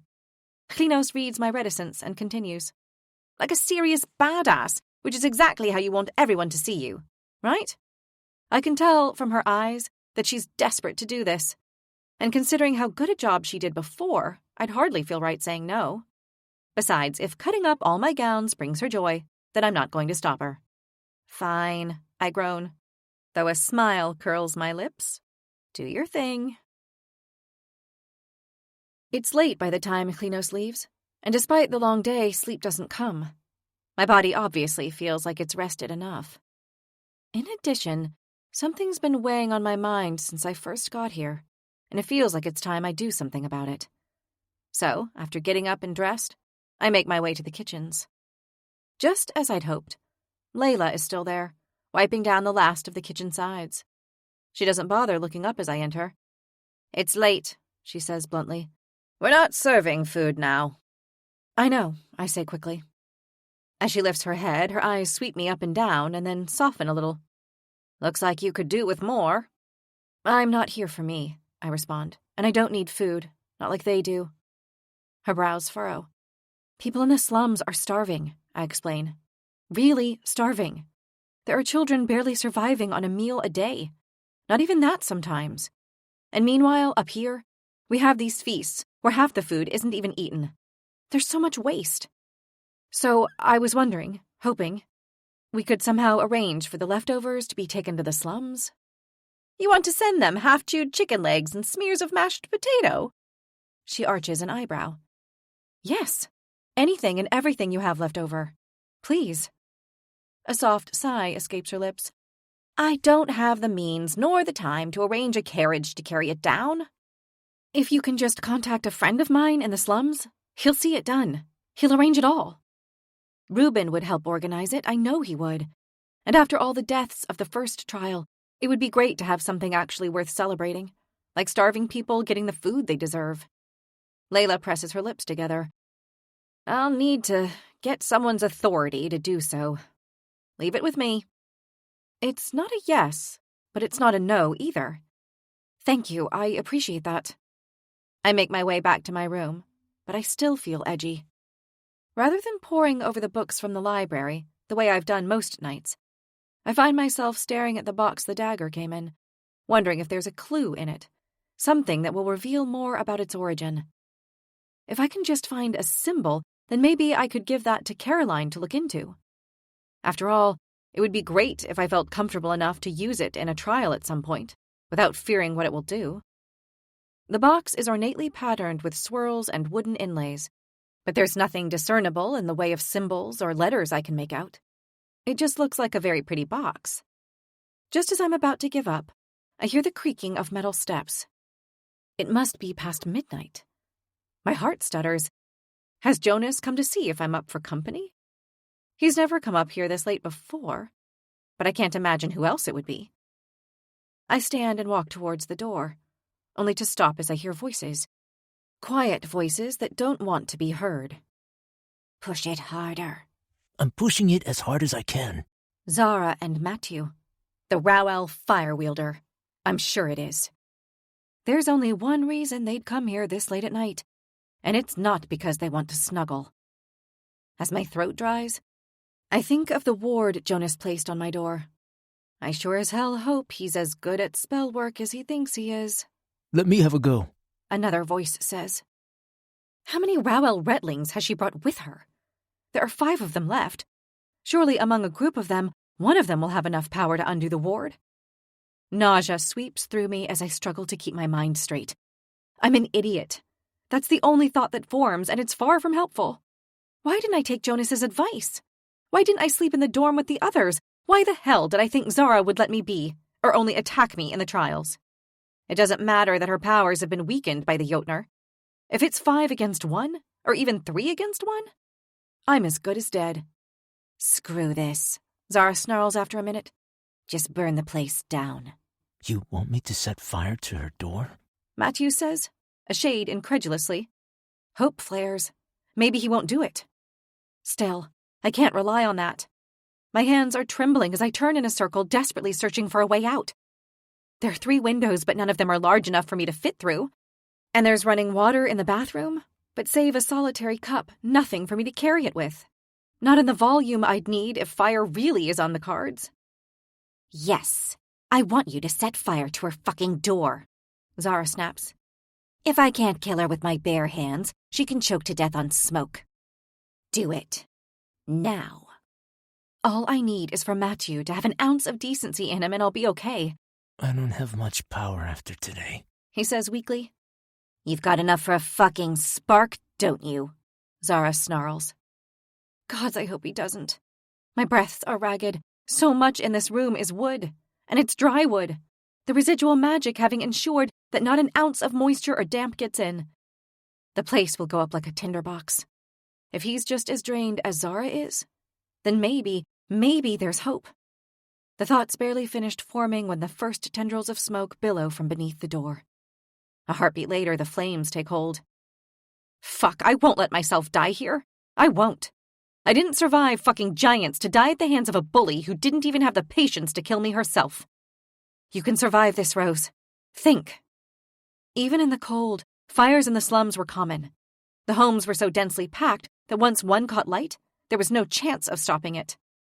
But I'm not worried about keeping my home. I just want to get out of here alive. And that I can do. As I search around for a solution, my eyes land on the corner of the room and my heart skips a beat. I thought I'd had more than enough of Jonas's stupid, overprotective nature. Now, I realize it could be the thing to save me.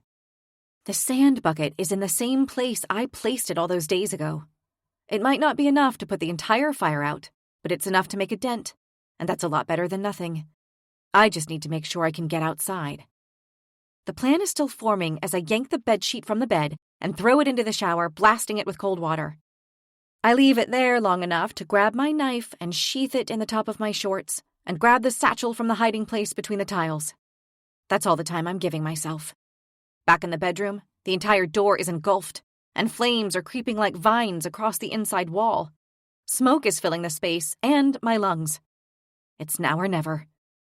I cover my entire body in the wet sheet, shield my eyes with one arm, then pick up the sand bucket and hurl it at the door. Panic makes it a woefully shit throw. Some of the sand goes over the flames, and it definitely subdues them a little, but nowhere near enough. I realize there's no way I'm getting out of this uninjured. It's just a case of how bad it's going to be. Running out of time here, Rose, I say to myself, gritting my teeth against the pain I know is coming. The crackle of flames is growing by the second, and they're moving too fast. I brace myself to kick at the door, only to stop. The window is open a couple of inches.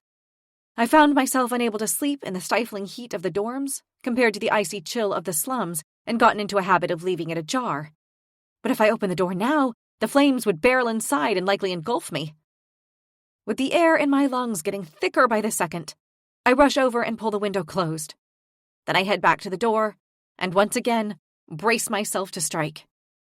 This time I make contact and the door crumbles beneath my foot, sending planks of blazing wood out in front of me and producing a small gap in the center. It's the best I'm going to get. A heartbeat later, I push myself through the flames. The heat is unbearable, and the smoke scalds my lungs. It's only a matter of feet, a few steps through to the other side, and yet it's agony. The searing across my skin growing hotter and hotter.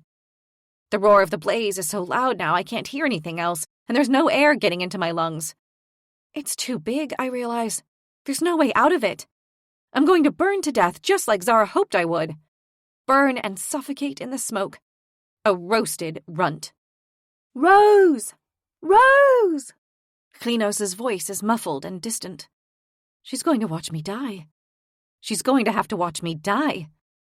That's my last thought, as I'm hit by a blast of air and tumble to the ground. As I blink my eyes open, it's hard to ignore how well rested I feel.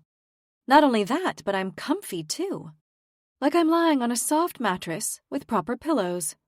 The type we used to have when we lived in the high hold. And not the crazily thin specimens of the barracks. But as I stretch out, I realize it's not just the mattress and pillows that are different. It's the entire bed. Not to mention the walls and the windows. Wide windows that are flooding the space with light. The memory hits me like an axe. Zara, the fire, Klinos. Thank the gods you're awake. I push up onto my elbows. Jonas stands in the corner of the room, his face ashen. Rose? He takes a seat on the edge of the bed. Do you remember what happened? The fire. How did it start? Zara. My voice croaks like it's not been used for days, though it's probably the effects of the smoke more than anything. She got Matthew to start it. They wanted to kill me. His face is thunderous. I told you they'd try something like this, that you shouldn't be sleeping on your own. If there's ever been a worse time for an I told you so, I don't know what it is. If I had enough energy, I'd throw Jonas straight out of the room and tell him not to hurry back. But I don't. It's a good job Locke heard something happening and Klinos' powers were recovered. Otherwise, it would have taken you a lot longer than a couple of days to recover, assuming you recovered at all. I start to bask in gratitude for still being here when Jonas's words sink in. A couple of days? I begin in panic. What do you mean, a couple of days? The ball. I'd missed the damned ball. And Kay. I slumped back onto the bed, closing my eyes against the sudden hotness there. The thought of seeing Kay had kept me going. And to have it ripped away like that? It's been 5 days, Rose. The healers did their best, but they were all pretty drained from fixing up wounds after the first trial. And it wasn't just your bones. It was the smoke in your lungs. They worked as fast as they could, but it took time. I don't doubt that the healers did everything in their power. But it doesn't stop the tears that start to tumble. It's stupid. I'm alive. That's the thing I should be focusing on right now. I should be celebrating. But I can't. I missed the ball. My voice trembles as another tear leaks down my cheek. I missed it. I missed my chance to see Kay. Chapter 32. You can't let them get away with this. This time, when Klinos insisted I stayed in the islander's room, I didn't object. You have to do something. Fight back. I will, I tell her. Trust me. She's going to pay for making me miss seeing my sister. Did you see her? Talk to her? I ask hopefully. Klin shakes her head. No, I'm sorry, Rosie. We weren't in much of a party mood. What with you half dead and all? We showed our faces, then came back here. But I think Jonas talked to her. Of course he did, which is why I've already asked him, yet the only reply he gave was that she was, well, not exactly the most descriptive answer. So what do you have planned for Zara? Anything you want my help with? I shake my head. No, it'll be fine. Just going to take a little time, that's all. Dish best served cold, Klinos says with understanding. Say no more. Since I came around in the healer's room, revenge has been the only thought strong enough to push the anguish of not seeing Kay from my mind. My first instinct was to poison Zara, poison them all. There's certainly enough I could use in the satchel from Dina to do that. But I still believe that killing our opponents outside of the trials isn't going to win Edda's favor, given she's the goddess of life. Thankfully, I think I've finally got an alternative plan I'm happy with, which is why I've already made up my mind that I'm going to brew something nasty but not deadly. Something that takes a few days to infuse. Days I plan on spending training so that someday soon, I'll be able to kick Zara's ass. In a welcome streak of good fortune, the herbs and seeds from Dina contain almost everything I need to brew my little gift for Zara. And after surreptitiously plucking a handful of bitter nightshade leaves from outside the battle yard, I have everything I need. With the ingredients gathered, I steal into an empty dorm room and set up the little stove I brought from home. I add the nightshade leaves whole, along with a handful of chopped stem, and a variety of crushed seeds from Dina's collection. My hands move as if by instinct, and as the contrast of aromas eddy in the air, I realize how much I've missed doing this. Not poisoning people, that is, but brewing.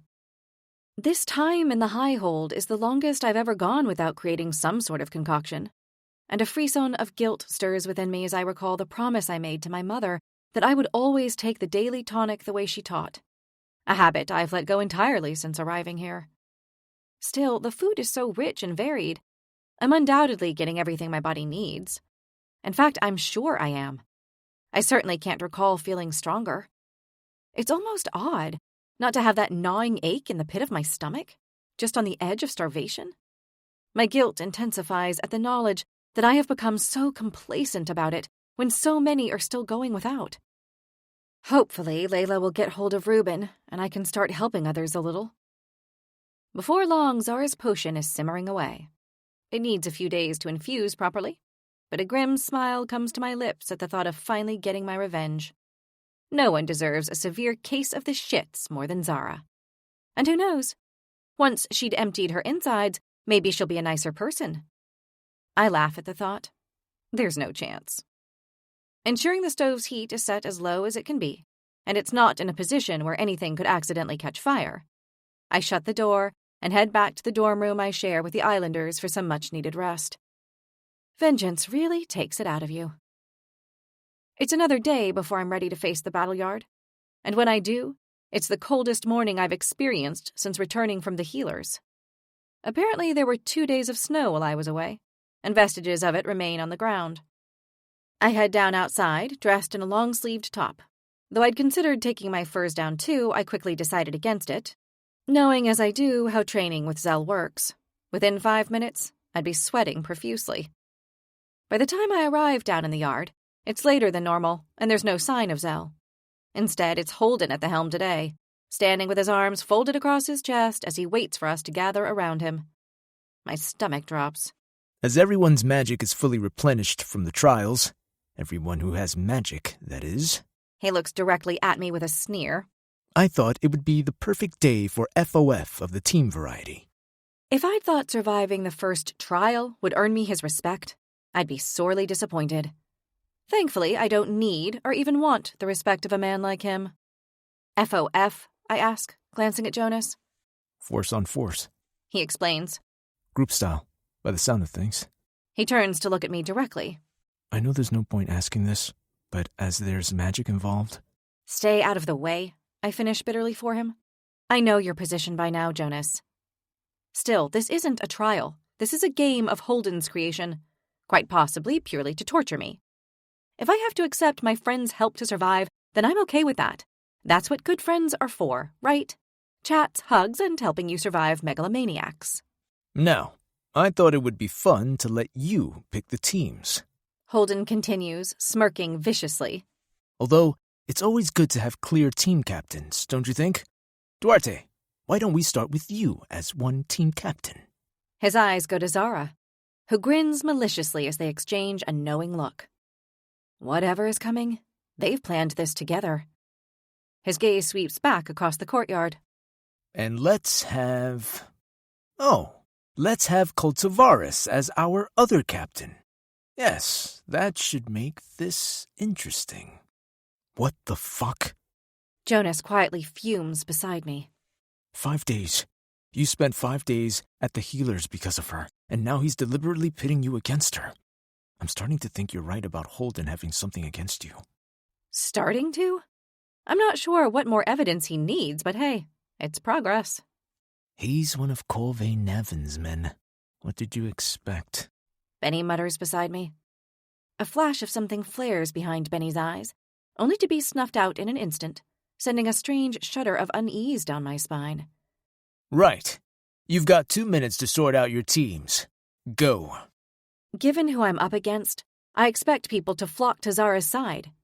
And while a few do, obviously the Rowell lot, not to mention most of the surviving Retlings from Galrek, the others are more hesitant. Obviously, I've got Benny and co., but Holden didn't say anything about splitting the teams evenly. I'm sure he'd be more than okay with it being 20 against 2, as long as I'm on the losing side. It's with a jolt of shock that I see Grenda and Bayless coming over to join us, along with Kestria and Siren, though not Odetta, the other surviving Retling from Dorraine.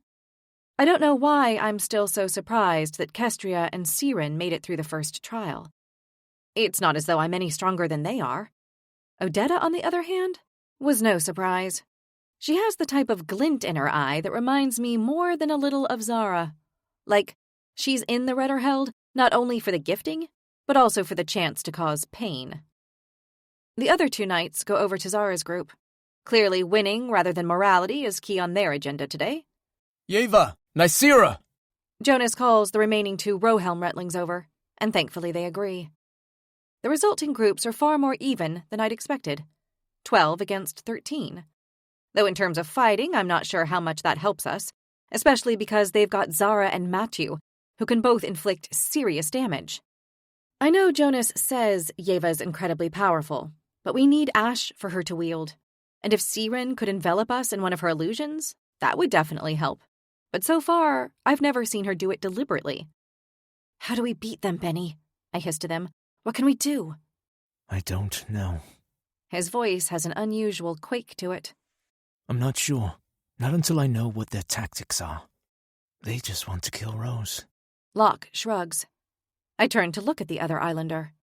I swear every day his skin becomes more and more drained, his eyes more and more vacant. That's their only plan. They just want Rose dead. A weight settles in my stomach and my pulse rises. He's speaking so matter-of-factly, as if talking about what he ate for breakfast. Saying the quiet part out loud, that this isn't a team battle. It's an excuse for them to end me. I'm trying to push the fear down, but it's hard when my gut says I'm totally screwed. Fantastic. So, rules.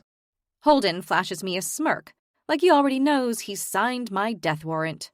You stay on your feet or you're out. That's simple. You can be brought to your knees, your back. I should probably warn against purposely trying to send people to Mortadem, but accidents happen. His smirk grows into a grin. Klinos gasps beside me. My teeth are gritted as I look Holden in the eye, determined not to show even a hint of the fear that roils in me. First team with everyone downed loses. We'll begin on my countdown. I can put a shield around us, Klinos hisses hastily. Wind-based. Not sure how much it will protect from certain powers, but it should prevent some of the fire reaching you. I'm grateful that my friends aren't even trying to pretend the aim of this task is to win. No, our objective is completely different. It's to keep me alive. I'll aim at Zara. Jonas says. It should make it more difficult for her to attack you. It would be better if I bind her. Kestria is now standing at my side. I hadn't even seen her appear. I heard what they did. I get what this is. If I bind her, she won't be able to do anything. You're a siphon? I ask in surprise. A bind. Similar but not quite the same, and I can only work on one person at a time. It'll make you a target, I warn her. The others will come for you if they know you're the one stopping Zara from using her magic. Yeah, Kestria shrugs. It's the same for Jonas and anyone else who tries to help. I'm fine with this. Just do me a favor and make sure one of you gets Odetta to her knees. Done. Benny promises. I don't know what her vendetta is against the Dorraine Retling, but nor do I need to. She's on our side. I've got daggers, Grenda says, seeming unperturbed by what we face. I'll stick to tried and trusted methods. I shoot Benny a glance and see his jaw tick. I know he's been desperate to know exactly what her powers are since we got here, but it doesn't look like today's going to be the day he finds out. Holden is now walking away from us, clearing the battleground so he doesn't get caught in the crossfire. Now, if you're all ready, we will start on my whistle and end when all of one team is on the ground. 3, 2... Fuck! I drop straight to my knees as my most recent injury flares back to life. I should have known the bitch wouldn't wait until it was actually time to start. The first burn begins to rise on my arm, and I wait for it to spread across my entire body. But there's nothing, just that single patch. I've got her, Kestria yells to me. In terms of Holden's game, it doesn't mean anything. I'm already on the ground, out of it. Which, for a naive second, I think is going to be enough for them to stop attacking me. I'm wrong. The first fireball lands only inches from where I've dropped.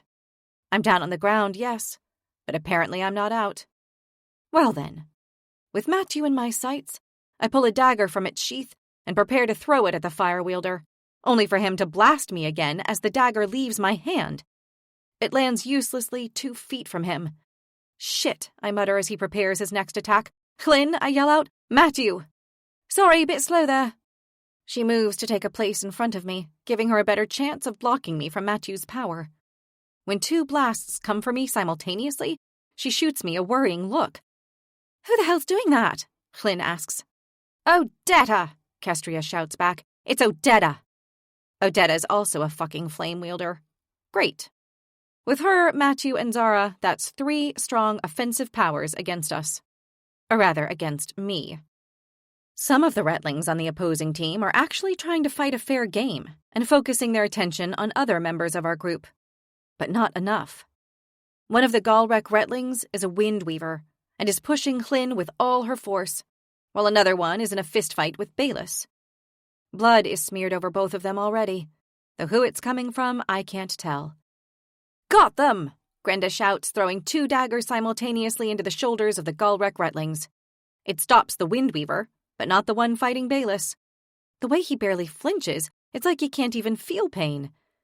As I watch on, my chest tightens. Not just from fear, but also something more. My throat is burning, and my lungs are struggling to get any air in. It's as though they're filling with smoke all over again. Zara! I cough the word out. Zara! I'm losing her! I'm losing my bind on the bitch! Kestria's shout is far more effective at conveying what I was trying to say. What else have we got? Jonas cries as he turns in circles. He's been alternating his powers between blinding Matthew and Odetta, but it's getting less and less effective. Not because he's weakening, but because they somehow don't need to see to know where to aim to hit me. Siren, can you do something? We need help! We're losing, I can see it. My friends are fighting with all they have, using force, fury, and fists. And I'm hiding behind them. The one thing I told myself I'd never do in this competition. I need to be doing something.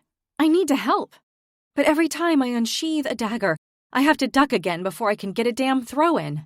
Yeva! I can hear the hopelessness in Jonas's voice. He's trying to lead, but he's failing. Can you do something here? Nothing while these Windweavers keep blowing all the flames out, she yells back. Ash, we need Ash. Yeva! Yeva! It takes more than one yell for me to grab her attention as she's fighting Eleanor from Rowell. How much ash do you need to cause some damage? How much? Anything, she replies. Anything's better than nothing. Hold on, I've got it. I've been crouching this entire time, trying to give my attackers as little area as possible to aim for, but now I need to change that.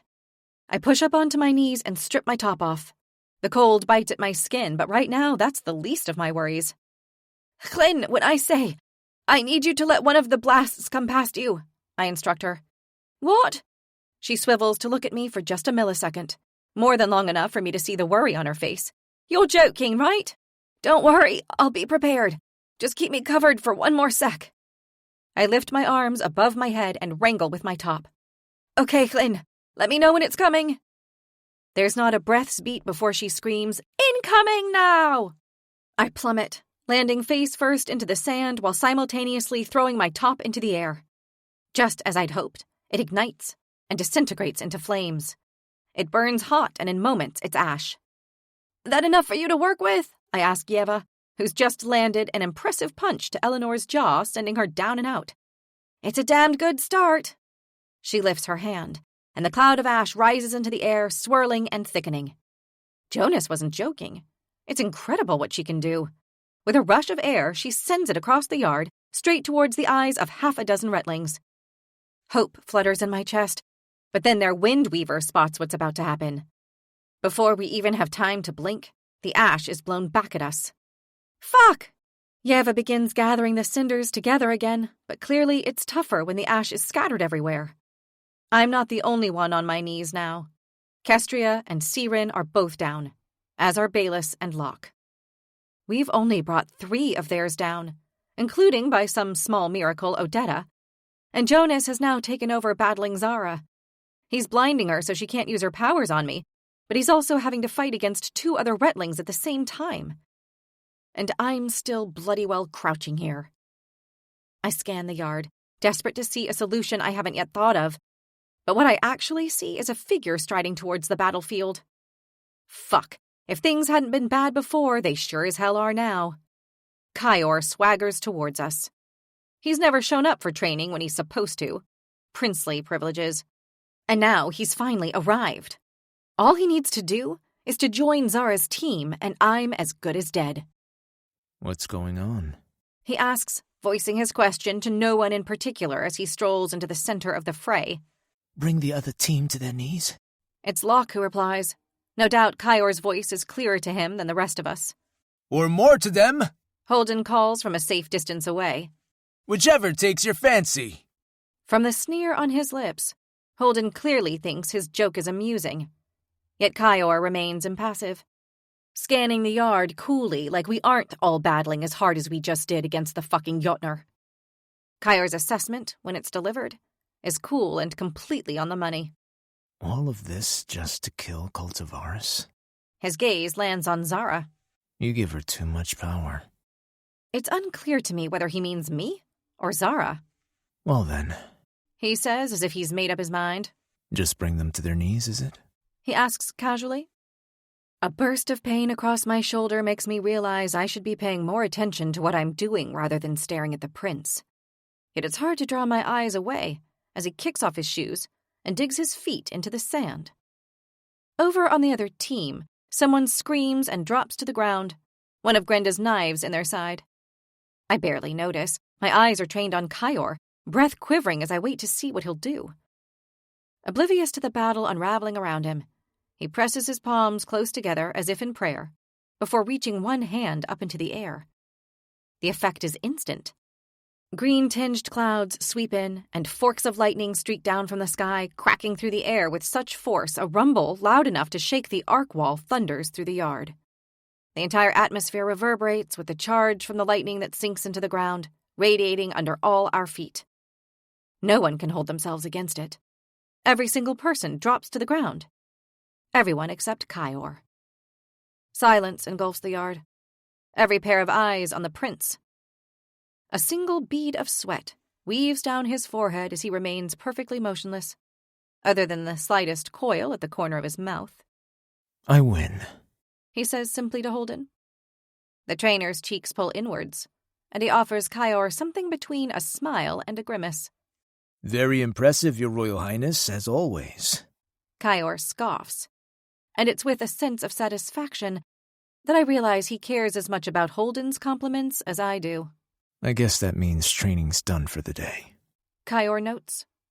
Still standing, he surveys the rest of the retlings with narrowed eyes. Looks like the healers will be busy again, he says.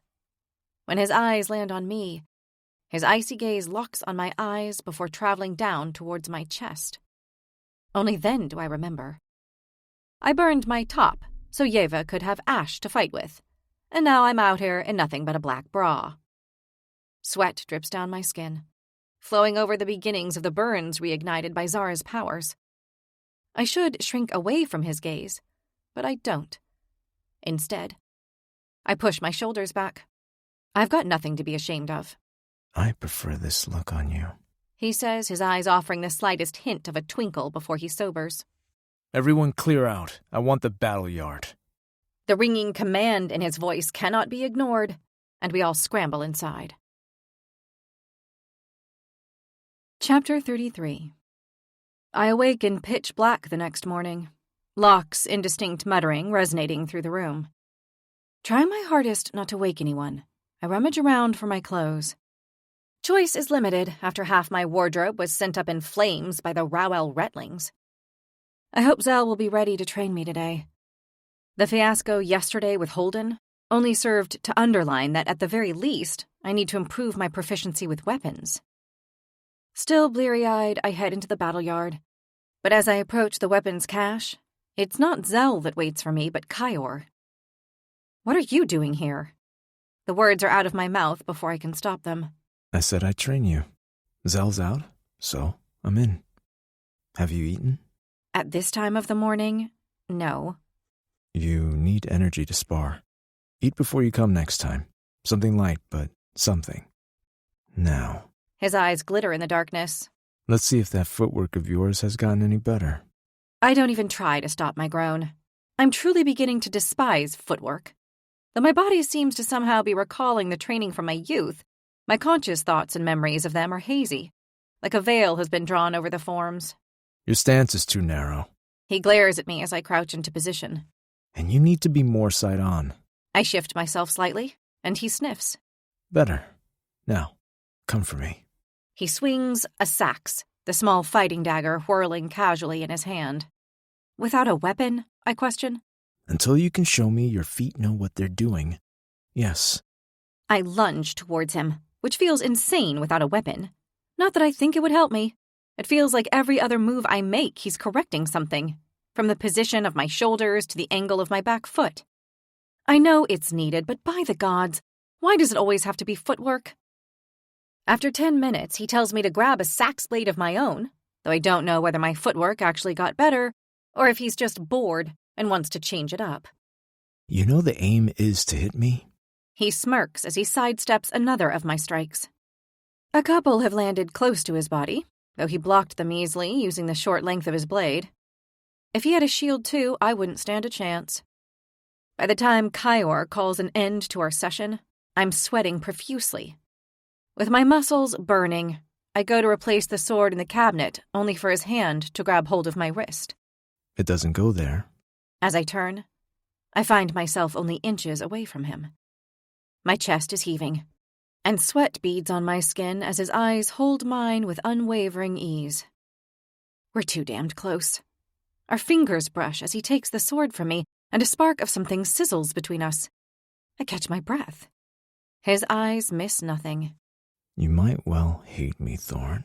He murmurs, closing the already minimal distance between us. But you want me to. He's not wrong, but I'll deny it to my dying breath. I swallow hard. Gods, you're an asshole. Has anyone ever told you that you're ridiculously arrogant? He smiles at that, and I hate that I like the curve of his lips and the way my gaze involuntarily traces it.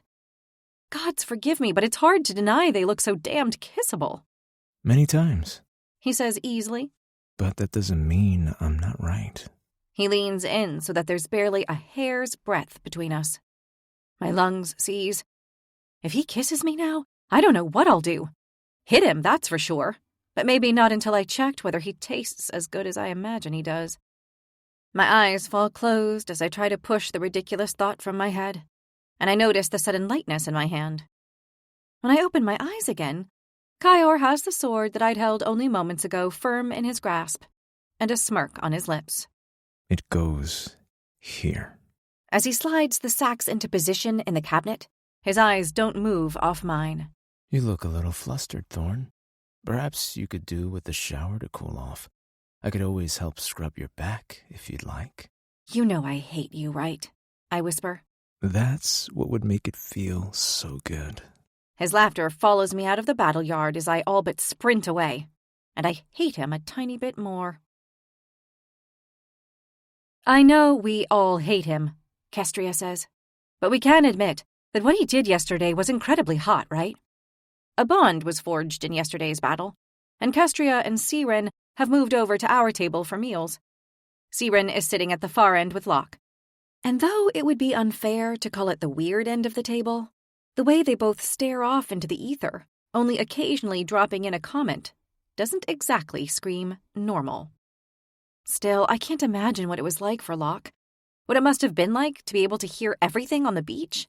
Every scream, every gargling, blood-filled last breath, every pained cry from the dying as crystal clear to him as the chiming of a bell. Why do you hate him? I ask. I'm happy to expand the club of people who detest Kaior, but I'd like to know their reasons. Other than Estelle, I'd assumed I was the only one with a direct cause to hate him personally, as I'm pretty sure that Klinos and Benny just hate him out of loyalty, and Jonas is too much of a sycophant to actually say anything outright against the future monarch. Other than his arrogance? Kestria questions. I've heard stuff about some of the battles he led up by Agoid. So many people died, and the statements given out by him and the palace about what happened just don't match up with what people on the ground said. You mean he lied to cover his own back? A dry laugh crackles from my throat. Sounds like Kaior. To be honest, I'm wondering why Eda bothered letting anyone else into the trials, she says. I can't imagine there's any way to defeat him. That man has no weaknesses. Physically, anyway. I'd love to say I hadn't noticed, but that just wouldn't be true. He is a damn fine specimen of human, and though I try not to think about it while I'm awake, sleep's a different matter. It's embarrassing the number of times he's slipped into my dreams, though what's more embarrassing is the things I've let him do to me in them. It's just a trauma response, I'm sure. Trauma and sexual frustration. Across the table, Klinos lets out a yawn. Immediately, Benny shoots her a look. Please don't tell us you're tired. You wouldn't be if you and Kaz had stopped talking before 3 o'clock in the morning. How the hell you can still have stuff to catch up on is beyond me. Kaz? I don't think I know them, Kestria remarks. Yeah, might be best to forget you heard the name. Benny replies, a hint of a threat there. Silence swells around us, and though I don't know why, I could swear there's a tension undulating between Klinos and Benny that's about more than lack of sleep. Why are you guys even still sharing? Kestria evidently senses it too, and breaks the moment. I haven't spent much time with the Duranian, but the more I do, the more I like her. There are plenty of dorms free now. Couldn't you split? Boys and girls or something? There's safety in numbers. Benny replies without pausing for so much as a beat. I prefer that we all stay together. And what does everyone else think about that? They're happy to go with whatever I think is best. Kestria tilts her head to the side, and I know she's thinking the same as I am. It's easy to see why the Retlings from Rowell follow Zara. She's the most vicious by a long way, and her powers have an unpredictability to them that makes her just as dangerous as someone like Matthew. But Benny? Sure, he's a brilliant fighter, and I get that the Islanders are down to only 3 of them now, but it had been the same even when Jai was around. And in a one-on-one fight between the two, I'm not sure I'd have placed my wager on Benny. Well, I just hope we've got Zell back in charge today. Benny makes a clear attempt to shift the conversation. No, I sigh, he's not back, or at least he wasn't this morning. Kestria looks at me wide-eyed. You were up early. I have a lot to learn. Benny's frowning. That's 2 days he's been gone now. Where do you think he went? Despite the assertion they gave us at the ceremony of inauguration that either Holden or Zell would be in the battle yard at all times when we're training, it's Commander Zell who's been most consistently there. Thank the gods, considering it's been his siphon powers that have protected me from incidents like yesterday. Not to mention Holden himself. In fact, now that I think of it, I can't remember a single day when I've not seen Zell there at some point or another. 2 whole days off feels unheard of, though undoubtedly deserved. Maybe he went to see his family, Siren remarks. I mean, he has got a family, hasn't he? No idea. The rest of us look at each other with equally blank expressions.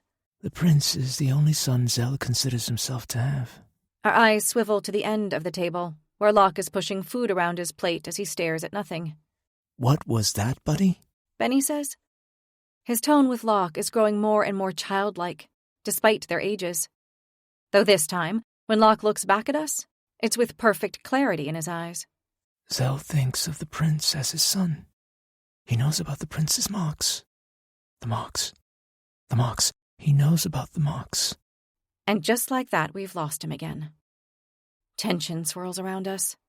Easy, laughter-filled meals feel like a thing of the past. Any chance some of you could grab me some food from dinner this evening? Klinos' perky tone does little to hide the strain beneath. Caroline isn't working, so we thought we'd spend some time together. I'm starting to worry that you two are distracting each other. Benny snaps. You've both got jobs to do, remember? Klinos' eyes narrow, and her tone is sharp when she speaks. I don't need reminding of what I've got to do, and nor does Kaz. And for what Locke's been saying in his sleep, you've got your own job to worry about, so maybe you should focus on that. I've not managed to pick up on anything in Locke's ramblings, but clearly Clin's hit a nerve as Benny's jaw clicks and he throws Locke a quick glance. The tension has shifted to a point where I daren't even breathe. Yet before I can work out how to break it, Benny lets out a scoff and rolls his eyes. You're right, I do, he says. Make sure one of us wins the Retterheld. And with the way our numbers are dwindling, I guess I need to double down. Don't worry, though. I'll bring you and Kaz some food after I've been training. With that, he pushes back his chair and strides away. Ouch. So what was that this morning? Castria asks as she sweeps out at my legs, hoping to knock me down. She fails. I'd already predicted her move, and so hook my foot around her ankle instead, bringing her down to the ground with a thud. I have no plan to move into one of the empty rooms, but they do provide an extra space to train in, and the moment I saw Zell was once again missing from the battle yard, I decided not to risk facing Holden again. Castria kindly offered to come and train with me. She's one of the few Retlings that I can fully hold my own against. In fact, I'd actually say I've got the upper hand in a lot of situations, but it's not something I'd rub her nose in. It's not her fault her training is frequently derailed by sudden needs to babysit Siren. She continues, There was some serious tension there. Are those two always like that? I thought they were friends. I think it's come from spending too much time together. I try to sound as nonchalant as possible, though the truth is I don't believe it. Things have been bubbling between the two since Caroline came back on the scene, and I can't help but wonder if it's jealousy on Benny's part. Or maybe just annoyance that Clin's not focusing all her attention on the Retterheld. They've been together since the boat over, I tell Castria, trying to make my lie as convincing as possible. And sleeping in the same dorm room? They've also lost a lot of people, including Suanne, who Zara killed the very first day here simply because she thought her power didn't have a place in the Retterheld. Castria nods solemnly. The Whisperer? I heard about that. Yeah. She and Locke were close. I think he took it the hardest. Castria smiles with sad understanding. I guess it gets pretty tough. Funny choices, though. The Eastern Isle Retlings. One that can hear for miles, one that could, send messages on the wind. It's like they came for a lot more than fighting, don't you think? She asks pointedly. I'd not actually thought of it, but Castria's right. Put Suanne and Locke's powers together, and they're an incredibly powerful combination for information gathering. So what about you? I say, wanting to shift the conversation. What's the situation with you and Siren? You two seem close. Castria smiles, although there's a sadness to her expression. She's incredible, really. You've seen what her powers do. Before the battles, she was the most formidable woman you'd ever meet. She would put on these events, not just for the tower, but all around, where she'd turn the sky into massive rainbows, or fill the whole of Doraine with trees and birds. Gods, the birds were crazy. The number of accidents that damn illusion caused. She lets out a brief chuckle that fades too soon. My mother used to say a fraction less power would have been a blessing for Siren. That way she'd never have been forced to fight. But she was. And everyone said the same thing. When she came back, she was changed. I'm sorry, that's awful. Can I ask what happened with Odetta? Kestria's expression hardens. Odetta wants power because she wants to lord that power over people. Her brother controls Corvain's troops in Doraine. If I had a bet, I'd say she wants to take that role from him, not to mention a chunk more power. And you? I ask, unable to keep the question in any longer. What do you want the gifting for? At some point, we stopped fighting. I'm not exactly sure when, but we're both on our feet, weapons by our side. It's a personal question to ask, and not one person has directly told me their answer. I don't expect Kestria to be any different. And yet, as she lets out a long sigh, I feel like she actually wants to tell me. I don't know, she admits. And that's not me being coy or mysterious or anything, I really don't. I thought that if I got in, then Edda would have a reason for choosing me, and then at some point the reason I needed the gifting would become known. That probably sounds crazy to you, doesn't it? Risking my life without even having a reason. A little, I conceded. But not the bit about the answer coming to you. That feels just like Aitara deciding she needed to bring her 6 children forth, right? One minute she was on her own, and the next the world had 7 gods. Maybe living your way, acting on the signs you're given, is a better way of doing things. Did Edda give me a sign, I wonder? Did I choose the right path? Kay has been here for weeks now, living in the Highhold with Artur and his wards, and I have no idea how she's doing. I can only imagine how Laura and the other nobles are treating her. It makes me physically nauseous. You want to stop? Kestria's voice brings me back to the moment. Still got a couple of hours until dinner. No, I'm good. Let's keep going. I need to work on those high shots. Then I'm your person for that. Training with Kestria isn't a touch on training with Zal and Kyor, but it helps my muscle mass and my stamina, and it sure as hell beats training with Holden. We keep going when darkness falls, only stopping when the smells of food and sounds of clattering of plates rise from downstairs. Kestria, worrying about how long she's been without checking on Siren, heads out and we agree to meet at dinner. I go to clean up, but rather than using the bathroom I share with the others, I grab my things from the dorm and check my infusion. I'm pleased to see it is the right hue of purple. It needs another week or so before the final addition will change it to a colorless liquid, and then it will be as potent as I want. I shower and luxuriate in the hot water. I will never get used to it, and will never take it for granted the way I once did. As I dry myself off, I study my bruised body. Kestria got a few good shots in, and to save the healer's trouble, I use some of the salves I got after the FOF fight. I should really be making my own, just like I should be making and taking the tonic my mother insisted we drank daily. But at the end of each day, I barely have enough energy for a conversation, let alone to start brewing. Besides, with that level of exhaustion, I'd almost certainly mess something up. And it's not as if I need the tonic's benefits, now that I'm eating better than I've done in nearly a decade. By the time I'm dry and dressed, the only person at our normal table is Jonas, and most of the food's been cleared away. Hey, I was about to come and look for you, he says, pushing a plate over to me. Didn't know what you'd want, so I saved you a bit of everything. Thank you so much. I grab the cutlery and gratefully tuck in. I didn't realize I'd been so long. Hot water, I still can't get over how much I've missed it. A hint of a smile ghosts his lips, and for a second, I assume he's about to say something, but he merely shakes his head and remains silent. You okay? I ask in between bites. Yeah, I was just thinking about you and Kay. You know, I spoke to her at the ball. Her name causes me to tense. Yes, you told me. You said she was well. He nods. Actually, she was better than well.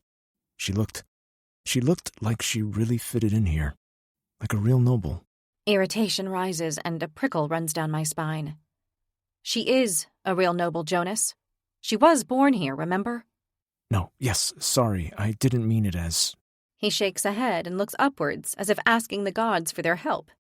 Maybe he should ask Edda for the gift of thinking before he speaks. It's certainly not the first time I've thought he'd benefit from it. Whatever happens, I don't want you and Kay to have to go back to the slums. You and me both. The next time I see my father, I'm going to ask him about it. See if there's a way. I don't know how it would work, as the king has to approve all wards, and I'm not sure he really appreciated who Kay was when she arrived here, but he sure as hell knows who you are. Still, there'll be another way. I'm sure of it. A way we can make sure you never have to go back. A warmth spreads out from my chest. This damn boy. 1 minute he has me wanting to throttle him, the next second I could kiss him.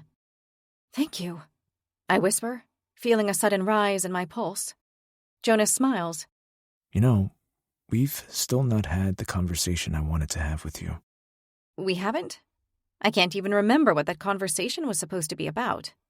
Maybe later, if you've got time. You don't want to have it here? He glances around the room to the other figures still sitting at the tables, though they're few and far between. No, it can wait. His lips twitch, and I wonder if he's about to say more when he's interrupted by the sound of my stomach growling. Maybe I should let you eat, he says, grinning. I was going to go do some training with Eva anyway. I'll be fine. I nod across to the far end of the hall. Grenda's still here. She won't let Zara try anything. Okay. See you later? Possibly. I'm not going to make promises I can't keep, and I don't think I'm in the mood for a deep heart-to-heart tonight. I watch as Jonas walks towards the door and out into the battle yard. He really does have a good body, and the memory of him shirtless lingers in my mind for a full 10 seconds, until it's interrupted by something. Or rather, someone else.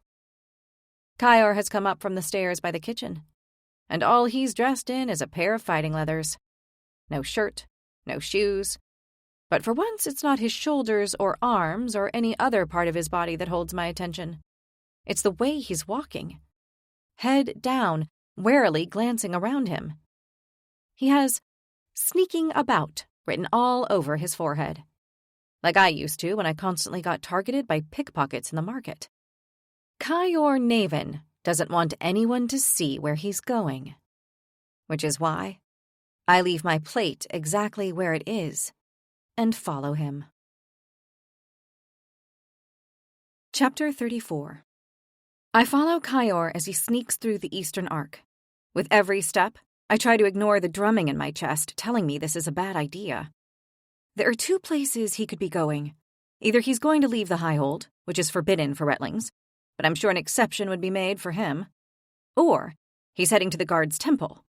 But if he's going to the latter, I don't see why he'd be acting like a thief in the night.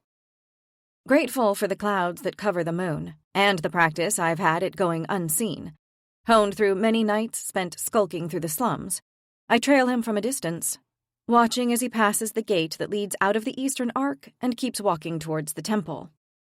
Maybe he feels embarrassed about needing to pray? I chew my lip and keep following.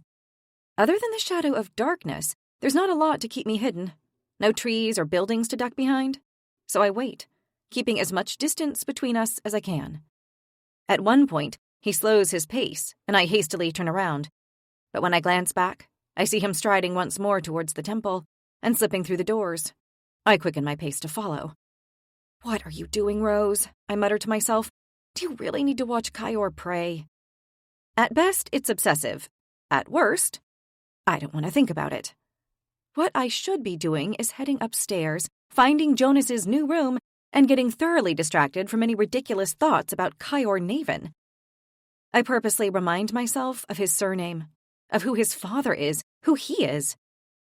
I need to see what he's doing, whether that's praying or something else. And I couldn't care less if he's using the temple as some sort of hookup site. Though who would be bold enough to fuck in the temple of the gods, I don't know. And now, I'm definitely not imagining him pinning me down on the altar. Gods help me. As the temple door slams shut, I'm faced with the issue of what to do next. I can't go in after him without being discovered, that's for sure.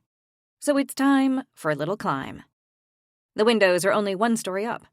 I'll take a quick look to satisfy my curiosity, and then I'll be done. I'll go back to Jonas, the sensible choice to spend my evening with. I find a foothold and shift myself up, discovering I couldn't have picked a better window. It offers a clear view into the center of the temple, with only the far end obscured. Whatever Kyor is doing in here, I should be able to see. I crane my neck, finally spotting a figure standing in the shadows. Only it's not Kyor. It's Zell. "What are you doing, Commander?" I murmur. There's something about the way Zell is standing, and his gaze is constantly flickering around, that makes me think he shouldn't be here. But why? I've seen him use this very temple for prayer before. What could the pair be meeting about that they'd be desperate to keep hidden? A chill runs through me as the answer strikes. Zell said he didn't know what the trials were. But what if that wasn't true? What if he's meeting Kyor here to tell him what the second trial will entail, or when it's going to take place? What if the entire reason for this rendezvous is for the commander to give the man he thinks of as a son an advantage in the trials? A mixture of annoyance and something else flares through me.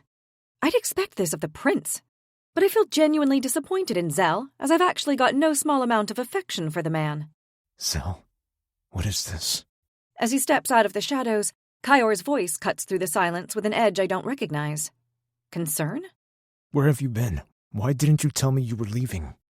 I thought you needed a little pick-me-up, the old man replies. Me? What do you mean? I saw the way you were struggling without her, and I decided to do something about it. Oh, Zell. Kyor's voice drops. Tell me you didn't. The rules. I know what you're going to say, but hear me out. There are other knights in the barracks. My knights. This isn't fair on them. The tightness in Kyor's voice is nothing like I've ever heard from him before. Actual anguish? Surely not. And yet Zell seems to have relaxed now they're together. He waves a hand dismissively at Kyor's concerns. This was entirely my choice, and if it comes to it, I'll own up. But don't worry, no one's seen her. We got her in just fine. Now, are you going to spend your time chastising me, or is there someone else you'd rather be talking to? A woman? Zell has snuck in a woman for Kyor? The image of another woman on the altar with Kyor rips through my imagination, and I find myself unaccountably furious at the thought. He flirts with me at every session. Just a little, a touch here or there, but it's not insignificant. And the whole time he's had a woman that he cares enough about for Zell to smuggle her in? I'm hurt, I realize. And that is more than a little ridiculous. Kyor and I hate each other. We're enemies, foes. And the thought of him trailing his hands up another woman's arm the way he does mine when he corrects my hold on a sword is absolutely fine. I'm so lost in my internal diatribe that it takes me several long moments before I realize it's not a woman at all. Zell has brought Kyor his direwolf, and she is magnificent. She's pressing herself happily against Kyor, leaving another wolf standing alone. Zell's, I realize with shock, as the other wolf goes to nuzzle the old man.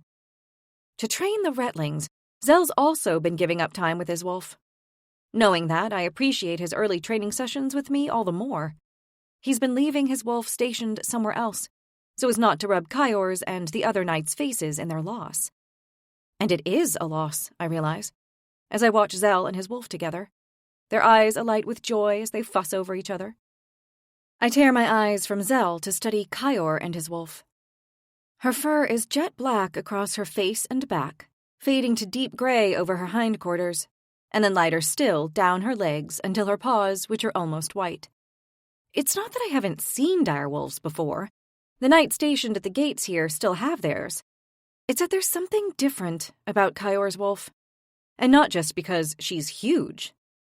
She's not here patrolling ready to attack anyone who breaks the king's rule. She's here for him, for Kyor, who no longer looks like the prince I know. It takes me a heartbeat to understand what's different. He's smiling. It's not a smirk or a sneer. No, this smile is broad, and it brightens his entire face. Even his icy eyes transformed to something warm, something full of love. He kneels beside the phenomenal beast, rubbing her fur like she's nothing more than a lapdog. Gods, I have missed you, El. How's it been, my beautiful Elska? She responds with a bound, placing her feet on his shoulders as she nuzzles him. Jaws like hers could crunch his skull in a heartbeat, and yet there's zero fear in his face. Instead, he wraps his arms around her like the two of them are about to dance. With his hands still deep in the animal's fur, He looks at Zell, a weak attempt at a scowl gracing his face. I'm still fucking furious. He growls. You know I hate breaking the rules. Zell grins back. You needed a reminder of what you're fighting for. Kyor scoffs as he turns back to Elska, who continues to lick his cheek. As if I could forget. He says, his voice so soft and full of love that it punches into my gut. I'm intruding on an intensely personal moment I have no business watching, yet I can't quite tear my eyes away. Seeing Kyor look so full of love makes my guts writhe with a feeling I refuse to name. As I watch, momentarily forgetting that I'm 9 feet up, my foot slides against the stones and my pulse rushes. I catch myself almost instantly, but Elska's face swings towards me, and my blood runs cold. What is it, girl? Kyor's voice is sharp and loud enough to hear even as I scramble down the side of the temple. Fuck, fuckity fuck. My heart has lodged itself in my throat. If the direwolf decides to come after me, I'm screwed, I think, as I break into a sprint. She won't risk being seen, though, right? Kyor will stop her from tracking me down and following my scent, right? Probably. Ugh. I stop my mind worrying and run. Direwolves can mind speak with their bonded, but can she send him images? Show him she saw me? Even if she did, maybe she didn't. Please, Edda, keep me safe from that wolf. I don't break my stride all the way back to the barracks, and when I arrive in the dining hall, my lungs throb from exertion, and my pulse batters my ribcage. It's only when I'm halfway up the staircase that my breathing gets almost back to normal. I don't know why, but I've already decided not to tell anyone what I saw. Not because I give a shit about Kyor potentially getting in trouble, but because of Zell. I like him. And damn it, he's training me every day. If I tell anyone, Zell might get moved somewhere else. I'm not keeping Kyor's secret for them, but for me. That's all. Just some good old human self-interest. Nothing else to it. I'm a few feet away from my dorm room when I hear raised voices. The Kyor incident washed from my mind in favor of listening to Benny's rage-filled shouts. You are putting us all at risk. Don't you see that? His words are harsh and clipped. Oh, you mean like you've put Caroline at risk for the 4 years she's been placed here? Klinos' voice is just as sharp as she replies.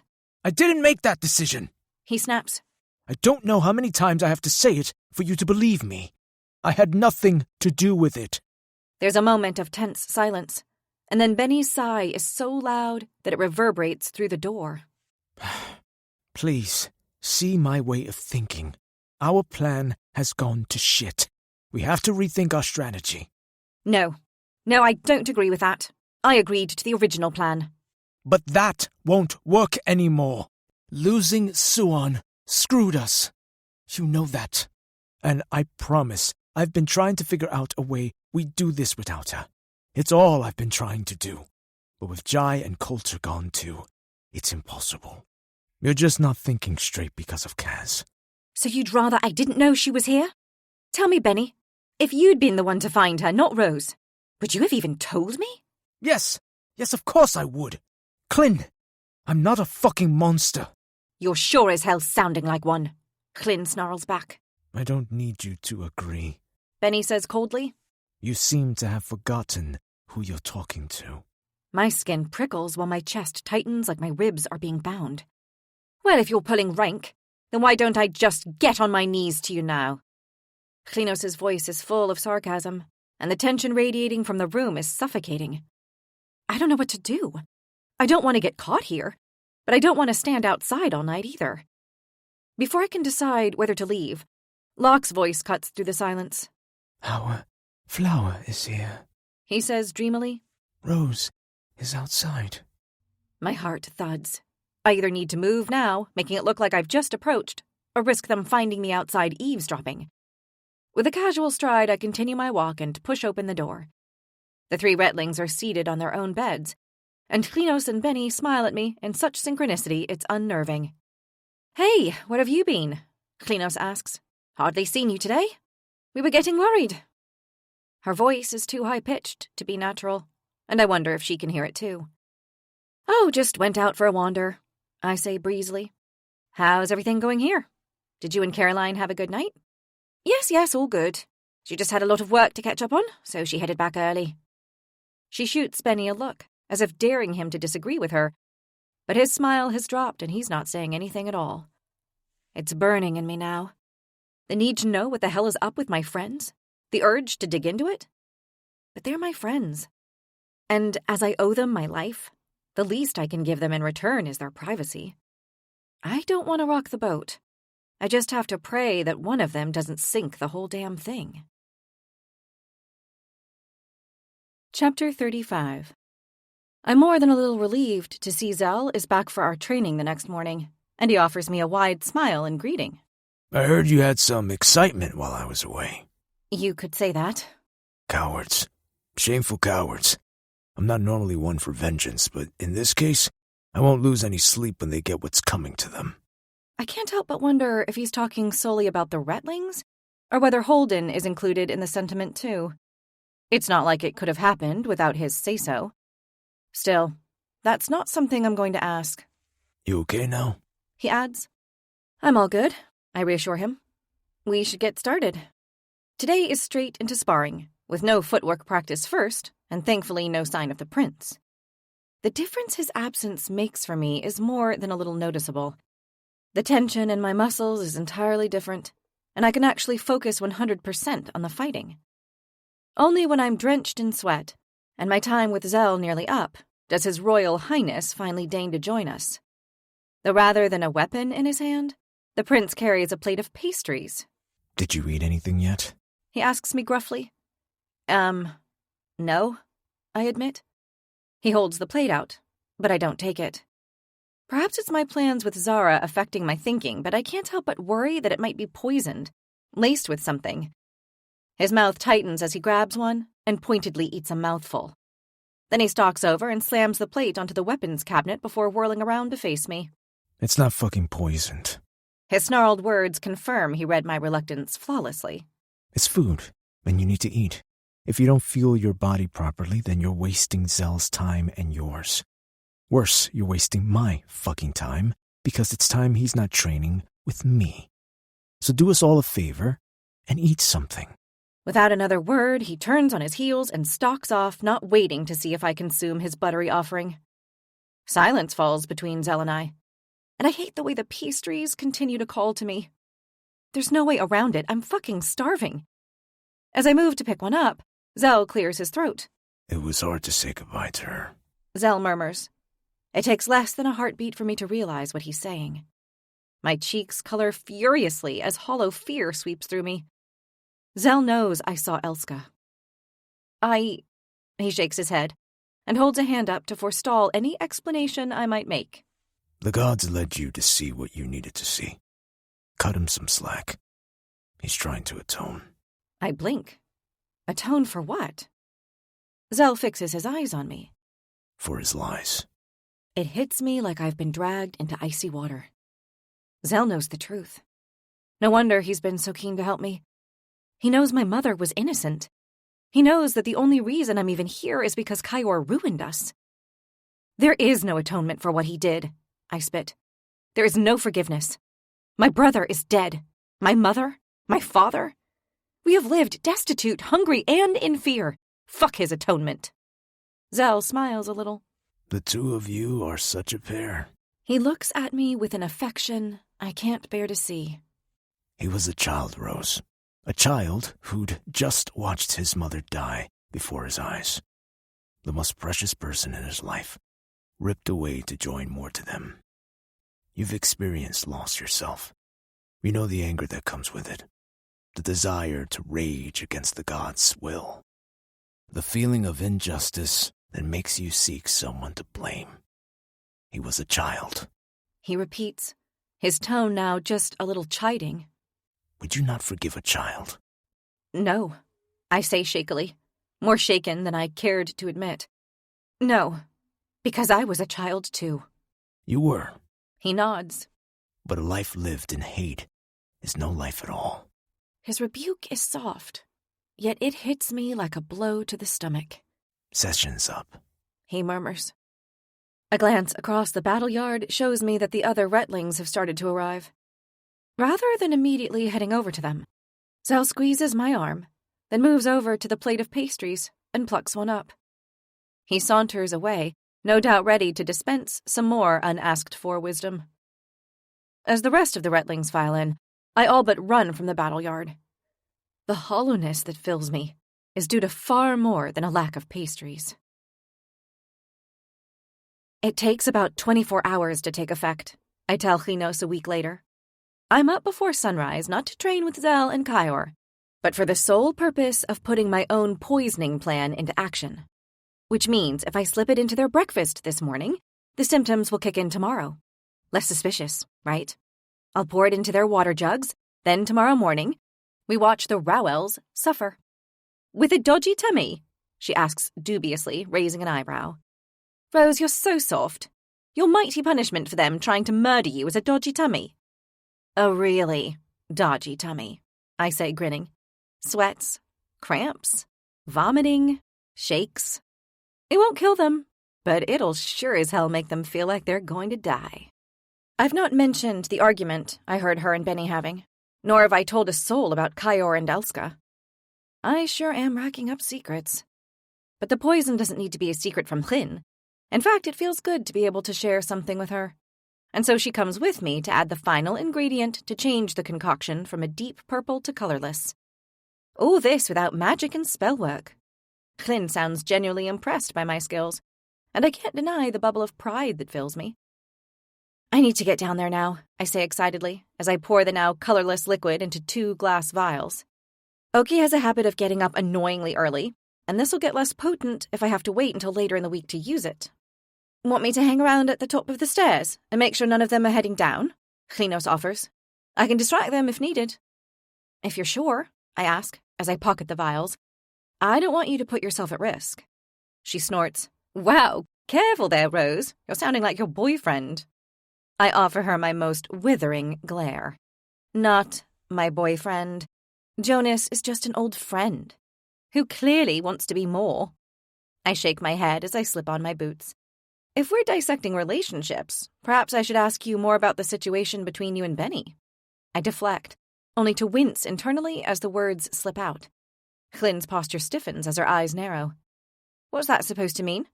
What's he said to you? Nothing, I reply, already regretting the comment. I just mean, I don't even know how you two know each other. Yes, you do. We're both from Brandish, she says flatly. Right, but I always thought it was a big city. I certainly didn't know all the other noble kids growing up here, and it's not like Jonas knows all the nobles in Rohelm that well either. Her fingers pinch the bridge of her nose, and I know she's weighing up what to tell me. Benny and I are related, she says eventually. Distantly through marriage, not blood. Ah, so now the bickering makes sense. Your family. I grin, trying to make light of the matter. We do not bicker, she argues, only to change her mind. Okay, yes we do. But don't think I didn't notice how you shifted the subject away from you and Lorathin just now. Please, whatever you're going to do it soon. I can't deal with another carriage ride filled with longing looks. There have been no longing looks, and we don't have time for this conversation. I have to get down to the dining room. Now, are you helping me or not? I've got your back. I smile, confident she does. Just as planned, I leave Chinos at the top of the stairs and head down alone. When I reach the dining hall, a couple of people are already there eating breakfast, including 2 of the knights and the wind weaver from Galrak. Despite the pounding of my heart being so loud, I'm sure they can hear it. None of them pay me any attention. I work swiftly. I already unstoppered the vials on the way down, and as I walk past, I pour a fair dose into each of the water jugs on the Rowell table, grateful they've always chosen to sit at the table right at the end of the room. I'd prefer to stir it in just to make sure it's all mixed properly, but given how much I've put in there, it'll only take a couple of sips for them to feel the effects. And fingers crossed, they'll have a darn sight more than that. Trying to control the grin that's spreading across my cheeks, I'm barely halfway to my own table when footsteps echo behind me and a glass clicks. Shit. Someone's already here, and the first thing they've done is pour themselves a drink. My heart ricochets as I realize how close I was to getting caught. But the fear dissolves almost instantly. I didn't get caught, and I know at least one of the Rowell lot is going to face a not insubstantial punishment for what they did to me. As a smile rises on my lips, I can't help but glance over my shoulder, only for my jaw to drop in surprise. It's not Zara or any of her crew. It's Kyor, and he's already emptied what I assume was a whole fucking glass. Oh shit. I'm gaping, hands wringing, totally flustered. He's topless and glistening with sweat. Without me to slow them down this morning, I imagine he and Zell have had a heavy workout. As tempting as it is to let my eyes linger on those abs, or the concentric circle tattoos, they're instead drawn to his lips, where moisture glistens, and then to the empty glass in his hand. Is there a reason you're staring, Thorn? He says, arching an eyebrow at me.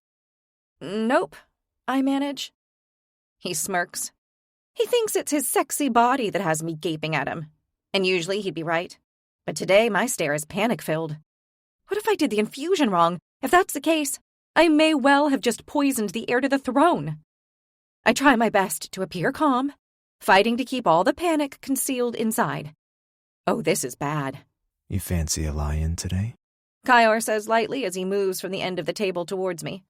Once he's close enough to have a perfectly civil conversation, he continues even further, encroaching on my personal space. It's enough to draw the air from my lungs. I can picture you, Thorn, tangled up in your sheets.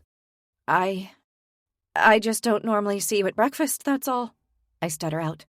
Smooth, Rose, so smooth. Perhaps I just don't like being seen, he says.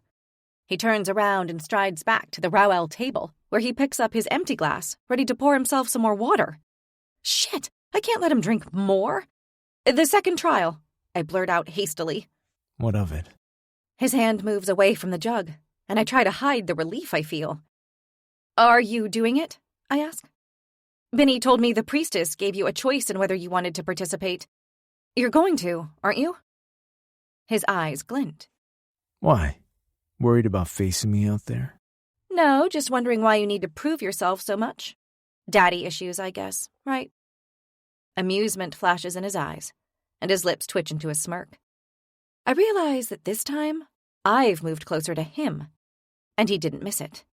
He's so close, I can smell the fresh sweat and vanilla musk rising from his hot skin. You lack common sense, you know that? Maybe I should find a way to pound some into you. My throat instantly dries as I open my mouth, wishing I could think of some sort of witty retort, but literally, nothing comes. That's part of the problem, I guess. Sharing a dorm has made my sexual frustration way worse, and I swear that's the only reason why this encounter is making me so unfeasibly wet. Kyor reaches out and traces a finger around the outside of my lips. That's a good look for you, he says huskily. An open mouth. I snap my mouth closed sharply, and he chuckles. Our moment comes to a close as a voice interrupts us. Great workout this morning, Your Royal Highness. My eyes swivel away from Kyor to find Holden standing behind him. Unlike Kyor, who's glistening with sweat, Holden is dripping. His face is bright pink, and from the way his chest is heaving, I struggle to believe he was ever an active knight. His wolf must be embarrassed by him. You've got excellent technique and power. It was a good warm-up for me, too. Kyor replies dryly. Holden's lips purse as he shifts his attention to me. Cultivars, he snarls. Your family always did have a cockroach-like tenacity. Well, they got what they deserved in the end, as I'm sure you shall too. Anger flashes through me, which surges even hotter as he shoots an oily, sycophantic grin to Kyor. You look hot, Commander, I say, taking a glass and filling it to the brim with the doused water. You should drink. I'd hate it to appear you weren't able to keep up with one of the Retlings so early in the morning. What was it the prince called it? A warm-up? His nostrils twitch, and his sneer exposes the slightest sliver of yellow teeth. I don't wait to see if he drinks the glass. I can't. I'm too afraid my expression will give away what I've done. So I turn and stride casually back to my normal table. When I finally muster the courage to look back, both Kyor and Holden are gone, and both glasses are empty. Seconds later, I look up to see Klinos coming down the stairs. She gives me a questioning look, and I nod, implying I've got the job done. It was getting weird, just standing at the top of the stairs, she explains. Thanks for that. We've already got our first victim. Maybe two. I wince a little. Her eyes bug. You have? She looks up but frowns when she sees Zara's group are only now walking down the stairs. Who? Kaior, I say. He grabbed himself a drink after training. Picked the wrong jug. Klinos' mouth forms an O of shock. You just poisoned the prince and heir to the throne of Morovka. I did. I try to suppress my slightly hysterical laughter, but it's impossible. And what leaves my lips is the closest thing to a giggle I've ever made. And it gets even better. How? She says. Her look of disbelief borders on comical. The other person? It was Holden. Klinos bursts into laughter. When she gets a hold of herself, her face is an expression of pure elation. You know, if I wasn't spoken for, I'd kiss you right now. I think that would draw a little unwanted attention. But thanks. I grin back, helping myself to a large pastry from a plate in front of me. Now all we have to do is wait. After watching Zara and her retlings fill and drink their glasses, I go straight to the battle yard. Zal is already waiting, and judging by the rivulets of sweat rolling down his forehead, Holden isn't the only person Kaiar was sparring with this morning. For now, though, he and I are the only people here. Morning, Cultivaris, he says as he strides over to me. Sleep well? I wonder briefly if that's a dig at my purported lie-in, but his face is open, genuine. He really does hope I've slept well. Not bad, thank you. Excellent. He picks up a sword from the rack beside him. What do you say we have a bit of practice? Now that you've been thoroughly tired out by a proper warrior, you mean? I sass. I expect him to laugh, but instead his cheeks pull in slightly. He's not had it easy. The solemn air has returned to his voice tenfold. The prince, he doesn't have many good people around him. Never has. And I know that doesn't excuse what he did to your family. The lie he told. Zal drops his voice low. But whatever the prince said, I fear the outcome would have been the same. Kaior was a boy, a child, as I've said before.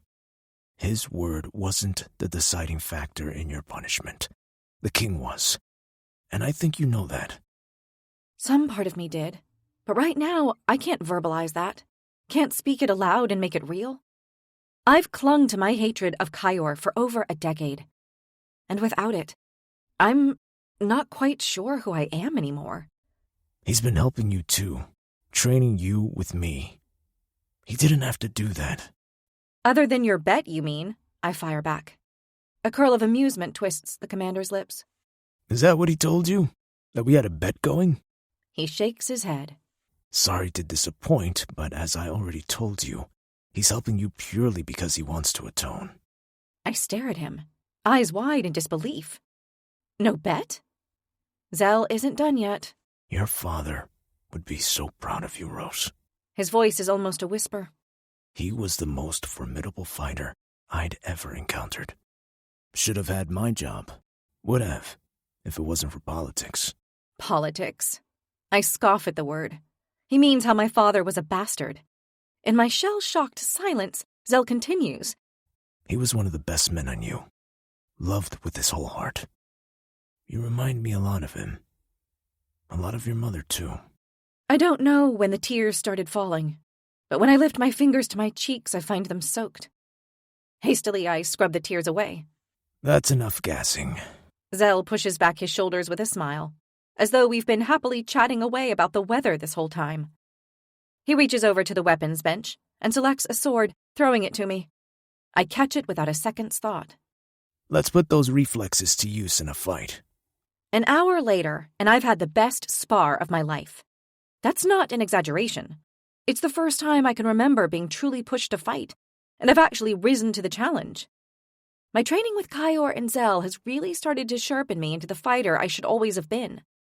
Every strike Zell aimed at me, I blocked, and I even got in a few of my own. When we stop, we are both dripping in sweat. You're not the weakest here, Lady Cultivaris, he says with an approving nod. Not by a wide margin. Don't let your lack of magic make you believe otherwise. Thank you, I say, my chest burning with unexpected pride. Not the weakest, not by a wide margin.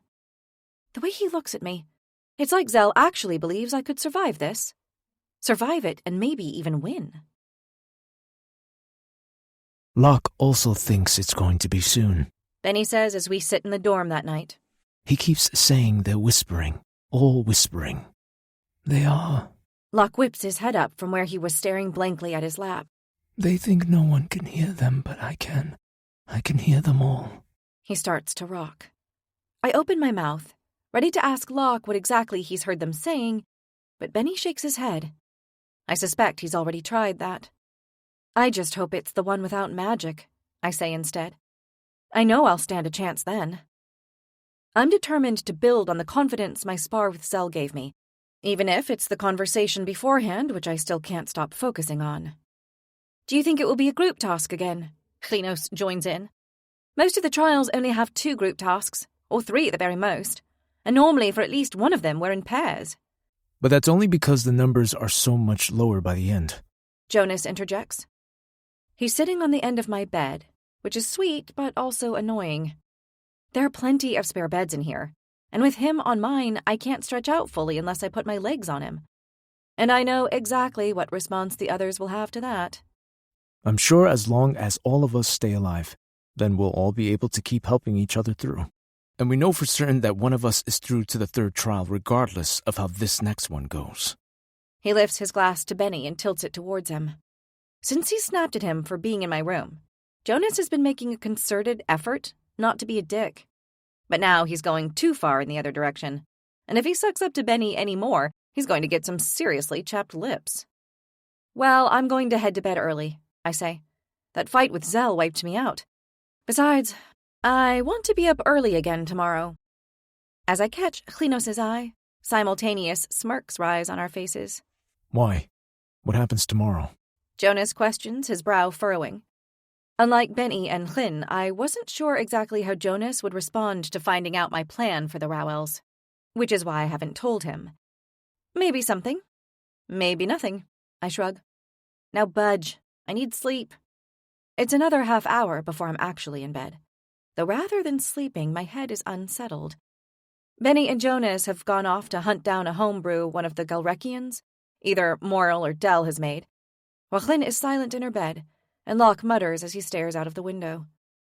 I've never actually made the infusion I put in the water today, and while I'm almost positive it won't do any permanent damage, I can't deny a twinge of fear. Then there's the conversation with Zell. If he knows the truth about my family, then how many other people do? My instinct is to say none, to assume that he's the only person close enough for Kyor to share that secret with. But what do I really know of the prince? Nothing except what I've seen of him here. For all I know, he could have told everyone, maybe even bragged about it. Perhaps that was what he was laughing about with the kitchen staff when I found him there that day. My gut churns. Instinct tells me that's not right, that Kyor's not like that. He's arrogant and confident, yes, but not a braggart. Atoning, Zell had said. That implies remorse, doesn't it? Rose, are you still awake? Klinos' voice drifts from the other side of the room. Yeah, just. I hear the creaking of her bed, and a moment passes before her weight settles on the mattress next to me. I've been thinking, she continues to whisper, about you and Kay, when all this is over. That feels like a long way away right now, I admit. I know it does. But I was thinking that when it's over, if you don't want to stay, and I'm not saying you won't, I'm just saying if, then you could come back with us, to the Eastern Isles. There'll be a home for you in Brandish. With me. With Caroline. Caroline's leaving the Highhold? I remember the argument I'd overheard, where Klinos had said Caroline was at risk. But what kind of risky situation can a scribe be in, other than paper cuts and being bored to death by old men like Rowan? I'm missing a piece of the puzzle, and it doesn't feel good. Yeah, you'd better believe that as soon as this is over, we're going to be out of here. She reaches out, pulling me closer to her. There are things you can do on the island. The ointments you make, the bombs, the infusions. There are people who do that, like healers, but without magic. You could work there. I'd be able to find work for K2, I know it. You'd be comfortable. I'd make sure of it. Her voice is passionate, and I find that I believe her utterly. My eyes are suddenly hot. For the first time, it feels like winning the Retterheld isn't the only option for me. That maybe, Just staying alive will be enough to give Kay and me a whole new chance at life. I try to imagine it. Kay and I leaving behind the mainland for a fresh start. I haven't even been to the Eastern Isles. What if we don't like it? And there's also Jonas's offer to consider. I know we haven't known each other that long, Klinos says fiercely. But the Retterheld is a crucible of fire. It burns like shit, but it also forges damn good friendships. I honestly believe that I was meant to find you, Rose. And now I can't imagine a life without you in it. But take your time. Think about it. You don't have to answer me now. Her last words make me realize I've been silent too long. Yes, I say, but it comes out half sob. Thank you. Thank you so much. For a moment, we just lie there holding one another. And then Klinos shifts. We should get some sleep. As I try to sleep, my mind fills with thoughts of the future. An actual future where it would be about living, not just surviving.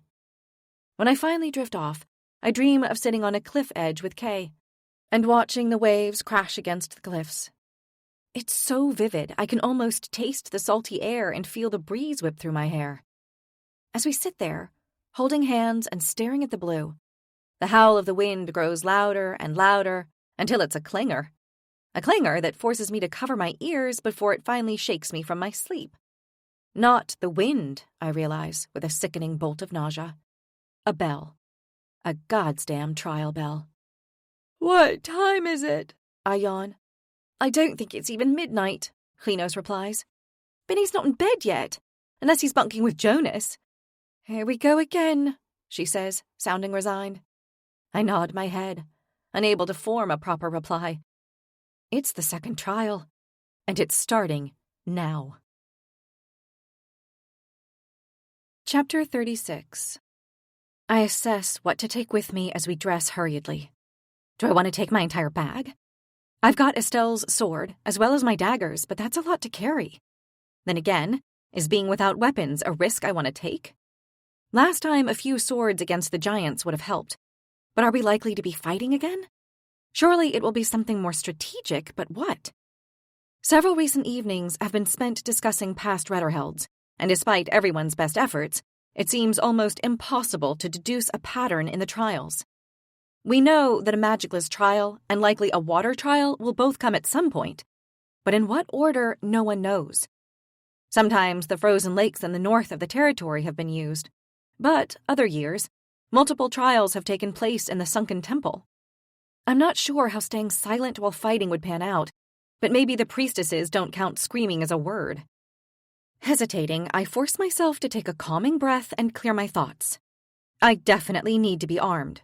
So I grab Estelle's sword and the blade I used to slit the Jotun's throat, then hesitate again. I still know next to nothing about the blade from Dina, although there seemed to be a theme with the Retlings that it harmed significantly. The knighted guard who was killed in the same way as Jai had been, rumored to have assaulted one of the maids on the night of the first ball. And while no one had anything specific to say about the Galrekian who died, no one had a single pleasant word to say of him either. But maybe the fact that Dina gave me the blade is all I need to know. With a sudden spur of decisiveness, I take the knife out of its box and slide it next to the other in my belt, then follow Klinos out of the room, downstairs, and into the courtyard. Once again, the carriages are waiting for us. We move to go together, but a priestess steps between us. You will travel alone to this trial, she says. Klinos and I exchange a look. That's not what either of us wants to hear. It'll be fine, she says, offering me a swift hug. I'll see you at the end. Assuming we both survive. That's the thing neither of us says. I'm just about to step inside my carriage when a voice yells from across the courtyard. Rose, hold on. Jonas is sprinting towards me. When he stops, he grabs my hands and pulls me in towards him. No risks, I know. I roll my eyes at him. A smile flickers on his lips before he leans in and presses them against mine. The kiss catches me by surprise. So much so that my body turns rigid until he steps away. I'll see you afterwards, at the ball, with Kay and Will and everyone else. I nod, still in shock by the moment I hadn't seen coming. Just friends, hey? Klinos smirks from the carriage beside me. You better survive this, because I've got some serious questions. she's not the only one. As I stand there in confusion, I feel a scalding glance on me, burning my skin. I turn to locate the owner, and I meet Kyor's glare. Jaw tight, he turns and gets into a carriage of his own. The moment with Jonas isn't enough to bury the anxiety I feel at being in the carriage alone. I need someone to talk to distract me, to tell me which direction we're going in, or repeat how important it is that we work together to get through this. Talking helps alleviate my fears. Being stuck in my head does not. The night sky is dark overhead, meaning it's impossible to get my bearings once we leave the last ring of Rohelm. I try to listen for clues, but all I can hear is the howling of wolves.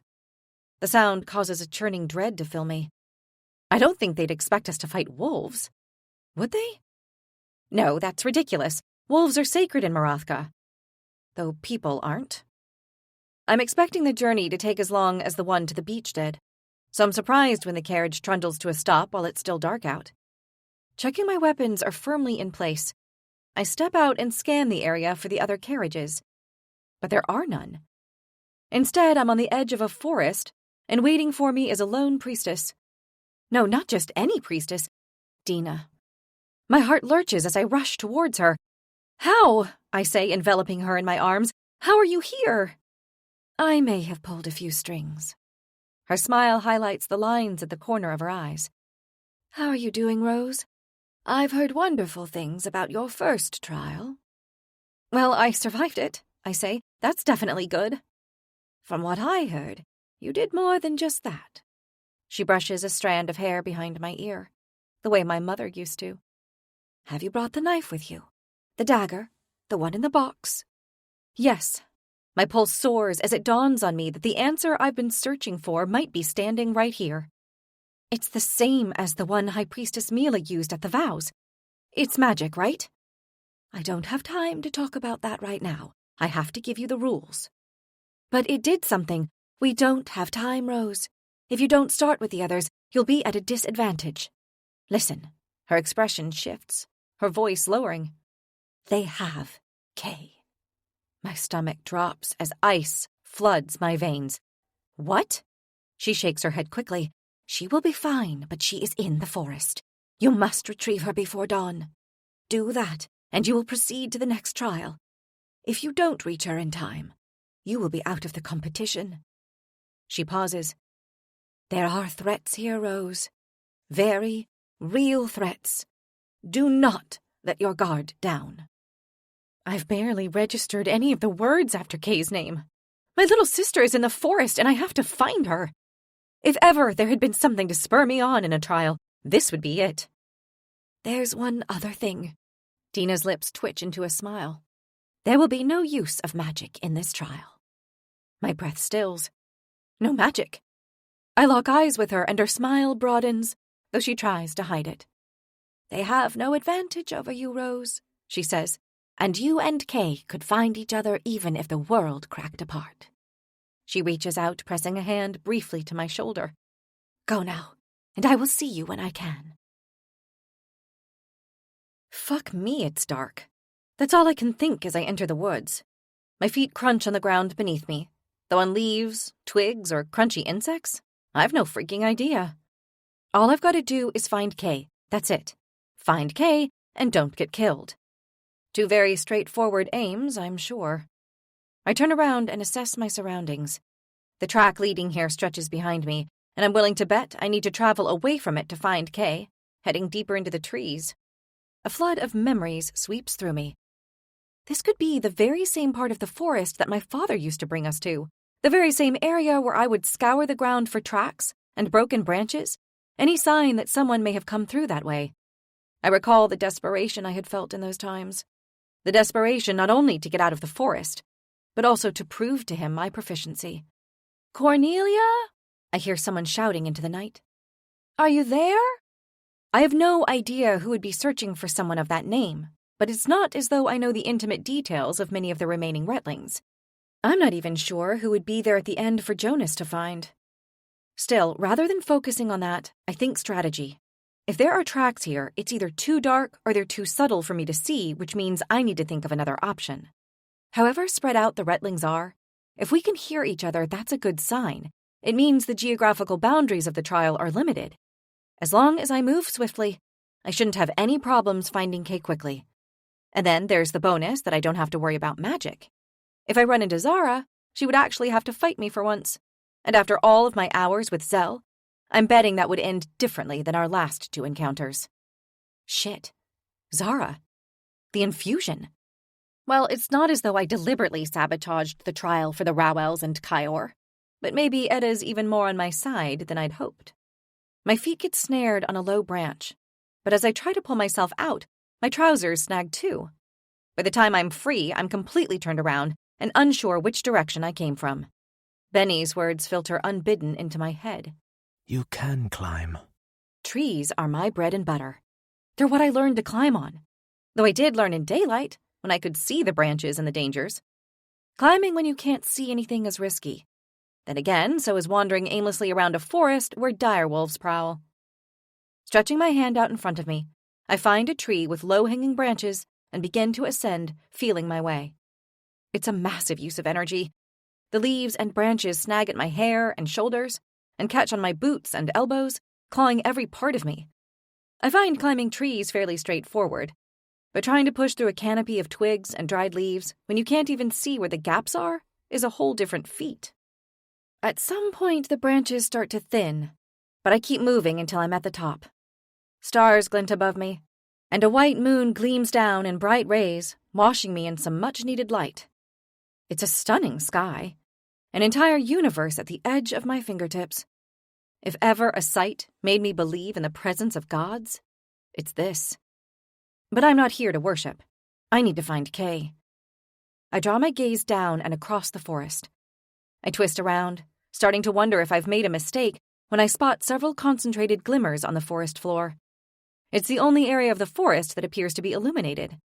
That has to be where Kay and the others are.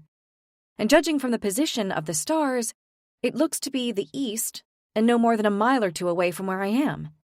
It's definitely walkable before dawn. Assuming I don't get attacked, or get knocked off course, which would be incredibly easy to do considering how dark it is. I go to descend the tree when I hear sounds below me. There's a deep retching, followed by the unmistakable liquidy splash of vomit hitting the ground. My muscles tighten. It could be a random sickness. There's no reason to assume the person vomiting below me is one of the people I poisoned. But if it is, I've definitely got a list of the order I'd want to bump into them.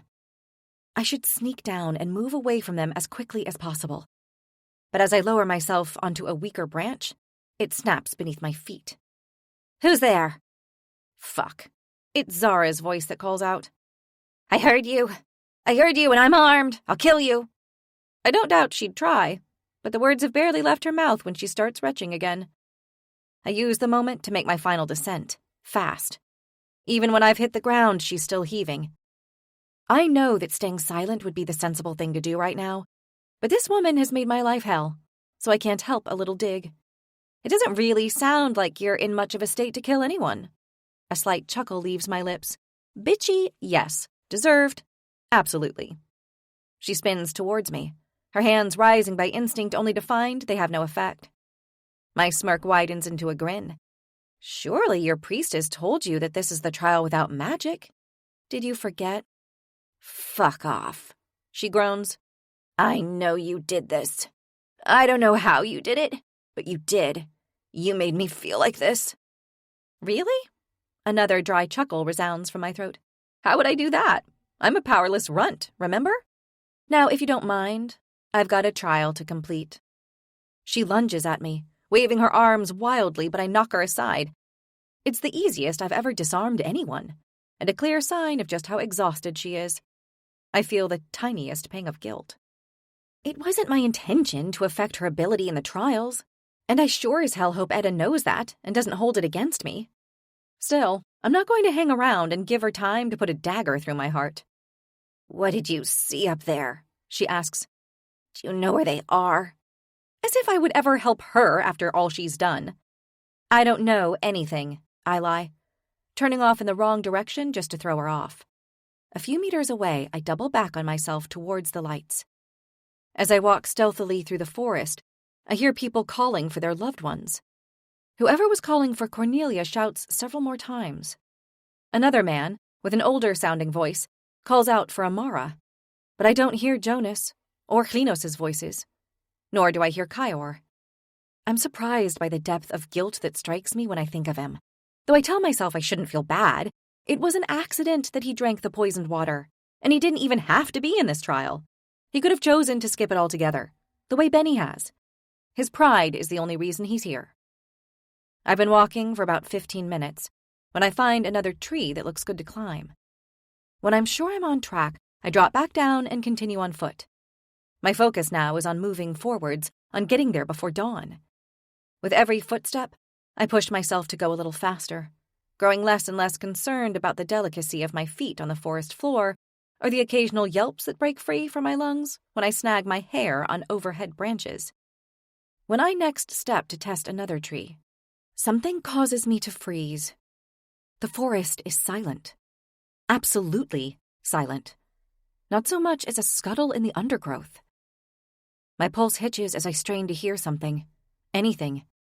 Yet there is not so much as a single flutter of a wing. My skin prickles. Why the fuck did I become so complacent as to think I didn't need to listen? My dad told me often enough that your ears are always your first warning in the forest. And when it's as dark as it is tonight, they're pretty much the only one I've got. I could kick myself for letting something so basic slide. With my throat growing dry with every shallow breath, I turn slowly away from the tree, my heart hammering against my eardrums, and I see the reason why the forest is suddenly so silent.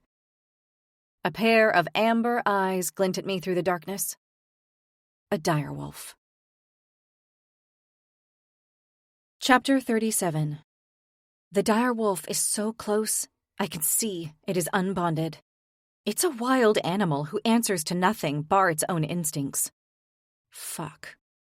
In the distance, someone screams, and the wolf's ear twitches, the movement slight. Its unblinking gaze is locked entirely on me. I really don't want to kill you, I say softly, like I've actually got a chance of doing that. If this beast comes for me, I'm screwed. My weapons still rest on my hip, and there's no way I can get to them and get them up in time to avoid being devoured. The direwolf is faster in every way except climbing, and I'm still several feet away from the nearest tree. One leap, and it'll be on me. I am not going to hurt you, I say. I don't want to hurt anybody. I just want to find my sister. I lift my foot off the ground, and its eyes twitch. Still, I place my foot down again, just a fraction in front of where it was before. I know why you're here.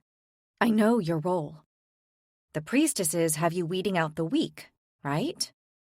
I move another inch forwards, showing it I'm unafraid. It's a lie, of course, but I keep my body language relaxed, like I wholly believe in my right to be here, because I'm really starting to. I'm not the weakest here. The thing is, my fingers slowly moving to my dagger as I continue talking, I don't think I'm the weakest here. There was a time when I was, but now I'm not so sure. I was strong enough to get into the Redderheld. No help, no magic, barely a mark on me at the vows, and I was strong enough to survive the first trial. I've also been strong enough to survive attacks against me. 3 now. So I'm not weak, you see. I'm not one of the ones you want to cull. I'm taking another step towards it when a howl pierces the sky. It's not just a wolf's call, but a wolf in agony. The animal in front of me flashes its teeth, snarling. My heart thunders. That wasn't me, I say, lifting my free hand in the air. That wasn't me. I'm here with you, and you know that. I'm not weak, and I don't want to hurt you or any other wolf. The closer I get, the more mesmerizingly beautiful I see it is. The fur on its spine is deep amber, almost the exact same tone as its eyes. I need to go past you, I whisper. I need to go past you to get to my sister. And I'd really like it if you let me do that without either of us getting hurt. I'm barely an arm's length away now. It wouldn't even need to lunge to get me. Just a swipe would be enough. But still, it's not moving. It's measuring me up. I'm sure it can hear my heart pounding and the way the blood is rushing around my body. Please, I don't want to hurt you. Slowly, I lift my other hand, the one holding the dagger. I hold it out flat, like it's not a threat. Am I being ridiculously stupid? Pretty sure the answer to that is yes. Would a wild wolf even recognize a dagger as a threat? I don't know. But as I bring it up to its line of vision, its pupils dilate. The black swallows the amber of its irises and its lip curls upwards. Not in a snarl, but in a whimper. It looks from me to the dagger again, twists, then edges away. You're scared of this? You don't need to be. I just need to pass, that's all. I just need to pass. Its whimpers grow louder and louder until the sound is almost a howl, the kind of howl that will attract other wolves. Don't do that. No matter how much I don't want it to know I'm scared, I can't stop the tremble in my voice. Please don't. Please, please, I need you to be quiet. It's not moving now. It's cowering. But scared animals don't cower for long. They attack. I don't see what choice I have. Even if it doesn't lunge for me, if it keeps making that noise, I'm going to have a lot more than one direwolf to face. I raise the knife above my head. Run! I scream, slamming my foot against the floor. My heart leaps up into my throat as the wolf turns and bolts. Relief gusts from my lungs and I drop my hands onto my knees. I draw in a long breath, hoping it'll steady the hammering behind my sternum, only for a cry to rise into the air to the left of me. The exact direction I just sent the wolf. Fuck. Have I just sent a scared, angry wolf in the direction of another retling? Sweat beads on the back of my neck. I have. I know I have. If they die, it will be my fault. Gods, don't let it be Hlyn. The thought is enough to have me sprinting towards the sound. My hair catches and tangles on branches, but I keep running, ignoring the pains that sear at my scalp. The screaming has stopped, but is it because the retling is safe, or because they're dead? My legs are burning when I spot the amber eyes staring back at me. I open my mouth ready to yell, hoping the same trick will work again. But before I get a chance, there's a flash of moonlight on metal, and a silver blade rips through the wolf's throat. With a thud, the amber-eyed wolf falls to the ground, its eyes locking onto mine as the life leaves them. An ache pulls through my chest, regret heavy in my gut. This is what I probably needed to survive, yet I hadn't wanted to do it. And gods, the look it gave me, the understanding, the knowing. My feet are frozen to the ground, still staring at the slayed beast when the thought strikes. Who the fuck killed it? It's dead, I whisper, fear evident in my timbre, because I'm surely far too close to whoever slayed the wolf. Of course it's fucking dead. I spin to my side, surprised to find Kyor standing there. And beside him, one blue eye and one green, both with white-ringed pupils, is Elska. Of course. If anyone is going to find a loophole to have their direwolf in a trial with him, it would be him. I'm sure he'd just pass off her presence in the forest as coincidental. Coincidence, my ass. I believe you've met, Kyor says dryly, albeit from a distance. He's talking about the guard's temple. How I spied on him from the outside. Yet before I can reply, I'm interrupted by his retching. He doubles over, using Elska to brace himself as he heaves. You don't look great, I say when he's stopped. Guilt is roiling within me. As much as I hate to admit it, his training sessions have really helped me, and repaying him with a poisoning just feels like something one of the Rowell lot would do. Not me. Thanks for that observation, he mutters. He looks better than Zara did, but that's not saying much. You didn't tell the others about her.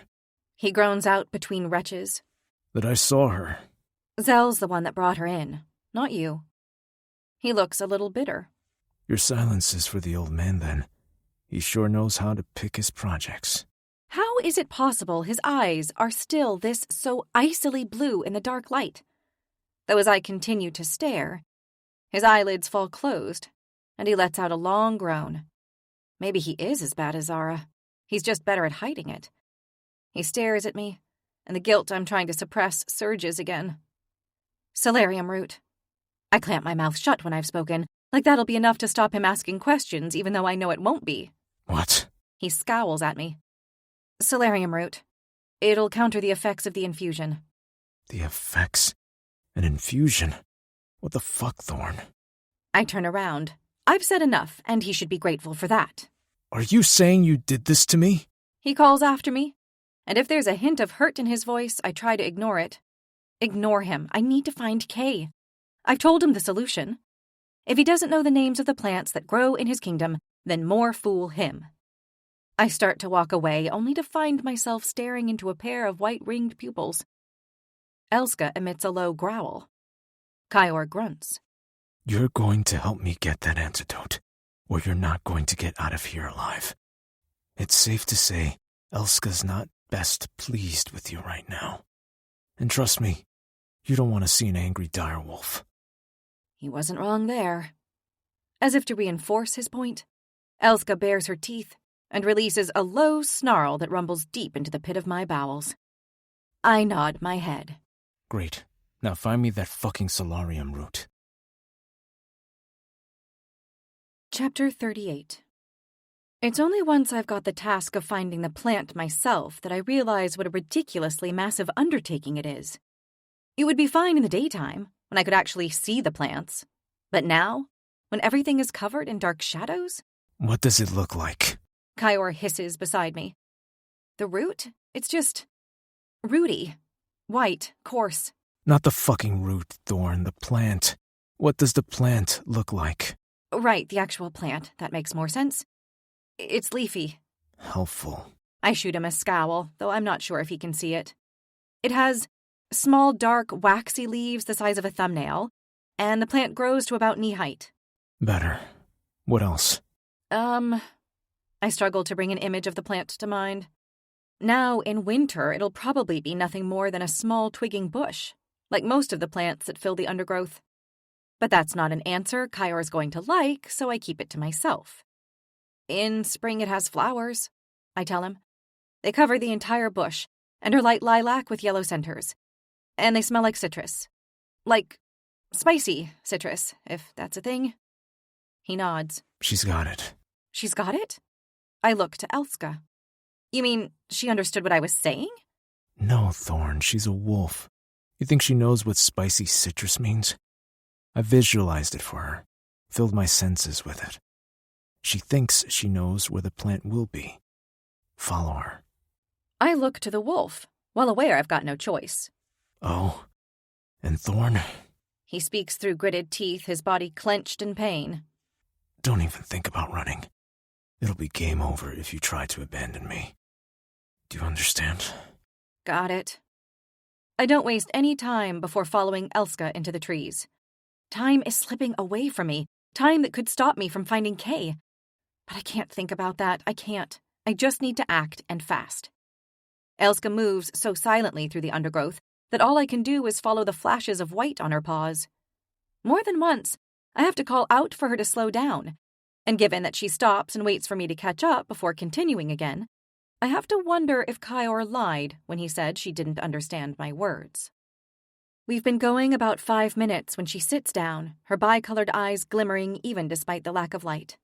There, at her feet, I see the shadows of small shrubs. There might not be any flowers, but there are a couple of those small waxy leaves visible. She's actually done it. Smart girl. The only thing I have to dig with are my hands and my dagger. Given that I don't want to damage the blade, I opt for the former, clawing fistfuls of dirt from the ground and tossing them behind me. When I've freed enough of the plant, I wrap my hand around the stem and yank.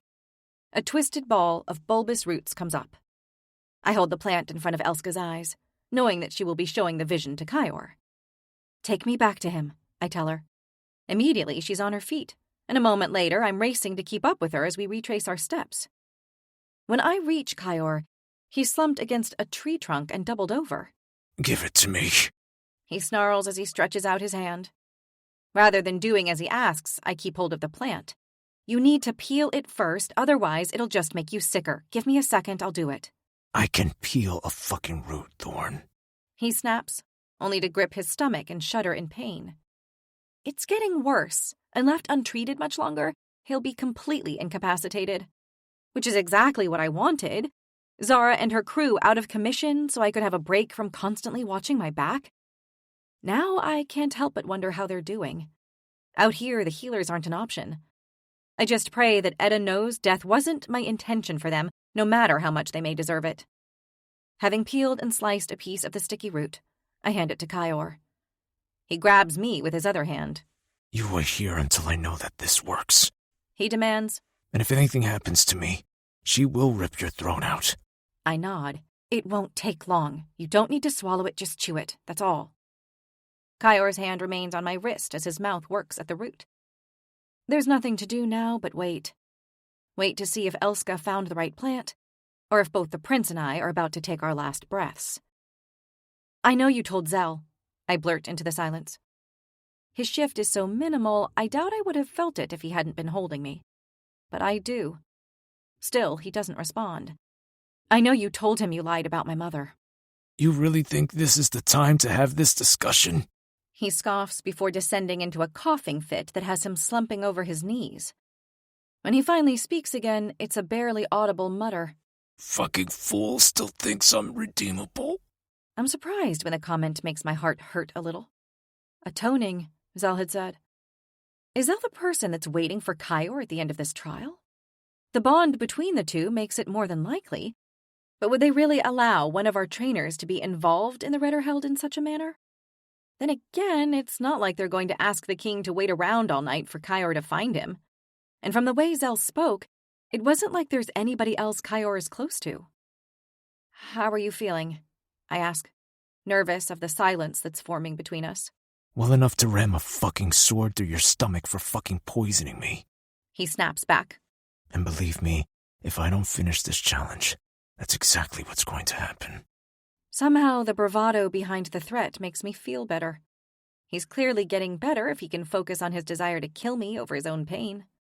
Still, time is ticking, and I need to find Kay. I pull my wrist out of his grip. A moment later, he's pushing himself onto his feet. Before I can explain that I didn't mean to poison him, he murmurs, Less than an hour until sunrise. I'm not sure if he's speaking to me or to Elska, but his next words are definitely aimed at the wolf. Come on, girl. Let's finish this.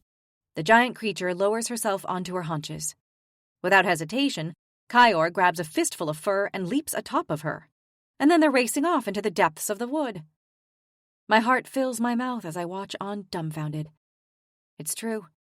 She really does let him ride her. Unbelievable. I wonder which of the other rumors about Kyor are also true. Because I've heard a lot. Mostly centering around his skills with women and war. As Kyor disappears, I consider following him. I've no doubt that Elska can sniff out whoever it is he has to find, and take the most direct path there. But her footsteps are silent, and the two of them are already long gone by the time I think to follow them. Instead, I head up a tree to check my surroundings. I'm much closer to the lights now. That's the good news. The bad news is that slivers of sunlight are breaching the horizon. The first mellow rays of morning, lightening the sky as they slink over the trees. How long does that give me until dawn? Kyor said less than an hour. I don't know if that was a guess or something Elska instinctively knew, but either way, I reckon he's right. 60 minutes at most. I need to move faster. I don't even try to be quiet. Kay, I cry out into the night, picking up my pace. Kay! Kay? I try to listen as I run, praying I'm heading in the right direction. If I don't make it, then what will happen to Kay? Will she be safely sent back to Artur? If I'm kicked out of the Retterheld, how will I even speak to Jonas or Hlinos to work out what I'm supposed to do next? They've both offered me a home afterwards, but what if they're still in the competition for another 2 moons? What am I meant to do in the meantime? Panic is rising in my chest, making it difficult to breathe as I run. Rose! Where are you? Rose! It's a whisper on the wind. So quiet it's hard to believe I'm not imagining it, but then it comes again. Rose, I'm here! Rose! Kay. My heart lurches so hard it seals my throat, and I break into a sprint. Kay! Keep calling me, Kay! Keep calling me! I'm here, Rose! I'm here! With every step, her voice gets louder, but I'm still not there. Gods, don't take her from me now. My chest is heaving as tendrils of light creep through the canopy above me, coloring the gray leaves with golden light. Kay! I'm nearly there! I'm coming! Hurry, Rose! Hurry up! Don't you dare screw this up now, or I swear to the gods I will never forgive you! You hear me, Rose? Hurry the fuck up! Her voice is so loud I can hear the enunciation in every word, but I struggle to reply. My lungs burn, my body is wrecked. Rose! I'm coming, Kay! The word is swallowed from my throat as I break into a clearing and see her standing there, bound to a tree with whips made of white light. I don't know if it's the magic that's holding her there, or the way the sunlight is diffusing through the twigs and branches above, but her hair is luminous, and her eyes so vibrant she looks like a goddess. She is a creature of the forest, too perfect to possibly be human. Rose, you need to touch me, she yells. That's the way to break the magic. You need to touch me. Quickly. It's more of a grab than a touch, my arm squeezing so tightly around her tall frame that I'm surprised I don't hear her bones crack. I've got her. You're alive. Her voice breaks as she pushes herself back and wipes the tears from my cheeks. I was so worried. I've been so worried. They said you were hurt by other retlings. It's okay. We're both all right. We'll be all right. I don't know if I'm holding her up or she's holding me. All I know is that I don't want to let go. And yet she steps back, her forehead creasing with concern. They say you scaled a Jotun? That you defeated it without magic? And that another retling tried to kill you? I wouldn't say I defeated it alone. It was a team effort. And as for Zara trying to kill me, I shrug. I guess it didn't help that I set her alight with a fire bead on our first night in the high hold. She gapes at me. Bloody hell, Rose. Tell me you're joking. About her trying to kill me? Or me setting her alight? Both. There's something about the way she's fretting that's remarkably comforting. This is my sister, my Kay, gaping at me with bafflement, like she can't quite understand how I've done what I've done. It's a look she's given me many a time, as though I've somehow pulled a miracle out of the bag, a meal from nothing. It's fine, I assure her. Zara tried to kill me first, so I was just teaching her I wasn't an easy target. Rose! I can't tell if she's scandalized or impressed, but I don't care. She's here, with me. That's all that matters. We're both smiling through the salty tang of tears, and as Kay's grip once again tightens on me, I finally look around. There are 6 trees like the one Kay was bound to. 5 are now empty, while an old man is still bound to the other. His posture is hunched, and his gray hair is limp around his shoulders where it blends with an identically colored beard. What do we do now? I ask Kay. Will the priestess come to take you back? The others released their loved ones, and then, after a moment or so, they disappeared. She lifts her hand in a wave to signify something disappearing, only to freeze partway through the gesture. Her face pales. Kay? My ring. Mom's ring! Before I can even respond, she throws herself to the ground and starts looking through the dirt. I had it! I know, I did! Rose, I can't have lost it, I can't! Without hesitation, I join her on the cold earth, rifling my hands over the leaf litter. Don't worry, I say, we'll find it. We have to. It's Kay's last memento of Mom. What did you mean when you said the others disappeared? I ask. Oh, gods, Kay moans. Please, No sooner has she started to speak than the world begins to spin. The colors of the trees and the brightening sky blur as the forest floor drops away beneath our feet, taking with it any hope of finding Mom's ring. Chapter 39. When the ground appears again, it's a rocky road. No more crunching leaves, no tall trees with a twig-filled canopy. An unnatural weakness has afflicted my knees, sending me off balance. Fear and adrenaline pour through me. Kay, where are you? I spin around as flakes of snow drift down and settle on my skin. Kay! The scream scrapes at my throat. They've taken them already, a female voice says bitterly. They gave us just long enough for the briefest conversation. I blink at the figure beside me. It's Grinda. Grinda with her fierce tattoos and rippling back muscles. Though now she barely resembles the knight I've grown used to. Her eyes are red-ribbed, her shoulders hunched. At least I saw him. I hear the pain in her voice, and my own anxiety momentarily fades. One of your sons? I ask.